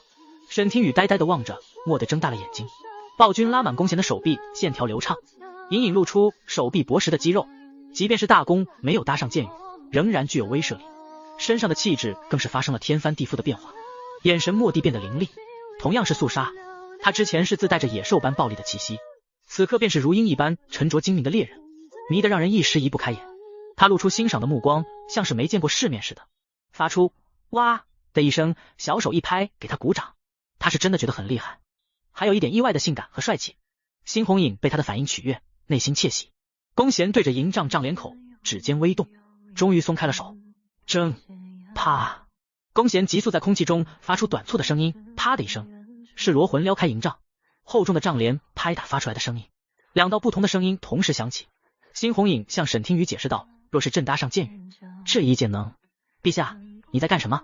新红影听到声音，沈听雨转头望去，罗魂盯着暴君手中的弓，停下了脚步，露出诧异的眼神。厚重的帐帘拍打他的背部，拍掌的小手瞬间停下，嘴巴张成菱形，惊得僵直了手脚，任由身躯仰面倒下，视线倾倒，无声啪击，似有什么东西快速倒下。新红影将弓箭放下，将他捧在手心，淡淡道：“师兄，你吓到朕的娃娃了。”罗魂脸上的表情有些复杂，他看着新红影小心翼翼的动作，误以为自己在做梦。陛下，你刚才是在和谁说话？是在和这个布娃娃说话吗？难道他在边疆的这些年失地他找不到人倾诉，所以他变了，不仅性情变得愈发暴力，还一结在心，养出了什么不为人知的奇怪癖好？还是有人给他下降头了？谁人如此大胆？新红影扫了罗魂一眼，捧着娃娃在营帐中坐下，神色恹恹，一副你打扰到朕了的样子。师兄，何事？将足以震撼的星辰的思绪拉回，罗魂拱手道：“快速报告完军务。”瞥见身着奇装，打扮得极为精致的娃娃，罗魂眼中闪过一抹探究，猜测道：“陛下，这娃娃是于妃的吗？”他听闻于妃娘娘用巫蛊害人，入大理寺，没多久就回宫，庆功宴上被贼人掳走，至今不知下落。这位于妃娘娘的圣宠都传至了边境。新红影捧着娃娃微微颔首，这娃娃是于妃留给朕的，朕很珍视她。罗魂心想，难道是陛下见于妃失踪，心中过于思念，亦或者对于妃娘娘在大理寺的惩处感到自责，这才随身带着与于妃有关的娃娃。但他隐隐感到有些不对。陛下，臣会多加派人去寻于妃娘娘的下落。你别太伤心，罗魂安慰道，臣那有壶好酒，是边境的上好的烈酒，臣去取来，今夜我们师兄弟2人畅饮一番，一醉解千愁，你看如何？师兄的酒自然都是好酒。新红影心中微动，淡笑道：“只是明日春猎，不是你我2人同饮的时机。”罗魂大手一拍，爽朗一笑，一言为定。那便等春猎结束之后，拿酒添个彩头。到时陛下若是输给臣了，可别像上次一样恼了不理微臣。新红影眸光微动，师兄还记得呢。辛红影也回想起过往的那次春猎，那已经是很多年前了，嘴角勾起一抹淡淡的笑意。朕也就输过那一次，这次必然不会再输了。他们相视一笑，两人都很期待着这一次的春猎比试。辛红影燃起了强烈的胜负欲，带罗魂离开营帐。沈听雨缓缓道：好险，刚刚差一点就被罗将军发现了。他将心放进肚子里，从暴君的手掌中一个鲤鱼打挺，站了起来，张开双手做了一个伸展运动，活动方才骤然绷直僵硬了的手脚。营帐前，罗魂的目光和守卫在门口的小士兵对上，他的眼神游离，还是觉得有些不太对劲。他在心中盘算着，等他们从鹿须山回去后，得给陛下寻一个道士瞧瞧，看看是否能寻出那背后下降头之人。小士兵被盯得浑身发毛，在脑子里回想自己是不是做错了什么，惹怒将军了。正要开口询问将军，就见将军踏着沉重的军靴离开了。然后他踌躇了一会，又转头重新返回。罗魂大声道：陛下，臣还有一事。一双大手再次撩开帐帘，他朝辛红影而来，脚步声缓缓靠近，沉重的军靴像是踏在他的心尖上。沈听雨一动不动，身躯再一次僵直了，啪叽一声再次躺倒，内心疯狂呐喊：又来！这次辛红影也有些不悦，他轻柔地将沈听雨放在长桌上，长腿微抬，手肘撑在上方，冷冷道：师兄，下次记得一次性说完。罗魂有些尴尬地摸了摸鼻尖，瞥了一眼辛红影。辛红影，何事？罗魂凑到辛红影的耳边，低声说了些什么。八卦之魂瞬间燃起，他微微侧耳，想要听得更加清楚些，却什么也听不清。沈听雨眼睛不爽的微眯，这营帐中就他们两个大活人，还搞小秘密，这种话是在防着谁？防着谁？防谁？难道罗魂发现他的异样了？可观他的神色不太像啊，他们到底在说些什么小秘密？沈听雨气鼓鼓的，他也很想听。罗魂说完，辛红影低头，目光沉静的看向他，对他说道：朕要出去一趟，你安心待着，朕速速就回。辛红影离开之前，还将他宽大的锦囊袋取走了。罗魂眉头微蹙，内心更加坚定了要寻一个道士给他瞧瞧的念头。沈听雨，他还想等罗魂离开，问辛红影呢。还有，为什么要带走我的锦囊袋？等很久，确定没有人再进来。沈听雨有些伤心的从长桌上站了起来，他没有失落多久，就打起精神。他是会安心待在营帐中的那个人吗？不，他不会。沈听雨嘻嘻一笑，眼睛滴溜一转，从长桌上跳了下来，用他和安池约定好的方式呼唤着安池：你是何人？你不能进去。营帐外面传来了吵闹声，安池被门口的守卫拦下了。沈听雨小脸一皱，安池进不来，营帐内又无窗户，他只能从营帐的门口而出。他该怎么出去呢？唰，帐帘一动，沈听雨就开始警惕起来了。这次他学乖了，后背靠在一个大物件上，朝门口的方向坐着，方便他观察着附近的一举一动。他的速度很快，一跑一坐，微微一笑，安静伪装完毕。国师，是我。沈听雨感到很惊喜，居然是安池，他居然能进来，他是怎么进来？安池居然能说服守卫，他是怎么做到的？这还是那个沉默寡言，只会动手替他杀人的安池小天使吗？唰，帐帘又动了，沈听雨刚抬起的屁股就重新坐了下去。还有完没完？堂堂一国之君，暴君的营帐怎么漏成筛子似的？沈听雨默默吐槽，这次又是谁啊？一个高挑英气的身影出现，沈听雨淡然的眨巴眼睛，哦，是安家啊。那安池能进来营帐就不足为奇了。沈听雨有些激动，扬言让他们二人将自己偷偷带出营帐，但不要被辛红影发现。只是不巧，他们也换上了轻便的便装，两个袖口结结实实的竖起，没有口袋，实在没有地方将它藏起来。三人互相对视，一时犯难。沈听雨想起来暴君是怎么做的，他的目光在安池和安家两人的胸前扫过，忽然踹起手，径自蹲下，捂着脸，却又从小手的缝隙中露出一双黑丝绣的眼睛。他们两人对视了一眼，安池露出迷茫的神色，国师，你怎么了？安家则低头看了看他自己的，转头看了看安池的，双臂环抱，眼神闪过一丝戏谑，他已经懂了。安家缓缓解释道，国师，想要藏在你的衣襟中离开。沈听雨抬头移开眼睛前的小手，忐忑问道，可以吗？安池点了点头，对他们的反应表示不解，淡淡道，可以啊。随后安池呆呆的想了一会，脸色瞬间涨红，眼睛飞快的眨眼，原来是这样，终于明白了他们两人方才为何是这样的神色了。一时之间有些尴尬，他快速的羞红了脸，睫毛飞颤，手脚略僵硬，不知放在哪里。沈听雨见他感到尴尬，于是急忙站了起来，解释道，安池，你要是不愿意，我也可以想想其他的办法。无碍。安池红着脸摆了摆手，微微一笑，国师，走吧，只是有些委屈国师您了。说完他直接捧起沈听雨，往他自己的衣襟的领口上塞去，带着沈听雨成功离开了营帐。沈听雨隔着一层素白的里衣，感受到与新红影完全不一样的柔软和挤压，一时间不敢动弹。他小脸微红微红的，他没想到安池小小的一个，居然身材这么有料。他更没想到自己居然会以这种情况感受到他所没有的澎湃身材。安池和安家两人走到了一处僻静的地方停下，安池从自己衣襟的领口处将国师带了下来，他睁着一双大大的眼睛，将沈听雨捧到和自己双目齐视的位置，询问道：国师想去什么地方？沈听雨揉了揉自己的小脸蛋，活动活动了自己的四肢和身躯。沈听雨迷茫地望着安池，喃喃道：该去哪玩呢？你们知道这陆须山上有啥好玩的吗？安池挠挠头表示不知，而安家双臂环抱，靠在一棵古树上把玩着手中的匕首。国师，我倒是知道一个好地方，快带我去。安家在前面带路，安池用手捧着他，带着他跟在后头。走了一会，一颗石子踢到安池的脚边，滚落至鞋底，被一脚碾压踩了上去。小狮子，你跑慢些，不，别跑了，若是被王爷知道你偷偷溜出去，卑职可就完了。男人一阵慌乱急促的脚步声响起，沈听雨微微低头，一个小胖墩停在沈听雨的面前，仰面看着他，因为猛然停下，白皙微胖，脸颊上的软肉轻微一颤。他穿着一身锦衣华袍，约莫10岁左右，穿戴整齐干净，漆黑的眼睛里散发着亮光，语气欢快地赞叹道：好漂亮的娃娃。就是这短几息之间，小柿子身后的几名男人已经跟了上来，站在了他的身后，隔着几个身位，身手熟练地将他半圈了起来，语气哀求道：小柿子，您跟卑职回去吧，不然王爷真的会生气的。安家和安池见状行了一礼后，转身就要离开。站住！小柿子伸手指着他，圆润的下巴微扬，势在必到，本世子看上你手中的娃娃，将它给我。沈听雨一怔，自己居然也招小男孩喜爱，他们这些年纪的男生不是会更喜欢爬树抓鸟，拿刀弄枪的吗？安家眉头微皱，拦在了他的身前。小柿子，您有所不知，这是陛下的娃娃。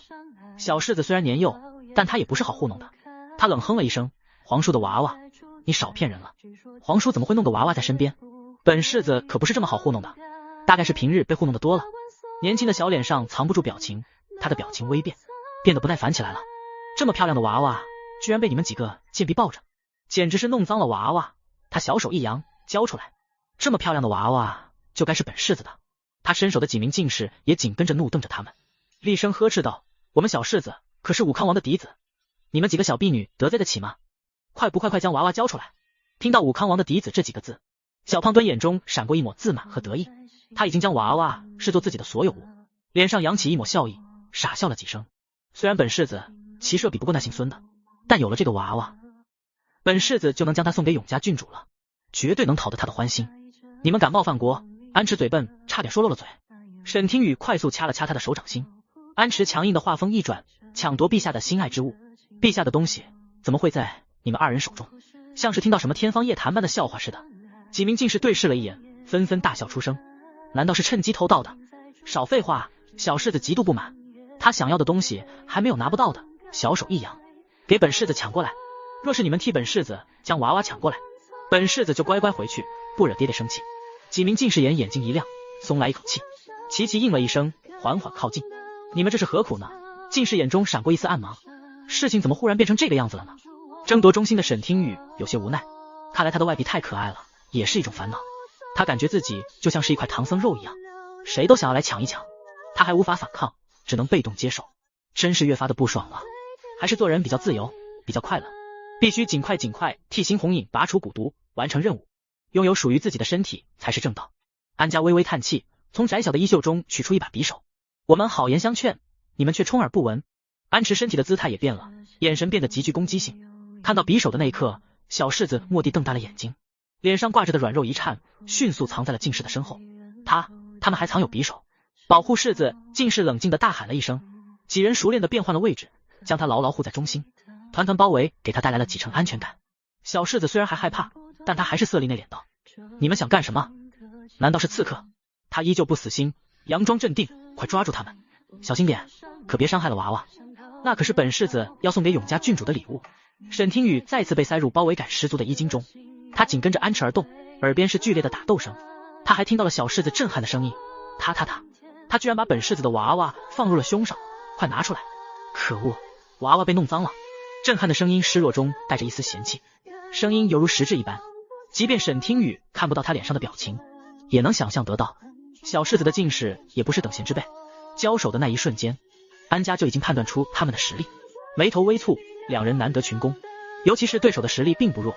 安家冷冷道：“不要恋战，走。”安池尽量护着沈听雨，点了点头。一击没能得手，近视领头者冷哼一声：“果然是刺客，别让他们跑了。”小世子见他们二人打不过自己的近视，重新扬起一抹得意，趾高气扬道：“近视们，是。”他们留下两人带着小世子，其余所有人紧紧跟在他们身后。安家边打边退，他们穷追不舍，实在难以摆脱。安家带着安池转身迈入林间，欲借着林间的树木干扰他们，谁料他们几人的配合十分默契，反倒让他们借着地形身手得到极大的发挥。对方人数众多，他和安池的对战并不如他们默契，一时间落入了下乘。安家略微有些自责道：“该死！”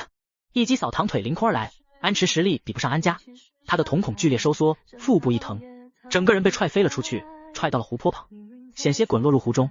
沈听雨感受到不太寻常的空中飞速，小手担忧地拽紧了他的衣衫，却还是被一阵巨大的离心力甩飞了出去，在地上翻滚了几圈，沾上些许碎叶和尘泥。沈听雨觉得有些头晕，安家大喊了一声，小心朝他们的方向冲了过来，身上脏兮兮，鼻尖是混合了泥土的气息。沈听雨有些担心他们，却不能动弹分毫，从内心渐渐升腾起一种绝望的无奈。为何他偏偏是个娃娃？再也没有比他更倒霉的任务者了。若是此刻他能落泪，苦楚的泪水能将池塘瞬间淹没成湖泊。沈听雨眼睁睁地看着安池捂着腹部站了起来，想要朝他的方向而来，却被近视拦下来，反被重重包围了起来。安家和安池二人互相抵背警惕，与自己相隔渐远，而他什么也做不了。虽然他没有受到伤害，只是在地上摔了一跤，但是这种无助的情绪让他的情绪瞬间低落了下来，再也生不出本分喜悦。小世子胖墩墩的身体从其中一个近视背上下来，走到他的跟前，将他从地上捡了起来。他气呼呼的，眼神有些嫌弃：“都让你们小心些，别伤到了娃娃。”本世子还没见过比他还精细的娃娃，现在好了，他脏兮兮的，一点也不好看。本世子还怎么将他送给郡主，讨他欢心？沈听雨充满怒气的眼神快要凝成实质，眼刀射出，就是这个小屁孩，明明身为世子，什么好东西没见过，非要硬抢他这个娃娃，害得安池受伤。小世子不开心，他叉腰指着，眼中闪过一抹不怀好意，把这两名刺客抓起来。沈听雨不爽了，没有什么心理负担的将银针扎入他的手中。他扎针的次数多了，已经学会了如何控制昏迷的银针的剂量，让人的手脚发软，还丝毫察觉不出来。什么东西在咬我？小世子惊呼了一声，手掌一松，沈听雨重新摔落在地上。他微笑的看着小世子，表情变得惊慌。他用另一只手捂着被针扎的手掌，两手疯狂甩动，微胖的脸庞上满是害怕。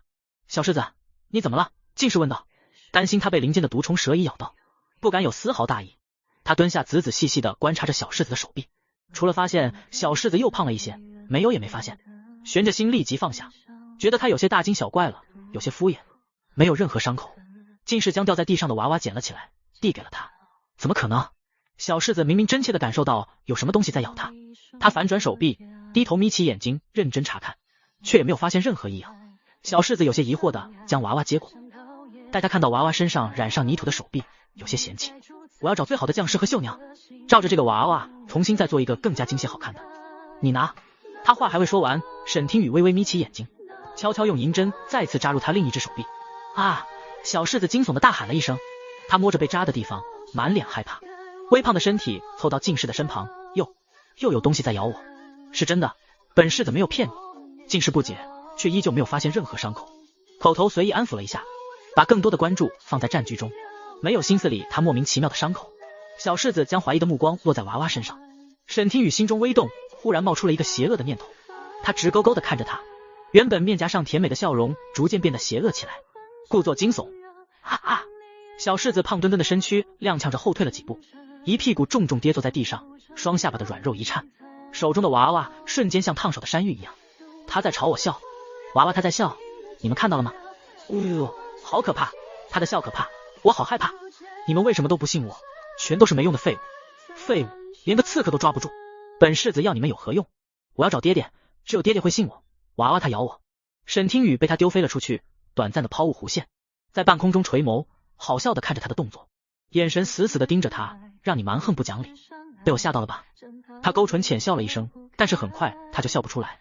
那小世子居然将他丢入了附近的湖中，他的身躯逐渐变得沉重，冰冷的湖水将他包围，水中的凉意一点点侵入他的四肢，他清楚地意识到自己正在一点点下坠。该死！他失策了。耳边是水咕咕流入身体的声音，咕噜咕噜的不断吸水，微凉的湖水将他一滴点点浸透，似有一阵吸力从他的背后袭来。他略微挣扎，却抵挡不住这种力量，仿佛这不是他能顽抗的。湖面之下只能看到湖面细碎的阳光，没有光线照耀的地方很冷、很凉、很空、很静。他的情绪和思绪在这个密闭的环境被骤然放大，挣扎着继续下坠。他变得慌乱，湖面的微光一点点消失，他开始感到害怕，挣扎只是徒劳。他抱住了自己的膝盖，仿佛这样就能给予自己一点点安全感。他不敢朝下看去，抬头仰望着下坠，坠入一片漆黑的深渊中。这湖水超出他预料的深，他看着系统面板上可使用的化形丹，未知的恐惧和深渊般的黑暗一点点侵蚀他的理智。小手正要点击使用，宿主快停下！小七建议宿主不要使用化形丹，一旦你使用化形丹却没有力气游到湖面，你会死的。不要啊，宿主！系统突然的声音将他的理智拉回，他猛然抽回了手指。小七，你在我的身边。他感到一阵庆幸。宿主，你别怕，小七一直都在的。听到系统体贴的话，沈听雨感到一阵温暖，心中也就没有那么害怕了。谢谢你，小七。沈听雨扬起一抹笑容，笑容很淡，无人所察。你别怕，我不会这么蠢，现在就使用化形丹的。他其实很怕黑，很怕，但比起黑暗，他更害怕孤独。暗中浸透在骨子里的寂寞，会让他有种被全世界抛弃的错觉，孑然一身。扑通，安静无波的湖面砸入一个身影。沈听雨环抱着膝盖，惊喜的抬头，是安池或者安家要来捞他了吗？来人划破了水中的黑暗，逆着细碎的光晕，他只能看到一个模糊的身影，一点点朝他而来。沈听雨睁着眼睛，窥视到了一抹希望，脑海中只有一个念头，那是谁？也许是水压的原因，又或者是他挣扎的努力，又或者是其他的原因，让他没有继续往更深处坠落。他远远地望着，看着身影不断在他的附近游离，在水里不断翻找着什么，最后却渐渐远离了他。难道他看不到自己？他找不到自己了。沈听雨有些焦急和惊慌，张开嘴巴大声喊道：别走！不行，必须要让他看得见自己。他松开环抱的膝盖，四肢在水中惊慌的无所的滑动，却因为因此反而下坠得更深了。此时他才发觉，寒冷已经将他的四肢冻得有些僵硬了，除了没有窒息而亡，其余的情况也不太妙。幸好他的声音虽然微弱，但还是能发出声音的。沈听雨继续发出微弱的声音：我在这，看看我，我在这。亲眼看到那个身影离开，浮出水面，停留片刻后再次一头扎入，这一次身影游得更深了。沈听雨也能一点点看清来者的身影，淡淡的光影折射在来者的脸上，露出他冷冽俊美的容颜，如天神坠凡似，朝他所在的方向而来。沈听雨的眼睛蓦地瞪大，手脚停止了挣扎。怎么会？居然是暴君！他锐利的眼眸朝他望来，一双有力的大手将他紧紧地握着，感受到他掌心的微凉。沈听雨仰面看着他流畅的下颌线，性感的喉结，心间微颤，紧紧包裹的力量让他感受到了一种淡淡的安全感。沈听雨嘴唇翕动：你怎么来了？还来得如此及时。辛红影听着他没有太多波动的声音，手臂将他牢牢护住，将他贴得更近了，像是在安抚他，又像是在说别怕。他带着他成功翻身上岸，水珠从他微蹙的眉峰蜿蜒而下，划过丰挺的鼻梁，微红的薄唇带着呼出的凉气滚向性感的喉结，湿漉漉的衣衫贴着他白皙的皮肤，行走间露出了紧实的8块肌肉从水面冒冲。心中还带着隐隐感动和心安的沈听雨就受到这样角色的美色攻击，仰头微微愣住，呆呆地望着一言不发，默默羞红了脸，失重的身体淅淅沥沥地向下滴水，却也没有收回犹如实质的目光。他承认了自己是颜狗，暴君的颜就是完全贴合着他的心意长的。他的这个反应落在辛红影的眼中，就是被吓得呆住了，害怕的回不过神来。他两眼布满血丝，神情可怖，眼神危险的眯起。他回到营帐的时候，发现他又不见的时候，心焦了一瞬，急切的赶过来时，见到的就是逐渐沉下湖中微微挣扎的身影。呼吸一滞，即便他下水的速度已经很快了，但还是慢了一步。他险些在水中找不到他了。想起那道带着气泡的微弱呼救声，他微凉的手指安抚地摸着他的脑袋，动作轻柔怜惜，堪称小心翼翼。别怕，已经没事了。一阵杂乱的脚步混着哭嚎，惊叫声迅速靠近。沈听雨听见小柿子撒娇般的声音，将几句话反反复复说着：爹爹，我真的没骗你，那个娃娃真的很诡异，他在朝我怪笑，我真的受伤了，爹爹你信我。按住心中的不悦，沈听雨眯了眯眼睛，他不过就是吓一吓他，居然这么不惊吓，还将他爹喊了过来。小胖子，有个有权有势爹爹了不起啊，敢把自己丢水里，这个仇他记下了。一个身着华贵锦袍的胡须男人赫然出现在沈听雨的面前。他身形微胖，如小柿子同出一辙的身材，手中牵着小柿子手，身后跟着一众进士奴仆。微胖胡须男人问道：“灵儿，你说的刺客就在这？”武康王抬头对上一双赤红双目的猩红影，眼角微跳，他停下了脚步，瞳孔收缩，隐晦的目光上下打量，内心揣测：这是怎么回事？陛下怎么在这？还是浑身湿透的样子？比他的反应更加强烈的是小柿子，他捂着嘴巴，惊讶地喊出声：“皇叔，你怎么在这？”武康王拉着小柿子的手跪下，沉着道：“见过陛下。”猩红影抬手，袖子湿漉漉的滴着水，兜起来吧。小柿子从地上起来，一抬头就看到了皇叔手中微笑的娃娃，眼中闪过一抹畏惧和害怕，不敢再看他一眼。湖中冰冷的水粘在他的身上，他的眼神微凝，没有丝毫慌乱，反倒冷哼了一声，问道：“朕的娃娃被人丢入水中，怎么回事？是谁干的？竟然真的是皇叔的娃娃！”小柿子害怕的身躯一抖，他低垂眼眸，再也没有了方才嚣张的气焰，悄悄往他爹爹身后藏。他可是从小听着皇叔的恐怖童谣长大的，欲哭无泪。早知道他就不抢这个脏兮兮的娃娃了，心中后悔。他的眼神滴溜一转，闪烁着怪异的目光，手指指着一个进士，心虚道：“皇叔，是他丢的。”那名进士正是不幸他手臂被咬的男人。那进士知道自己被丢黑锅了，震惊抬头，心中微凉，脸上顿时毫无血色。武康王眼神微变，怒斥了一声：“灵儿，你胡说什么呢？陛下息怒，是臣没有管教好犬子。”御史居然将身边的进士推出去打罪。若是普通的奴仆便罢，他给的进士个个是武功，是关键时刻保护他的人。他根本就没把娃娃丢落水这件事情当回事，只是见猩红影脸色不愉，只当是小打小闹，先安抚一波。猩红影的视线在小柿子和进士身上来回转悠，心中早有成算，充满煞气般勾唇冷笑一声：“武康王，不介意朕向你讨要一个人吧？”武康王眉头紧紧皱起，这事态怎么有些不妙？隐隐觉得这不是一件小事。他第一次认真打量了一下那个脏兮兮湿漉漉的娃娃，脑中忽然灵光一闪，这是于妃留下的娃娃，陛下竟然如此珍爱这个娃娃，难道是将对于妃的宠爱和愧疚转移到了娃娃身上？武康王心里咯噔了一下，顿时握紧了双拳，有些迟疑：“陛下，这……”猩红影不咸不淡的了一声，一拂衣袖，袖子甩出了几滴水珠，看来武康王是不舍得了。武康王心中厌恶，合上双眼，讪笑了一声：“陛下讨要，臣自然不会不舍。”猩红影带着娃娃甩着袖子离开，眼眸闪过一抹戾气，敢伤他的娃娃，必须得到一些教训。留下一句轻飘飘的话：“小柿子尚年幼，不必参加围猎了。”彻底斩断了小柿子的参加春猎的念头。闻言，小柿子面如菜色，扯住武康王的袖子，语气撒娇哀求道：“我为了迎那幸孙的，准备了很久的骑射，爹爹，我想参加围猎。”此刻围猎已经不是最重要的了。武康王阴沉着脸看着猩红影离去的身影，没有理会小柿子，而是低声吩咐道：“这段时日必须保护好柿子的安危。陛下为了一个娃娃罚了小柿子的消息传遍大大小小的营帐中，朝臣表感唏嘘，纷纷都叮嘱了自家的孩子，莫要像小柿子这般，就算娃娃再可爱也不能讨要，就连触碰都碰不得一丝一毫。围猎在即，小柿子却是唯一一个不能参加围猎的人。”空灵的号角声响起，响彻山林，激昂的山谷有节奏的敲响，是围猎开始的声音。小柿子躲在营帐中哭泣着，听到号角声，仰头哭泣得更加大声了，撒泼般毫无形象的嚎啕大哭，好丢脸啊！本柿子的脸都丢尽了，他根本就不敢出去，生怕瞧见别人看笑话般的眼神。小柿子抹了一把眼泪，将他珍视的弓箭丢在地上，悲愤道：“本柿子再也不来围猎了，有什么了不起的？该死的，不就是个娃娃吗？本柿子一定要请最好的匠人，弄一个更完美的。”小柿子话音一顿，他忽然间想起了那娃娃诡异的笑容，打了个冷战，哭得更加大声了，再也不说弄一个更完美的娃娃了。他的身边没一个人安慰他，进士们都躲着他传音入耳的哭声。忽然小柿子抹泪的手指停下，握紧成拳，腹中一阵绞痛，他脸色微变：“茅房来人，快带本柿子去茅房，他快要憋不住了。”一阵兵荒马乱，沈听雨估摸着时间，这个时间他偷偷下的那点泻药应该生效了，可惜不能亲眼看到小柿子狼狈的身影，被黑暗吞噬的感受不好受。虽然小柿子只是一个孩子，但他何尝不是一个布娃娃？沈听雨微微昂首，他可不是好惹，必须给他一点小小的教训。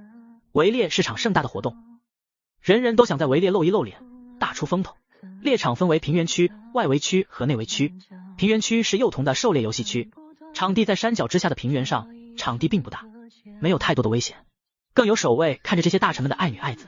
外围区多为小型动物，虽没有明文规定，但外围通常是女眷们的骑射狩猎区，偶有善骑射的女眷胆敢闯入内围区，也有不擅长骑射的文臣不敢深入，便在外围区逗留。沈听雨坐在锦囊袋中，光明正大露出一个小脑袋，羡慕的眼神望向乌泱泱的骑马的少男少女，利索的骑装，澎湃的青春气息，让他们在人群中尤为的显眼。他也想要骑马射箭。任务，什么时候才能完成任务？摄政王和罗魂的肩并肩，他们含笑着对视了一眼，一个笑得比一个更像狐狸。猩红影骑马从所有人中间穿行而过，神情肃穆，所过之处众人无不避让。他清冷的嗓音道：出发。说完，他率先骑马冲了出去，黑色的骏马扬起雪白的马蹄，朝内围而去，将所有人远远甩在身后，只有高汤随之而动，紧紧跟随着他。鹿须山的内围插着红色旗帜，标识着内围地界。猩红影勒住缰绳，缓缓而行，蹄声踏入地界后变得细微，他冷冽的眸子微眯，闪烁着锐利的金光。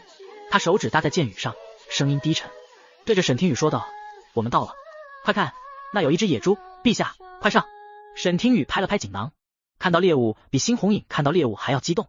猩红影淡笑，快速拾起箭羽，半眯着眼睛，弯弓搭箭朝野猪射去。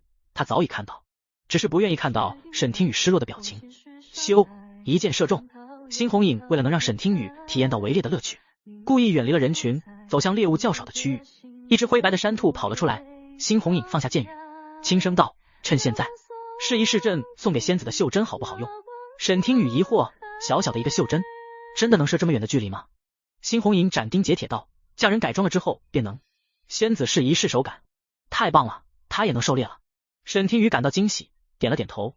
他挽起袖子，露出搭在手臂的袖珍，眼睛眯起，对准一无所知正在吃草的山兔射出。袖珍悄无声息，速度很快，一道光点射出，快速扎入山兔的体内。山兔吃痛，尖叫着朝他认为是安全地方逃走。银针连只兔子都迷晕不了。沈听雨心中有些失落，却发现山兔跑出一段距离，猛地一头撞到树上，晕了过去。沈听雨看得目瞪口呆，抬起的手臂僵住了，他这是自己撞晕过去了。猩红影面不改色，袖珍能在1刻钟之内将一个成年男子迷晕，等遇到合适的猎物时再行一试。沈听雨正要说话，驾，陛下！身后传来了一阵阵的马蹄声。沈听雨赶紧将袖珍藏好，放回袖子中，重新在锦囊中坐定。猩红影一怔，他已经是在猎场的偏僻地带，按理说应该无人才对。他转头望去，两个人一前一后缓缓靠近，是罗魂和亚父。猩红影眉梢轻挑，这两人一向不对付，互相看不对眼，怎么忽地转性子，一同骑行狩猎了？罗魂长笑了一声，爽朗的笑容逼近，他驱马靠近，他低头看了一看猩红影猎得的猎物，嘴角扬起一抹胜利的微笑。今日陛下的运气不太好啊。猩红影没有第一时间回答他，而是看了看他的身后，看了看黑沉着脸的亚父，最后再看了看自己猎得的猎物。臣见过陛下。摄政王端坐在马背上，嘴唇紧抿，他握着缰绳的手指微微颤抖，他脸上的表情很难看，那不是对野兽的害怕，也不是猎不到猎物，就像是被气得闷出了一团黑气，黑气全部涌到了脸上似的。猩红影一猜就猜到了，他们两人定是又斗起来了，还是师兄占上风，居然能将亚父气到端不住脸色。眉梢轻弯，暗自勾唇，亚父的运气比朕还要差些，简直是大师水准啊。罗魂憋不住嘴角的笑，笑出来声。围猎的时辰都快过去了，才猎到一只小小的山鸡，要不要臣送摄政王一些猎物，让你不至于太难看？不必。摄政王冷哼了一声，意有所指。罗将军跟块狗皮膏药似的，为了赢得头筹，忒不要脸，竟将为微臣看中的猎物全猎去了，脸皮比边境的城墙还要厚，臣无话可说。摄政王这话说的就不对了，臣明明是贴身保护，怎么能是狗皮膏药呢？罗魂听了也不恼，嬉笑了一声，若是传出去，本将军的威名何在？本将军是好心好意，摄政王不领情就算，何苦污蔑本将军呢？摄政王的嗤笑，罗将军若是怕传扬出去，便莫要再跟着臣了。罗魂骑着的马蹄微动，黑色的汗血宝马鼻翼发出一道粗重的鼻息声。大路朝天，只不过我们都走在了同一边罢了，怎么能说臣是跟着摄政王？眼看着围猎的时间一点点过去，他若是再猎不到更多的猎物，他就真的成了京城的笑话了。摄政王不愿与他再扯皮，朝猩红影道了一声，微臣告退。黑着脸冷哼了一声，摄政王扭头不看罗魂的带有一丝痞气的嘴脸，将手中的缰绳一扭，调转马头，朝另一个方向离开。猩红影看着亚父离去的背影，用余光瞥了瞥罗魂，有些惆怅道：师兄，那件事情你还是没有放下吗？罗魂瞳孔骤然一缩，闪过一抹疼色，收起嘴角痞气的笑容，语气难得的失落沉重。师弟，忘不了，我永远都忘不了。辛红影嘴唇翕动，正欲说些什么，罗魂双眸都射出恨意寒光，手臂一抬，制止了他嘴边的话。陛下，若是劝解的话，便莫要再说了，臣告辞。他捏着缰绳，一蹬马背，紧紧地跟上去，还能听到他远去时发出的笑声。摄政王，又见面了，臣的马儿不听话，他偏要。摄政王隐隐暴怒的声音，滚，别再跟着我了。马蹄锵锵，声音渐渐远去。沈听雨听了一半的瓜，已经开始脑补罗将军和摄政王之间的隐秘故事。原著中没有描写他们之间还有什么渊源，是政敌亦是仇人吗？等人彻底离开后，沈听雨好奇地问，陛下，他们之间是有什么深仇大恨吗？辛红影摇摇头，朕也不知，当时朕的年纪还小，师兄不愿意告诉朕，现在很多事情依稀都忘记了，但朕不会忘记。那天师兄拿着一把剑杀了很多人，浑身上下全是血，朕很担心他，却什么都问不出来。他们骑着马在林间缓缓穿行，辛红影温声而微唱，所以自那天之后，师兄他就开始看亚父不顺眼，对他各种挑衅，还险些死在亚父手上。因为那时的他还不是将军，只是一个小小的将领，若不是朕护着他，在他们中间斡旋，师兄他会死在亚父手中。之后师兄就开始奔赴边境，守卫疆土，慢慢的便常年不回京城。瓜没吃明白，反倒更迷糊了。沈听雨歪头，尝试结合原著去理解，却还是没理解明白原著对他们之间的关系，仅用政敌二字全面概述，所以他们之间到底发生了什么？辛红影没有瞧见猎物的踪迹，反倒瞧见了一朵晶莹剔透的小花，生长在树藤之上，从泥地里攀爬着古树，蜿蜒向上。他眼眸微动，记起那日沈听雨带着草冠时欣喜的模样，微微俯身，顺手将树藤上的野花摘下，放到沈听雨的面前。仙子喜欢吗？沈听雨迎头撞见了一朵娇嫩欲滴的野花，是紫白渐变色的，眼睛蓦地睁大，好好看。陛下，快帮我带上。辛红影拉动缰绳，胯下的宝马稳稳地停了下来，修长的手指夹着那朵小小的野花，将花插入他耳边的鬓发中。沈听雨的手脚无措，慌忙地揣起手手，他居然从这个动作中感受到了一丝宠溺的味道。他发现了自己好像无法抵挡暴君难得的温柔。带好了吗？好看吗？好看。辛红影从喉咙中震出一声笑意，被他莫名的笑声整得有些害羞。他半缩回自己的锦囊中，剩下的时间不多了。陛下，你该继续寻找猎物了，不然这次围猎你又要输给罗将军了。就凭师兄那点猎物就想赢朕？辛红影眼神迸发出一抹戾气，那是胸有成竹的自信。他忽然调转马背，朝更深处的猎区而去。朕不会输的，仙子等着看结果便是。嗖的一声，一支利箭从林间射出。陛下小心，有刺客。高汤骑马跟在后头，率先注意到这支冷箭，原本想要睁着笑眯眯的眼睛继续装瞎子装聋子，这一下却不顾的这些了，出言提醒。半人高的拂尘挥下，将冷箭拦腰挡下，咔嚓一声，生生打断了那只偷袭的冷箭。什么人？辛红影表情变得凝重起来了，他的速度很快，顺着冷箭来的方向射出箭雨。远远听到藏匿在树梢上的一道闷哼声，沈听雨被吓得赶紧缩回了自己的脑袋。锦囊视线受阻，他的内心更不安了。于是他鬼鬼祟祟又伸出半个脑袋，只露出一双惴惴不安的眼睛。紧接着无数道冷箭从树梢上射出，一队同样骑马装备有素的刺客从深山而出，齐齐一拥而上，眼神带着杀意。哈哈，当然是送你去见阎王爷的人，暴君受死吧。高汤如临大敌，笑眯眯的眼睛一变，蓦地睁大了，怒道：糟了，是埋伏。对面的人数众多，他们两人势单力薄，见势不妙。辛红影蹙眉，冷冷道：撤。御马在林间急速奔跑起来，朝外围区急行。玉寻德随驾进军的保护，他侧过身子，灵活躲过背后的冷箭，弯腰搭箭，箭雨射穿身后刺客的喉咙，他来不及哀嚎，便被一击毙命，摔下马背。沈听雨惶惶不安，戴在头上的野花早已飘落，他整个在风中凌乱的跌宕起伏，就像是暴风中的一根孱弱的藤蔓，随风飘荡。沈听雨现在有点担心锦囊的带子针线是否秀密，带子会不会忽然断裂，如同野花一般摔落在地面上，然后白匹马蹄在他的身上踏过。他觉得一阵惊悚，急忙将这个恐怖的念头甩出脑海中。身后的骑兵训练有素，如影随形，紧紧跟在后头，不断嗖嗖嗖的放冷箭。辛红影手摸剑壶，却发现准备的箭雨很快就没有了一大半，眼眸微冷，他们的处境变得更加危险了。再这样下去，他们会被骑兵包抄追赶上来。辛红影沉着冷静，飞快地扫视密林的环境，抽出悬挂在马背上的剑，背着弓箭冲向了一片葱密的竹林，当机立断，弃马而逃。剑阵如雨，被高耸的竹子拦下了一半，剑雨定在竹节上，铁尖没入竹孔之中。辛红影轻功了得，身影灵活，不断躲闪。利剑擦过他的肩膀而过，剑雨次次落空。刺客头领眉头紧皱，勒紧缰绳，长吁了一声，黑袍一扬，胯下的汗鞋宝马停下，大喊了一声：“追！别让暴君逃走了！”率先翻身下马。敌人不断逼近，猩红影反手持剑，剑光一闪，长腿一扫，砍断的竹子朝刺客轰然而倒，簌簌的落叶纷飞掉落，引得尘埃在光线下搅动。刺客抬头猛然停下，躲闪砸落的青竹，暗骂了一声：“该死！”他们手中的弓箭快速拉弓，嗖的一声，冷箭射出，阻止着他们离去的脚步。密林骤然有一处变得空荡荡的，少了一些遮掩物。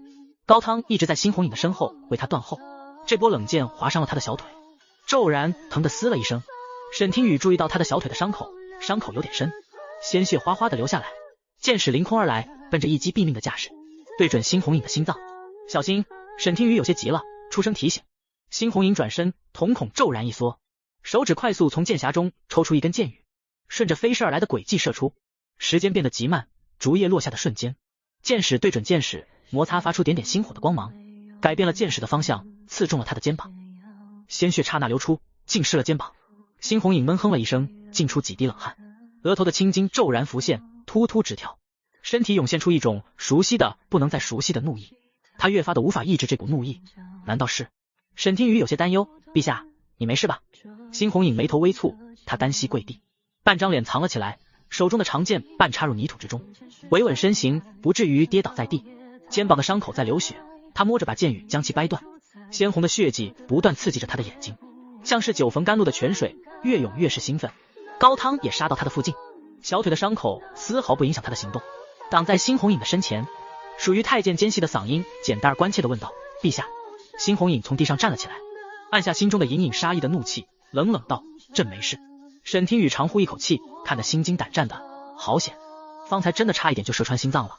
最后一支箭羽已经用完了，而猩红影射出的箭矢却因距离太远，被刺客头领的大刀轻易挡下了。刺客早已埋伏在猎场，但是原著的春猎并没有提到这一场刺杀，难道又是一场蝴蝶效应吗？沈听雨隐隐有种失控的不安感，在脑子疯狂的思索，看有什么办法是他能帮上忙的。看着被箭矢洞穿的竹叶，他忽然想到了原著中描述过，这附近有条小江，他们可以顺着江水逃走。暴君会水，可以走水里逃走，只是不知高公公会不会水。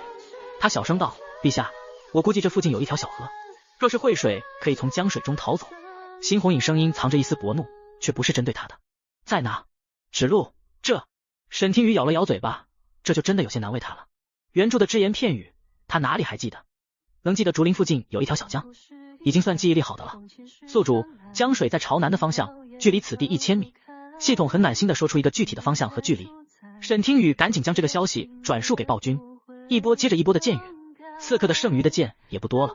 猩红影等的就是这个时机，脚尖重压竹子，借着竹子的反弹的势头，遇着轻功杀入一片刺客中，手起剑落，渐渐夺人性命。接连几个兄弟死在他的面前，刺客领头眯起眼睛，露出凶狠的杀意。没想到你的武功这么好，可惜你今日还是要死在这里。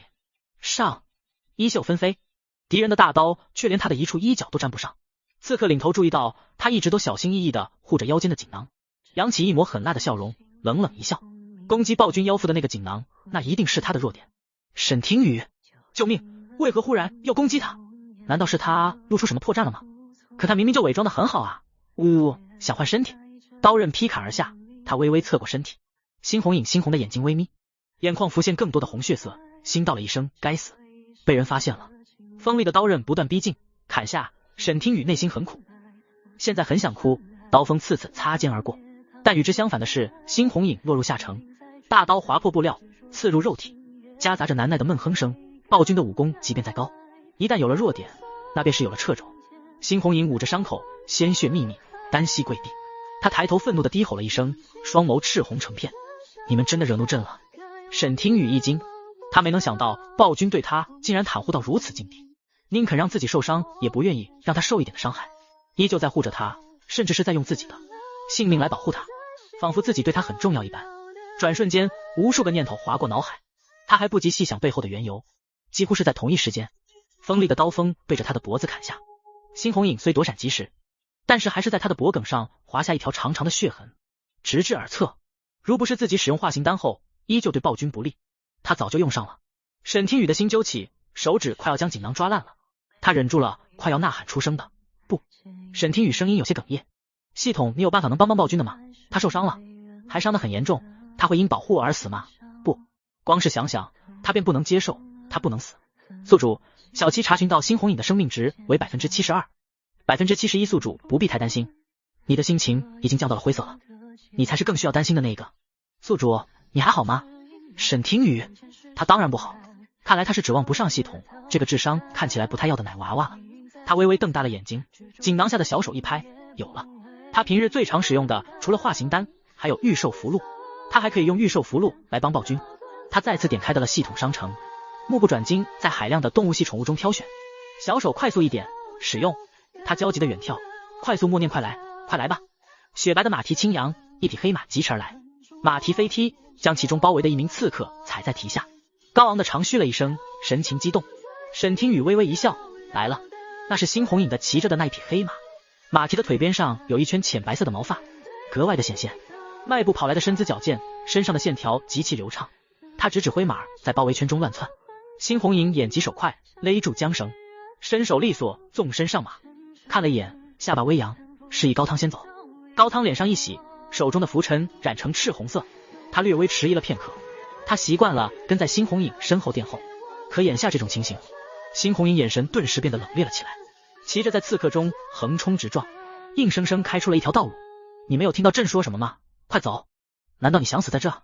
高汤重新扬起笑眯眯的眼神，心中十分感激，慈爱的笑出了一点褶皱，点了点头，脚下微动，手中的拂尘绞杀般挥出，刮出一阵凌厉血气的微动，趁机带走了身旁一个刺客的性命，冲出了包围圈。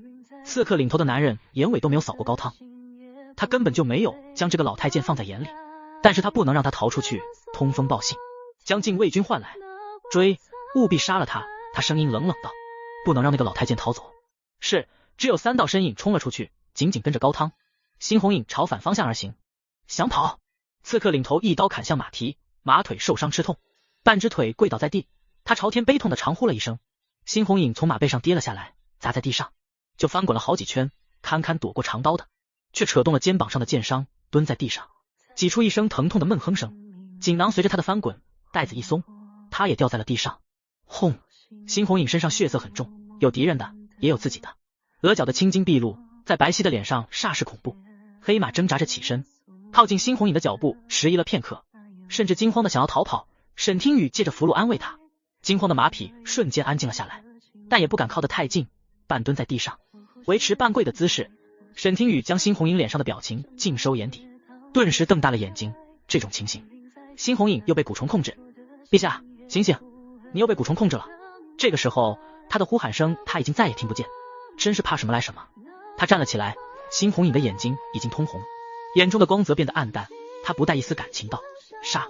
沈听雨有些担忧，但他实在担忧早了，因为被蛊虫控制的暴君没有了他这个软肋，如同一个冷血无情的大杀器，不惜一切代价都要将刺客击杀，鲜血飞溅，即便是自损800伤敌1000，他也浑然不惧，口中念叨着杀杀杀。刺客接连折损了好几人，暴君忽然像是不要命一样，也意识到他的身体出现问题了，瞳孔骤然一缩，他大笑了一声，真是天助我主，今日必定将你斩杀在此。沈听雨趁机从锦囊中跑了出来，拖着锦囊躲在大树背后，焦急的查看着，一边看一边思索着对策。沈听雨懊恼的敲了敲脑袋，他现在该怎么办？现在高汤已经去搬救兵了，希望他能尽快找了禁卫军。警告，警告，任务对象，猩红影的生命值正在下降，滴滴滴，剩余生命值为 17%、16%。沈听雨的脑袋快要炸了，却又不能关掉系统的提示音，只能捂着脑袋嘟囔了一声。他知道了，他正在看着。一柄尖刀从猩红影的腹部插入，他狰笑了一声，反手将那名刺客的头颅割下，血腥又残忍，像是想要最程度将敌人体内的鲜血放干似的。即便沈听雨知道他是被蛊虫所控制的，但也被他形同罗刹的面目给吓到了，真的太可怕了。他的此刻的形象已经和原著后期的形象渐渐融合在一起了，这是个不好的预警消息。除了暴君之外，所有的刺客都已经倒下，不知是不是战斗的时间太长了。猩红影的脚步踉跄了一会儿，脚步踌躇着向后倒去，像是力竭了一样，长刀插入泥地上，半跪在地上喘息着，双眸微红。暴君，受死吧！刺客头领伤得很重，堪称是吊着最后的一口气，但他仍然从地上猛然窜出，眼中迸发出深寒的恨意，从背后偷袭暴君。而被偷袭的暴君一动不动，像是伤得过重，彻底力竭了，再也没有力气躲过去似的。沈听雨暗道了一声不好，他手指紧张地搅动了一会，一道异常的白光闪过，一个人影晃过，还没来得及多想，他就闭上眼睛，一个箭步冲刺，张开手臂拦在了暴君的面前。噗呲一声，锋利的大刀刺入他的腹部，比预料中的疼痛还要疼上100倍1000倍。沈听雨小脸泪如雨下，手指捂着腹部，脸色苍白如宣纸。他低头看了腹部血流不止的刀伤，朝后踉跄了一步，红唇微起，真的好疼。被他护在身后的猩红影瞳孔剧烈收缩，力竭垂落的指尖微动，无光的眸子忽然亮了几分，嘴唇翕动，含糊不清吐出几个字：仙子。啪嗒，全力最后一击失败，刺客降临倒在地上，睁着一双恨意的眼睛，有些崩溃。他倒在地上，胸口微弱的起伏着，微弱的厉声质问：你是谁？清风穿过竹林，卷走了几分血腥的气息，鲜血染红了泥地，竹叶残落在血水中。他没有精力回答刺客头领的质问，因为他的心神全部落在自己的伤口上。他唯一庆幸的是，自己的人类身体的伤口带不去布偶娃娃的身体中。唯一一点不好的，只有伤口疼这一个缺点。刀锋锐利，随着他身影的晃动，搅动着血肉。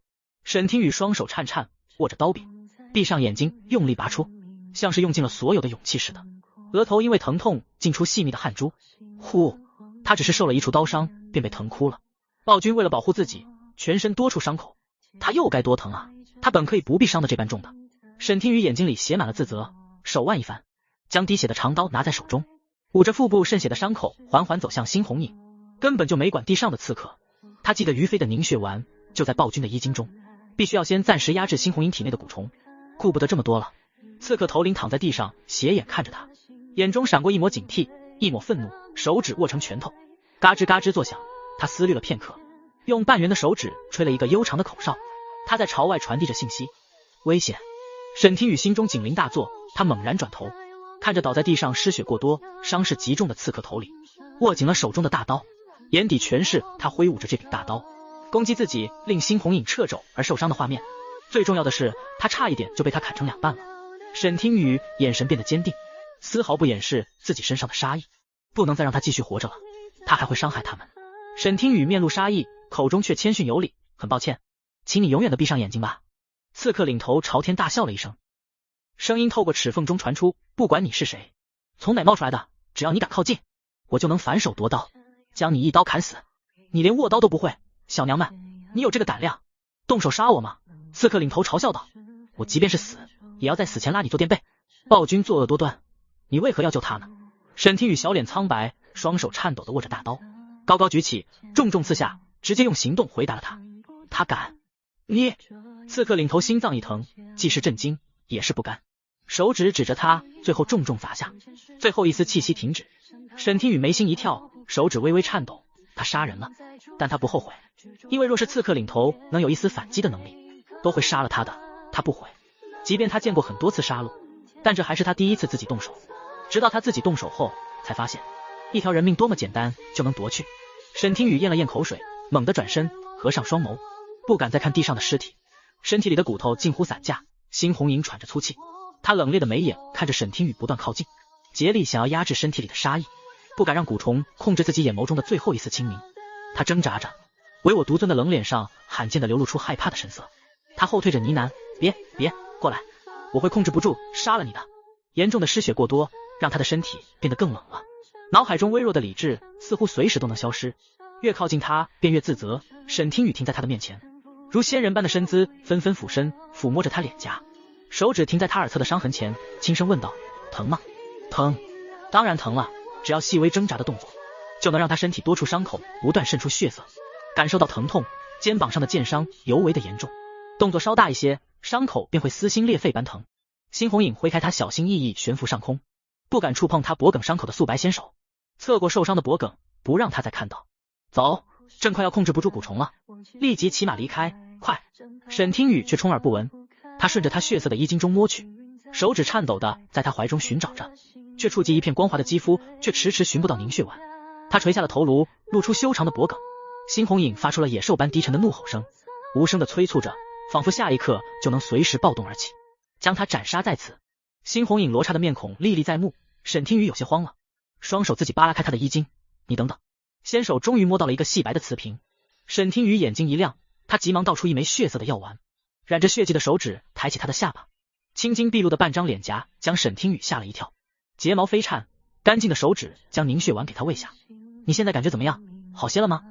猩红影喉结滚动，骨节分明的大手握着他的手腕，借力起身，脸上的青筋慢慢变淡，双眸依旧赤红，正好多了。看到他腹部渗血的伤口，他眼神微动，爆发出一抹厉色。明明他也会受伤去，却还是冲了出来保护自己。他做到了，他真的在庇护朕。额头青筋再度浮出一根青筋，仙子你也受伤了。朕真想再杀他一次。忽然猩红影剧烈咳了几声，脸色变得更加虚弱。他的伤势落不到布偶的身躯，只是会疼上一段时间罢了。但猩红影一副快要死掉的样子，他可不能死了。沈听雨脸色大变，立即上前搀扶他的肩膀，神色焦急道：我们快离开这，那刺客临死之前吹口哨了，我怀疑他在喊人，这里不安全，敌人随时都有可能出现，我们快走。沈听雨用刺客身上的干净的布条替黑马缠绕伤口，暂时止血。猩红影靠在马上，忽地侧耳倾听，神情有些严肃。沈听雨见状，加快了缠绕的绷带的速度，迅速打了死结，确保中途不会散落。猩红影一蹬，立即翻身上马。暴君衣衫染血，面容俊美，眼神沉静，弯腰朝沈听雨伸手，冷冷道：上马，有人过来了，尚不知是敌是友。明明是相当危急的情况。沈听雨被他语气中的沉着冷静所影响，便也没有那么不安。他伸出手，被他骨节分明的大手一把拉上马背，周遭的视线一转，嗖！正待沈听雨翻身上马时，一支冷箭朝沈听雨的心口处射来。那3名离开的去追杀高汤的刺客返回，手中竟然还有残余的箭雨。眼见箭矢不断逼近，猩红影瞳孔剧烈收缩，却来不及挥刀替他挡下。该死！猩红影手中的剑鞘猛狠狠抽打在马骨上，黑马嘶声长鸣，骤然间奔了出去，冷箭在他们的身后射了个空。沈听雨和猩红影共乘一骑，奔驰在山间的竹林上。所幸刺客的箭雨也仅仅只剩下那一支。马背上，沈听雨看不到的地上，猩红影嘴唇上的血色尽失泛白，脸上再也没有了镇定的模样。方才拉沈听雨上马的时候扯动了伤口，肩头的血丝不断渗出，失血过多让他感到一股极大的困顿和无力。缰绳被骤然塞到了他的手中，沈听雨一惊，正要回头，清冷沙哑的嗓音在他的耳边响起：缰绳交给你了，别回头。一双骨节分的手已经覆盖在他的白皙的手上方，紧紧贴合，指骨微冷，修长的手指一点点教他，缰绳要这样拉，一松一紧都很重要。想要疾风如电，可以蹬马腹或者鞭打马臀。沈听雨微怔，心中顿时有种不好的预感。陛下，你为何忽然叫本仙子这些？也是，朕多虑了，仙子怎么能不会骑马呢？猩红影胸腔震出一声笑声。沈听雨耳朵一阵酥麻，他确实不会骑马，但这是他的契约坐骑啊。因为时机不对，他没来得及告诉暴君，所以他并不知。他的声音虽然有些虚弱，但是气势十足。记住了，抓紧缰绳，见不到禁军和罗魂别停下，走。话音刚落，在沈听雨的疑惑中，一具身体重重压在他的背上，下巴搁在他的肩膀上，紧紧贴着他半边脸颊，发丝轻挠他脸上一阵细微的痒意。沈听雨有一瞬的惊慌，陛下，你怎么了？他在脑海中紧急呼喊小七，查看暴君的生命。朕没死，只是没有力气了，朕想睡一觉。猩红影声音微弱，气若游丝。沈听雨表情惊惧，不，陛下你不能睡，千万别睡。他们在山林中越走越深，再也找不到回去的路了。走了许久，却还是没有遇到熟悉的道路。沈听雨担心在山林中迷路，沿着河而逃。他双手抱住着猩红影，环抱他的手臂，低头还看到手臂上一抹鲜红的血痕，华服变得破烂，但也只能简单的给他的伤口做了一些处理。他们共乘一骑，沈听雨不停在和暴君说话，两人的距离很近，在水面留下相互依偎的身影。罗魂，摄政王声音渐怒，你究竟还要跟着我跟到什么时候？罗魂嬉笑了一声，沉默不语，手中的弓箭再次对准了刚从林间冒头的梅花鹿，射穿他的后腿。本将军凭借自己的本事猎得的，摄政王的不必吼，本将军能听见。枝桠被触动，他们两人同时看到，摄政王骑射功夫也是不错，但是绝对比不上罗魂。为了抢先猎得，他看都不看一眼，搭弓射箭，利箭率先射出，一个黑影若隐若现，藏在树后，不似任何的野兽，反倒像是人影。罗魂瞳孔剧烈收缩，迅速射出手中的箭，射出的速度远比摄政王的更快，追尾而上，互相碰撞，细微的改变了箭的攻击轨迹。摄政王的脸色大变，双目瞪圆，指尖颤抖的一指：罗魂，你竟然公然抢夺的我的猎物，你过分了。罗魂对着树影厉声道：谁？高汤终于摆脱刺客的身影，身影急速的朝猎场禁卫军的方向冲去，手中的染血的浮尘快要被他捏烂了，脚下生风。叮，一支箭射在他的头顶，一支箭射在他的脚前。高汤警惕地垂眸一看，这是猎场的统一材质的箭羽，上面还含有猎场的标识。他的眼睛一亮，蓦地笑弯了眼。高汤手持浮尘，终于从树影下露面，是老奴。高公公，怎么是你？你，摄政王惊讶道，眼中射出一抹金光，怎么就你一人？陛下呢？高公公，你怎么受伤了？陛下有危险。罗魂直接驱马上前，挤开摄政王的身影，急忙追问道，陛下在哪？怎么就你一个人？有刺客埋伏在林间，30-50人左右，全是精锐。在。高汤语气极快，将他所知道的情报全部说了出来。罗将军，快带禁军去救陛下。罗魂目光好似凶狠的狼，终于从安睡中睁开眼睛。他骑着高大大马，居高临下，掀起一道锐利的光。高公公，300米开外有一支禁军小队在巡逻，你去寻来，带着他们进入林子寻人。他有条不紊地安排道，眼中闪烁着异样的光芒。看向一旁，摄政王，敢不敢立即跟随本将军杀入林间，去寻陛下？罗魂脚下的战马嗅到主人的嗜杀的情绪，马蹄微动，从鼻腔中的喷洒一道浑浊的气息，原地来回抖动。摄政王脸上的表情微变，他抿唇嗤笑了一声。罗魂，这是什么意思？难道你认为本王是贪生怕死之人，会不敢前去营救？你太小瞧本王了。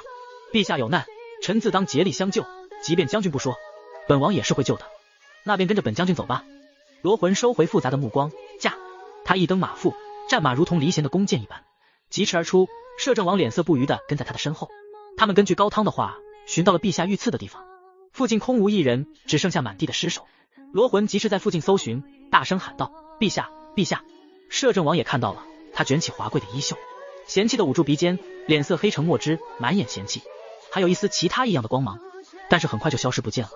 罗魂骑在马背上，看着地上死相残忍的尸体，握拳捏着缰绳，脸色微变。忽然他眼尾的余光瞥见什么，他立即翻身下马，踏着军靴走过血色的泥面，是陛下的腰间的锦囊。罗魂蹲下，伸手捡起落到地面绣艺精湛的宽大锦囊，修长的手指一翻，锦囊里头空空如也。他微微诧异，里面的娃娃也不见了。陛下出事了，他一定还在附近。看到娃娃不见了，罗魂心中反而稍安。陛下如此珍视这个娃娃，刺客行刺的时候还能将娃娃带走，说明了事情尚在他的控制之内。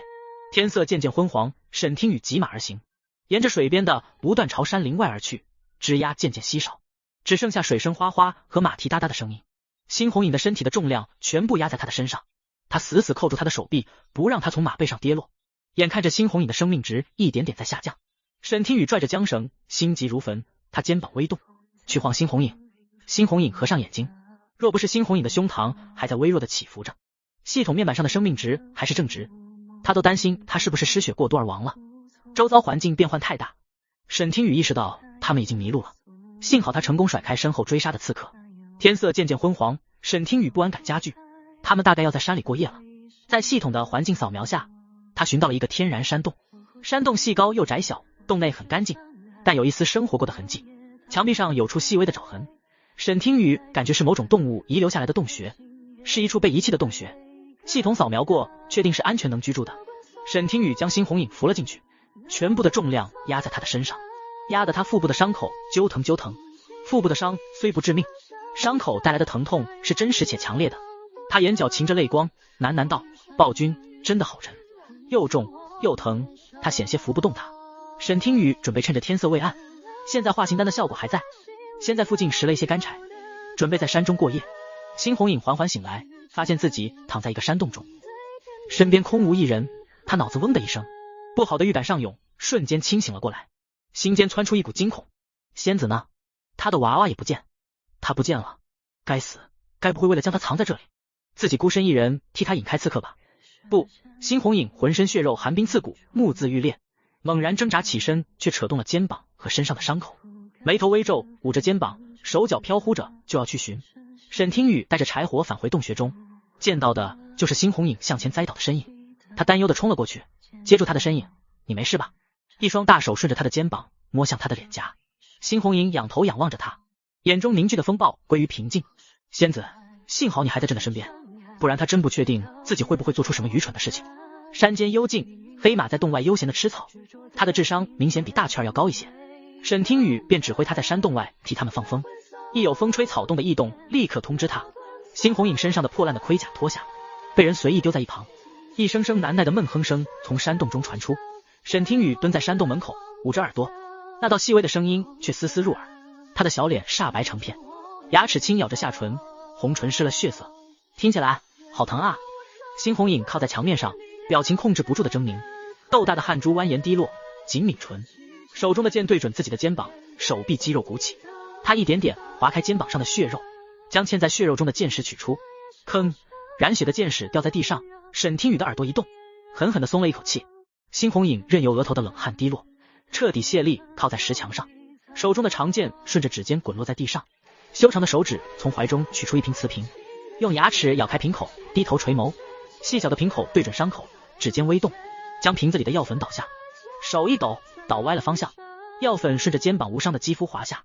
辛红影微微蹙眉，我来吧。沈听雨白皙的手从他手中夺过瓷瓶，顺着那双手，辛红影眼皮一抬，看向了他。沈听雨微微俯身，一缕墨发从他的肩膀垂落，在他赤裸的半边胸膛上轻微扫动，痒痒的，心里像是也有一缕墨发在扫动。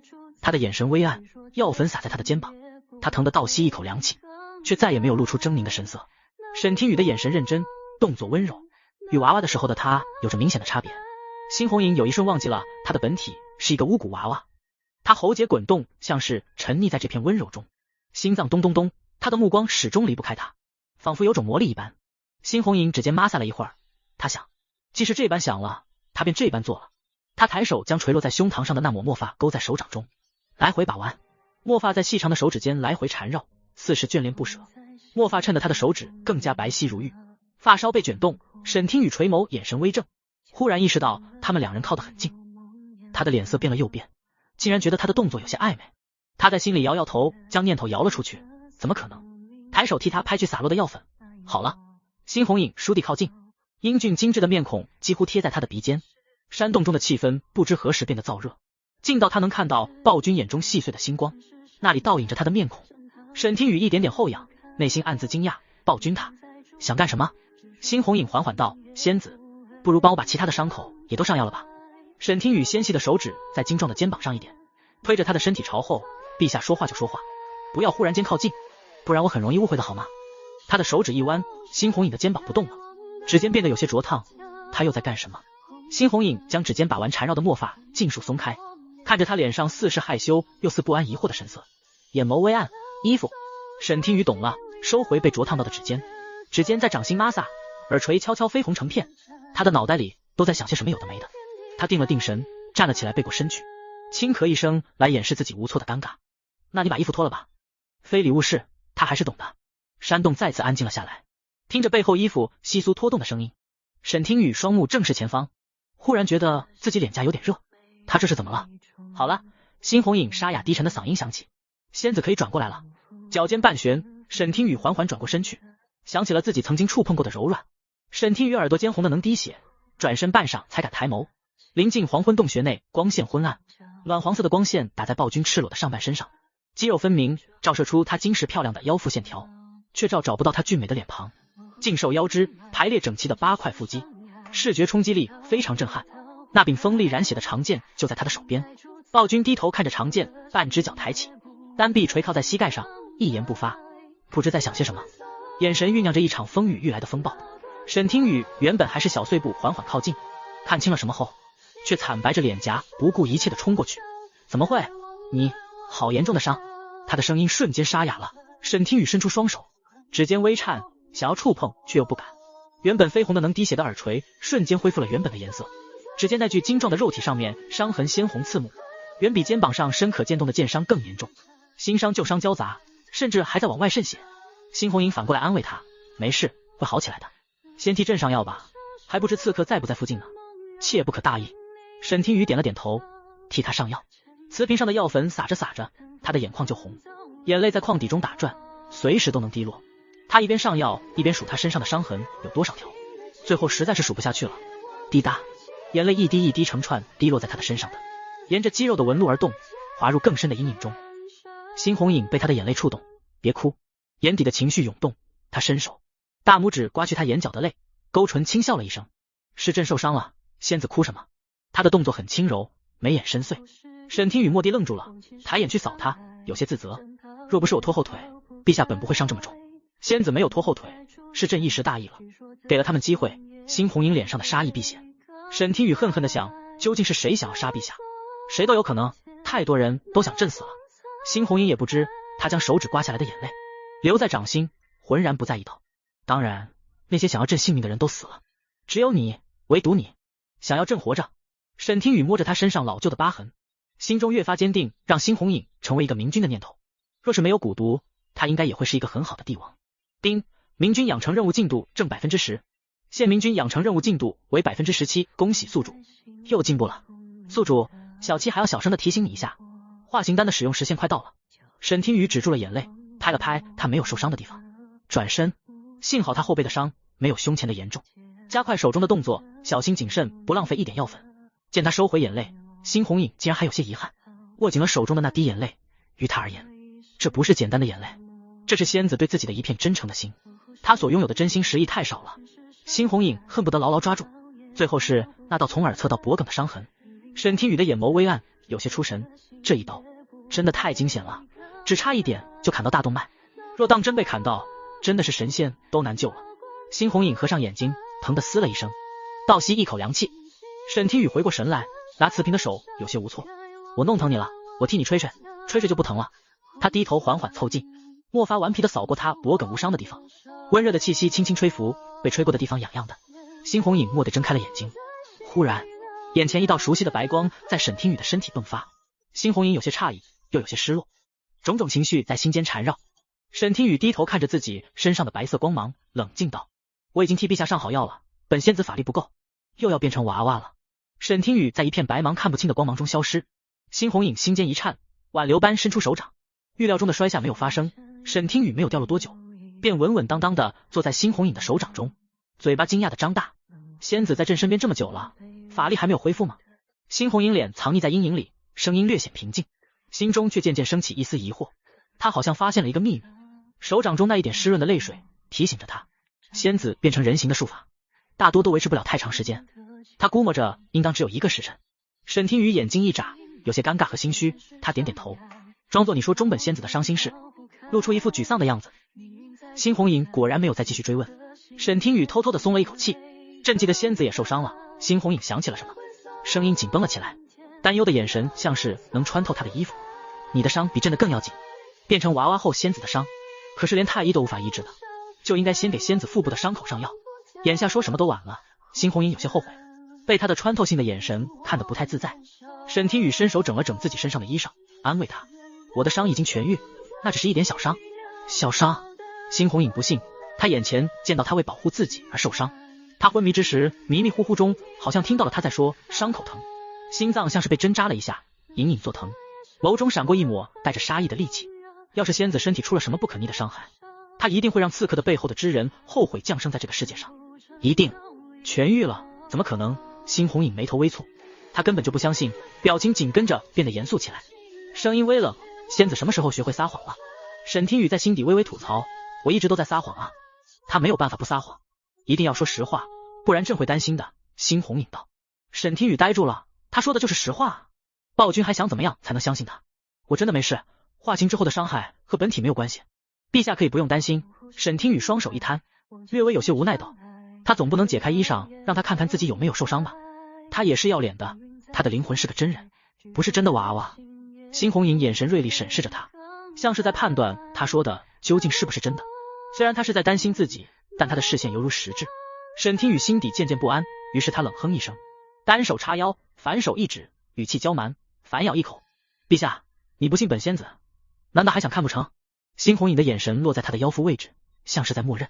沈听雨双臂环抱，身体朝后仰去，表情哦。夜幕降临，天边最后一丝余晖消失，窄小的山洞里点燃了火堆，驱散了山间的寒意。沈听雨坐在石头上，透过火堆上空燎蛇的火影看向对面的猩红影，眼神略微警惕，小手始终环抱。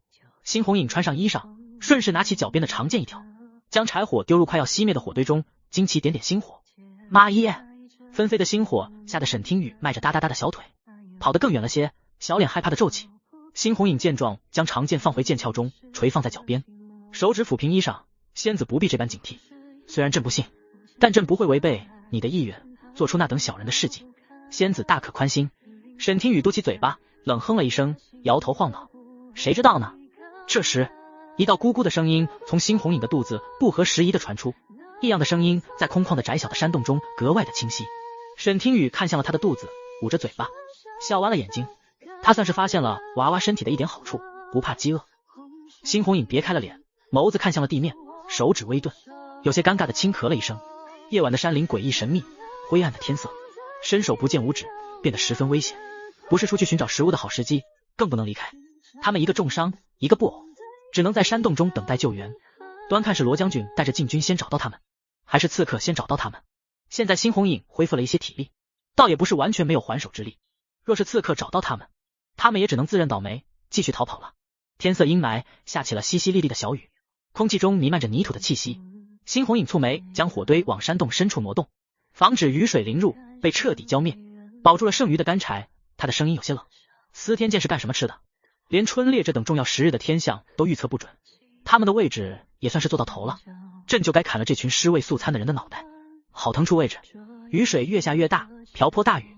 黑马孤独地站在雨中，朝着洞口嘶吼了一声，眼神亮亮的，有些可怜。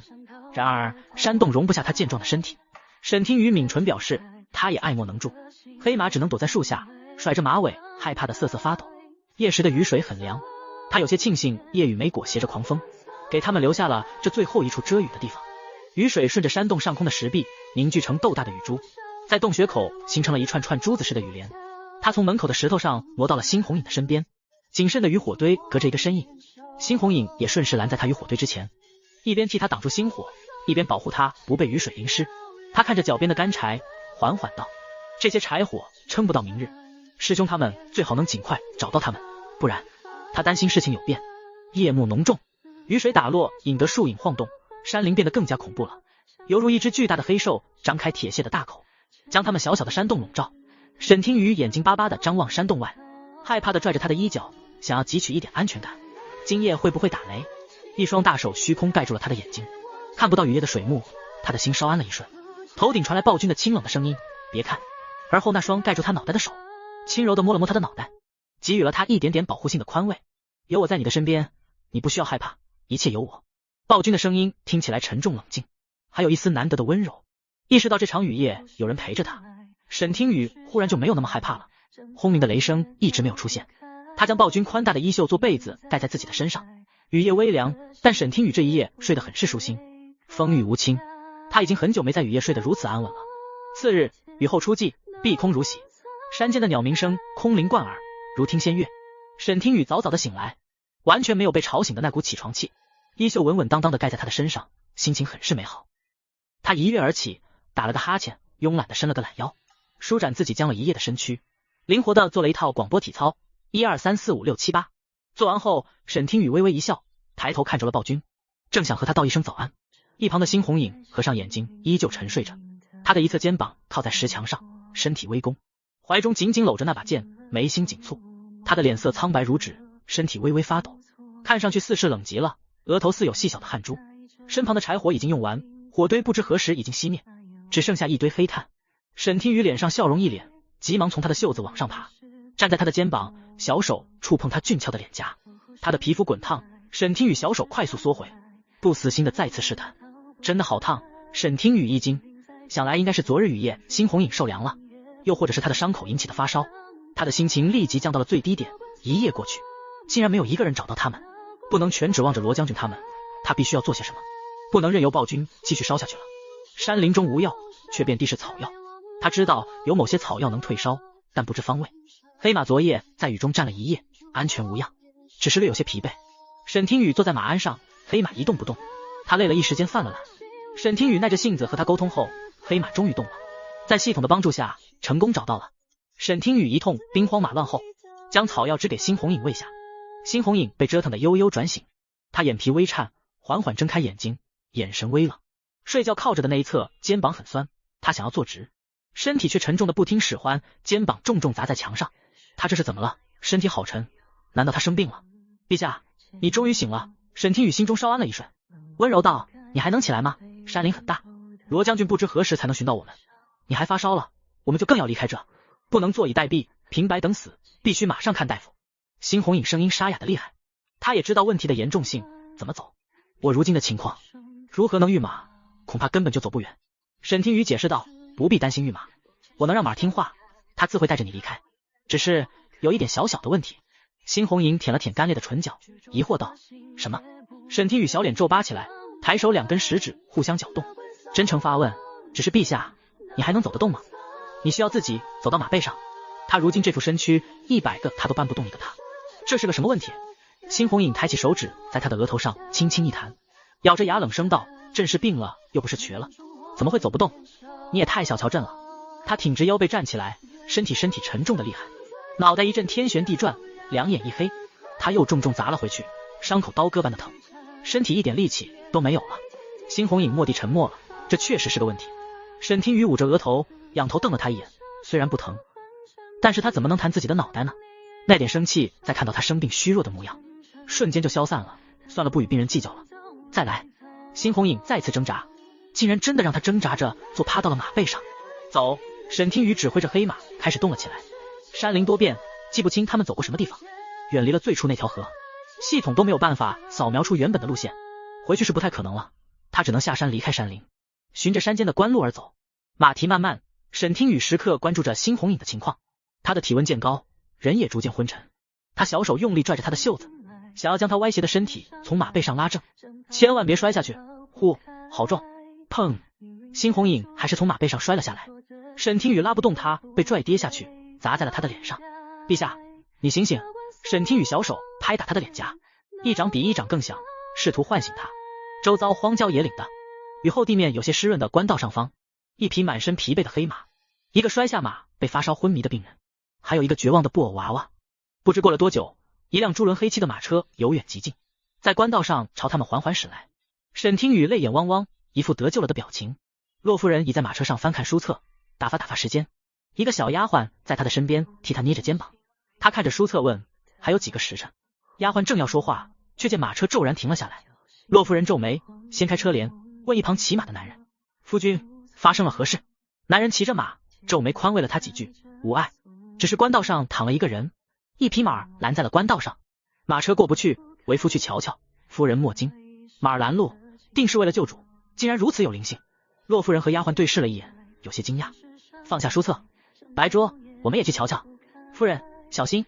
小丫鬟搀扶着骆夫人下马车，男人指挥着车夫强制将这匹马拉开，想要强势清出一条路。见女子从马车上下来，上前牵住她的手，有些惊讶。夫人怎么下来了？这点小事不必劳烦夫人，我能解决。老李，还不快将这匹马拉开？车夫老李憨憨地点了点头，是，家主。黑马鼻息微响，眼睛亮亮的，摇晃着脑袋，倔强地绕着地上的男人而动，像是在保护他。马车上挂着的4角铃铛随风而动，马车上的装饰看上去也较为华丽，应当是个有钱人。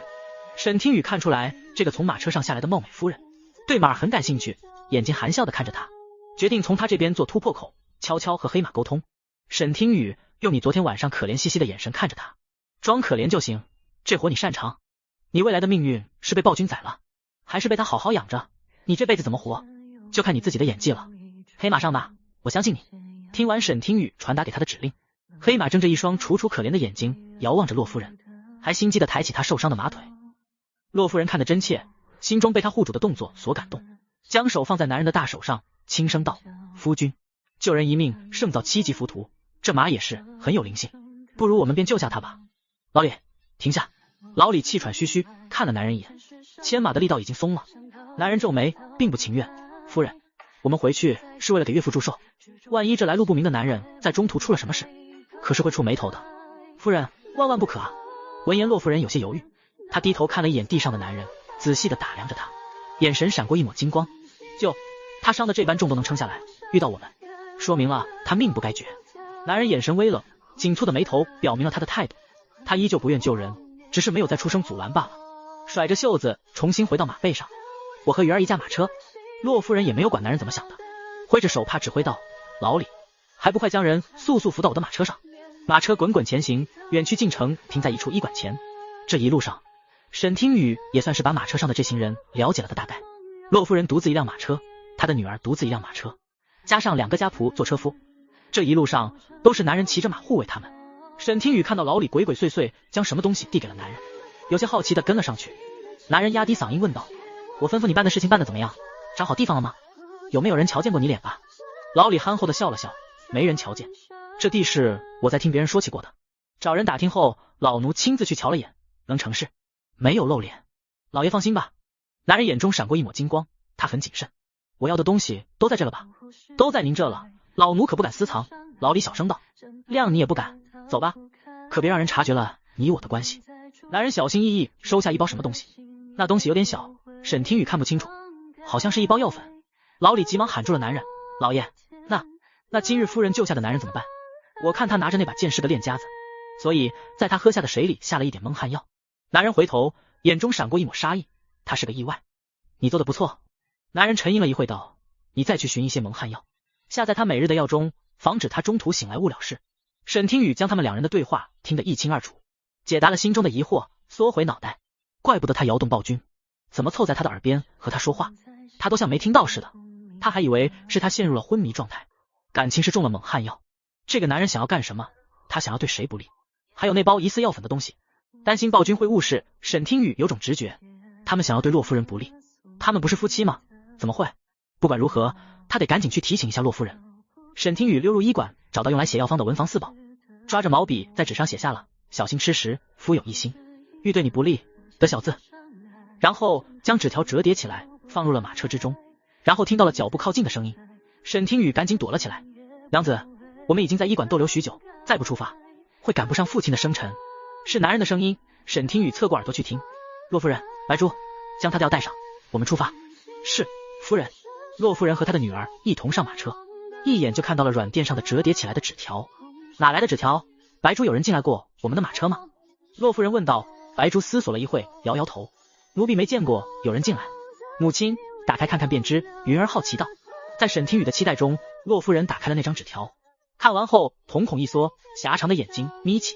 由于洛夫人是直接摊开纸条，云儿也看到了，不敢置信的捂住嘴巴：“母亲，父亲待你这般好，家中也无妾室，这一定是假的。”洛夫人冷静了下来，再次回看信，冷笑了一声，手指夹着纸条递给白珠：“烧了吧，都是一些挑拨离间的话，我自己的枕边人，我自然是看得清的。即便话是如此，但怀疑的种子已经悄悄种下。”纸条被丢入煮茶的火炉中，被烧成灰烬。沈听雨愣住了，难道真的是他小人之心度君子之腹？他悄悄从溜回了暴君的马车车厢中，小手探过他额头的温度，确实是降了下来。小手戳了戳他的俊俏脸颊，原来是蒙汗药啊！等你醒来我们就离开。你什么时候醒来？说句话啊！西西，你不说话我就掐你脸了。马车的车轱辘不断前行，黄昏之前在一家客栈前停下。男人翻身下马：“夫人，这附近只有这一家客栈，我们今夜便在此处歇息吧。”沈听雨打量了这家简朴的有些古朴的客栈，偷偷盯紧丫鬟给暴君煎的药，趁老李下药之前弄出了点动静，替换了他的蒙汗药，丝毫不给老李得逞的机会。“夫人，尝尝这道菜，是少有家常的味道。”这香洛夫人坐在方桌上，想起来那纸条上的话，心中有了一点疙瘩。她注意到这处客栈中只有2个人，一个独眼的年迈的老婆婆，一个肌肉健壮但是智商有点问题的男人。客栈中也没见有其他的客人，一时间没有了胃口，放下了手中的筷子。“我不饿便不吃，我先回房间了。”弦月高挂，这处僻静的客栈中，门口亮起了橙红的灯笼，在荒郊之外显出了几分人气。男人在夜色中睁眼了，看了眼躺在里侧安睡的洛夫人，他翻身起床，穿上了外衣，悄悄走了出去。老李早已举着火把在院子中等着他：“家主，都准备好了，就差您的一声令下了。”想着男人和老李所说的话，沈听雨辗转反侧，睡不着，他干脆坐了起来，想去看看洛夫人的情况，可别真的遭遇不测了，希望真的是他想多了吧。黑夜中火把的火光格外的亮堂，沈听雨一眼就看见了男人举起手中的火把，丢入浇了油的柴火中，点燃了客栈。沈听雨倒吸了一口凉气，他奶奶个腿，这男人居然想要烧死他们，烧死所有人，真狠啊！其中还有他的妻女，他是疯了吗？男人不是针对暴君的，故而燃烧的方位离暴君较远，但若是真的烧起来，暴君便也离死不远了，他根本就搬不动他。来不及多想了，就算是下药，也不可能整个客栈所有人都睡着了。他让黑马厉声嘶吼，吼声刹那间响起。黑马他的智商变高了，但惧火是本能，声声力竭全是真情实感的恐惧，声音也惊动了男人。他咒骂了一句：“该死！”老李还不快快让他闭嘴！沈听雨溜到了洛夫人的房间中，看着他在睡梦中恬静的睡颜，暗道不妙。有他提醒，洛夫人竟然还是中招了。不过幸好这药粉应当是些让人昏睡的药粉罢了。幸好他是有备而来，他掏出了铜锣满客栈的敲锣声，震耳欲聋，响彻整个客栈。锣声声响的刹那，男人的脸上黑成墨汁，唾骂了一声，他的计划天衣无缝。是谁看穿了他？白珠醒来，客栈内人人从睡梦中醒来。发生了什么事情？好吵，出事了吗？不好，走水了。独眼的老婆婆脸色大变，指挥着自家的傻儿子去水井取水灭火，丫鬟们也紧跟着去取水灭火。幸好火势不大，很快就灭了。云儿在人群中扫视，却始终找不到娘亲的身影。想起那张被烧掉的纸条，心里咯噔了一下。难道真的是父亲？不好！云儿脚步有些飘忽，她哭着冲入洛夫人的房间中。母亲，母亲！试了符衣去，深藏身与民，今夜有热闹看了。沈听雨藏在暴君的房间中，嬉笑着看好戏。今夜走水，没有人注意到暴君这边的厢房。沈听雨坐在窗边，双脚自然垂落，一边晃悠一边看好戏中，但他总觉得缺了点什么。你在笑什么？这里是什么地方？一双苍白的手放在窗边，沙哑低沉的嗓音在他的头顶响起。沈听雨的眼睛一亮，陛下，你醒了。你不知道，你昏迷之后发生了很多事情，今夜更是有好戏看。沈听雨终于知道他缺了点什么了，那就是看戏必备的各种零食。呲溜，沈听雨舔了舔嘴巴，他想念他的零食了。走，去看看，火一定是他放的。愤怒的声音朝他们的房间来，脚步声嘈杂不已。月光下对视的二人俱是一愣，怎么回事？他们怎么朝暴君这处厢房来了？难道他们怀疑今夜纵火之人是暴君？男人举着火把走在最前头，黑暗中的眼神映着火光，表情凶狠。沈听雨转身藏于窗户之内，身体紧紧着墙面，双手放在嘴边，小声道：陛下，来不及解释了，快装晕。暴君眸子一脸，看着他可爱的小动作，以及那莫名紧张兮兮的神色，淡然地问道：朕为何要装晕？窗户打开，远处来的人走近就能看新红影神色苍白，立于窗前，气定神闲看戏般望着他们。他醒了，果真是他。男人手指指着新红影怒吼道，身后赶着一众奴仆和独眼老婆婆等一行人。来势汹汹，来者不善，都杀了便是。新红影淡淡道，仙子藏好，别看。沈听雨哽住了，他好像根本就没有这样想过，但这根本就不对吧？别！他拇指顶住剑柄，露出一段锋利的剑芒。沈听雨拽住了他的衣袖，急忙道：别杀，他们都是普通人。新红影蹙眉，眸子闪过一抹暴力，但是看在那双拉着他的小手上，拇指一松，吭，长剑安然归于剑鞘中。新红影耐着几分性子问：你们是何人？这是什么地方？见他骤然拔剑，众人面面相觑，一时间不敢靠近。他脸上的疑惑和茫然不似假的。老黎，你怎么不上了？剑啊，没看到他拔剑了吗？要上你上，我可不是赶上。他想干什么？在他摄人夺魄眼神的注视下，众人高昂的气焰瞬间消散。领头的男人冷笑了一声：别装了，你早就醒来，等我们熟睡之后，竟然想要用火烧死我们。亏夫人心善，我们救了你，还给找医馆看大夫。你就是这样对我们的，简直就是农夫与毒蛇。你这个畜生！男人眼神闪烁，率先将屎盆子扣下，想要直接定下他的罪。新红影斜眼打量了他一眼，看清了他内里的色厉内敛，嗤笑了一声：我算是了解清楚了，有人在贼喊捉贼。我若是想杀了你们所有人，何须用火烧这么麻烦？不如一剑下去，干脆利落。他骨节分明的大手从剑鞘中抽出雪白的银剑，在黑夜中反射着锋利的冷光，白的能晃瞎他们的眼睛。浪费时间，不知值得。独眼的老婆婆是这家客栈的掌柜，独自拉扯着一个智商不太高的儿子守着这家客栈，本就是个聪明的人，原本他就觉得有意，这一下更是加深了对他的怀疑。他拉着儿子离远了些，我觉得这位客人说的不错，这家客栈是我的心血，我儿子的命根子，我不允许任何人伤害他，今夜之事谁都有可能，为何不能是你下的手呢？我一定会告到官府，将这件事情闹大。男人脸色微变，这客栈中有我的妻女和下人，我为何要烧客栈，烧死所有人，平白担上性命？这样对我来说有什么好处？父亲，云儿的声音从人群的背后传出。男人拿着火把回头一看，云儿搀扶着洛夫人从人群中走来，瞳孔一缩，泪眼婆娑。夫人，云儿，幸好你们都没事。云儿侧过身子躲开了男人关爱的举动，一言不发，除了最初的那句父亲，嘴皮子颤抖着一言不发。洛夫人悲痛在心，在他走过来自己身边的时候，骤然反手给了他一个巴掌，啪的一声响极了，丫鬟们捂着嘴巴震惊。刹那间周遭寂静无声，没有零食，沈听雨只能无声的拍手鼓掌。哇哦！他没有忘记新红影，悄悄提醒他。闻言多看了那貌美夫人一眼。沈听雨紧接着道：也是那个男人在你的药中下了蒙汗药，害你昏迷不醒的。新红影指尖微动，摸了摸剑鞘，按耐住心中的杀怒意，听着他们唧唧歪歪。别急，先看看戏，莫扰了仙子的兴趣。男人被打懵了，脑子嗡的一声，低着头，眼眸变得极其阴暗，大手摸着脸颊上鲜红的五指，感到一阵红痕火辣辣的疼。洛夫人抬手指着他，声音不复温柔的厉声质问：是不是你干的？今夜客栈所有人中，唯独我一人沉睡至今，若不是鱼儿冲来我的房间救我，将我摇醒，我还不知今夜发生了这么大的事情。然今夜我粒米未进，只喝过你递过来的酒水。成婚以来我待你不薄，你为什么要这么做？即便塞入马车上告密的纸条上说的明明白白的，他也选择了相信他，将信烧了。若是今夜的火当真烧起来了，他就……一滴眼泪从他的眼角中滑落。洛夫人想到这微红的眼眶，闪过恨意，不肯饶过他。他说。男人低着头沉默良久，而后抬头，双眼蓄满泪珠，伤心至极。夫人，你我做了这么多年的夫妻，你难道还不了解我吗？连证据都没有，你居然就怀疑是我动的手。夫人，你太令我伤心了。藏在众人身后的老李心凉了半截，呼吸急促了几分，家主这要放弃他了。果不其然，男人声音悲痛道：夫人一定是有人在其中捣鬼。见他悲痛似是伤到的神色不像是假的，洛夫人将手中被泪水沾湿的手帕攥紧，心中犹疑了几分，半信半疑道：那便报官，让官府的人查个清楚，若真是查出是你，我……男人打断了洛夫人的话，若查出真的是我以死明志。既然如此，不必报官了，我便是官，欲图火烧客栈之人就是你。辛红影侧身瞥了男人一眼，淡然出声，手掌一推，长剑射出，他脚尖踏着窗框而出，在半空中反手握住长剑，月色之下，剑芒对准了男人的喉咙。受死吧！男人瞳孔缩成针状，一脸惊惧，连连后退。你想干什么？洛夫人急忙喊道：住手！暴君的动作行云流水，沈听雨眼睛蓦地瞪大，双手扒住窗边，好帅的动作。可惜。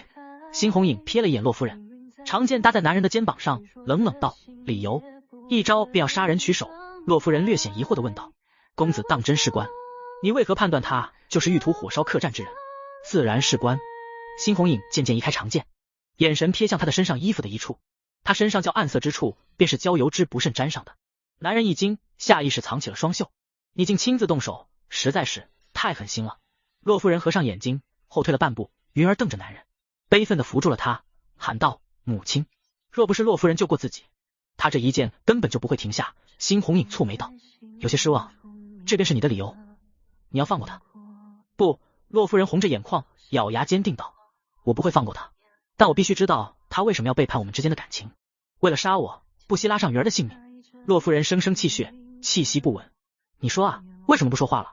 这些年家中都是靠我的嫁妆补贴过活，我打理家业，相夫教子，我对你千好万好，我洛家更是不曾亏待过你。烦！洛家！见事情彻底败露，男人装不下去了，也不装了，凶相毕显。他充满怨恨的目光死死地盯着洛夫人。我受够，我身为家主，却事事都要听从你，就因为你父亲是富商，有钱有权，处处压我一头，还不允许我的纳妾。你去街上看看，哪个男人家中不都三妻四妾，如此善极，还想断了我家的香火。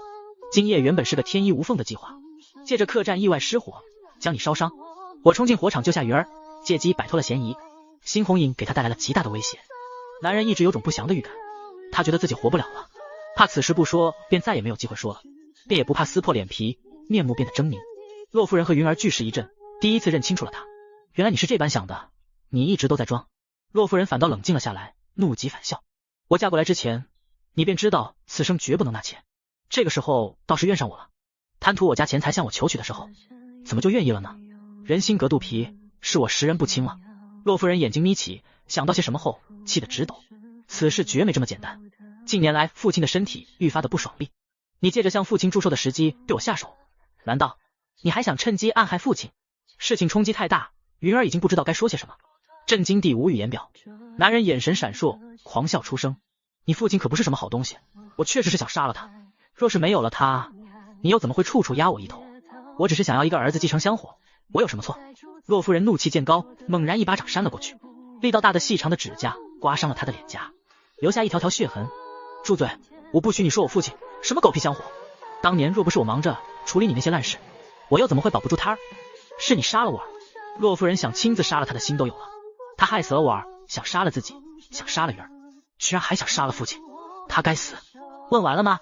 辛红影拿着剑，语气不耐。这人用手动到了他头上，在他眼中已经是个死人了。骆夫人彻底抹去眼角的泪，心逐渐变得冷硬。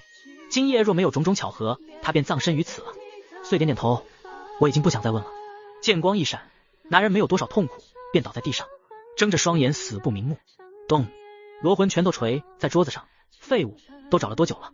却连陛下的一点消息都没有。继续找。是。跪在地上的士兵连滚带爬地跑出营帐。陛下失踪3日有余，他也有3日没有好好休息过了，眼下泛着疲乏的乌黑，黑眼圈很重。罗魂心中愧疚，若不是他与陛下打赌，陛下便不会深入山林腹地，遇到刺客。眼下的猎场已经乱成了一锅粥了，禁军已经将鹿须山整个包围了起来，翻山遍野的搜，却始终没有一点陛下的消息。报！一个士兵忽然来报。进！罗魂揉了揉自己的太阳穴，强迫自己打起精神。回将军，我们在山中的某处山洞中找到了一处炭堆，疑似陛下曾在那出现过。附近的大树下还有陛下坐骑的马蹄印。走，快带本将军去看看。罗魂有些惊喜道。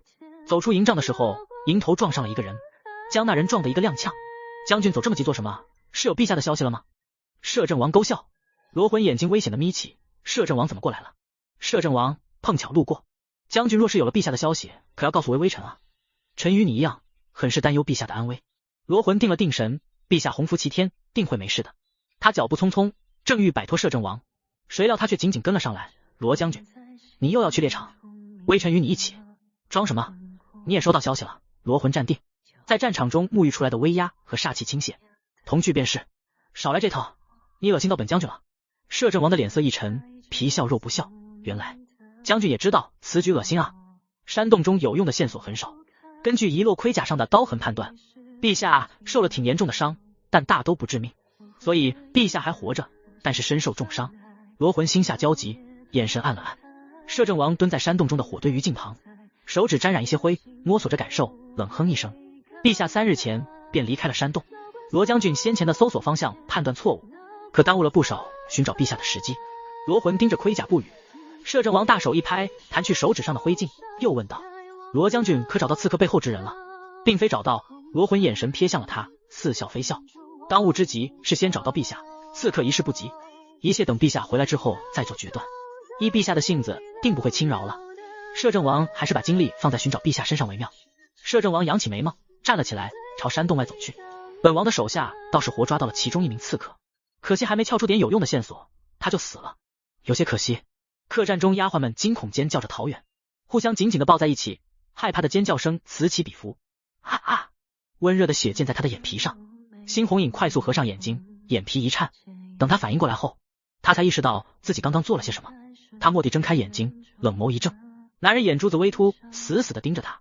他的身体倒了下去，手机被他提在手中，鲜血顺着平整的切口滴滴往下流，留下一地血水，缓缓进入泥土中。他割下了男人的头，辛红影蹙眉，不敢置信地瞪大眼睛，手一松，头颅掉在地上，在血水中滚动。他抬起自己的双手，看到上面的血迹，指尖颤抖，他竟然觉得鲜艳的很好看，温热的很，舒服。杀意浮现的那一刻，他又被蛊虫控制了。辛红影喉结上下滚动，瞳孔剧烈震荡。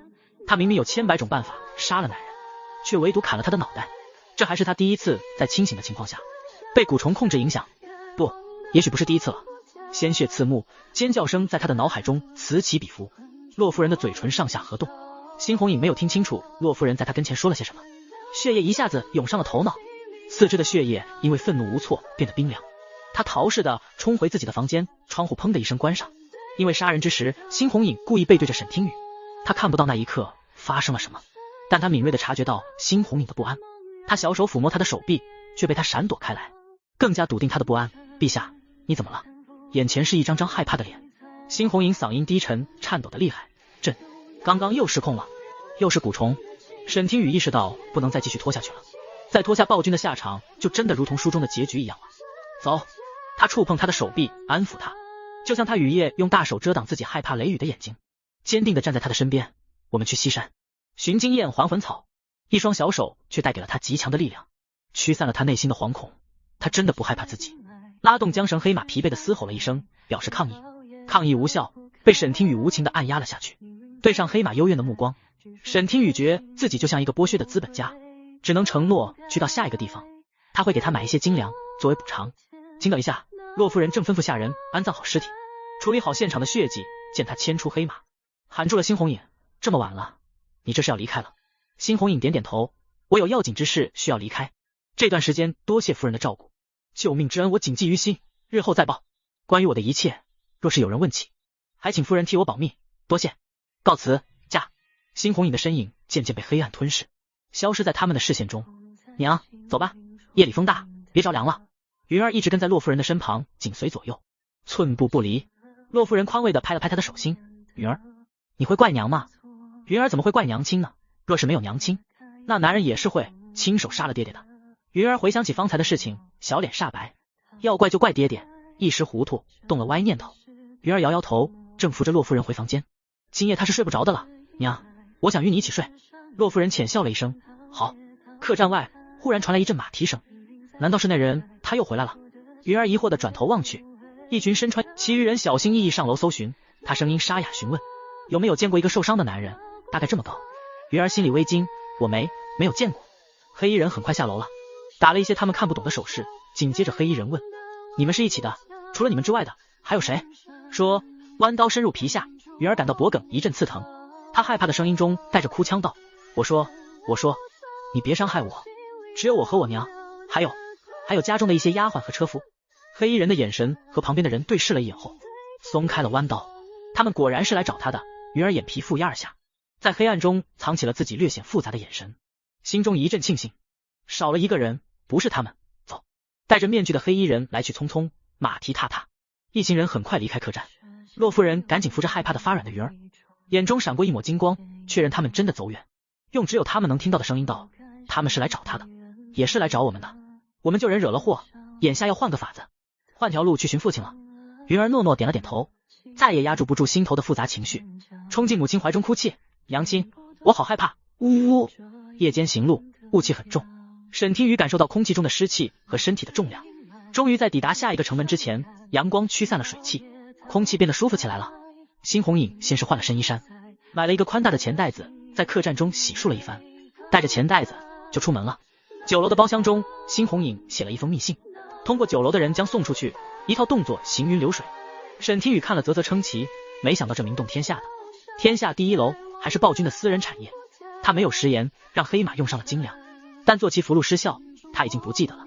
这一次他们换了一辆马车，没有选择继续骑马，将腿有伤的黑马留下，既是为了养伤，也是为了防止被人找到。他们一路上晃晃悠悠，终于抵达了西山一带的地界。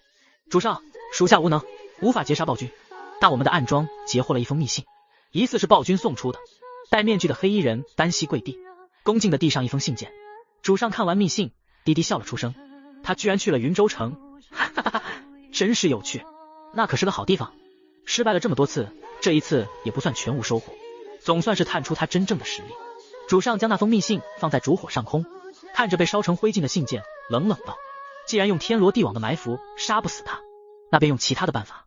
凡人之躯，找准弱点，死是一件很容易的事情，只是这一次牺牲的要大一些罢了，都是为了大业。主上两指一勾，过来。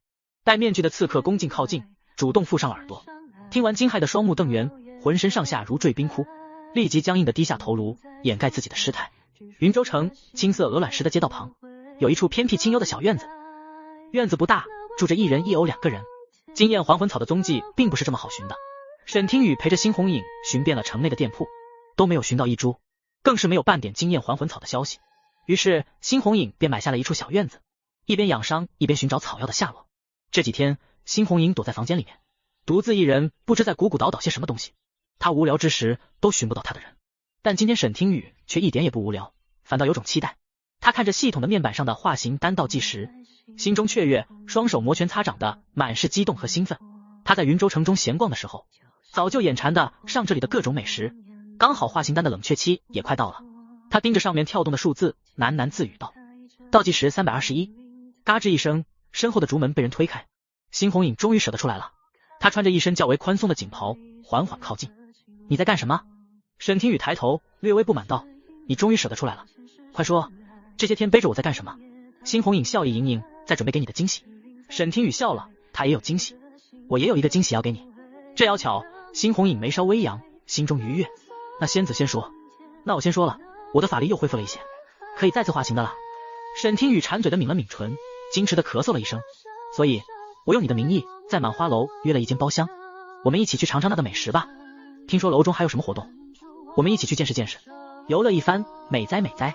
沈听雨学着酒楼说书之人的语调，一边抬手，一边摇头晃脑。我的惊喜怎么样？要一起去吗？这点要求，辛红影自然是无法拒绝。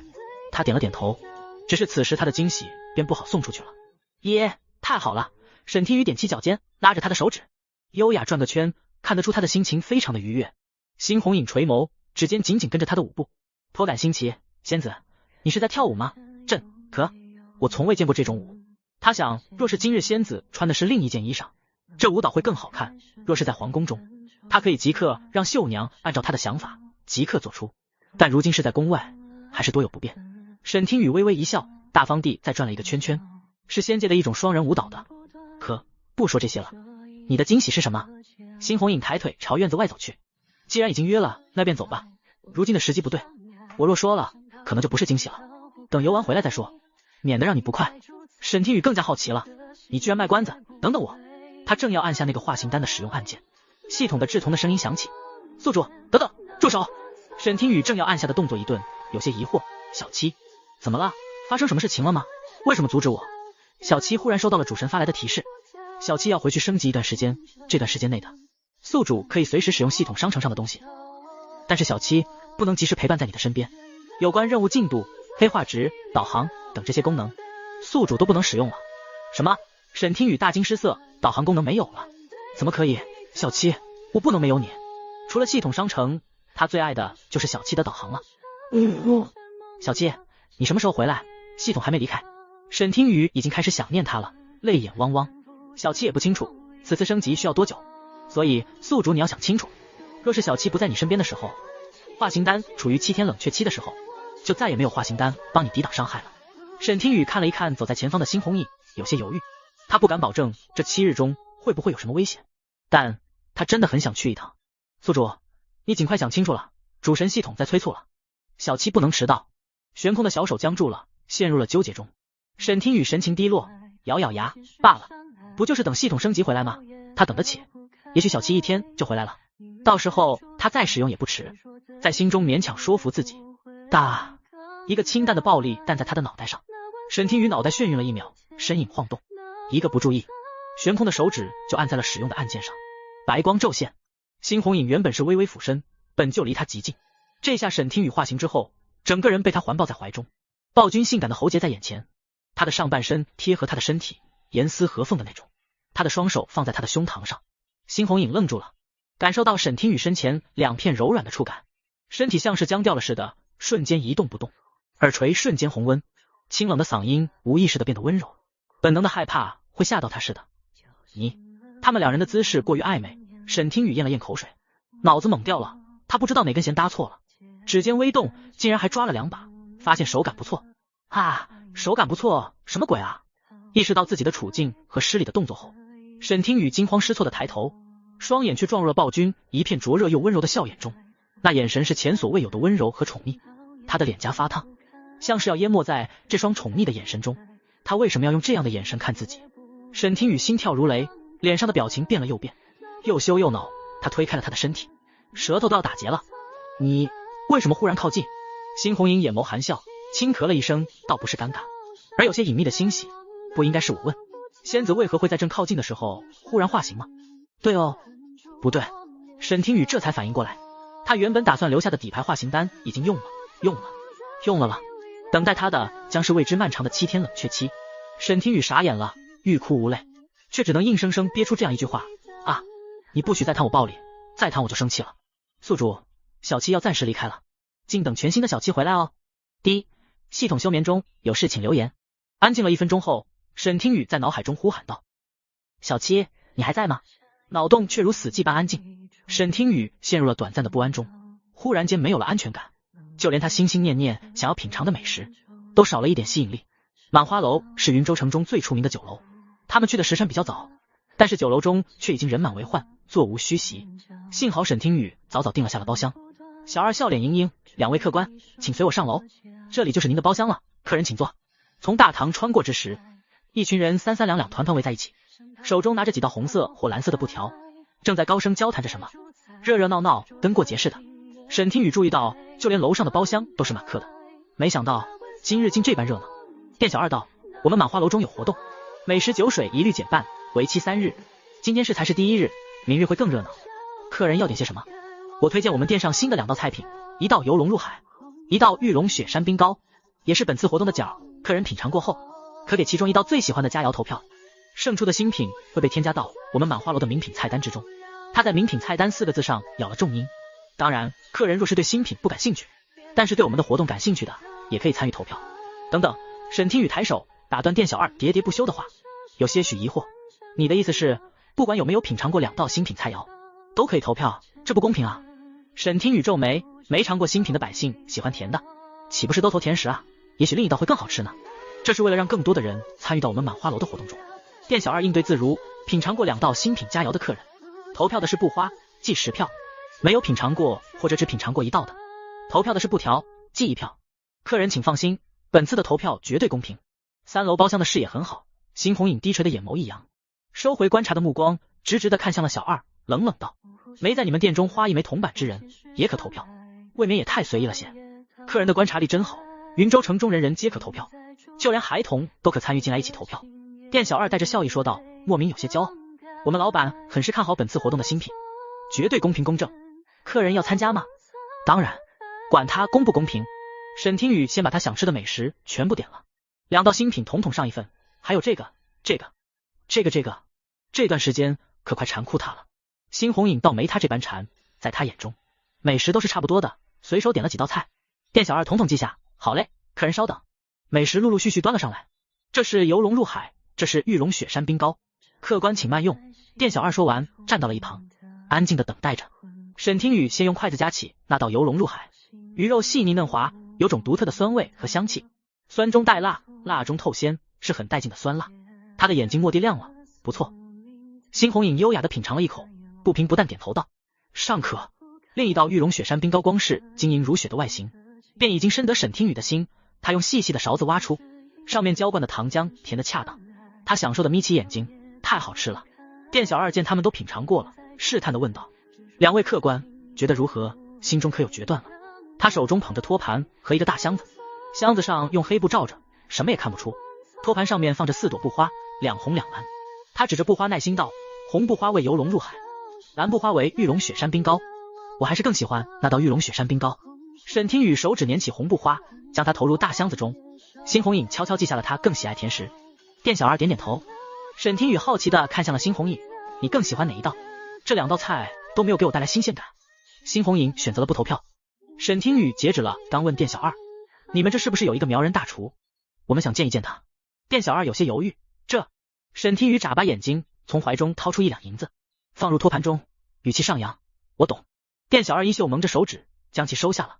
那客官稍等片刻，我将它换来。原来这才是你真正的惊喜。新红影优雅的手帕擦着唇角，放下了手中的筷子，眼眸含笑。你觉得那苗人大厨有可能知道经验还魂草的下落？没错。沈听雨夹起一个团子，咬了一口，团子里的姜汁在他的口中爆开，唇齿留香。他眼睛半眯，但我也是猜测罢了，还是要见一见他才知。没过多久，店小二将一个男人带了过来。苗人大厨长相秀丽，面容白皙，看上去年岁比他们大不了多少。苗人大厨的眼睛偷偷瞥了一眼桌子上的游龙入海，忐忑道：客人找我何事？沈听雨挥了挥手，示意店小二离开。包厢的房门被关上，苗人大厨更加忐忑了。新红影屈起手指，淡然的敲了敲桌面，指着那道游龙入海，这是你做的？是我做的。苗人大厨老实点头。有什么问题吗？沈听雨倒是有些惊讶，开盲盒开到了他想要的人了，真巧。苗人大厨一愣，客人，你认识我？沈听雨不认识。你是苗人？你可知云州城中何处有经验还魂草？苗人大厨眼睛一瞪，气得脸上涨红。那不是经验还魂草，那是我族的污泥香。你们是为了污泥香而来的？我不知道，你们请回吧，我是不会说的。他转身就要离开，看着他离开的背影，新红影开口道：你不想知道我们投了哪一道菜吗？苗人大厨离开的脚步一顿，我不想知道，别再来找我了。说完，他便迈着流星般的步子离开了。他这般明显，沈听雨很难察觉不出来，他一定知道些什么，当真是惊喜。沈听雨拉着新红影的手就要追上去，走，追上去问清楚。手臂绷直了却拉不动他，沈听雨疑惑的转头，你怎么不走啊？新红影端坐，眼神扫过交叠相握的手掌，眼眸一暗，耳垂悄悄的红了，却没有松开他的手，另一只手握拳轻咳了一声。这一桌子的美食，仙子先吃，一会儿再找他细问也不迟，他不会这么简单的就松口的。沈听雨被他拉着坐了回去，碗中被人夹了一块脆酥肉，尝尝这个。辛红影细长的指尖微微蜷缩，感受掌心上残余的温度。往日他触碰自己的时候，他心绪并不会有太大的波动，今日他这是怎么了？难道又被蛊虫影响了？沈听雨看着碗中的脆酥肉，悄悄抿唇，想了想也是，反正这一会儿他又不会跑掉，知道了他在满花楼中做大厨，还怕找不到人吗？那就等会再找他。见他吃得很香，辛红影停下的筷子重新动了起来，原本只是一般的佳肴也变得美味了起来。一顿吃饱喝足后，沈听雨放下筷子，打了一个饱嗝，好幸福啊！眼下正值饭点，满花楼外更是排起了长龙，大堂围出一片空地，上面的木板上贴出了2张新品佳肴的画册，还有一个巨大的投票箱。茶余饭后或是闲聊凑热闹的百姓围聚在其中，无一例外手中抓着或蓝或红的布条，热闹喧嚣。游龙入海，这名字雅致，投红布还雅致装起文人那一套了，滚滚滚，当然是投蓝布。红蓝，沈听雨他们险些挤不出来。跟我走。这边辛红影握着沈听雨的手，用宽大的肩膀护着他在人群中穿行而出。客人小心，茶水烫。店小二一个不慎被人挤到了一旁，手中托着的茶水就要泼洒在前方客人身后背着的小孩脸上。刹那间时间被拉到最慢，那壶滚烫的茶壶飞离托盘，停滞在半空中。店小二瞪大了眼睛，一双骨节分明的手指抓住半空中的托盘，稳稳当当接住了飞落的茶壶，优雅的旋转一圈，飞速的塞回店小二的怀中。店小二赶紧抓紧托盘，谢谢你们，你们真是个好人。辛红影眉头微蹙，我们还想再见他一次。店小二有些为难，客人他不愿意再见你们。那他家住在哪？沈听雨微微一笑，和善的问道。我们有很重要的事情要找他。客人抱歉，我不能说。店小二直截了当的拒绝。啪！沈听雨将一个小小的钱袋被放到了他手中的托盘上。你想好，你不说这钱可就没有了。店小二拿在手中掂量了几下，眼睛一亮，他犹豫了。一旁的辛红影打断了他的话，你不说我们还可以找其他人打听。好，我说他家住在。店小二赶紧抓着钱袋，不再犹豫，你千万别告诉他是我说的。呼，终于从喧闹的人海中走了出来。沈听雨感慨，真的好热闹，像过节似的，还挺好玩。走走走，赌坊开赌了，就赌满花楼究竟哪个新品能入得名品菜单，3日后见分晓。真的吗？我刚从满花楼出来，趁现在的下注的人不多，我们快抢先去下一注。不能这么高抢先下注，要看看局势，不是还有2日吗？还是兄台懂得多些。当然了，还可以去看看热闹。走。那2个男人缓慢地从他们身边走过，窃窃私语，沈听雨听得一清二楚。蓦地眼睛一亮，忘记了自己不是娃娃了，下意识去扯他的袖子，却发现他们的手一直在牵着，脸颊微红，怎么有种他们在约会的错觉。他慌忙缩回自己的手，要不我们也去下一注吧。辛红影藏在袖子下的大手缓缓握拳，冷眸瞥了那2个路人一眼，一眼洞穿，他们都是赌场的人，看准了我们刚从满花楼中出来，是想引我们过去的托啊！沈听雨张大了嘴巴，他差点被赌场的托给吸引过去了。就算知道他们2人是赌场的托，他还是很想去下注，是怎么回事？他们并肩行，沈听雨好奇地问道，你猜3日后这场名品菜单之争哪道菜会赢？辛红影觉得大费周章就为了一个名品菜单，属实有些无聊，更没必要去下注，但看出了他还是有些隐隐心动，于是他没有说出这种扫兴的话。我猜不出来。沈听雨在心底纠结了一下，被托骗过去有没有面子这件事情，最后还是拉住了他的袖子，我们去凑凑热闹，也下一注来玩吧。辛红影蹙眉，已经站在赌房前，神情不耐，散发着生人勿近的气息。他想不到自己为何会答应过来做这种无意义又无聊的事情，然而他却站在了下注台前。下注台前早早摆好了2张满花楼的新品的画册，想好了下注，买定离手。注意一旦下注不可更改，一注最少10文钱。速速下注。兄台，你知不知道你很高，站着这么久了，究竟下不下注？不下注可否借过一下？先让我下一注。辛红影，他的手臂被人挤了一下，满头黑线，默默地站远了一下，声音冷冷道，无聊。沈听雨还在纠结要下注什么，没有注意到他说些什么，转头望去，你刚刚说什么？辛红影默默摇头沉默。沈听雨便不理他了，还是遵循了自己的本心，给玉龙雪山冰糕下注，决定了，就你了，不改了。他手指按着画册，对着庄家道，我下注1两银子。庄家用舌尖舔了舔毛笔，有些失望。这姑娘纠结了这般久，他还以为来了个大单，没想到才1两银子，心中暗自说了一句：真抠门。记，下注玉龙雪山冰糕1两银子，署名什么？庄家拿着毛笔，边记边说，声音怪异。沈听雨不知道庄家在心中腹诽自己，但他庄家热情的语气明显降了下来，透着一股子阴阳怪气的味道。啪，手掌在台上重重一拍，他眉梢一挑，语气也紧跟着冷了下来。你什么意思？嫌我下注的银子少了？哟呵，还是个有脾气的小姑娘。庄家拿着毛笔的手都不带抖的，斜眼看他，语气依旧阴阳怪气。问你呢，到时候是阿猫还是阿狗？我可不敢保证。沈听雨冷哼了一声，我瞧你这舌头怪有味道的，连带琢磨香熏天，说话都不利索，就数天莫愁。你听清楚了吗？庄家在纸上写着写着，在心底转念思索了一会。天莫愁，舔莫臭，他在暗骂他，脸色瞬间比墨汁还黑。正要去改他的名字，却被人将纸夺了去。快走！沈听雨被辛红影从赌场中拽了出来。为什么？一开始沈听雨还不知道为什么要走，整个人是被拽着走的。想起来什么后，他惊得瞪大了眼睛，看着暴君的背影，感到头皮发麻，狂奔的脚步都带着冷汗。两人左转右拐，转入了一处窄小无人的小巷。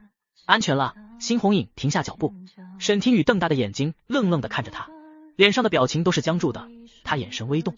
暴君为什么会忽然拉着他离开？他有种预感，是因为他的化形丹使用时限快到。以往小七一直都会尽职尽责地提醒他，今日他一直悄悄估摸着时间，难道他估慢了？可暴君为何会知道？他正想着，微弱的白光一闪，沈听雨瞳孔剧烈收缩，他猜的没错，暴君真的发现了化形丹有时限的缺点。巴掌大的娃娃再次出现，及时被暴君接住。沈听雨不敢置信地蹲下，双手紧张地抱紧了自己的胳膊，遍体生寒。暴君远比他了解的更加聪明，更加敏锐的，他是怎么会发现的？自己的秘密他又发现了多少？你为什么会突然拽着我离开赌坊？沈听雨倔强的小脸仰头，像是得不到答案便不肯罢休。辛红影微蹙，仙子每一次的化形的时间都是1个时辰，这并不难猜。真的只是这样吗？一路上沈听雨心不在焉，走神到了天外天，就连什么时候回到了他们原本小院都没有察觉。院子清幽，只有一棵桃花树，树下有一石桌，上面刻了一个棋盘。往日他们2人便坐在石桌上对弈，沈听雨双腿盘坐于其中，惴惴不安。系统暂时离开了，他的保护罩只剩下这一身皮了，他的身份可万万不能被扒下了。桃花飘落在他的身上之时，他已经想了很多。修长的手指将掉落在他身上的花瓣拿开，食指在他面前挥了挥。你在想些什么？沈听雨压下心头的不安，笑着摇了摇头，转身看看我给你准备的惊喜。沈听雨不曾留意，辛红影清冷的声音有一丝紧张。沈听雨转身，一个木工拙劣像是木盒的房子出现他的面前，拼拼凑凑像是随时都能散架。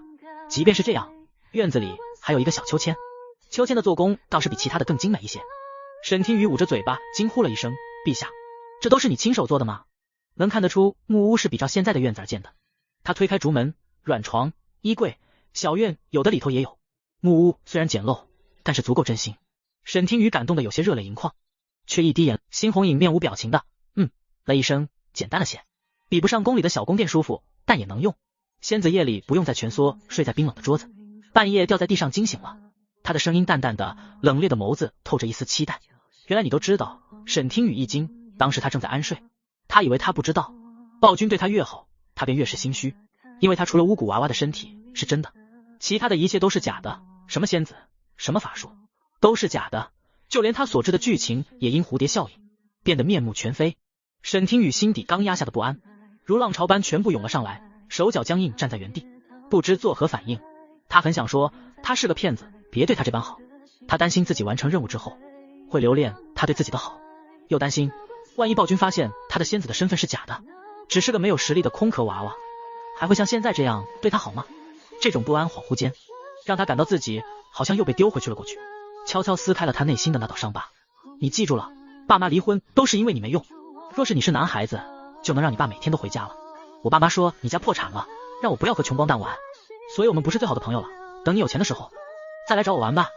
现在的你不值得我对你好了，谢谢你教会了我围棋，虽然我说话不好听，但我还是要说，你的棋艺水平现在已经配不上我了，我终于可以和你分手了。仙子的脸上没有笑意，隐隐有些难过，以往灵动的表情都变得僵硬。辛红影愣住了，是不喜欢吗？喜欢的。沈听雨强迫自己从不安低沉的情绪中脱离出来，挤出一抹笑容，迈着哒哒哒的小腿坐在了秋千上，尝试着让它动起来。这个秋千不错，看起来就比宫里的要结实。他是的，喜欢这个小木屋，暖暖的举动很贴心，尤其是暴君花费了好几天的功夫才做出来的。他不想让他误会自己。辛红影能察觉到他骤然变得低落的情绪，只当是自己手笨。他不喜欢自己亲手做的这个木屋，侧目眼住眼底一闪而逝的失落。这日，他们将苗人大厨的情况调查清楚。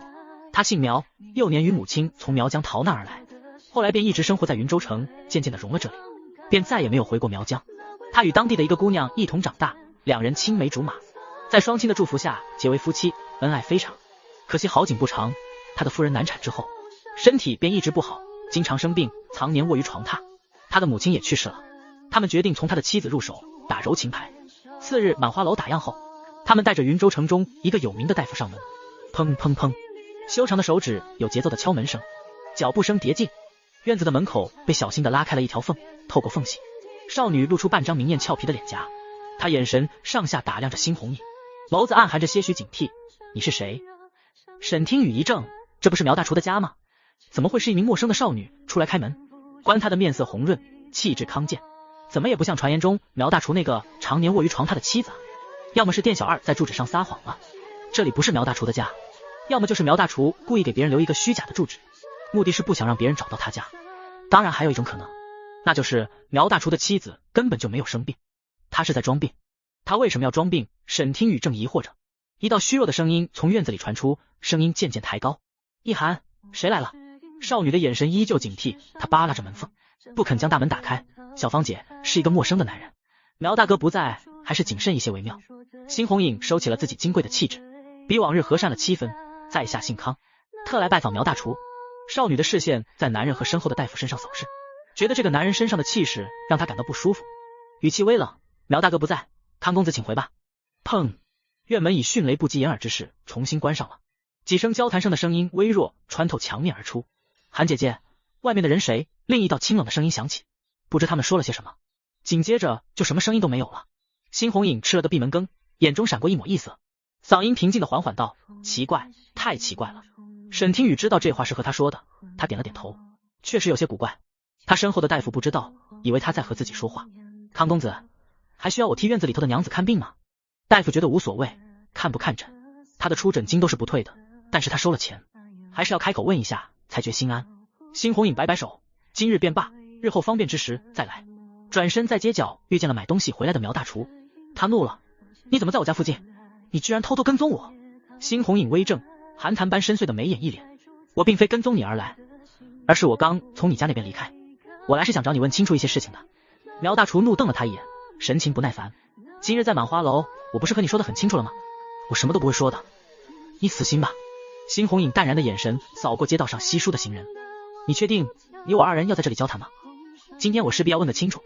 苗大厨思索了一会，拎着东西甩着袖子越过他，那你跟我来吧。他用钥匙将大门打开，声音冷冷道：进来吧。转头却温柔的朝里喊了一句：芳娘，我回来了，来客人了。那道虚弱的女声回应：你回来了，是方才那位康公子吗？方才见过的那位长相俏丽的少女从一侧的房间里出来，惊讶的看着他，眉头微蹙，却没有再说什么。穿着一袭白色衣裳的少女站在他的身后，扶着一个脸色苍白的女子从里屋出来。苗大厨迎了上去，含笑的顺手扶着女子在凳子上坐下。风大小心别着凉了，我从满花楼中带了些吃食回来，都是你爱吃的。辛红影颔首，轻柔的和女人打了声招呼。康公子。方年微笑着点头回应他的招呼，眼神在辛红影身上似是在用眼神询问着什么。苗大厨会意，将手中提着的东西放下，解释道：这位康公子找我有些事情要聊，不会聊多久的，你坐这等我一会，我一会过来。辛红影挥了挥手，听闻夫人久病缠身，我在医馆中寻了一个大夫，也许能解了夫人之忧，令你身体康健。大夫十分上道，他点了点头，将手中药箱放下，柔声道：夫人，我给您瞧瞧。苗主厨看着大夫，眼中含着复杂的情绪，萦绕不断。沈听雨注意到那两名少女对视一眼，眼中依旧对辛红影充满了敌意，像是天然的敌对一般，颇感奇异，不由得多看了他们二人一眼。真是好生奇怪，难道他们认识暴君，而且还和他有仇？视线渐渐远去，直到被墙壁阻挡了。疑惑依旧存在，若是系统在的话，他可以在系统的365度导航扫描下，悄悄去探听一波那两名少女的身份，再安全回来。但是眼下系统去升级了，他便本能的谨慎了许多，安静的待在暴击腰间挂着的钱袋当中，另一侧安静的房间中，苗主厨声音压低道：“我知道你是为了乌泥香而来。”他的眼神虔诚，做出了一个神秘的手势，表情决绝。但乌泥香是我们苗族的圣物，你死心吧，无论你出多少钱，亦或者治好了我娘子，我都不会将其下落告诉你的。誓死守护我族圣物。辛红影嗤笑了一声，慢条斯理的道：“誓死守护？你怕不连你族叩拜神女的手势都忘记了？”苗大厨表情一变，眼睛死死的盯着他，音量渐高：“你怎么会知道我族会叩拜神女？快说，你是何人？难道你也是？”眼神渐渐生出几分希望。辛红影摇了摇头：“我不是苗人。”不是。苗大厨眼中的光芒渐渐暗淡，他有种被人戏弄的感受，猛地握紧了拳头，手臂的肌肉微凸：“你在耍我？”辛红影打断了他的话，紧接着道：“但我有办法让你洗脱罪名，以赎罪的方式回到苗疆，回归神女的怀抱。”苗大厨瞳孔蓦地剧烈收缩，握紧的拳头泄力般松手，嗓音沙哑了几分：“你怎么会知道这么多？你究竟是何人？”辛红影循循善诱：“你想回去吗？”母亲死亡之前，泣血的痛哭近在眼前。苗主厨紧张的咽了咽口水，他想要回去，很想回去。清冷的声音变得坚定柔和：“我能帮你，相信我，只要你说出乌泥香的下落，我就能让你回去。”苗大厨喃喃道：“回去？”他很想回去童年记忆中的圣地看一看，想要回到神女的怀抱之中，那是离乡后。苗大厨的眼神微变，心中的渴望渐渐远去，生出了几分懊悔。方娘的身体虚弱，不能舟车劳顿，他怎么能忍心抛下她呢？苗大厨缓缓地合上眼睛，眼角划过一滴眼泪，用带着剪子不再白皙的手擦去眼角的泪，声音倒是不再愤怒了。他重重地呼了一口浊气，抬手送客：“你走吧，别再来了。我在母亲面前发过誓，会将圣物的秘密带入棺材中的。乌泥香对我来说很重要，若是你愿意将乌泥香的下落告知，你娘子的病便能治，你也能回苗疆。”辛红影身影挺拔，朝门口走去，却不肯罢休：“你仔细想想，我明日还会再来。”院子里，辛红影请来的大夫正在为方娘搭脉，那2名少女齐双双站在方娘的身后，一人搀扶着她的手腕，一人在她的耳边与她说话，画面看起来很是和谐。“康公子，你们聊完了？”方娘轻咳了一声，顺着她挺拔的身影看向她的身后，却没有看见苗大厨从里头出来。辛红影疏离但有礼的点点头，转头问大夫：“如何？”大夫收回搭脉的手指，眉头皱起，语气薄怒：“这位娘子的身体受了损伤，难产后伤心过度，郁结于心，几乎是没有调理身体，便过度劳累，身体内的精血几乎被掏干，实在是过于虚弱。”苗大厨擦干眼角眼泪，收拾好心情出去，正好听到大夫这番话，心里头更加难受了，微红的眼眶再次涌出眼泪：“方娘，都是我不好，苦了你。”方娘勾起一抹虚弱的笑容，用手指擦去他眼角的眼泪：“都过去了，怎么还哭上了？”大夫见他们还算恩爱，紧皱的眉头松开，幸好娘子的底子不错，加上近来用饮食温养身体，不然只能日日卧于床榻。我给娘子开几副药，仔细调理调理。他脸上的神色有些复杂。苗大厨抱着方娘感激道：“谢谢大夫。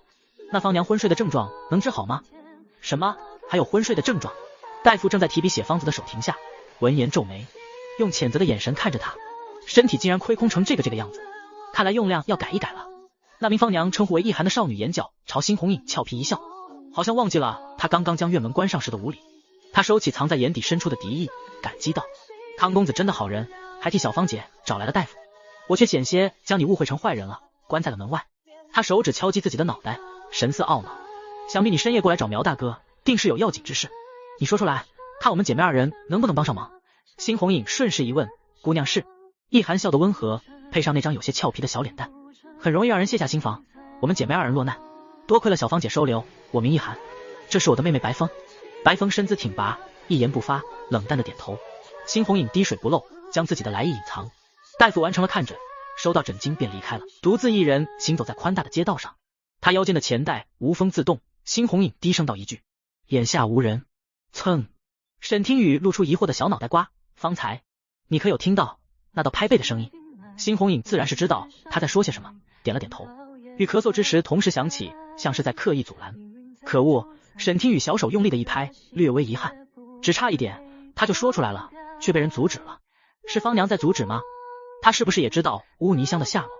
还是那2名少女在阻止？他们忽然出现在苗大厨身边，还是落难来的？身份着实可疑。他们是不是和你一样，是为了乌泥香而来？那2名女子身份神秘的，沈听雨只能去猜测。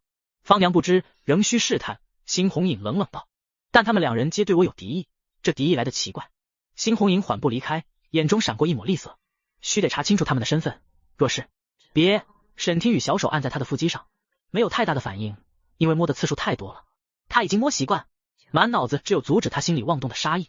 也许他们只是看你不顺眼罢了，不要因为一个眼神就对他们动了杀念，小心又被蛊虫控制了，明日再另寻法子便是。闻言，辛红影按下心中蠢蠢欲动的念头。你说的对，明日。辛红影沉吟了一会儿，明日正好是最后满花楼名品菜单之争的最后一日，也许明日就能寻到办法撬开他的嘴了。沈听雨好奇，你要出手帮他吗？辛红影淡笑不语。名品菜单之争宣布最终结果的那天，极其爆火，满花楼附近的街道上全部挤满了百姓，和上次罗将军得胜入城那日差不了多少，连带着这一条街上的店铺爆火，附近的掌柜恨不得满花楼的活动再多几日，让更多的百姓来凑热闹，简直是不费吹灰之力的挣钱。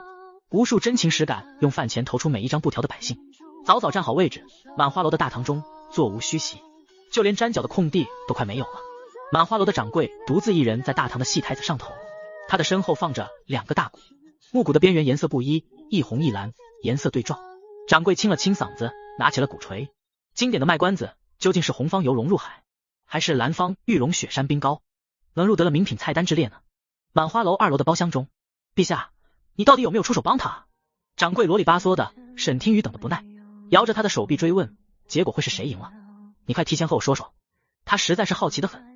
辛红影眉梢微扬，优雅的举起茶杯，浅浅抿了一口，慢条斯理道：若想得到经验还魂草，便不可能让他赢，所以赢的人自然是蓝方。彼时大堂的掌柜同时说道。咔嚓，茶杯生出了一道裂痕。怎么可能？辛红影声音低沉，他眼睛危险半眯起来。他昨日明明，不祥的预感萦绕在心间，恍若有种失控的感觉。天下第一楼中的暗室中，辛红影手中品着清茶，端坐于屏风之后，周身无形散发着冷冽的气势。满花楼背后之人是谁？天下第一楼的明面上的楼主恭敬道：回陛下，草民也不知派出去在满花楼中安当案子的人，最近全部都被解决了，无一人存活。真巧。辛红影轻描淡写，楼主额头却冒出几滴冷汗。你们就没有一个人怀疑这里面的问题吗？辛红影声音低沉，眼眸微暗，他怀疑满花楼有意继续安插人手，查清楚背后是不是还有其他人干预了结果。楼主道：是，竟然让苗大厨赢下了，这下便又少了一个突破口。沈听雨也觉得有些怪异，但当下最重要的从苗大厨那得知污泥香的下落。沈听雨不如再去一趟，先试探试探方娘知不知情。辛红影颔首，这日他们带着抓好的药再次上门。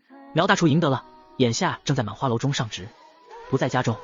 辛红影一个男人上门拜访，为了避免流言，他再次请了上次的大夫跟着他来拜访方娘。白日的院子大门被打开，方娘正坐在院子中做些针线活，顺道晒晒太阳。那2姐妹在她的身旁一边摘豆角一边闲聊。康公子，你怎么来了？今日苗大哥不在。一寒姑娘眼神飞快，闪过一抹异色，停下了手中的动作，站了起来。辛红影装作一脸惊讶的样子，冰冷眸子流露出几分遗憾。不在，那可真是不巧。今日我是来祝贺他赢了，他做的那道游龙入海在云州城家喻户晓。方娘很开心，轻咳了一声。他从小性子执拗，在云州城的朋友很少，他要是知道一定会很开心的。今日家中准备做一桌晚宴庆祝，正好康公子也来吧，大家一起热闹热闹，很久都没有这样热闹过了。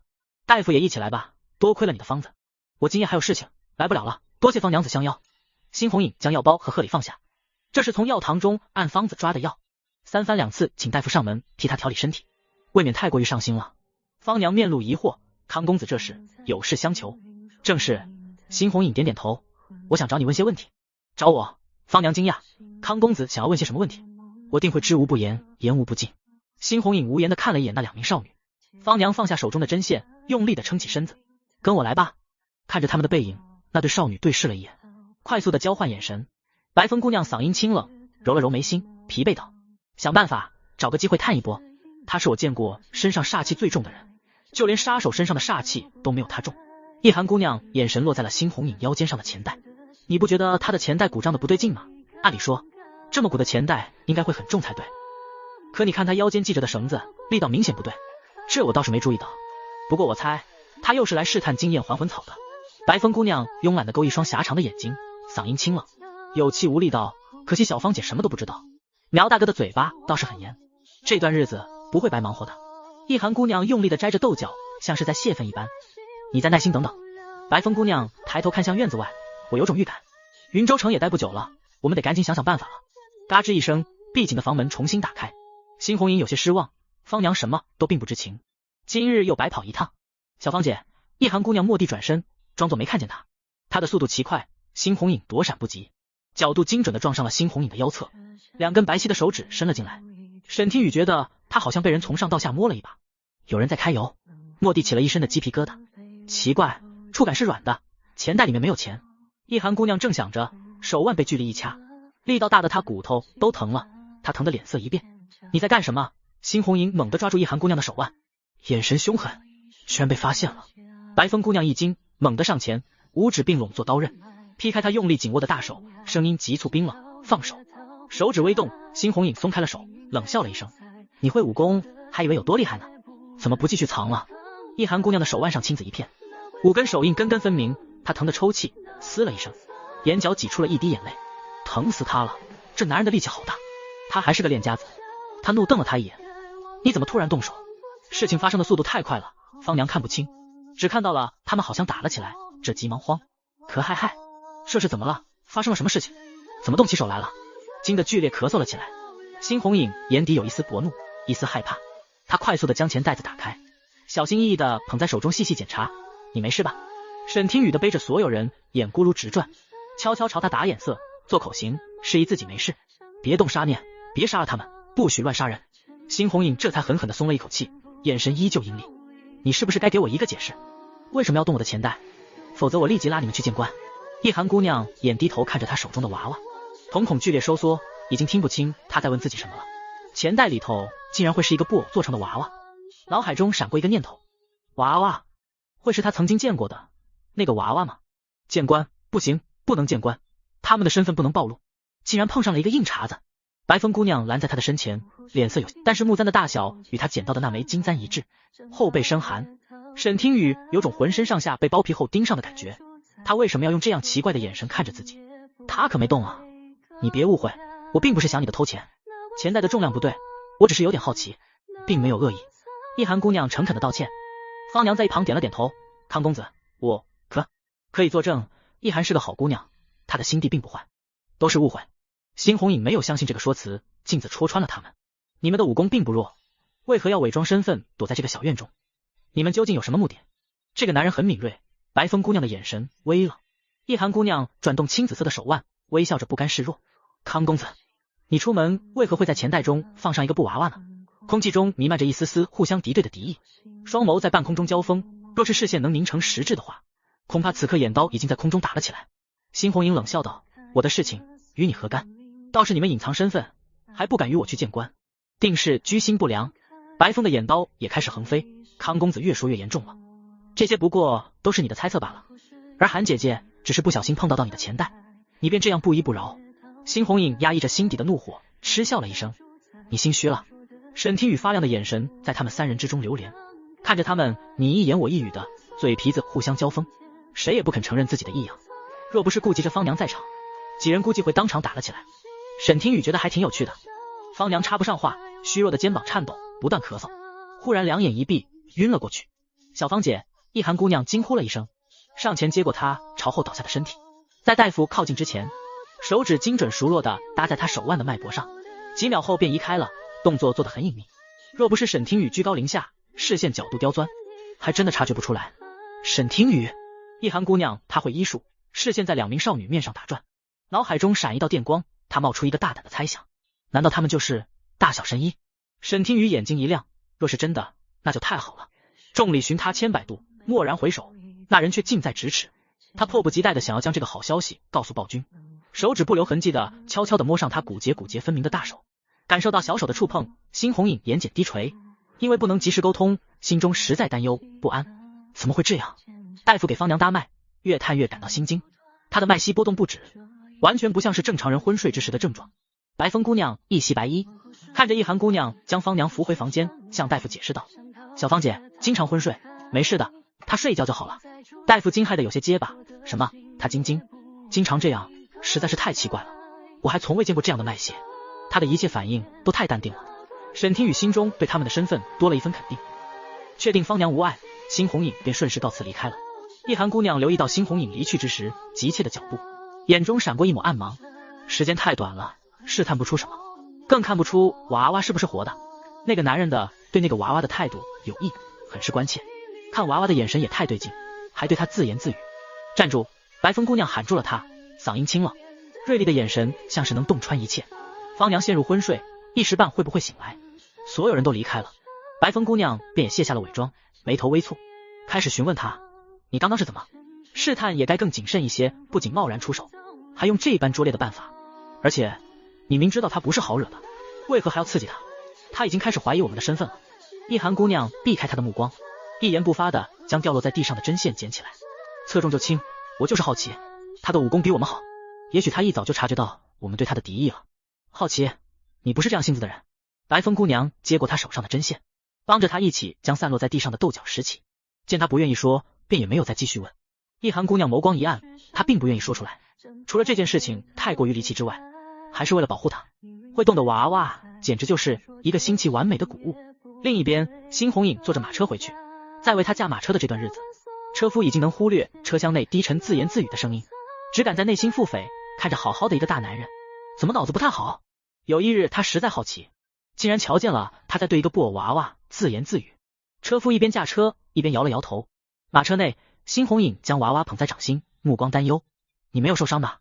看着他手脚皆安，再三确认没有外伤，心中才稍安了一瞬，心中越发清醒的意识到，他就是自己的软肋。自嘲般笑了一声，不知从何时开始，他对他的关注便越来越多，他在自己的占据的分量也越来越重。沈听雨不知他内心的小九九，有些激动道，陛下，我怀疑那2名少女就是传闻中神秘莫测的大小神医，我看到了他的手指精准地搭在了方娘的手腕上，我还在他们身上闻到了很浅的药香。辛红影蹙眉，他并不想再见到他们，若是他们当真是大小神医，那方娘的病怎么会一直治不好呢？今日又怎么会忽然昏睡过去呢？沈听雨手指点了点下巴，沉吟道，也许是因为方娘的病比较棘手吧，我觉得他们的身份很有可能是真的。还有一点，他们会武。辛红影补充道，传闻中的大小神医只是医术高超的普通人罢了，并不会武功。外面响起了车夫紧急拉动缰绳上的声音，马匹受了惊吓，马车车厢开始剧烈摇晃了起来。沈听雨被甩飞了起来，手脚在空气中无措的四处扒拉了一下，表情惊恐。啊！咻！他不受控制的猛然朝辛红影的帅脸飞扑了过去。渐渐放大的俊颜，沈听雨能清晰的看到了他的瞳孔震动了一瞬，啪叽一下，沈听雨精准的飞撞在他的脖子上，小手害怕的紧紧的搂着他的脖子，脸颊感受到他微凸的喉结上下滚动，蹭过他的嘴唇。刚刚发生了什么？他的脑子发懵了一瞬，小手抱着他的脖子一动不动，尴尬的整个人就要原地晕过去了，内心无声呐喊，啊，好尴尬，救命！刚刚就像是他自己飞扑过去亲他的喉结似的，脆弱的喉结被骤然撞击。辛红影抑制不住的轻咳了一声，大手接住了他，将他从自己的脖子上带了下来。沈听雨坐在那双大手上，一双小手捂着脸颊，顿时感到没脸见人，想要找个地缝就此钻了进去。辛红影抿唇看着差点缩成球形的沈听雨，薄唇勾起了一抹笑意，随后他掀开车帘，声音沉着冷静道，发生了何事？外头传来了车夫的惊魂不定的声音，康公子。前面的马车忽然停下了，幸好我反应比较快，不然我们的马车就要与他相撞。趁辛红影不注意，沈听雨蹑手蹑脚的逃似的逃回了钱袋，他忽然觉得小小的钱袋充满了安全感。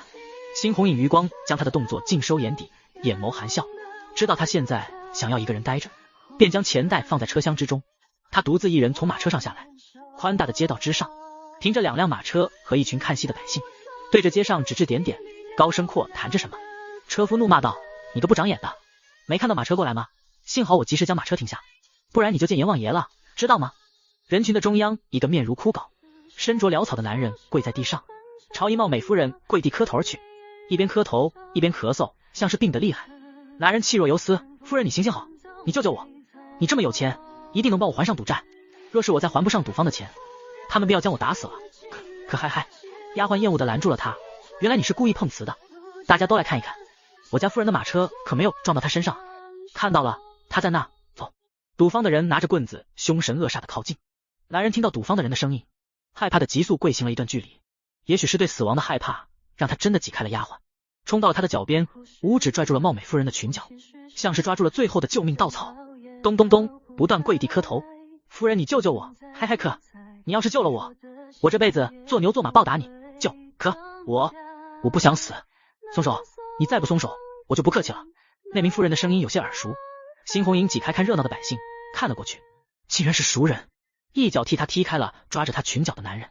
辛红影有些诧异，洛夫人，你怎么会在这？洛夫人也认出他了，有些惊喜，公子，是你。那名被踢开的男人滚落在一旁，被赌坊的人带着棍子团团围住了。跑，怎么不继续跑了？还不了钱，竟然还敢打老子，你的胆子怎么这么大呢？看我不教训教训你。男人蜷缩在一起，害怕的瞪大了眼睛，拼命咳嗽，别打，可我真的没钱了。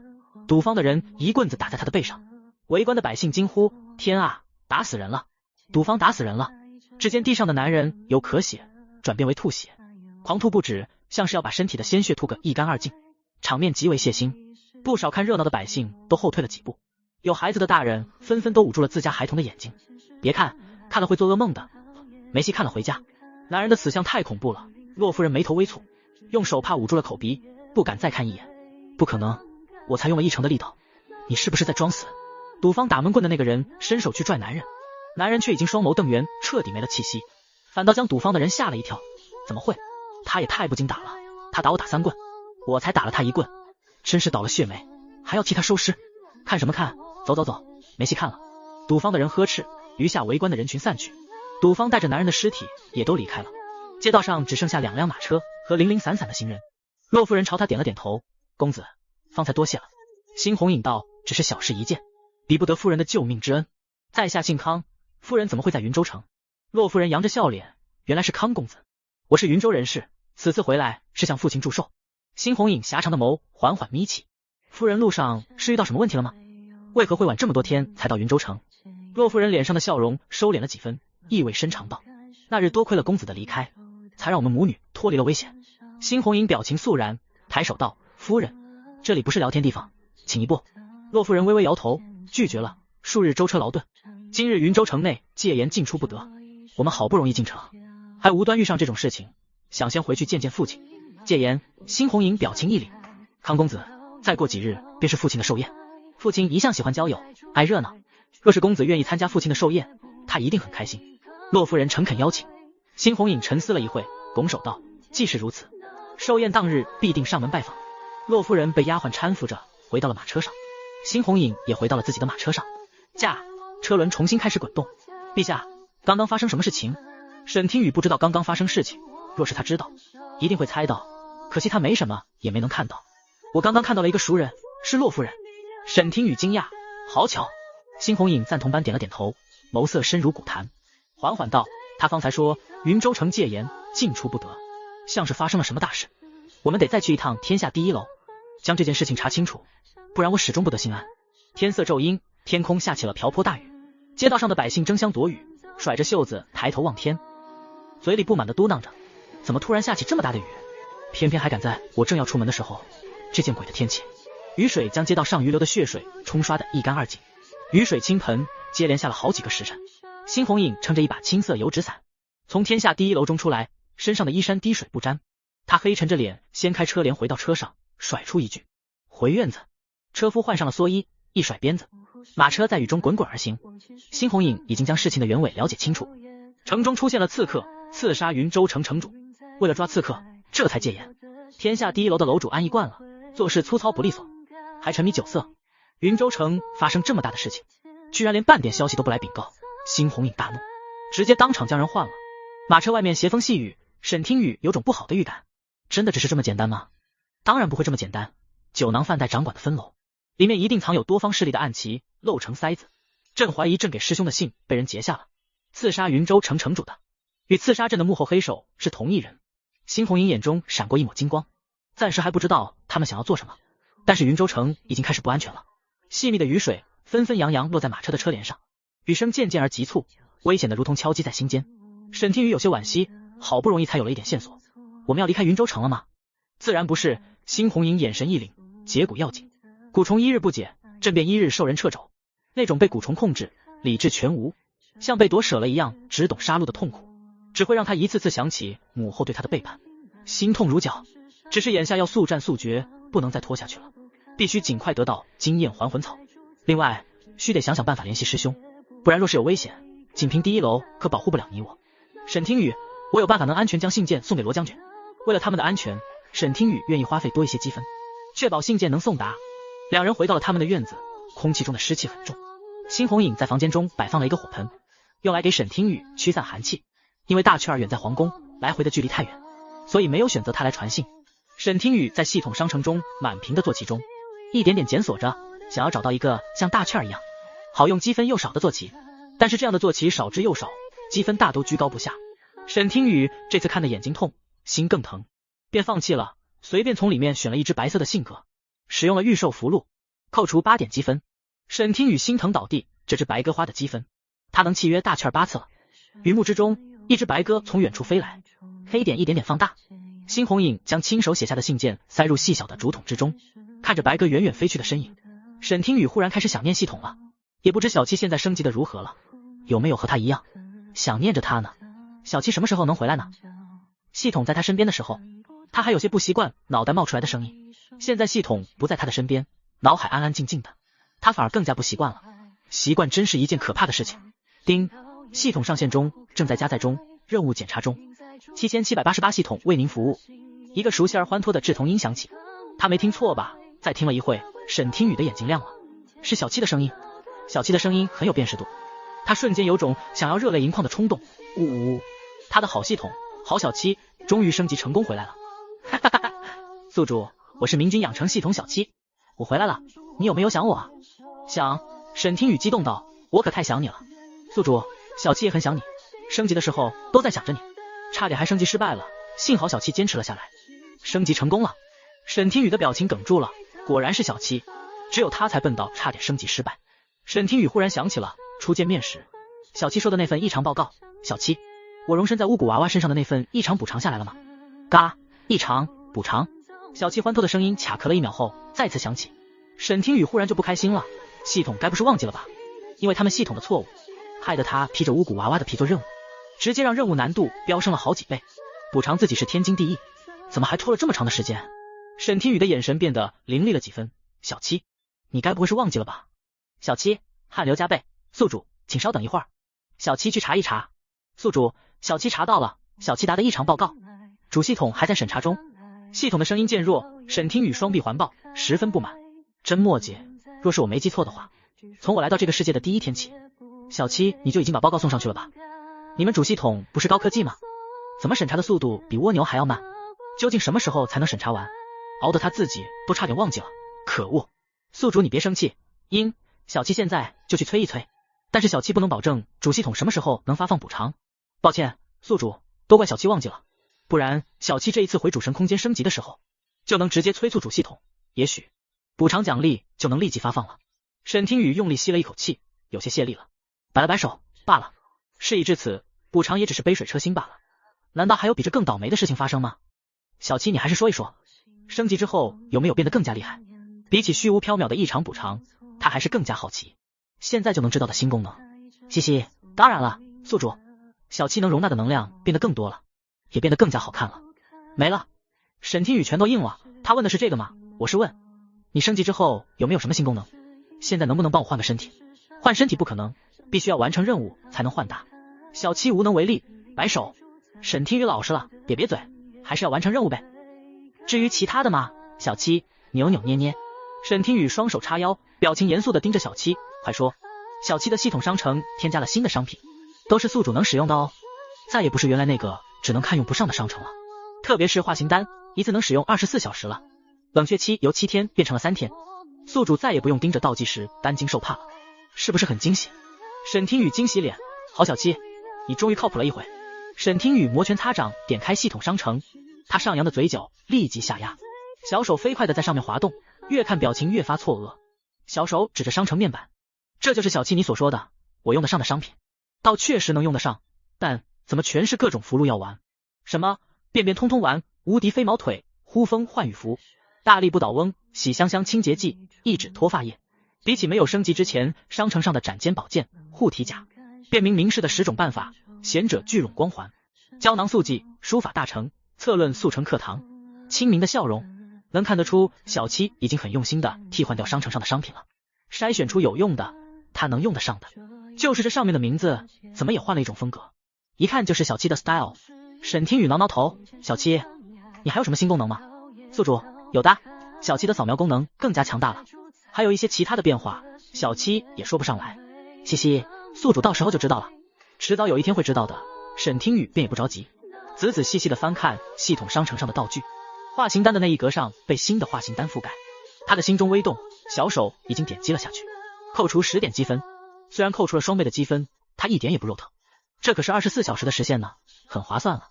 暴雨倾盆，乌云黑压压的一片，压在云州城上空，像是压在人们的心头上，压抑湿漉阴沉，似是浇灭了城中的欢声笑语。系统回到了自己的身边，沈听雨内心的不安少了几分。辛红影从自己怀中取出白瓷瓶子，将里面稀少的凝血丸倒了出来，用小刀刮下一点，搅入水中，一饮而尽。离开于飞的时间越长，他体内的蛊虫便越来越难压制了，即便他的心情沉静如水，也能凭空泛起愤怒的波澜，搅乱了他的心绪。辛红影的动作瞒得过沈听雨，却瞒不过系统。陛下，你体内的蛊虫又开始暴动了吗？沈听雨有些担忧。系统回来了，他的任务动力也回来了。辛红影不愿意让他看到自己这般狼狈的样子，侧身躲避，却意外看到了一袭湛蓝的裙摆，抬头撞入了一张清冷般美得恍若谪仙的脸，一时间愣住了。仙子从未选择在他们独处的时候化形，辛红影刹那间觉得他有些陌生。我就不信了，撬不开苗大厨那张铁嘴。沈听雨毫不气馁，双手的五指做出撕拉的动作。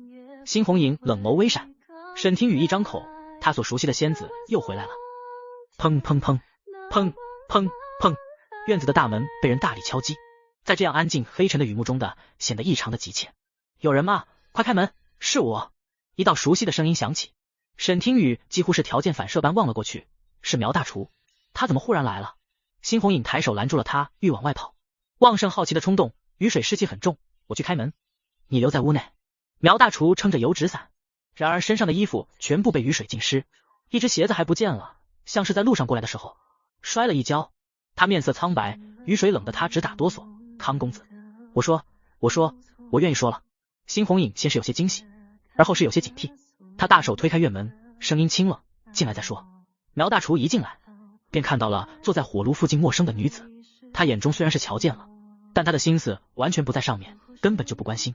辛红影示意他坐下，说说吧，为何突然愿意说了？苗大厨身体湿漉漉的，冷得哆嗦，声音都是颤抖的。他将自己气息喘匀了道：方娘，他的病情更重了，他今日竟然咳出了一丝血迹，大夫说他可能快要不行了，他不能死，我阿娘死了，我不能再没有了方娘。苗大厨身体前倾，用发亮的眼睛看着辛红影，你说过，只要我愿意说出我族圣无污泥香的下落，你就能请更好的大夫治好方娘的，对吗？辛红影点了点头，请更好的大夫不是一件难事，我会替你寻云州城中最好的大夫过来，替你娘子看病，你也不用担心诊金和要钱。苗大厨嘴唇翕动，缓缓道：康公子，谢谢你，你真是个大好人，快跟我走，去救方娘。他拉着辛红影的手就要往外跑，语气急切的仿佛孩子快要生了。慢着，沈听雨拦住了他们，我知道你很急，但是你先别急。苗大厨像是现在才注意到他似的，这位姑娘，你是？沈听雨微微一笑，我是她的姐姐。苗大厨疑惑的眼神在他们两人中间转悠，你们真的是姐弟吗？看起来一点也不像，唯一像的一点就是他们一个长得美，一个长得帅。辛红影眉梢微扬，眼神略有些耐人寻味，他怎么不知自己还有一个姐姐？他用清冷的嗓音重复了那句姐姐。沈听雨歪头，眉眼含笑的应了一声，然后对着苗大厨说，你先等等。沈听雨起身回屋，将一个钱匣取出，放在桌子上，放到苗大厨的怀中，给，这些钱足够支付你娘子的诊金和药钱了，你也不用担心我们会反悔。沈听雨原本生人莫近的清冷气势变得摄魂夺魄，他淡笑着勾唇，眼中迸发着金光。现在该我来问你了，污泥香在哪？被夺魄的人仿佛是辛红影，他从没见这样的仙子，一时间竟移不开眼睛。苗大厨僵硬的摇摇头，不行，我必须等方娘的病治。沈听雨淡笑着打断了他的话，若是你不告诉我，我怎么知道你口中圣物的消息是不是真的？万一你是骗我们的呢？他拍着了拍钱匣，钱匣里的银子晃动，传出叮当的响声。你看，我们的诚意在这里，你的诚意又在哪呢？你可以打开看一看。苗大厨打开怀中的钱匣，被惊得瞪大了眼睛，拿出一锭银子放在嘴边一咬，眼神呆滞的如同在做梦。好多的银子，他从没见过这么多的银子。辛红影适时的冷哼一声，锐利的眼神直勾勾的盯着他。若是你说出来，我即刻请最好的大夫去医治方娘，耽搁不了多长的时间。若是你不说，耽搁的就是方娘的命。你是选污泥香还是选方娘？你自己好好想想。苗大厨眼神有些闪躲，他用力的闭上眼睛，眼前浮现方娘可血惨笑着安慰他的模样，以及娘亲临死之前的泄愤式的嘱托，两者互相交织，音容重叠，回忆不断侵蚀，他呼吸越发浓重。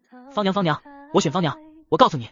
苗大厨睁开眼睛，眼中隐隐有泪光，像做出了很大的决定，心意很到。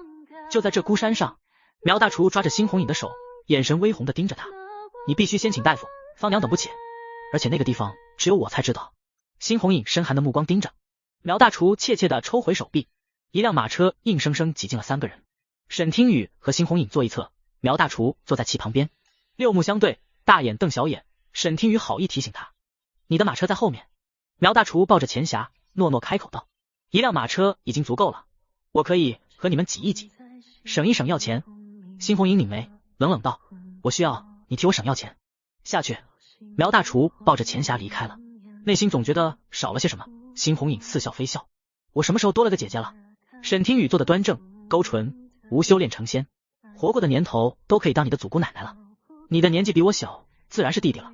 辛红影眯起眼睛，布偶娃娃的外形过于迷惑，他时常会忘记了他的年岁，真的把他当成一个弱小的娃娃保护起来。很快马车停下，方娘，我将云州城中最好的严大夫请回来了。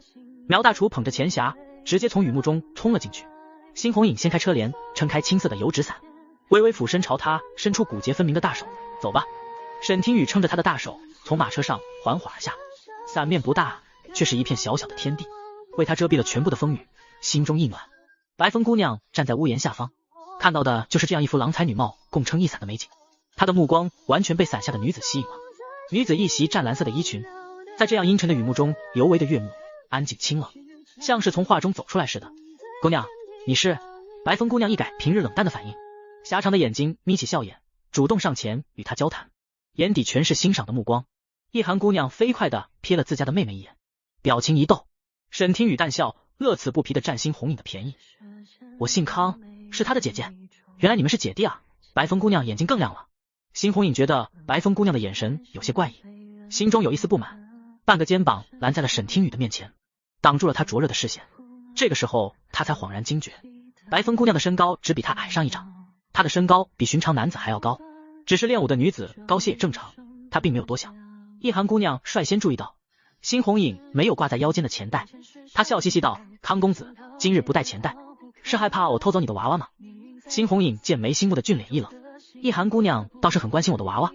一寒姑娘笑了，康公子的娃娃很可爱，看上去就像是活的，我确实喜欢，若是康公子肯。辛红影脸色一沉，薄唇吐出2个字，直接打断他的话，做梦，娃娃是他的。沈听雨有些心虚的摸了摸鼻尖，他该不会是发现什么了吧？莫慌，要淡定一些。不知道苗大厨和方娘说了些什么，他剧烈咳嗽了起来，手中的手帕染上了一抹红色，又昏睡了过去。大夫在里头为他看诊，咳嗽声吸引了沈听雨的注意，看到了他有些发青的手臂，大脑嗡的一下炸开了。他眼神死死地盯着他的手帕和发青的手臂，像是被人丢入水中溺毙，瞬间呼吸一滞。他想起了原书中最令人发指的一段剧情，惨绝人伦的天灾，那个让辛红影灭了将近半成百姓的源头，让暴君之名一夜撤响，被千夫所指，百姓唾骂，人人恨不得诛之的罪魁祸首江血义。江血义传染性很强，前期的症状不显，渐渐的人的身体变得虚弱，开始咳嗽，然后咳出鲜血，身体变得像僵尸一样，白皙青紫，最后剧烈吐血而亡，死状极其的残忍。希望是他想错了。沈听雨，系统你能扫描判断出来方娘是不是染上江血义吗？第一，宿主，原本小七是不能的，升级后的扫描功能加强了，小七试一试。扫描中，叮，扫描成功。宿主，方娘体内的异常很高，远远超出了普通人的数值，是江血义的概率为 77%， 虽然不能确定，但 77% 概率已经很高了，是江血义没跑了。如今云州城戒严封城，紧接着江血义就出现了，难道原书的疫灾不是天灾而人祸？如今疫灾不在京城出现，反而在云州城出现，疫灾是专门针对辛红影的，是谁这么丧心病狂？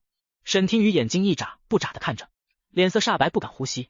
书中的惨状历历在目，光是文字就已经让他落泪了，他不愿再亲眼看到这样的事情发生。你怎么了？康姑娘，你不舒服吗？一男一女的声音同时响起，辛红影和一寒姑娘对视了眼，敌视般迅速移开。沈听雨像终于从剧情中抽离出来，重重吸了一口气，立即收敛了所有的表情，眼神沉静，前所未有的肃穆。我在方娘的身上看到了一丝黑气，是易哉的黑色死气。易哉！众人大惊，易寒姑娘表情微变，上前的脚步变得谨慎。呸！什么死气？康姑娘，我没想到你居然是这样的人，你在诅咒方娘！苗大厨道。沈听雨一脸正色，并非是诅咒，而是真的。苗大厨更怒了，双手揽着方娘的肩膀，你胡说八道些什么呢？我娘子怎么可能染上瘟疫？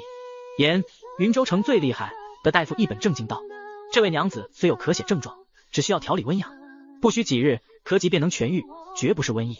姑娘不是医者，莫要胡说。使用化形丹后的她灾病免疫，一切都会在她使用期限结束后立即变回原形。她无所畏惧的前走了几步，冷静道，我说的是真的，方娘需要立即隔离起来。众人沉默了，沈听雨的视线在他们每一个人的脸上环视一圈，心中微凉，你们都不信我。最后他平静的目光看向了辛红影，你呢？你也不信我吗？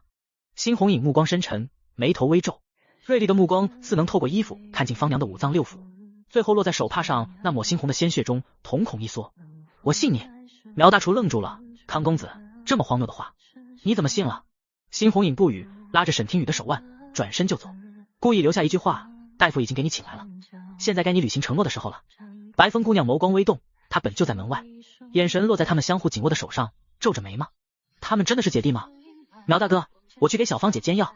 易寒姑娘谨慎的后退了几步，离开了房间，打算等所有人离开，她再悄悄给小芳姐探探脉。他们一个个都离开了，严大夫心痒痒的，忽然也有种想要离开的冲动。虽然沈听雨的话离谱，但宁可信其有，不可信其无啊。苗大厨眼神晦暗不明，他将怀中陷入昏睡的方娘放下，动作温柔的给她盖好被子，抚平她睡梦中不安皱眉的额头。方娘，我不相信是你只病了好睡一觉，在家等我回来，我不能没有你。阴雨连绵，两辆马车停在了这孤山山脚下，他们踩着泥泞的山路，手持油纸伞朝山上走去，一路上弯弯绕绕，道路变得陡峭，偶有碎石身影不稳，小心踩着我的脚印上来。辛红影大手搀扶着沈听雨，一路上跌跌撞撞，倒也还算安全。石壁之前，苗大厨眼神复杂的站定，转头看向他们，到了，圣物污泥箱就在里面。他手指在石壁上面摸索，大手一推，将一个石块推开来，露出里面幽深漆黑的洞口。他从怀中掏出火折子，将洞口的油灯取下来点亮，跟我来吧。苗大厨率先走了进去，沈听雨和辛红影疑惑的对视了一眼，紧跟着他的脚步走了进去。洞口并不宽敞，只能容纳3个人并肩而行，一直有滴答滴答水珠滴落的声音传来。里面有一个墓碑，上面刻着字，在远离天顶小口的位置。苗大厨跪下磕了3个响头，眼眶通红，声音哽咽的喊了一声娘。沈听雨在山洞内环视了一圈，都没有发现污泥箱的下落，心里咯噔了一下，苗大厨该不会是骗他们的吧？没有打扰苗大厨与亡者之间的叙旧，静等苗大厨收拾好心情，从地上站了起来。辛红影如墨的眸子渐渐锐利，他上前一步，你口中的圣物污泥箱在哪？苗大厨擦干眼泪，抬手一指，不就在那吗？啊啊！他尖叫了一声，冲到一堆杂草前，双膝跪地，手指颤抖，怎么会这样？他口中的圣物污泥箱早已下弯伏倒在地，花枝草叶全部枯黄，变得与杂草别无二致。污泥箱败了，神女盛怒，依旧不肯原谅我们吗？苗大厨身躯佝偻，神情惶恐，做出叩拜神女的手势，神女恕罪。做着做着，他忽然大笑了几声，看着自己的手掌，神情状若癫狂。错的，全都是错的，就连手势都是错的。苗大厨的反应一点也不像是假的，寻找了这么久，却找到了一株已经坏死的经验还魂草，结骨的希望被击碎，只剩下满腔的失望。辛红影愤怒地握紧拳头，若是他们早些寻到这株污泥箱，还有可能救活，但是现在做什么都已经没用了。沈听雨关切地看了一眼辛红影，习惯性地扯了扯他的衣袖，安慰他，我们还有时间，再找便是。脚尖踢动石子滚动而发出的细微响声，从漆黑的通道长廊传出。沈听雨被吓了一跳，脑海中窜出鬼片里的某个惊悚片段，顿时觉得毛骨悚然。谁是谁在呢？上钩了。辛红影低沉的心情一扫而空，冷冷道，出来吧，我知道是你们。空气安静了几秒钟后，2道身影从阴暗的长廊中露出真容。苗大厨瞪大眼睛，不敢置信道，怎么是你们？白风姑娘无奈的叹息，一副自来熟的样子，缓缓靠近沈听雨，康姑娘，没想到这么快我们就又见面了。沈听雨有些意外，但是看到他们出现却又不觉得意外。你猜我们会来？一寒姑娘看着辛红影，目露警惕，不，你是故意告诉我们将我们引过来的。辛红影点了点头，没错，没人理会苗大厨的震惊，他兀自又重复了一遍自己的不敢置信。你们怎么会来这里？当然也是为了圣物乌泥香。辛红影好整以暇的抬眸，勾唇一笑，两人不语，直接默认了。苗大厨不笨，他想清楚后立即反应了过来，后怕的后退了2步。你们故意通过方娘来接近我的，也为了我族圣物乌泥香，怪不得你们多次打探，我和方娘竟然全无防备之心。辛红影掩盖住自己的失落和惆怅，可惜你们同样来迟了一步，此株乌泥香已死，你们便是江湖中传闻的大小神医了吧？久仰大名，今日终于一见。沈听雨语气十分笃定，声音并不大，消息却重磅，直接将他们2人被发现跟踪后，淡然的表情击溃，纷纷变脸。白风姑娘拍了拍手，语气十分欣赏。康姑娘当真聪慧。一寒姑娘不敢置信，我们的身份没有暴露，你是怎么知道的？沈听雨内心窃喜，当然是炸出来的了。他原本只有6成肯定，因为他们与方娘接触的机会众多，却没能及时发现他身中将泻液，稍稍怀疑了一下他们的医术。若是一寒姑娘知道他是这样想的，肯定会气得吐血。瘟疫大多都是因为天灾和气候，总有成因和预兆，且方娘本就身体虚弱，常年咳嗽，一次吐血根本就不会往瘟疫方面去想。更重要的是将泻液的症状特殊，方娘的病症才出现，根本就无从诊断。辛红影微怔，没想到乌泥香没了，他们寻了很久的大小神医竟然就在身边。柳暗花明又一村，心底抑制的愤怒散去大半，有种尘埃落定般的感觉。白风姑娘丝滑走到他的身边，玩笑般的语气道，不如康姑娘再说一说，我们2人谁是古师，谁是医师？骤然被揭穿身份，一寒姑娘心感不快，娇憨的冷哼了一声，但是一双眼睛却亮亮的看着他，似乎是在期待着什么一样，眼神上下打量着他们2人。沈听雨默默汗颜，他看不出来啊，这难道是他们的恶趣味吗？哦，若是他猜错了会怎么样？沈听雨只能凭借着直觉回答，我猜一寒姑娘是医师，而白风姑娘你是古师，我猜的对吗？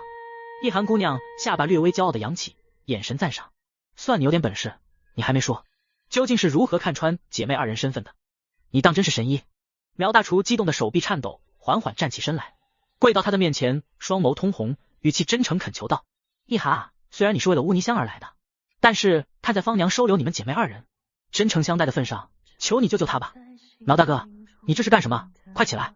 一寒姑娘着急了，抓着他的手臂就要将人从地上拉起，解释道，我一直……白风姑娘松了一口气，和一寒姑娘对视了一眼，若是再晚些就真的无力回天了。一寒姑娘会意，将苗大厨拉到了委拜的乌泥香前，小芳姐的事情等会再说，苗大哥现在需要你的一点血。抓住他的手指，用怀中掏出一把匕首，割开一道口子，挤出一滴豆大的血珠。苗大厨吃痛，满头疑惑道，一寒，你这是在干什么？豆大的鲜血滴落在乌泥香上，沈听雨心情骤然紧张起来，然而乌泥香却毫无变化，什么也没有发生。不够，白风姑娘冷冷道，我来。动作敏捷，夺过了一寒姑娘手中的匕首，反手在苗大厨的手腕上割出一道血痕，将那道伤口放在乌泥香的根部。嘶！苗大厨痛得扭曲了一瞬，双目瞪圆，大叫了一声，惊讶却又不惊讶，他还能吸我的血，圣珠还活着。乌泥香源源不断的将吸着血，叶子上的经脉有鲜红的细线涌动。苗大厨没有任何不适，反而将自己的手腕的伤口贴得更近了，眼神虔诚。终于乌泥香停止吸血，生机重现，围聚在乌泥香旁的3人都明显松了一口气。谢谢你们帮我把他救活。辛红影淡然的看着，狭长的眼睛眯起，笑得像是千年老狐狸。苗大厨一愣，他确实已经将乌泥香交易出去了。他们对视了一眼，脸色微变，缓缓站了起来，一同道，乌泥香，我们势在必得。看样子你们是想要硬抢。辛红影勾唇，来了兴致，体内的肌肉被唤醒，正跃跃欲试。正巧他体内的伤已经好的差不多了，你们算是个不错的对手，一起上吧。怎么忽然开始要打架了？沈听雨没有忘记，他们最终的目的是解蛊的。密太医曾说过，经验还魂草只是用来压制蛊虫，而不是解蛊。等等，别冲动，解蛊为重。沈听雨伸手拉住了他，看向他们，我们来做个交易吧。交易？好啊。白风姑娘眼戏谑的她打量着辛红影，狭长的眼睛眯起，她笑了，你中蛊了，把这株泥香让给我，我可以帮你。她的视线让辛红影很不舒服，语气冷冷道，你得先让我相信你是个有本事的蛊师，抬手让我瞧瞧你。亲眼目睹乌泥香吸食苗大厨的血液，与子蛊是杀的喜好别无一致。辛红影倒是不怀疑他的话，密太医毕竟从未接触过蛊术，翻找的蛊籍有误，倒也不无可能。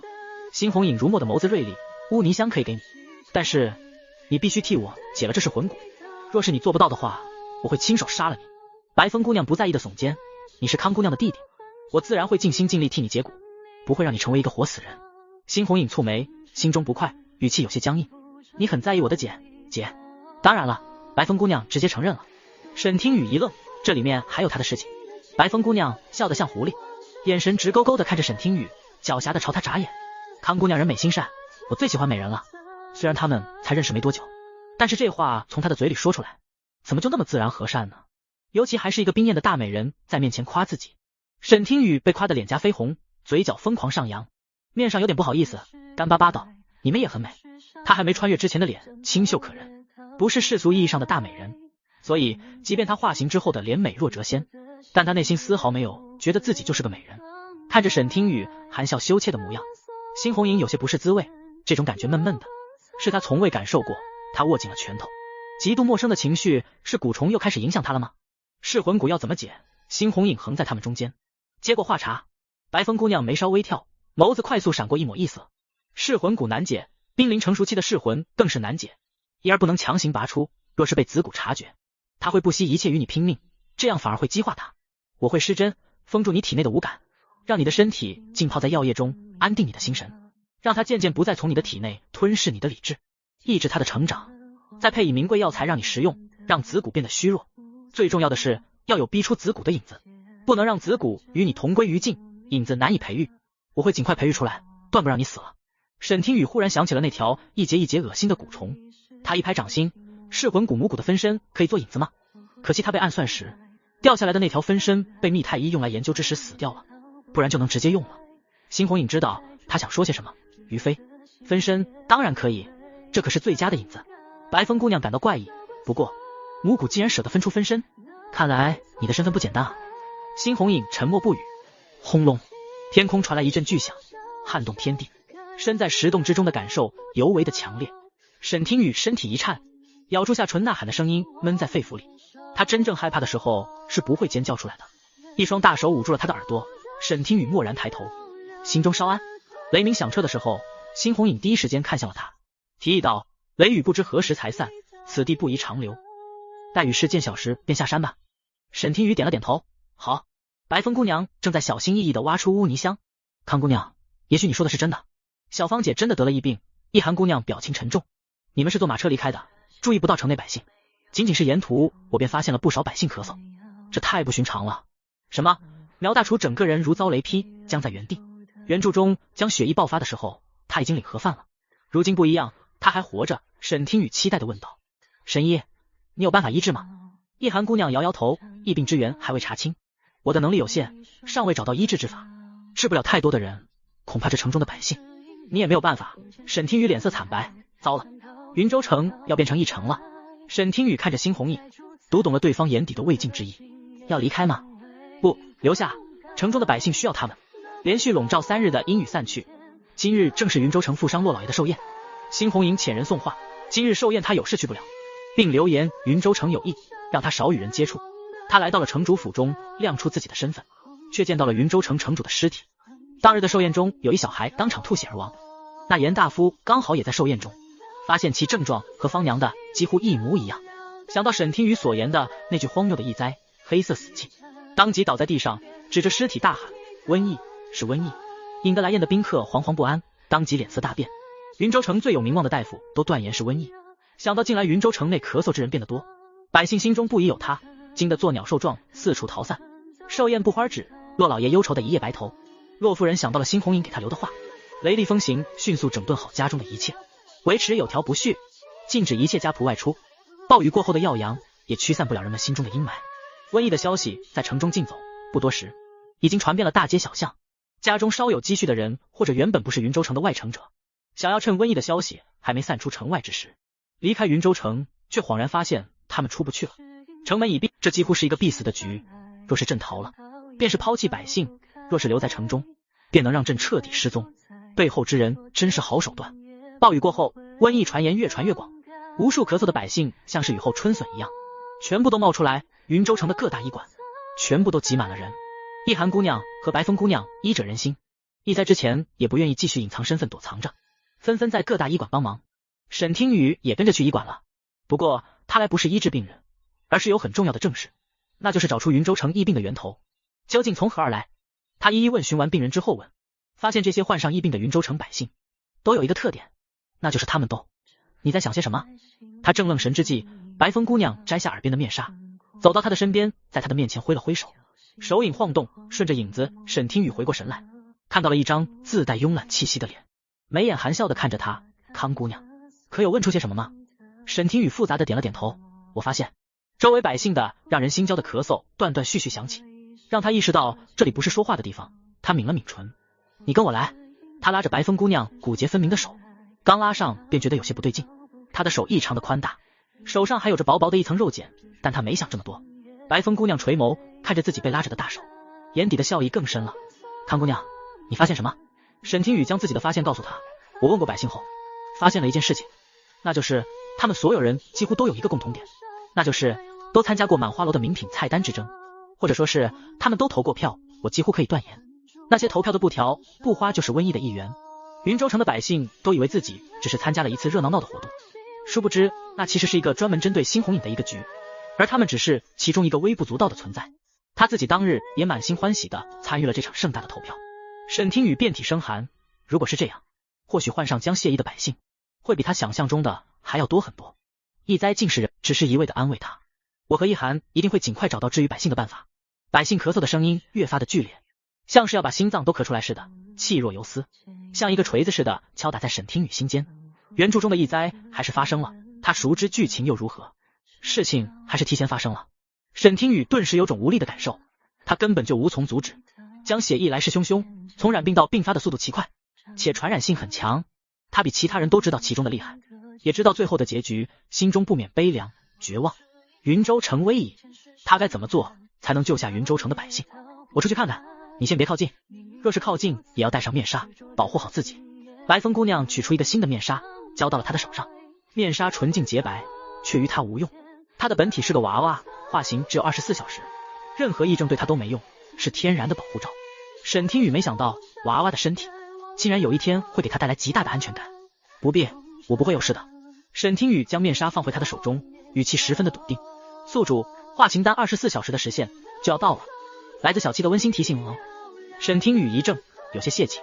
若是化形丹能永久就好了，这般想着，他抬腿就要离开，却被一双大手给拉住了。不信，我不能让你就这样离开了。白风姑娘面对他时总是笑眯眯，从没冷脸，此刻她的表情冷了下来，缓缓靠近。他要干什么？沈听雨眼睛眨巴，身体微微后仰，有些防备。白风姑娘亲手替他戴上面纱，拍了拍他的肩膀。好了，现在你可以离开了。沈听雨摸了摸脸上的面纱，白风姑娘真是暖心。她甜甜一笑，虽然我不需要，但还是要谢谢你。说完，她拔腿就要离开，转身之时，耳边没有系好略显稀松的面纱，顺着耳边的轮廓一点点解开滑落。等等，白风姑娘一愣，想要喊住他，他却如泥鳅一样从自己的面前敏捷地滑走。他担忧地追上前去，看着系统面板上的不断跳动的倒计时，沈听雨一惊，内心呐喊：你不要追过来啊！小七比他更紧张。宿主，倒计时321。沈听雨走得更快了，拐进了医馆的一处放置药材的空房间。关上门的那一瞬，系统倒计11的声音响起，白芒一闪，他再次变成娃娃。还没等他松了一口气，掉在地上的瞬间，他看到了一涵姑娘蹲在药架前，维持着捡掉落在地上药材的动作，一双眼睛蓦地瞪大，眼神呆滞地看着他。沈听雨内心，沈听雨不知道一涵姑娘看到了多少，是全过程呢，还是看到只见到一个娃娃？他一动都不敢动，生怕自己暴露了。他和他四目相对，没有一个人出声打破房间里的静寂。一涵姑娘一步步将他从地上捡了起来，一双锃亮的眼睛缓缓靠近。沈听雨感觉自己的脸颊被人用力往两边拉拽。我没有看错，那个娃娃真的是你。一涵姑娘笑脸盈盈，别装了，我知道你是活的，你帮过我，所以我们很早之前就见过了。一涵姑娘的反应不太对劲啊，她不该感到害怕或者是惊讶吗？怎么一脸惊喜的表情？还有他们见过吗？沈听雨竟然品出了一种惊悚的感觉，四肢都变得更加僵硬了。一涵姑娘的语气温柔的像是在哄一个孩子，她俏皮一笑，你识破我的身份，我识破你的身份，很公平。看得出来她对自己被识破身份的事情耿耿于怀。沈听雨的脑袋正懵着，什么意思？他什么时候见过自己？他什么时候暴露的？突然沈听雨的肚子被一根手指轻柔的戳了戳，那根手指轻柔的上下戳挠，肚子好痒。沈听雨忍不住张开嘴巴，轻笑了一声，嘎吱一声，房门被人推开，她的笑声戛然而止，一阵天旋地转，沈听雨被人藏在了身后。白风姑娘逆着光线看向蹲在地上的易寒，眉头微蹙，用清冷的声线问道：你蹲在地上傻笑什么？你有没有见过康姑娘？易寒姑娘侧过身体，捡起掉落在地上的药材，将娃娃藏了在背后，缓缓起身，拍了拍自己沾上尘土的裙摆，没见过。那她的面纱怎么会掉在地上？白风姑娘指着地上的面纱疑惑地问道。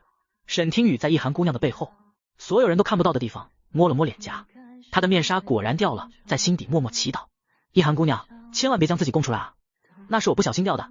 易寒姑娘有问必答。白风姑娘悠悠叹气，有些老气横秋：你不是第一天当医者了，怎么会这么粗心？若是让二师傅知道了，又该……好了好了，你怎么比师傅还要啰嗦？易寒姑娘努嘴，不满地嘟囔着：去找你的康姑娘吧。沈听雨恍惚间觉得他们之间的关系不太对劲，好像还隐藏着什么秘密。白风姑娘离开，易寒姑娘谨慎地将房间门锁上了。好痒！沈听雨动了，她双手防御性地捂着自己的小肚子，小手在上面轻揉。她疑惑地问：你什么时候见过我？易寒姑娘笑得明媚，眼神关切地看着她：你不记得我了？我给你一点提示。她的手指向上指着天空，天上掉下来的小金子。什么小金子？沈听雨在脑中飞快回忆，她怎么一点也不记得了？宿主，你忘记了吗？你外出寻找神医的时候，在路上见到一个身穿麻衣的妇人，因为没钱，楚楚可怜跪在地上求救命药。你见她可怜，便随手把自己头上的小金簪丢了下去。听了小七的话，沈听雨瞬间恍然大悟，当时原来那个可怜兮兮的妇人是你，怎么也没能想到，她居然就这样和神医擦肩而过了。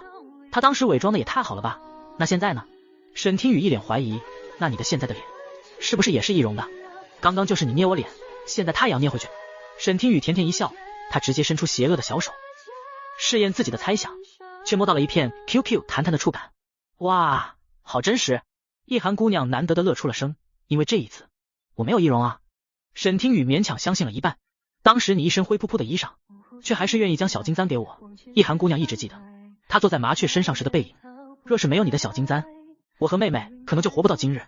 易寒姑娘眼中隐隐有泪光，眼中闪过一抹痛苦，像是回忆起了什么黑暗沉重的过去。往日都是别人对我说谢谢，今日我真心想要和你说一声谢谢，你是我和妹妹的救命恩人。一只小小的金簪称不上救命恩人，沈听雨受之有愧。你的谢谢我收下了，但是救命之恩就太夸张了，我当时没想这么多，这只是一件很小的事情罢了，但对我和妹妹来说，那就是救命药。易寒姑娘坚决道：你就是小恩人。沈听雨无奈，只能认下。所以你并不是康姑娘，也不是康公子的姐姐，你只是一个娃娃，对不对？易寒姑娘看着手中的娃娃，若有所思道。沈听雨哽住了，表情有些复杂，有些无措地抱住了自己。呜呜，她的马甲被扒掉，被扒的渣渣都不剩了，她点头也不是，不点头也不是，直接默认了。所以易寒姑娘语气拉长，略微一顿，俏皮地朝他眨了眨眼睛，言语锐利：你和康公子到底是什么关系？你为什么会一直待在他的身边？当然是为了完成任务，摆脱这倒霉的身躯了。当然是，我不告诉你。沈听雨淡笑，默默地将自己的马甲捂好。易寒姑娘见他不愿意说，也没有继续追问。她话锋一转，提起了药材。我发现城内的治疗瘟疫的药材稀少，大都卖去了其他的地方，现在用来治疗的药材基本上都是多年的存货，药效已经稀释了不少道，勉强能用。易寒姑娘脸色渐渐凝重，她低声道：所以我猜这场疫灾很有可能是人为的。易寒姑娘猜得很准，沈听雨险些惊声尖叫起来：什么？城中无药？该死，将布条全部都销毁了，不能让人再接触到。当下城中无药才是最致命的问题。沈听雨沉吟片刻道：巧妇难为无米之炊，医师亦然。该死，他们想让云州城变成一座死城，不留一个活口。辛红影拳头猛然砸在桌子上，砸出了一个浅浅的凹坑，他胸膛剧烈起伏，连日以来压抑的愤怒此刻汹涌而出，一双眼睛瞬间猩红，他单手支着额头，将自己阴沉的脸色藏在半掌之下，不让沈听雨见到他额头里微微鼓动的子骨。子骨还没剪，别动怒。沈听雨劝阻的语气格外的虚，因为他自己面对此情此景，做不到一点都不愤怒。情绪不为自己所控的无力感，足以让一个人的心变得冷硬，而暴君的愤怒恰恰是因为他的心还没有完全冷硬，他做不到全然冷漠，情绪毫无波动，清醒的挣扎着，无力的对抗着。沈听雨心中不免对他多了一份同情。辛红莹猛然起身，从怀中掏出手帕，捂住嘴巴，大手贴在光滑的柱子上，背过身体，腰背微弓。沈听雨一愣，嗨，可嗨，背对着他的暴君突然开始咳嗽起来。起初他还在抑制着，声音很轻，可渐渐的声音越来越大，在空旷的房间中回荡，有种深深的无力感。沈听雨陡然僵住了，愣神地望着他宽大的背影。暴君也感染上将谢意了。满花楼当日，他没有参与投票，更没有摸过布条或者布花，怎么会？最让他感到担心的事情还是发生了。沈听雨觉得浑身发寒，他此刻才注意他眼底淡淡的黑眼圈，感受到他这一刻深沉与无力疲惫。他有些哽咽，身躯颤抖。什么时候开始的？你一直都在瞒着我。昨日开始的，并非故意瞒着你，只是不想你担心。辛红影将手中的手帕展开给他看，上面纯净洁白，无一丝血迹。现在我的症状尚轻，没事的。他没法不担心。沈听雨嘴唇翕动，说不出话来。疫灾才刚爆发多久，他就感染上了。沈听雨说不出苍白自欺欺人的话，他直奔主题，声音冷静沉着，细听之下还能听见一丝鼻音。我是唯一能离开云州城而不会带出疫灾的人，我可以替城中的百姓带回药材。我已经找一寒姑娘要了一份药材名单。你对附近的城池更加了解，我该去哪一座城，又该找谁出兵帮助云州城？虽然他如今是娃娃的身体，无法流泪，但辛红影感受到他对自己的担忧和关切。他握紧手中的手帕，心脏暖暖的。你等等。辛红影匆匆研墨，提笔写下一封信，将信折叠得很细小，交到了他的手中。去最近的军营寻郭扎郭副将。庆功宴的时候你见过他，他是师兄的部下。沈听雨点了点头，这一次他没有心疼积分，选择了速度最快的做起。他站在原地，听着小七略微震惊的声音。小七试图去阻止。宿主，你真的要花费攒了这么久的积分吗？这几乎是你的1半积分。沈听雨点了点头。小七，扣除吧，我想好了。叮，扣除100点积分。天空中长鹰厉啸，从远处而来，长鹰的翅膀划过云州城的上空，天空响起一声尖锐的鸣叫声，给这座遍布死亡之气、充满绝望情绪的云州城注入了一抹月色。底下痛苦狰狞的百姓齐齐仰头。天灾！医馆中突然一道苍老嘶哑的声音响起，是神明给云州城降下了天灾。一个头发花白、胡子苍苍、拄着拐杖的老人举起手中的拐杖，颤颤巍巍地指着天空。他的眼神浑浊，但声嘶力竭。接连3日的暴雨，就是神明对云州城降下的惩罚。瘟疫也是在暴雨之后开始的。医馆中一双双黑洞的眼瞳再次缓缓抬起，望着炎阳般的天空，都纷纷想起了前几日的暴雨。在周遭微弱的哭泣中，百姓的眼中浮现出一丝痛苦和绝望。云州城闭城，朝廷无作为，任由城门的官兵杀人，我们都是被抛弃的人。嗨嗨可，老人梗着脖子，可出了一滩鲜血。周围的人们表情已经从惊恐到淡然麻木，不再避之不及，只是安静地侧过脸颊，避免鲜血溅到自己的身上。长鹰盘旋一圈后，翅膀雪白，像是天山上的雪鹰，朝他俯冲而下，缓缓在他的附近停下。他一路小跑着来到沈听雨的身边，好奇地围着他打转。沈听雨一蹦跳到了雪鹰的背上，一张小脸面无表情般严肃，身上披着小披风，骑着雪鹰犹如骑着一匹战马，正要奔赴他的战场。他缓缓道：我走了，你一定要安全等我将药材回来。辛红影惯常黑沉着脸颊，一如既往般冰冷，没有太大动作的点了点头。走吧。沈听雨指挥雪鹰，雪鹰长啸了一声，张开翅膀飞向天空。沈听雨感觉自己宛若化作一阵清风，融入了天地之间。天地辽阔的景色让他沉重的心情略微放松。在辛红影画出的地图和系统的导航下，他朝一个方向而去，飞行了很久很久，日夜不休，终于在高空之上俯瞰到军营。地面的营帐罗列齐布，几乎都一模一样的。地下的士兵穿着盔甲，宛若黑蚁。主帐营门之前有一面漆黑的铁虎军旗。军营的广场中，士兵们正在操练，一个个的汗流浃背。沈听雨却没有见到那个熟悉的面孔，心中急切。一阵长风吹来，飞鹰久久盘旋长啸，引起了地面上士兵们的注意。咻！一支冷箭朝雪鹰射来，沈听雨有了经验，牢牢抓紧雪鹰的翅膀，有惊无险地躲了过去，没有被甩了下去。你的箭术水准后退了，让我来。一个男人从铺着白虎皮的椅子上站了起来，接过一旁男人手中的弓箭，狭长的眼睛半眯，指尖快速拉弓，箭矢的寒芒对了天空中的雪鹰。瞳孔中雪鹰的身影放大，朝他俯冲而来，气势凶猛，来势汹汹，他的身影越来越近了。副将小心！一旁的男人惊呼了一声。男人抢过别人的弓箭，正要张弓搭箭，却被郭扎制止了。你别动，让我来。郭扎半眯的眼睛一眨不眨，手臂的肌肉鼓起，冷静地对准天空中的雪鹰。于是男人只能手腕握紧长剑，护卫在他的身前。不止郭扎，他的背后还有无数箭芒抬起，直直对准了他和雪鹰所在的方向。沈听雨担心雪鹰会受伤，又身负云州城百姓求助的希望，他顾不了这么多了，大喊了一声：郭副将，住手！天空飘下一句话：惊呆众人的下巴。俺滴个乖乖，雪鹰说话了，还是个年轻女子灵动悦耳的声音。军营中几乎全是男人，哪来的年轻女子？声音悠悠空灵，郭扎被吓得打了个寒战，以为自己幻听了。他搭弓的手指一歪一松，箭矢蓦地射出，却射偏了方向，错失了最佳的时机。雪鹰飞扑的动作近在眼前，此刻他已经来不及躲闪了。郭扎瞳孔一缩，咒骂了一声：“谁？刚刚是谁在说话？给老子滚出来！”他手脚微凉，背后的冷汗已经里衣浸透，手上的动作却临危不惧，飞速拉弓。他若是被一只雪鹰正面击伤，保证会成为军中的笑柄，年笑年新的那种。到时候他的面子里子都没了，他的一世英名也毁了，处处都会被别人压低一头。郭扎光是想想都不能接受，他怒道：“都愣着打，给老子动手啊！”他率先松手，将第二支箭射出，咻咻咻，气流翻涌，箭雨擦着雪鹰的翅膀而过。面对冲天的箭雨，雪鹰长鸣了一声，忽然有些胆怯，生存的本能让他想要迅速调转朝高空飞去。沈听雨没想到他一说话，射过来的冷箭反而变多了，一时间箭雨密布，急速逼近。他感受到了雪鹰的害怕，小手不断的安抚他，暂时将他安稳住了。没办法了，他猛吸一口气，再次大声喊道：“郭副将，住手！无视国师，吾有十分重要的事情找你。雪鹰是我的坐骑，他不会伤害在场的任何人，所以请不要伤害他。”在天空盘旋躲避的雪鹰的鸣叫声紧接着响起，两道声音相互交映，怪异中带着一丝奇异。国师，坐骑。郭扎的眉头皱起，沉思了一会，放下手中的弓箭，抬起大手，声音沉稳：“住手！”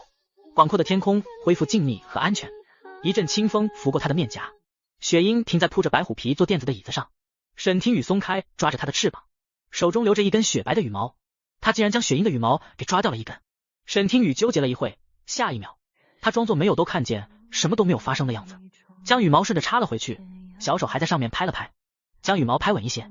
忽然耳边传来了整齐划一倒吸一口凉气的声音，沈听雨抬头巡视了一圈，却没有发现是谁。郭扎瞳孔骤然收缩，手指嘎吱作响。刚刚是你在说话？面上冷着一张脸，实则内心想要疯狂摇晃脖子，用中气十足的声音呐喊：“哪来的布偶小娃娃？还没有他的一只手大，却该死地可爱。”他再也不觉得女儿和娃娃一起玩耍是幼稚的行为了，一点也不幼稚。面对所有人的好奇打量的目光，沈听雨顺着雪鹰的背脊，从上面滑到白虎皮上方站定。他站定，小手撩了撩背后的小披风，端着一副国师仙人般的优雅的动作，点了点头道：“没错，是吾。”郭扎还是没有办法将庆功宴上他所看到的国师和现在站在他面前的布偶小娃娃身份对上，有种形象幻灭的感觉。虽然他能动会说话，已经是非正常一般的存在，但他心中依旧存疑。郭扎目露凶光，冷声拷问道：“你刚刚说你是国师，有什么证据？”沈听雨还是第一次用娃娃的身躯暴露在人前，他心中忐忑不安，害怕他们指着他爆出一句何方妖孽，就要将他拿去烧掉。但他牢记自己国师的马甲，他只能压下心中的害怕，努力挺直腰背，一脸严肃般点点头，尽力维持自己仙风道骨的气质。无视国师，无需证据。沈听雨没有解释自己的身份，因为国师为半仙者，自然不屑解释。吾有很重要的事情要单独与你说，事态紧急，半点都耽误不得。郭扎眼睛闪过一道金光，沉默不语。这倒是很像国师的气质，但见他依旧狐疑，沈听雨使出了激将法：“怎么？难道堂堂郭副将还怕了吾不成？担心吾会对你不利？”笑话！郭扎从鼻腔中冷哼了一声：“我会怕你一个巴掌大的布娃娃？我倒要看看你有何要事与本将说。”他将众人挥退，然后转身抬腿朝营帐走去，完全将他抛之脑后。雪鹰只适合在广阔的天空中飞行，不适合在地上行走，也不适合低空飞行。眼前就有一个现成的工具不用，在地上走动，平白丢了国师半仙的面子，破坏高大上的气质，你他不就 OOC 了吗？于是沈听雨喊住了郭扎：“郭副将，你等等。”对上郭扎略微迷茫的神情，沈听雨用略微嫌弃的眼神扫过满是尘土的泥地，缓缓道：“你过来，蹲下。”郭扎猜出来了他想干什么了，虽然他的语气冷硬，把他当成轿子，但他不愿与一个比他巴掌还小的娃娃计较，难不成真的让他在泥地上奔跑吗？郭扎在他的面前半蹲了下来，沈听雨跳到他的肩膀上坐下，在他的耳边冷冷道：“走吧。”营帐内，沈听雨怀中掏出一封信递给了他：“这是陛下写给你的密信。”“什么？是陛下的信？”郭扎吃惊，急忙伸手接过，一点点展开被折叠的极其细小的迷信。他看得极慢，沈听雨干脆盘腿坐下，慢慢等待。回想自己方才冒失暴露自己的举动，心中依旧后怕，直到现在他还是有些担忧自己会不会被反应过来，质疑他是妖怪的众人给烧死了。沈听雨小声充满怨气地嘟囔了一句，都怪暴君，一见面就用蜡烛烧他，害他现在都有 PTSD 了。郭扎难以忽视般充满质疑的眼神，在辨认出陛下气势磅礴、笔锋飞扬的字迹后，变得惊讶。你难道真的是国师？信上的字不多，略显匆忙凌乱。郭扎看得很慢很慢，他一字一句慢慢看完上面的所有内容，缓缓合上眼睛，消化着上面庞大的信息。敌人带兵围城，陛下被困在云州城中。最糟糕的是，城中还爆发了疫灾。陛下还在信中告知了他国师的身份，命令他保密的同时，让他务必保护好国师，不能伤害他分毫。有了陛下的亲笔书信，亲眼所见布偶娃娃能动会说话，有一种强烈的冲击感，抚不平的眉头紧紧皱起。郭扎看了看书信，看了看做得乖巧的娃娃，咽了咽口水，竭力在心中说服自己，庆功宴上的美人国师他是个布娃娃，美人国师他是个娃娃，国师是娃娃，陛下让自己保护国师，然而他自己却是他面临最大的危险，险些将他射成筛子。一旦接受了娃娃是国师的诡异可能后，郭扎额头冒出几许冷汗。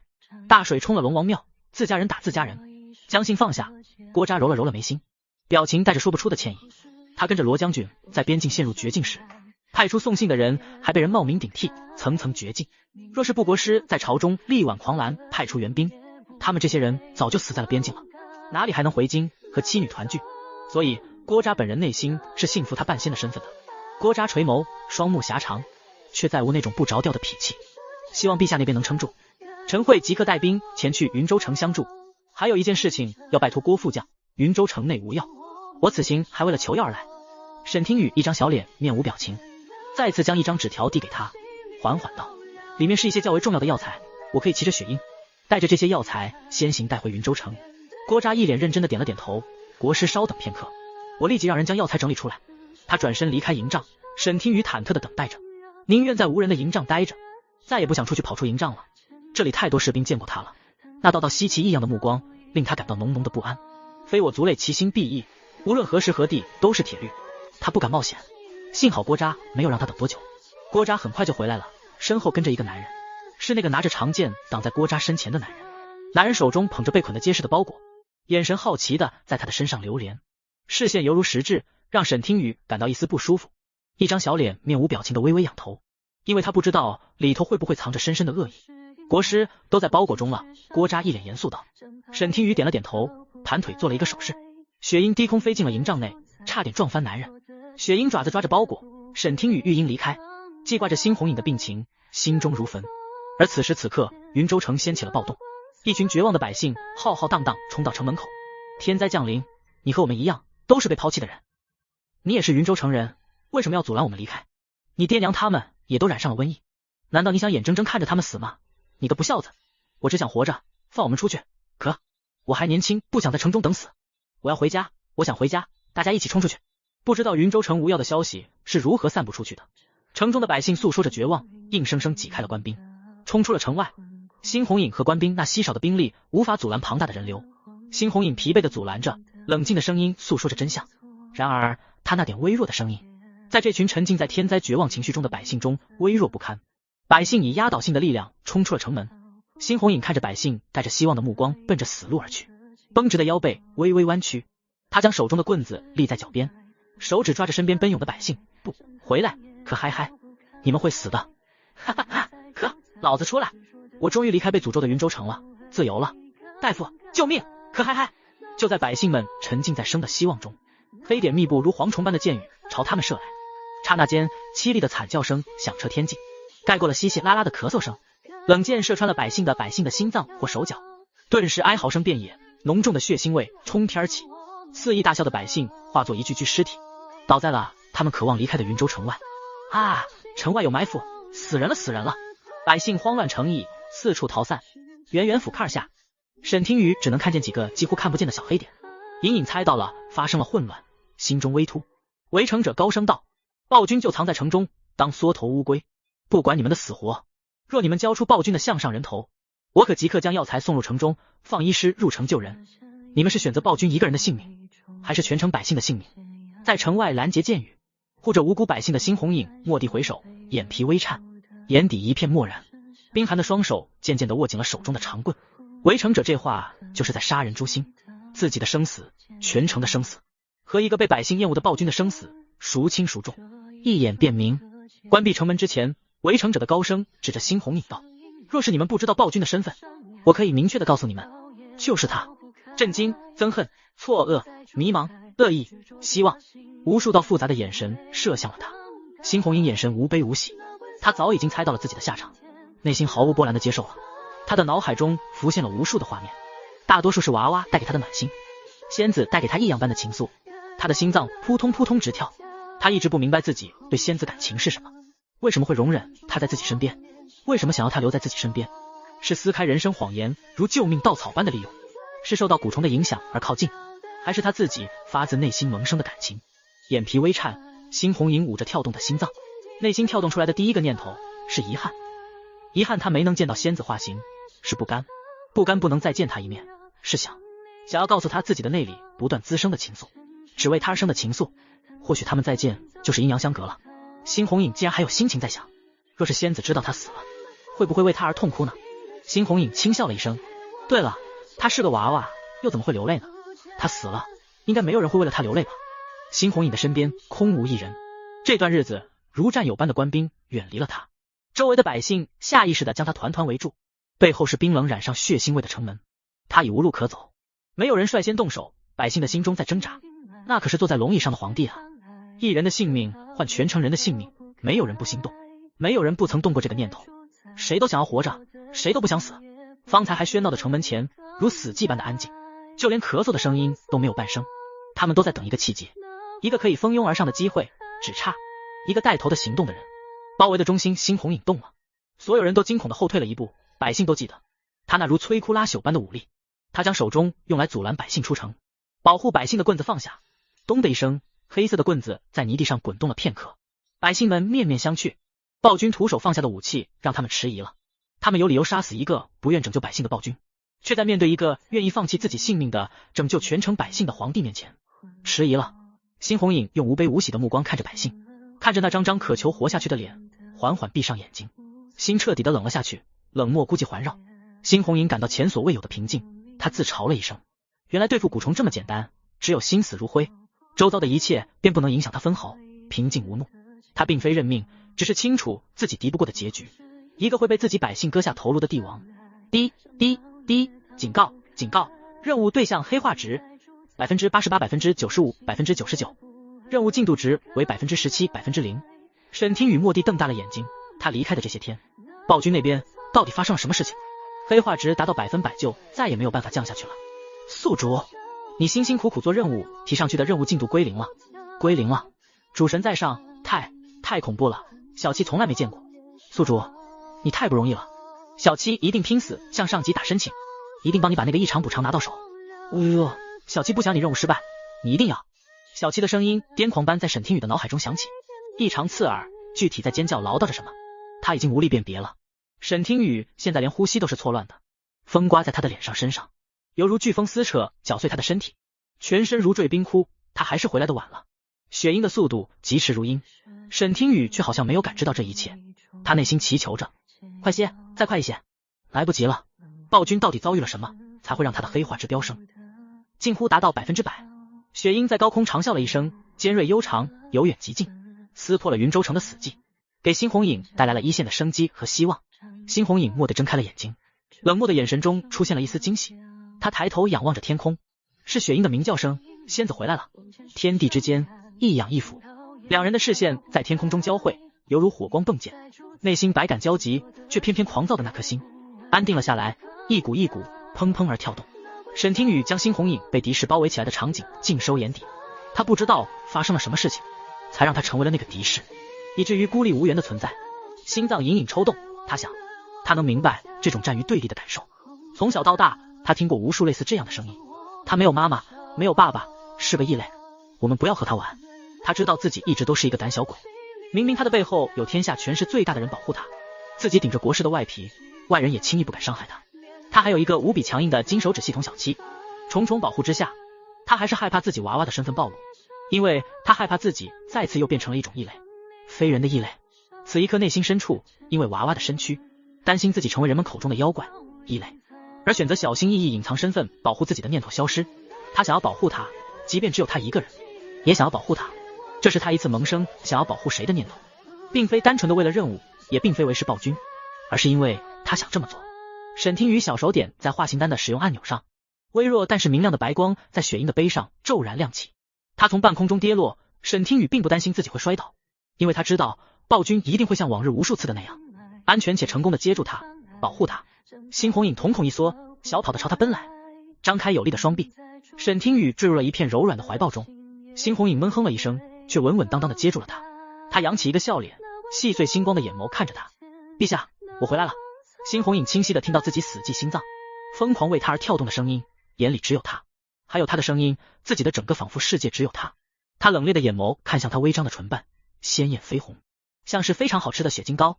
性感的喉结上下滚动，眼底飞快闪过一抹异色。是啊，仙子，你回来了，真好。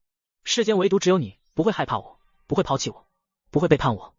黑化值 99%、66%、20%。宿主，你太厉害，等等，还有惊喜。小七紧张激动的声音在他的耳边骚扰。知道猩红影高危的黑化值回落后，沈听雨高悬的心终于落地，于是他伸手把小七巴巴的声音给关掉了，专心面对目前的危机，所以没有听到系统的那不断惊讶的声音。任务进度 0%、11%、22%、33%，居然还在上升 44%、55%、66%。宿主，我们的任务进度神奇的突破到了合格线，实在是太不容易了。小七也不能拖宿主的后腿。咦，宿主，你有在听吗？猩红影轻柔的将他放下，沈听雨小脸紧张的保护在他的身前，直视着包围的百姓，胆怯却勇敢道：你们想要做什么？猩红影俯身在他的耳边语了几句，温热的唇瓣擦过他的耳廓，留下一丝痒意。围城者让云州城的百姓做出选择，是选择割下朕的头颅，还是选择云州城全城百姓的性命？这选择对暴君太残忍了。沈听雨浑身一颤，其实他能明白云州城的百姓只是想要活命。沈听雨和百姓面面相觑，咚，一个年老的百姓跪在泥地上，像是多股糯米牌一样，包围的百姓全部都跪在地上。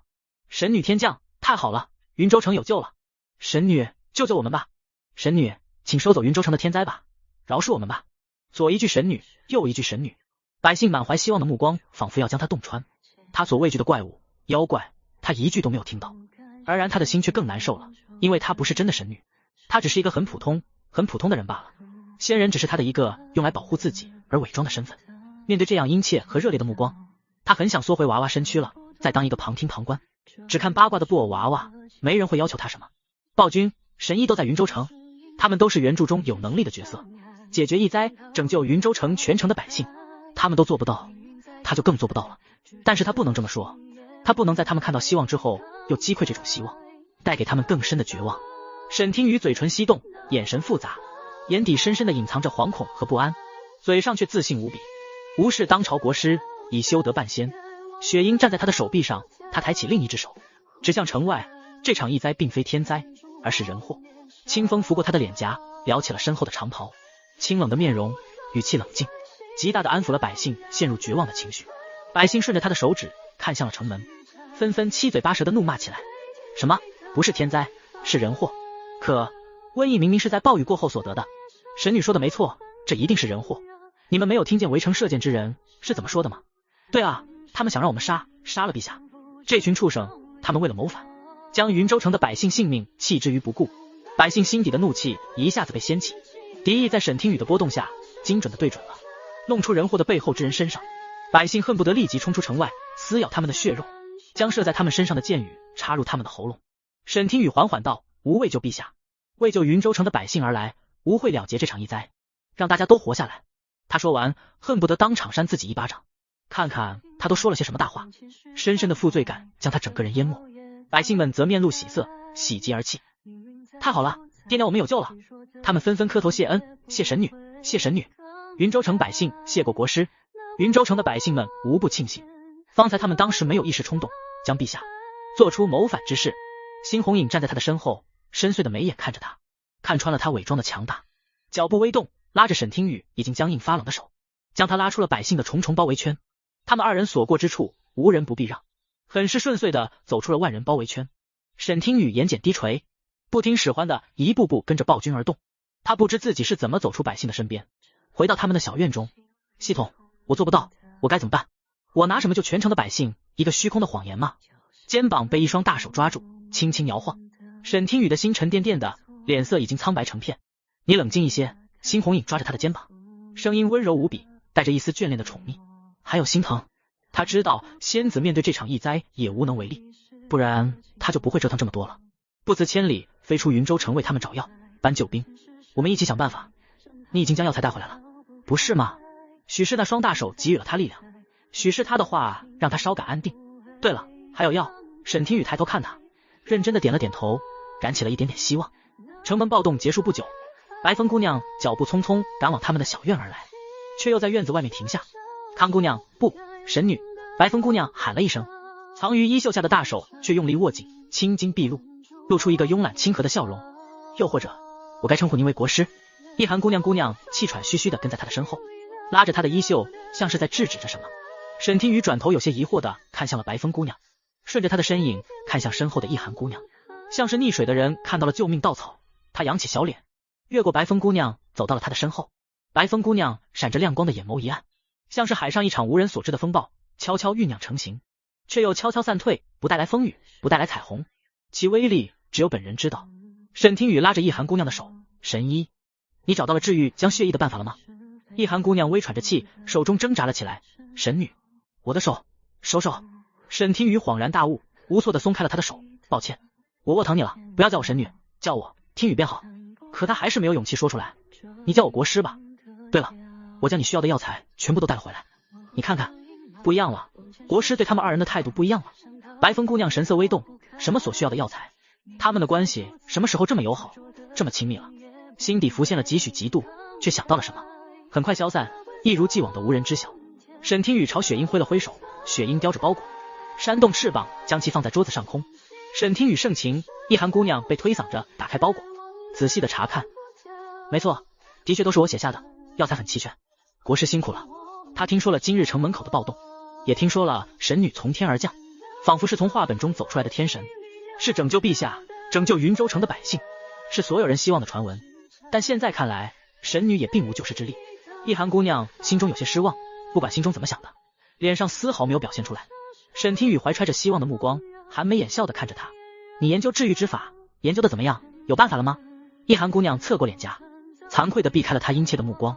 我这些药只能暂缓。沈听雨的心中哇凉哇凉的，看来神医也没有办法。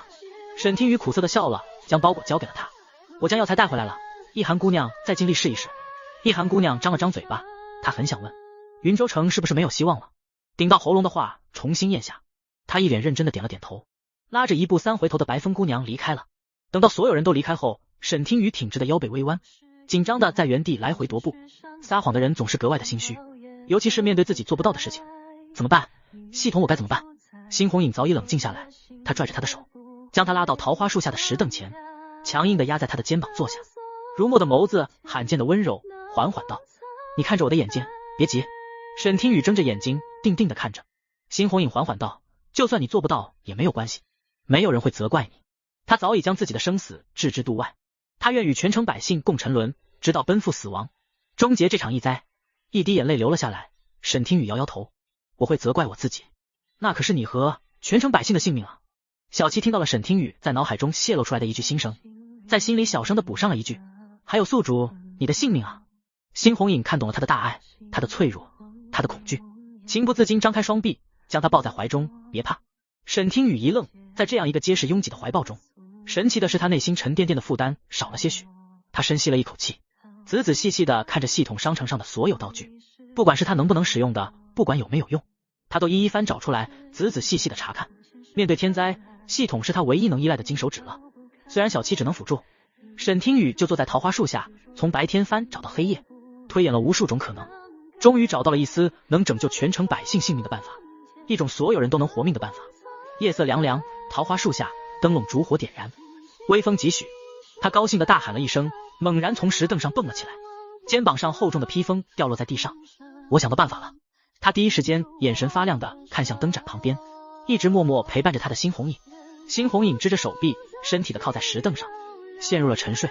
他沉睡的时候，剑眉不再清冷疏狂，额头也没有那隐隐的暴力的怒火，反倒展露出了几许少年的气息和满目疲惫之色。被沈听雨骤然的声音惊醒，他猛地睁开眼睛，下意识警惕的环视了一圈。啊！沈听雨惊呼了一声，身体摇晃着朝后倒去。他蹦得太猛了，没有注意到自己盘起的双腿已经麻到失去了知觉，根本就无法站立。辛红影瞳孔一缩，他大喊了一声小心，伸手去抓他在半空的手臂，却他拽着一同倒下。沈听雨摔了个眼冒金星，迷离的眼神看到了一张极尽的俊脸，他还以为自己又变成娃娃。辛红影用发麻的手臂半撑在地上，才没有压在他的身上。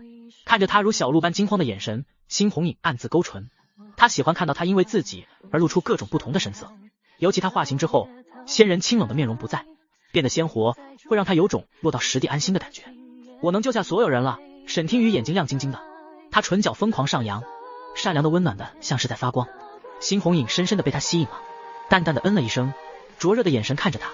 沈听雨才后知后觉，他们现在的姿势太过于暧昧了。沈听雨愣住了，他缓缓道：陛下，你快起来，多等一刻，城中的百姓就多一分危险。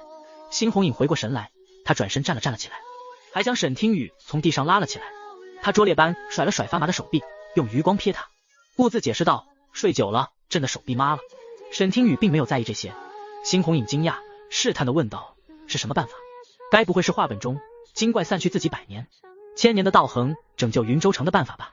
他不由得不多想。沈听雨甜甜一笑：我要在云州城中布一场大雨，洗净所有异灾。他将自己的计划娓娓道来：会消耗你的生命，对你造成很大伤害吗？见他摇头，辛红影这才松了一口气，看了眼天色，这不难，朕会吩咐下去。眼下的时辰刚刚好，铜锣声响黑夜，云州城的百姓纷纷从睡梦中醒来，千家万户点亮了暖黄色的烛火，官兵们一边打着灯笼，一边敲着铜锣，在空旷的大街上高声呼喊：神女施法降雨，消解天灾。所有人必须沐浴甘霖，若有一人疏漏，便是云州城的罪人。脚步声叠响，是百姓推开房门走到大街上的声音。牵一发而动全身，云州城的百姓纷纷醒来，顷刻间犹如一座灯火通明的不夜城。系统使用呼风唤雨符叠加高级洗髓液，以及宿主，你的积分不够。沈听雨说的豪迈大气，仿佛根本不是赊账，而是花钱。小七，呼风唤雨符是以他为圆心。沈听雨早已站在云州城的中心，一处宽大的广场中，辛红影拿着雨伞站在他的身边。相公快起来，我们有救了。妇女喜极而泣，推搡着身边熟睡的男人。一个藏在破庙中等死的孤儿，用最后一丝求生的意志爬出了破庙的房间，抬头望着漆黑的夜空，眼中有泪光。铜锣声不断，还有无数的百姓争相奔走相告，眼巴巴抬头望天者无数，他们都在等待着奇迹，等待着一场救赎。宿主，小七的权限不够。宿主所有积分加上小七能赊账下来的积分，还差99积分。天啊，小七又拖后腿了，真的受不了。沈听雨倒吸了一口凉气，妈耶，他话都说出去了，这时候给他整一坨大的。黑夜喧闹如白昼，云州城醒了，百姓纷纷提着灯笼站在街道上，等待着希望的甘霖。不知是谁说了一句，神女在广场中，无数百姓蜂拥而至。沈听雨的身边围聚了无数的人，有男有女，有老有少，百姓自发的在他的附近空出了一片空地，犹如楚河汉界，泾渭分明。虽然包围的百姓和昨日是一样的，但是他们脸上的表情是不一样的，希望、看戏、信仰、审视、崇拜、怀疑。故而他与暴君被包围在城门的情况一致，却又不一致。四周安静，很安静，所有百姓都在看着他。沈听雨有种骑虎难下的感觉。爹爹，嘿，我们究竟在等什么啊？我好困啊，想回去睡觉了。稚嫩的童音响起，伴随着一个微弱的哈欠声，也许是孩童的话，正中他们内心的念头。对啊，我们要等到多久？早知道我就多穿一件衣裳了，晚上这天怪冷的。嘿嘿，神女什么时候开始降下甘霖？我好难受啊。嘘，别说话，我相信神女，她一定不会欺骗大家的。百姓们小声的窃窃私语溜入他的耳朵。沈听雨不敢想象，若是这场雨他无法成功降下，自己会有什么样的后果？或许会像面临暴君那日一样的下场吧。死！今日他尚有暴君作伴，并未独自一人，可暴君当日的情况比他更危急，当时他该多么窒息和绝望啊！无形的压力挤压着他的心脏，沈听雨两眼发黑，就要栽倒。辛红影一直都在关注着他，上前一步，双臂稳稳地接住了他，双手抓着他的肩膀，将他搂在怀中，关切问道：你没事吧？看着眼前的暴君，沈听雨发黑的眼睛不再发黑，计生心头。暴君，任务对象，积分。他所获得的所有积分，都是因为他纠正了原书的剧情，改变了剧情的走向，像是突然开窍了一样。沈听雨激动地握着他的骨节分明的大手，眼睛亮亮的。陛下，我突然想起了一件事情。什么？辛红影疑惑不解。沈听雨缓缓道：“你不是一直查不到于飞的姘头是谁吗？有主角光环在，暴君哪能轻易发现？至于他为什么知道，却一直不说，当然因为他是他们两人的 CP 粉啊。谁见过一个 CP 粉拆自家 CP 的？尤其是他还想知道自己磕的 CP 究竟是不是真的。辛明哲个人的能力不强，草包一个，空有贤名，还是和暴君对比出来的，所以他并没有什么威胁，他便一直不提。但是眼下他很缺积分，所以没有办法了。怎么突然提起这个？辛红影想到了背叛，并不愿意提起这件事情，因为他的姘头是你的亲弟弟辛明哲啊，小心你的弟弟。沈听雨在心底无言的对着暴君说了一句：“抱歉，又让你得知了一次人生的背叛。”辛红影的瞳孔一缩，抓着他肩膀的大手微微用力：“你说的是真的？”叮，听到系统的提示音，肩膀虽疼，沈听雨心里却是松了一口气。他点了点头。剧情纠正度为 2%， 获得20积分，总剧情纠正度为 27%。 什么这么大的瓜，才20分，不够啊！沈听雨慌了神，原著不就是一个狗血刺激的言情文吗？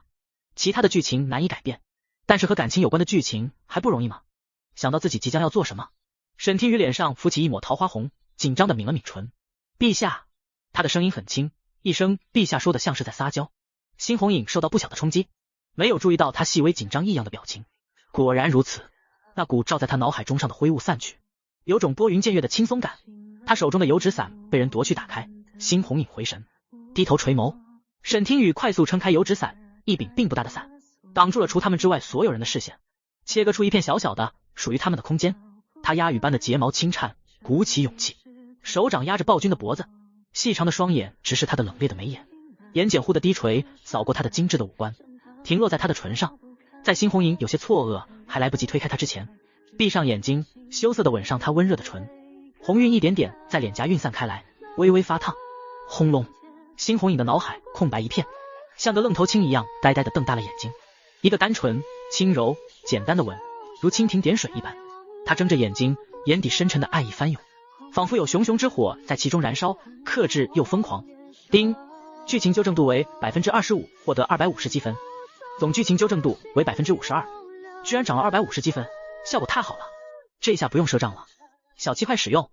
宿主，好的，已使用。沈听雨睁开眼睛，却被暴君眼底灼热疯狂的爱意给吓了一跳。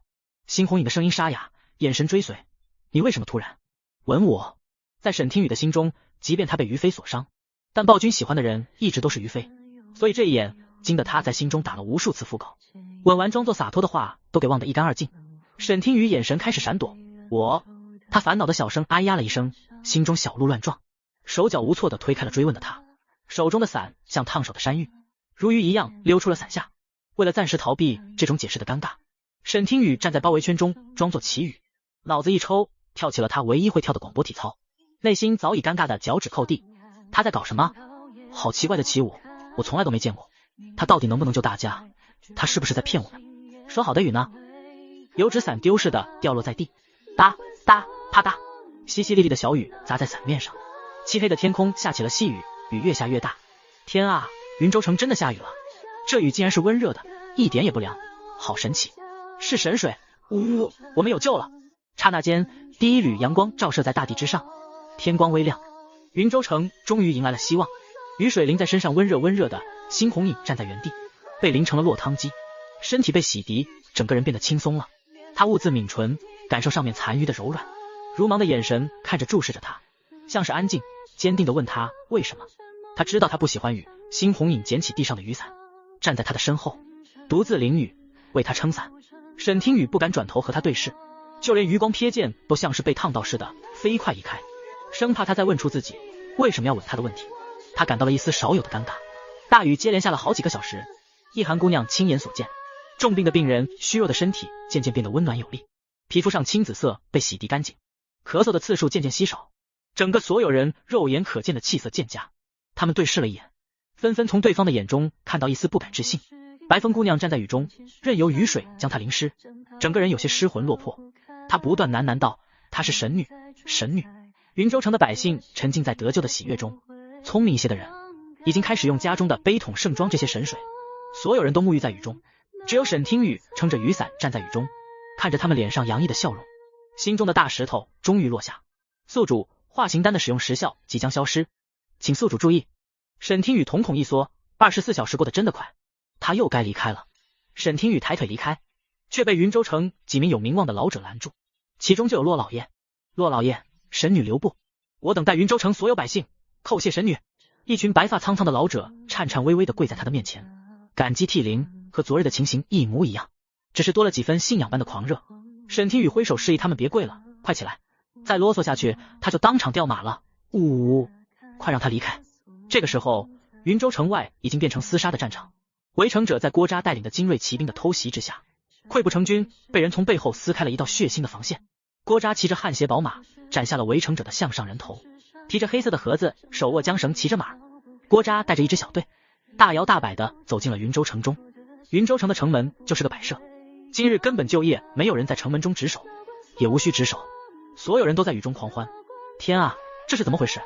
郭扎就亲眼见到了城外无雨而城内又有雨的神奇一幕。他抬手触摸那道真实的雨幕，温热的雨水打在他的手心上，他的双目顿时瞪圆了，整个人大为震惊。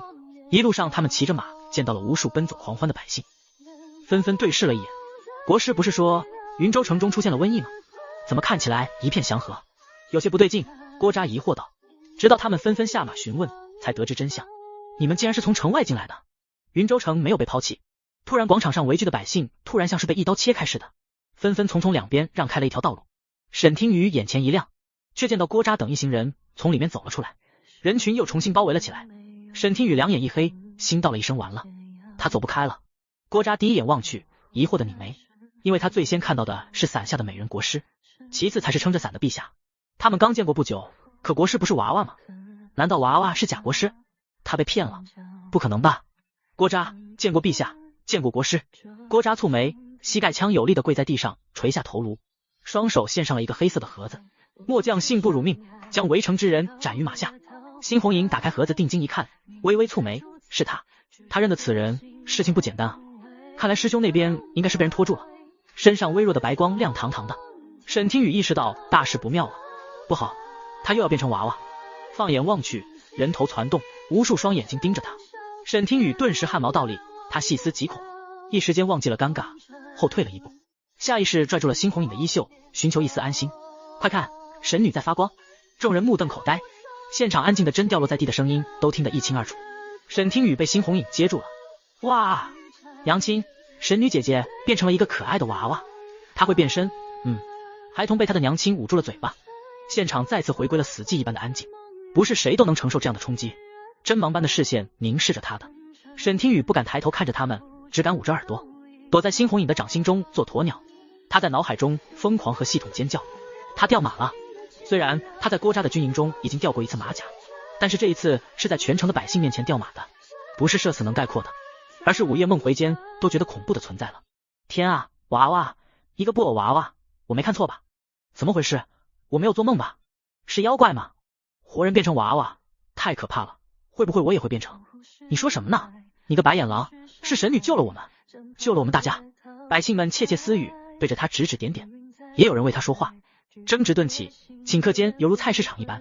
不善声音出现的那一刻，小七便气呼呼的将呼风唤雨符给停了，原本还能下几个时辰的细雨不在，海量的声音灌入耳朵。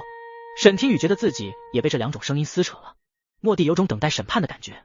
辛红影开口了，他的声音冷到极致，用上了内力，气吼山河，磅礴的气势侧漏道：闭嘴！国师为救云州城的百姓，法力耗尽，若是朕再从谁的口中听到一句对仙子不敬的话，斩立决！四周的百姓纷纷被吓得不敢再说话了。恍然间发现，不知什么时候，云州城的细雨毫无预兆的停了。辛红影狠狠一甩袖子，大步流星般离开了。骆老爷拄着拐杖，在他的背后高喊道：神女大恩，云州城的百姓莫不敢忘。陛下！紧接着再说了什么，沈听雨便彻底听不见了，只有辛红影的清冷的嗓音在他的耳边环绕：仙子，别怕，无论发生什么事情，朕都会陪在你的身边，保护你，至死不渝。所以你还是解释一下伞下的那个吻。沈听雨本来还在感动中，而后又被他这句话搅乱了心神。沈听雨捂着耳朵的小手渐渐放下，娃娃的身体像是隔了一层玻璃镜面，将他害羞的真实表情掩盖。不就是一个吻吗？他怕什么？沈听雨轻咳了一声，眼神游离，随意找个理由搪塞过去。要给全城降下甘霖，但是本仙子法力不够，就借了陛下一点龙气，就只是这样吗？辛红影声音低沉，直视着他，修长的手指抚摸薄唇，眼底有些失落。这还是朕的初吻。初吻？沈听雨一时间被震惊得无语言表，大脑宕机。你后宫的妃嫔众多，而且你不是喜欢于妃吗？怎么会？辛红影倒并不觉得有问题，妃嫔只是朝臣塞进来的。当时朕初登帝位，时尚年幼，无法拒绝，为了能安朝臣的心，便也收下了。至于于妃，她的眼神闪过一丝恨意的锋芒。朕与她从小一起长大，只当她是唯一的朋友，受蛊虫影响，曾混淆了这种情感。但如今，辛红影垂眸，狭长的冷眸深深地看着他，低沉笑了一声，朕不会再认错自己的心意了。沈听雨手脚无措，内心乱糟糟的。暴君这话是什么意思？他有喜欢的人了？会是谁啊？不能是他吧？他喜欢一个布偶娃娃，实在是太匪夷所思了。沈听雨凭空打了一个寒战，默默移开了视线。绝对不能是他，既然不是他，那能靠近暴君3米之内，孩儿能安定自若之人，不是一寒姑娘就是白风姑娘了。沈听雨松了一口气之余，又有一些失落。他搞不清自己对暴君是什么样的感情，最初对他厌恶害怕，只把他当做自己的一个任务对象，能冷眼的旁观看着一切书中的故事，套着一个娃娃的外壳，把自己当成了一个视角新奇的看客。渐渐的，他的心态变了，他看到了不一样暴君。嗜杀暴力只是他的一层甲壳，敲碎了才能看到，里头蜷缩着一个害怕被抛弃的孩童。直到他自己也被拉了进来，身陷囹圄，意识到了自己的胆怯，也一次次感受到了被人百般保护的滋味，再也不能置身于世外。围城者背后之人既然已经预备好谋反，便一定不会让辛红影活着回到京城。云州城不能再多待了，以免被瓮中捉鳖了。京中罗将军那边毫无消息传讯而来，就已经是一个不好的消息。辛红影和郭扎正在商议着回京的事宜，沈听雨和白风姑娘正在和一寒姑娘道别。因为云州城中的易灾不在，但是为了防止易灾反扑，一寒姑娘选择了留下，直到易灾彻底结束，确保云州城百姓的安全。不愧是大小神医中的大神医，善良有人心。此次回京，沈听雨、暴君和白风姑娘3人同坐一辆马车，行程低调，几乎是日夜兼程。而郭扎则带着贾暴君和贾国师走另外的道路，分道而行，替他们引走了追兵和刺杀。赶路之途颇为无趣，马车里精湛的竹制案几上，一盘黑白相间的棋局厮杀成片。白风姑娘棋艺不精，不敌暴君，沈听雨便指挥着她替自己下子，下在12之9。白风姑娘一子一子替她下，每下一子都要夸一句她。沈听雨被夸得整个人飘飘忽忽，越战越勇。这局棋辛红影下的憋屈，眼神冷冷的瞥着白风姑娘，明明是她在和沈听雨对弈，她却比旁观者还要像旁观者。最后一子我来，沈听雨兴奋道。由于化形丹的冷却期已经缩成了3日，而非7日，她也便不用这么小心翼翼了。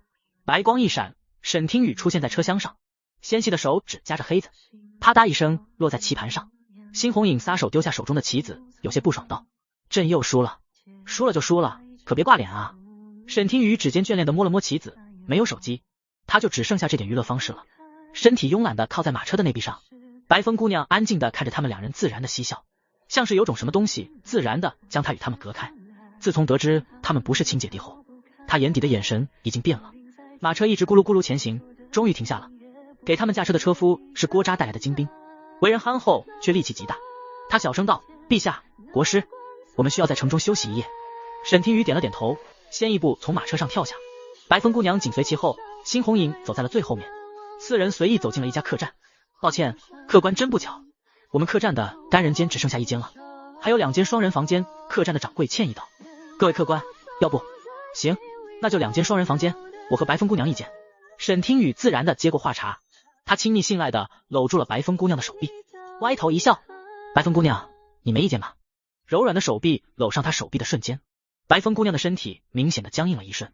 我住单人房就好，因为我晚上睡觉会打呼，所以没事。沈听雨满不在乎的打断了他的话，我晚上睡得很香，除非是惊雷，不然我是不会被你吵醒的。辛红影一点也不在乎这些小事，没有意见。沈听雨和白风姑娘1间，辛红影和士兵1间，4人就这样在客栈暂时住下了。2间房间正好在隔壁。连日的马车疾行，身上不爽利，白风姑娘叫住了店小二，要了浴桶，喊了热水。沈听雨想了想，他也很久没有泡澡了，于是他道：正好，我们可以一起泡澡。他话音刚落，一阵剧烈的咳嗽声在房间响起。白风姑娘被茶水呛到了，她蓦地抬头，摆摆手，用清冷的嗓音道：不，我习惯一个沐浴。沈听雨有些疑惑，白风姑娘，你今天这是怎么了？怎么奇奇怪怪的？我们都是女孩子，在同一个房间沐浴怎么了？我又不是和你抢同一个浴桶，而且房间头还有屏风。沈听雨眉梢轻挑，手指轻昵地勾住他的下巴，迫使他低头，语气戏谑，小神医，你不会是害羞了吧？白风姑娘微微一愣，被迫仰头，慵懒清冷的眉眼微抬，她温暖的笑容近在咫尺，下巴微动，避开了他的手指。她快速低头，将自己眼底的微光藏起来，隐隐有些排斥。沈听雨一怔，白风姑娘的表情不太对，但她没想这么多。这段时日，他们在云州城患难与共，她已经将她们两姐妹当成了自己的朋友。她将勾住下巴的手指背在身前，手指不断搅动，装作一副伤心极了的表情，以退为进。我还以为我们是朋友。朋友吗？白风姑娘在心底斟酌了这句话，手指无意识地转动着杯盏，顶不住她的攻势，又不忍她伤心，她就该永远如此灵动。白风姑娘语调慵懒道，那便一起洗吧。说话间，店小二已经抬着烧好的热水上来了，两个浴桶中间隔着偌大的屏风。沈听雨快速将衣服脱了，只剩下里衣来泡澡。她将自己浸泡在铺满花瓣的浴桶中，温热的浴水疏通了她身体的每一个毛孔，是娃娃身体所不能拥有的。暖阳般的浴水像是能洗涤她身上积压的所有负面情绪，如墨漆黑柔顺的发丝披散垂落在浴桶边，脸颊上浮现温热的红晕，肌肤粉嫩嫩的，精致的五官灵巧疏丽。沈听雨指尖微动，她玩着花瓣，一边泡澡一边柔声和白风姑娘说话。白风姑娘，你们的医术是跟谁学的呀？屏风的另一头静默了一会，白风姑娘清冷的声音缓缓响起，一对走遍天下的游医，师傅们不愿意让我提他们的名字。仅凭这一句话，沈听雨脑补了一出大戏，譬如他们的师傅年轻的时候，闯荡江湖的时候得罪了很多的武林中人，被人追杀，然后捡到了他们两姐妹，然后分别教授他们医术和蛊术。他这样想了，便也这样说了。白风姑娘轻笑了一声，似笑非笑的说一句，大概与你猜的差不多吧，便没有再说话了。房间安静了下来，只剩下浴水流动的声音。白风姑娘的畅聊的意愿不高，沈听雨嘟了嘟嘴巴，干泡澡啊，这多无聊了。可无论他提什么话题，对方都不太接茬。沈听雨有种一巴掌打进软绵绵枕头的感觉，他疑惑的目光透过半透的屏风直直看了过去，却发现了他眼睛上戴着一片发带，用来蒙住眼睛。沈听雨诧异，撩动花瓣的手指停下，再次定睛一看，确定自己没有看错。他当真蒙上了眼睛。就在沈听雨百思不得其解的时候，脑海电光火石之间，过往忽略的种种细节击中他的脑壳。大小神医极善伪装。沈听雨红唇微起，所有的声音都被扼在了喉咙间。难道白风姑娘是个男人？唰，他将自己的露出的半个香肩藏入层层的花瓣中，低头看了看自己湿漉的里衣，松了一口气。幸好今日他只是泡澡。空气变得静谧，耳边一丝动静都没有。蒙上眼睛的白风慵懒地将手臂搭在浴桶上，心情蓦地变好。他一定是发现了，对吧？他这么聪明，一定能想得到自己隐藏起来的这一层身份。他嘴角肆意张扬起来，他不甘心当他的女性朋友，自己从见到他的第一眼起就已经对他一见钟情了。这还是他第一次亲手将自己完美的伪装撕破，暴露一丝的破绽，引诱猎物自动进入自己的巢穴中。主动暴露身份的心情倒也不赖嘛。若是易寒知道了，一定会大为震惊的吧。沈听雨眼睛滴溜直转，他想自己是拆穿他呢，还是不拆穿他呢？纠结的快要搅成一团麻线了。他也不打算继续泡澡了，伸出手去勾毛巾，擦干自己的身上的里衣，换上新衣裳，不管湿漉的衣裳粘在身上是否黏腻了。我泡好了。沈听雨丢下一句这样的话，装作不动声色地离开了房间，却错过了白风扯开布袋，低低的呢喃一声，真是可爱。沈听雨离开房间后，心中反而惊疑不定，反倒开始怀疑是不是自己看错了。仅凭着一条蒙住眼睛的眼袋就断定白风是男人，会不会过于武断了？脑子里一股脑的想着白风是男人还是女人。湿漉的鞋子让他脚下打滑，他惊呼一声，脑袋砰的一声砸在了一个硬邦邦的胸膛上，力道有些狠了，顿时眼冒金星。他的头顶上同时传了一阵低沉性感的闷哼声，声音很是熟悉。哎呦了一声，他猛地抬头，抬手捂着脑袋，脚下依旧打滑，后退了几步。辛红影伸手去拽着他，却拽住了他的湿漉有些松散的衣裳，衣领口渐渐的被拉开。沈听雨惊叫了一声，双目瞪圆就要夺眶而出，他急忙双臂抱胸，却已经为时已晚了。辛红影视线自然的下移，瞳孔缩成针芒，他倒吸了一口凉气。他冷冽的双眸清清楚楚看到了沈听雨深 V 的领口内的盎然春色，白色湿漉的里衣粘在他玲珑有致的双峰上，隐约朦胧，肌肤白皙。他屏住呼吸，呆呆的看傻眼了，伸出拉拽的手指一松，半晌回不了神。沈听雨双臂环胸，结结实实的摔在了地上，砰的一声，后脑勺先着地了，疼得他龇牙咧嘴。虽然只有一瞬，但不该看的，辛红影还是看到了。冷冽的脸庞像是烧红了一般，耳垂红的能滴血，眼神像是被烫灼到了似的，飞快移开。他脚步粘在原地，终于反应过来，喉结上下滚动，给自己找补。我什么都没有看到，不打自招。沈听雨两眼一黑，闭上眼睛，狼狈的躺在地上，顿时尴尬的想要找个地缝钻进去藏起来，或者找个地方吊一吊，实在是太尴尬了，太社死了，太狼狈了。辛红影现在站在原地也不是，离开原地也不是，直到他注意到他身上渐渐深色的衣裳，还有指尖残余的一点湿润，他半蹲下，抬手去扶他。你身上的衣服怎么是湿的？沈听雨用力握拳，一把拍开他的罪魁祸首，自己侧身一咕噜从地上爬了起来。沈听雨收拢好自己的衣裳，凶煞的眼睛怒瞪着他，脸颊气得涨红，一点威慑力都没有。他抬手去拽他衣襟，半眯着眼睛，勾唇威胁着他，你最好真的什么都没有看到，看到的也都给我忘掉了。忘掉。往日凶狠的辛红影此刻在他的面前软绵绵的，微微弯腰，整个人像被镇住了似的，不再沉稳，声音前所未有的轻柔。可我好像忘不掉了。即便他已经穿好了衣襟，脑海中那双雪峰还是印在脑海中，一股子热血冲上到大脑，耳朵红的能滴血，就连脖梗都红成了一片，腰背随着衣领的高度微弯，像一只熟透了的红虾。必须忘掉，统统忘掉，你听明白了没有？沈听雨大喝了一声，心底的怨气还没有消散，可忘不掉的何止是他一个。沈听雨气呼呼的，只要一看到他的脸，就能自动回想到刚刚的场景，罕见的感到一丝尴尬。他蓦地松开了他的衣领，移开了视线，指尖微动，心中的怒火夹杂着羞涩无处发泄。沈听雨忍不住的想，若他现在是娃娃，也许根本就不用这么尴尬，竟然有种轻微的不习惯感。他自嘲的笑了一声，当娃娃当久了，差点就真的把自己也当成了娃娃。两人之间罕见的陷入了短暂的沉默，沉默是短暂的，但尴尬是漫长的。两道声音同时响起，辛红影想起了那一手湿漉的触感。你身上的衣裳怎么是湿的？沈听雨也狐疑的问道。你怎么突然过来了？又是一阵无言的沉默。辛红影率先打破了沉默，声音低沉，我来找白风姑娘，让她给我施针，控制我体内的蛊虫。白风姑娘。沈听雨神色有些轻微的异样，大小神医尤善伪装，也许不是姑娘，而是公子，但这些都是他的猜测，因为一个蒙眼的衣带而产生的猜测。沈听雨正要提醒暴君，白风正在沐浴的时候，嘎吱一声，他身后隔着一段距离的房门打开，已经沐浴完毕的白风走了出来，慵懒的依靠在门框上，语气淡淡道，你们在干什么呢？沈听雨一愣，皱着眉头转身。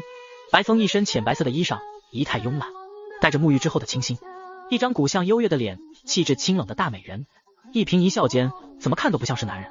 辛红影越过他走向了白风，两人简单的说了几句，辛红影返回他自己的房间了。白风转身进去将针灸带取出，跟着走进了暴君的房间。于是沈听雨回到了自己的房间，身体沉沉的背靠在门上，低头看了看自己的领口，摸了摸自己身上半湿漉的衣裳，将门栓插上，这才将重新换上干净清爽的衣裳。辛红影的房间中，桌面上的一排整齐的银针铺开，白风取出银针，在烛火上方一一穿过灼烧，声音冷静道，客栈条件简陋，没有珍稀的药材，不能药浴，如果仅仅只是施针封闭无感的话，会很疼，你可以吗？辛红影点了点头。那便把上衣脱了吧。白风唇角微勾，你不必担心男女大防，我只认穴位，不认人，他一个姑娘家都不在乎，自己一个大男人总不能矫情吧。辛红影利索脱去上衣，盘腿端坐，点了点头，开始吧。白风修长的手指抽出银针，快准狠对准穴位，一针一针扎下。辛红影蹙眉，紧紧握拳拳头，手臂的青筋浮现，疼得他浑身直冒冷汗。他咬紧牙关，一言不发，额头的青筋开始慢慢浮现，藏于其中的子骨像是意识到什么，正在缓缓再醒来。白风手中捏着银针，赞赏般的看他一眼，不得不承认他意志力很高，比常人更能忍疼。再次在心底默默感慨，这样的人真是一个完美的素体，可惜遇上了他。一想到能阻止近乎成熟的噬魂子骨在这样一个完美的素体身上诞生，白风就隐隐感到兴奋。他开始认真了起来，用银针在自己的指尖挤出几滴鲜血，滴入杯中，搅动片刻，喝了吧。不断冒出的冷汗滴落了在他的眼中，眼底已经开始模糊成片。辛红影感到很疼很疼，小小的银针像是钢钉一样洞穿血肉，不断钉在他的身体里，直到最后一针。他长呼了一口气，辛红影手指艰难地捧起茶杯，一饮而尽。入口的那一刻，舌尖尝到了白水之中混入的一丝血腥气，猩红影强大的意志力让他稍稍迟疑了片刻，最终还是选择了相信。血水像是天山上的冷泉，透着一丝诡异的寒气，在他的体内流窜，安抚体内的常年高涨的暴力。白风抽出匕首，在猩红影的手臂上割出一道小口，银针在手腕上的珠链上有节奏的轻轻敲击了几下，嗓音清冷中透着一丝亲密。该醒来了。一只黑色的蛊虫从其中一颗珠子里钻了出来，乖巧地贴在他的指尖上方。白风声音淡淡道：去吧。黑色的蛊虫顺着猩红影手臂上那道血痕钻了进去，猩红影亲眼看到，却一丝异物入体的感觉都没有，不由得感到一丝忌惮。一阵比血水还要清凉的气息从手臂流窜至周身，那股被银针撕裂的疼痛缓缓消失，直到平静无波。好了，无法药愈，我只能用宝贝代替了。白风擦去额头上的冷汗，与他轻松的语气不同，他的脸色煞白，唇色也淡了几分。白风收起银针和匕首，指尖眷恋地摩挲着黑骨破壳的珠子，异常兴奋道：我的宝贝能压制你的子骨，让他陷入沉睡，无法醒来。他毫无血色的唇角上扬，不用担心他继续吞噬你的理智，你暂时安全了。如今万事俱备，只差影子便能解骨。是夜，客栈的双人房间中，沈听雨仰面朝上，手指不断搅动，有些睡不着，不停地辗转反侧，时不时转头看向鼻梁高挺侧颜清冷如月的美人白风。自从他好似猜到了白风的身份，他就不知该怎么面对他或他，但他又没有证据，并不能100%确定。难道要他突然问人家，你沐浴的时候为什么要蒙眼？你究竟是不是男生？这不是扯淡吗？多尴尬啊！兀自苦恼着，轻微的脚步从窗户翻窗而入。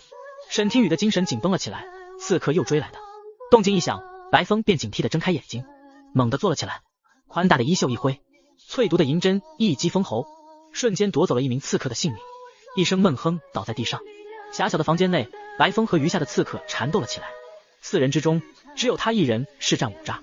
沈听雨战战兢兢地坐了起来，手中拿着枕头当武器，抬眼看着焦灼的战况。郭副将引走了大部分的追杀者，但仍有小部分的刺客发现他们追了上来。他们已经不是第一次面临追杀了。最后一名刺客临死之前挥出最后一击，锋利的刀刃擦过白风的脸颊，一缕墨色的秀发断裂，可他的脸颊却无半点伤痕。沈听雨瞪大了眼睛，抱紧了手中的枕头，心道白风果然易容了。什么易容材料，居然这么耐伤，脸上连一点伤痕都没有。白风踢了踢脚下的尸体，淡淡的安慰他道：放心，已经死透，睡觉吧。沈听雨瞥了眼脚下的尸体，今夜他是彻底睡不着了，干脆问出心中的疑问：你的脸被刀划到，怎么会一点伤痕都没有？白风摸了摸刀擦过的地方，似笑非笑：你觉得呢？终于按耐不住问他了。你易容了。沈听雨十分肯定道。白风眉眼含笑，点了点头：我确实是易容了。沈听雨安静地看着他，眼神犀利：你就没有其他的要说了吗？比如为什么你是个男人，却没有喉结这一事情？白风咦了一声，竟然被你认出了，什么都瞒不过你，我确实是个男人。即便沈听雨已经猜到了，但听到之时还是被震惊到了，他的易容真的很逼真。你是怎么做到的？白风倚坐在他自己的床上，把玩着手腕上的珠链，想学吗？不用拜师，我教你。沈听雨摇摇头：我不需要学这个。那可惜了，易容可是有趣极了。白风惋惜道：这是我和一涵的秘密，恳请国师帮我保守秘密。白风神情恳切：不要告诉任何人，包括陛下。沈听雨迟疑了一瞬，手指屈起，有序轻敲3声，咚咚咚。他们的房间被敲响。国师，白风姑娘，你们没事吧？是暴君的冰冷关切的声音。白风修长的手指按在自己唇上，声音无言：一个清冷的大美人，在你的面前真诚的请求你保守秘密。虽然是她不是美人，但她美。沈听雨点了点头，算是答应了。沈听雨缓缓道：我们没事。脚步声渐渐远离，外面的声音全部消失。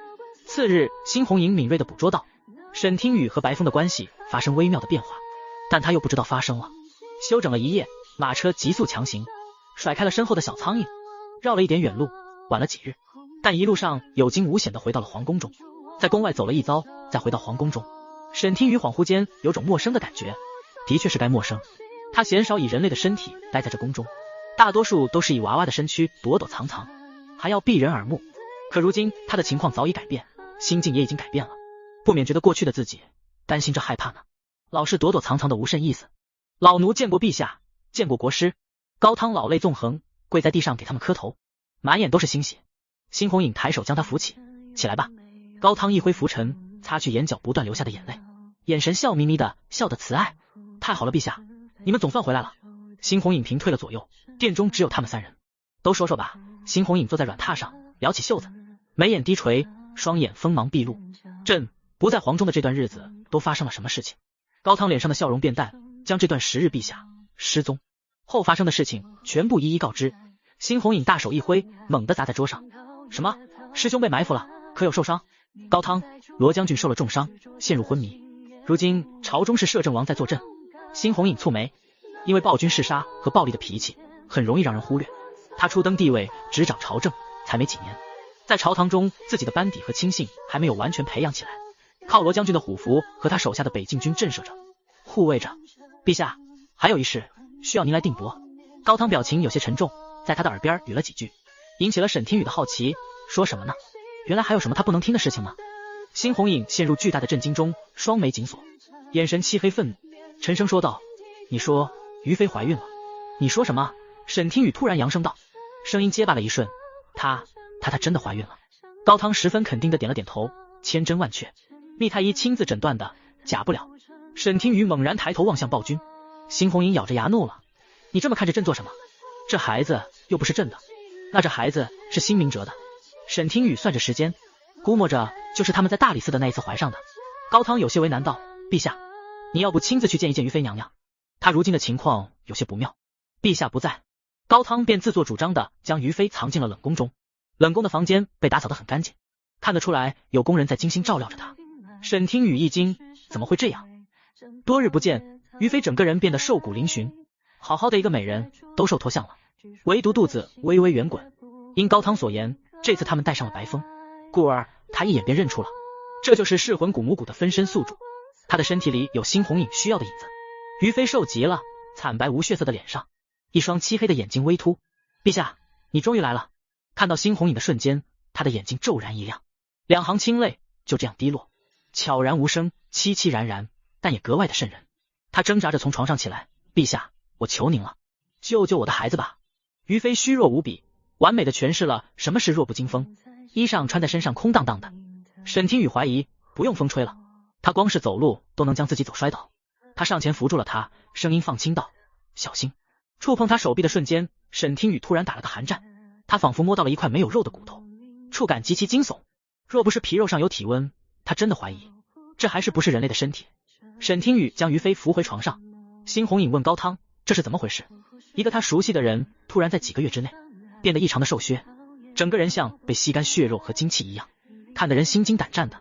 突然于妃骨瘦如柴的手有力地抓着他的手臂，眼中有泪光：陛下，一切都是臣妾的错，可孩子他是无辜的，您一定要救救他，他是您未来的侄子或侄女啊。孩子的父亲当真是皇帝。辛红影眼神微暗，体内的蛊虫已经陷入沉睡，他轻易的就能将自己的情绪从这件事情上剥离出来，此事他早已提前得知，加之眼前有了让他更震惊的事情，故而内心没有掀起多少波澜。白风修长的手指搭在他的手腕上，给他探脉，越探越心惊，他的脉息很浅，仿佛下一刻就要停止。白风咦了一声，眼睛是新奇的兴奋，太神奇了，胎儿竟然能和蛊虫打成平手，隐隐有反压之势。你肚子里的孩子没事，脉息平稳，很是健康，只是孩子和母骨为了存活，都需要母体的营养供给，以至于母体被反噬。若是不及时除骨或堕胎，长此以往，胎落之日便是母体死亡之时。你是蛊师？于妃声音虚弱，用充满希望的目光看他，我求你了，一定要帮帮我，救救这个孩子。沈听雨一愣，于妃还是想要保住这个胎儿吗？他缩回搀扶的手，眼神不由自主地落在他微胖的小腹上，忽然想起了原著围猎之时，于妃为了救暴君腹部受伤，也就是说这个孩子在原著的时候是已经流产掉了，可惜了。白风突然道，满脸写着心疼与不舍，也不知道在可惜什么，是在可惜胎儿还是母骨，亦或是能压制蛊虫的胎儿。朕所需要的影子呢？辛红影站在一旁提醒道，低沉的嗓音冷静中带着一丝淡淡的疏离感，他没有忘记回京的主要目的，就是为了结果。急什么？白风将手轻柔地放在于妃的肚皮上，眼眸一眯，小心翼翼地抚摸，眼睛里是蛊师对蛊虫的珍视和激动，仿佛掌心下的不是胎儿，而是蛊虫。待我将母骨剥离后便有了。白风说到自己擅长的地方，他的话便密了。引出蛊虫不难，但若想不伤胎儿剥离蛊虫则极难，饶是我也没有十足的把握，事不宜迟，即刻剥离为妙。我需要的石杏子、毒蝎尾等等，速速把这些东西都找来。解蛊之时，我需要耗费极大的心神，你们都出去吧。砰！沈听雨和辛红影被赶出了房间，站在原地面面相觑。待取出母骨分身后，陛下会怎么处理于妃？沈听雨晃动身体，状似随意试探地问道。他今日见到于妃的惨状，心有不忍，但他并没有资格指点什么。这是陛下和于妃之间的仇怨旧账。辛红影转头看了一眼身后的房门，走远了几步，负手而立，这才低声说道：朕也不知，但朕今日见到他自食苦果的样子，倒也没有那么恨他了。但朕绝不会因此原谅他，我永远不会忘记他与母后对朕做出的背叛。辛红影声音有些凶狠，微微带着一丝压低的怒气。听到这，沈听雨可以肯定暴君不会杀了于妃，若是想杀，根本不会多言，直接杀了便是，更不会解释什么。更何况于妃怀孕了，他便更不可能杀她了。沈听雨松了一口气，其实他并不讨厌于妃，他用余光瞥她，子骨沉睡后不受蛊虫影响展露出来的，才是他内心真实的想法。看来暴君远比自己想象中的更加重情义。暴君明君仅一字之差，看来他离完成任务不远了。闲聊间时间一分一秒的流逝，沈听雨觉得她像是在产房外的焦急等待的丈夫。深宫太后的未央宫中，太后从一侧的暗室里走了出来，行走之处一阵幽香，身旁的宫女正捧着一盆清水，安静站在她的面前。太后一边净手一边悠悠叹气，又失败了。听到太后的叹息，宫女的身体一颤，眼睛低低的看着脚背，害怕的不敢抬头。太后，不好了，大事不好了！一个有些年老的嬷嬷脚步匆匆走了进来，焦急无措的凑在太后的耳边低声耳语了几句。太后脸色微变，冷笑了一声，皇帝竟然安全回宫了，倒是命大。她泄愤似的将净手的白布一砸，染着斑驳血迹的白布砸在宫女的脸上，脸颊被砸歪了嘴，宫女下意识皱巴着脸，咚的一声跪在地上，身体抖如筛糠。难怪哀家的人找了这么久都找不到她在哪，竟然是躲在了云州城。她的凤眸微眯，莞尔一笑，皇帝回宫后都见过哪些人？嬷嬷语气恭敬，意有所指道：回太后，陛下不接见任何人，也没有主动见任何人。太后柳眉微抬，漫不经心道：照你这么说，皇帝是起疑心了。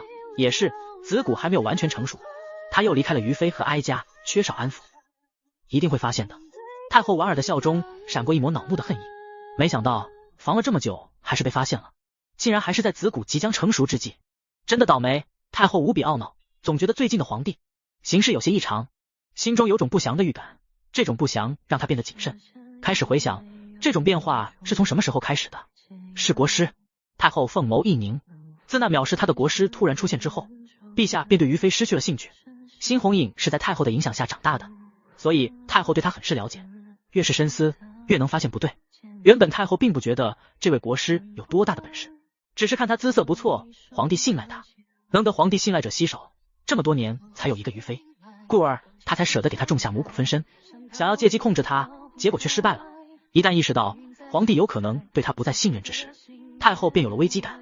她坐在软榻上，纤细的手指有些焦躁地摸上染着扣单的围纸，一圈一圈又一圈。你有没有觉得皇帝对哀家的态度变了？若是以往他平安归来，即便不来见哀家，也会给哀家传话，让哀家安心。不行，哀家要亲眼见一见皇帝才行。太后冷笑了一声，眼睑低垂，像是没有注意到小宫女颤抖的身躯。不知道太后做了什么，跪在地上的小宫女脸色一变，脸色狰狞了起来，却依旧跪在地上，像是在忍受着莫大的痛苦。在小宫女痛苦的哀嚎声中，太后嘴角扬起了一抹笑意，这次还算识趣。走吧，随哀家去见见皇帝。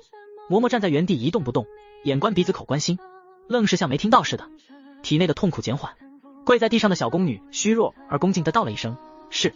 她放下了手中的铜盆，始终低头跟在太后的身后。砰！于妃的房门被打开，白风脸色惨白，毫无血色，掌心血淋淋的，沿着指尖滴落，狂热的眼神亮亮的。骨解了。说完，一头朝他栽倒而来。沈听雨急忙上前，一个黑影比他更快。白风虚浮跌下的架势，一看就是装的。虽然不知他为什么要装，但辛红影抢先一步将白风接住。小心，小神医，你没事吧？沈听雨担忧的小跑上前。白风闷哼一声，从辛红影硬邦邦的身上站了起来，隐隐有些嫌弃。两人冰冷的视线在半空中短暂交锋。白风捂着自己掌心渗血的伤口，朝沈听雨露出一抹笑容。我没事。他身穿白色的衣裳，衬得脸色也惨白惨白的，那毫无血色的唇还牵强的微笑，一看就不像是个没事人。沈听雨垂眸看着他手中血淋淋的伤口，有些担忧的开口道：你的伤口在流血，我帮你包扎吧。白风虚弱的点了头，他已经洞察出辛红影对沈听雨的心思，自己来的晚些，必须用点手段才能在沈女心中留下一点痕迹。白风坐在软榻上，将自己受伤的手放在桌子上，他掌心的伤口不深，刀痕却很长。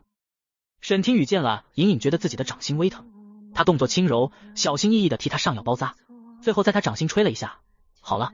辛红英有些不爽，他一看就看穿了他的小心思，明明包扎的布条就在手边，简直是顺手而为的小事，可他身为一个医者，却在示弱哄骗仙子替他包扎，简直是莫名其妙。辛红影看不懂他究竟想要得到什么，但并不妨碍他心里酸酸的，觉得面前的画面有些碍眼。沈听雨替白风包扎完毕，转头看向在床上沉睡的于飞，问道：他现在是什么情况？白风看着手背上的蝴蝶结，心里也像是被蝴蝶翅膀撩动了一瞬，剩下暖暖的痒意。他苍白的嘴角微扬，声音虚弱的解释：他没事，只是睡着了，短时间内不会醒来。辛红影强势插入他们之间的对话，言语急切生硬，有些杀风景。影子已经拿到了，你什么时候能替朕解蛊？白风慵懒的斜躺在软榻上，抬头扫了他一眼，呵呵笑了。陛下当解蛊是件很简单的事情吗？若是失误，轻则反噬，重则殒命。我暂时无法再替你解蛊，须得休养一段时日。陛下也不愿意看到我失误吧？辛红影蹙眉，你在威胁朕吗？白风拱手，岂敢。空气中似有匕首在无形交锋，气氛焦灼了一瞬。沈听雨迷茫的眼神在他们两人身上流连，有些莫名其妙，但是看他们两人有种想要打起来的架势，他急忙拦在中间，劝阻道：陛下，解蛊一事马虎不得，还是让小神医养好伤再说，也更安全。辛红影面色平静，缓缓摇头，可朕没有这么多的时间等白风姑娘，危险随时都能降临。白风慵懒斜躺的腰背挺直，也意识到了事情的严重性。你是指噬魂谷母谷之人就在皇宫中？辛红影点了点头，这便麻烦了。白风脸色一变，沉默了半晌道：你体内有我的宝贝，有他在，一般的蛊师伤害不了你。今日我确实无法再替你解蛊。三人沉默，有些无奈。蛊虫一日不解，辛红影体内的蛊犹如一个定时的炸弹，谁也不知道他什么时候冷不丁的就被人引爆。于飞不知做了什么噩梦，皱眉小声的嘟囔着什么，像是随时都能醒来似的。沈听雨瞬间警惕了起来，抬头望向了于飞，凌厉的眼神不断观察着他，直到确信他有没有在装睡为止。系统提醒倒计时的声音犹在耳边。此时的沈听雨已经再也不惧怕在人前变成娃娃，即便真的变了，他们也会把这当成神迹。然而于飞是唯一一个见过他巫蛊娃娃本体的人，是半个知情者，故而沈听雨有些忌惮他。她能是世人传言的神女，但绝不能是阴邪之物，是邪神，被百姓畏惧忌惮。毕竟人心都是会变的，畏惧比信仰更容易获得。他站了起来，快速离开房间。沈听雨不知道的是，他转身离开房间的瞬间，于飞猛然从噩梦中惊醒，消瘦的脸颊上布满细密的汗珠，他猛然坐了起来，原本像是泥沼一般的身体变得轻松了许多。他张着嘴，大口大口的喘气，整个人像是跳到岸上溺毙的鱼儿，快要喘不过气来。于飞抬手推开身旁的窗户，外头一道闪亮的光芒映入眼帘，他半眯着眼睛，在浅白色的光晕中看到了一个熟悉的面容。在这样纯净洁白的光芒中，于飞惊恐地瞪大了双眸，他清楚地看到了国师消失在原地，变成了一个他无比熟悉的娃娃，一个他曾经用来扎针诅咒、撬丝泯飞的巫蛊娃娃。沈听雨瞬身一震，真是怕什么来什么。他没想到自己为了不暴露身份，已经离开于飞的房间，他还能精准地推开窗户，看向他的方向。于飞发现他的身份了，一定是，不然他不会是一副见了鬼的表情。于飞干瘦的脸颊上，漆黑的眼睛瞪大，不知他在想些什么，眼神惊恐，却说不出话来。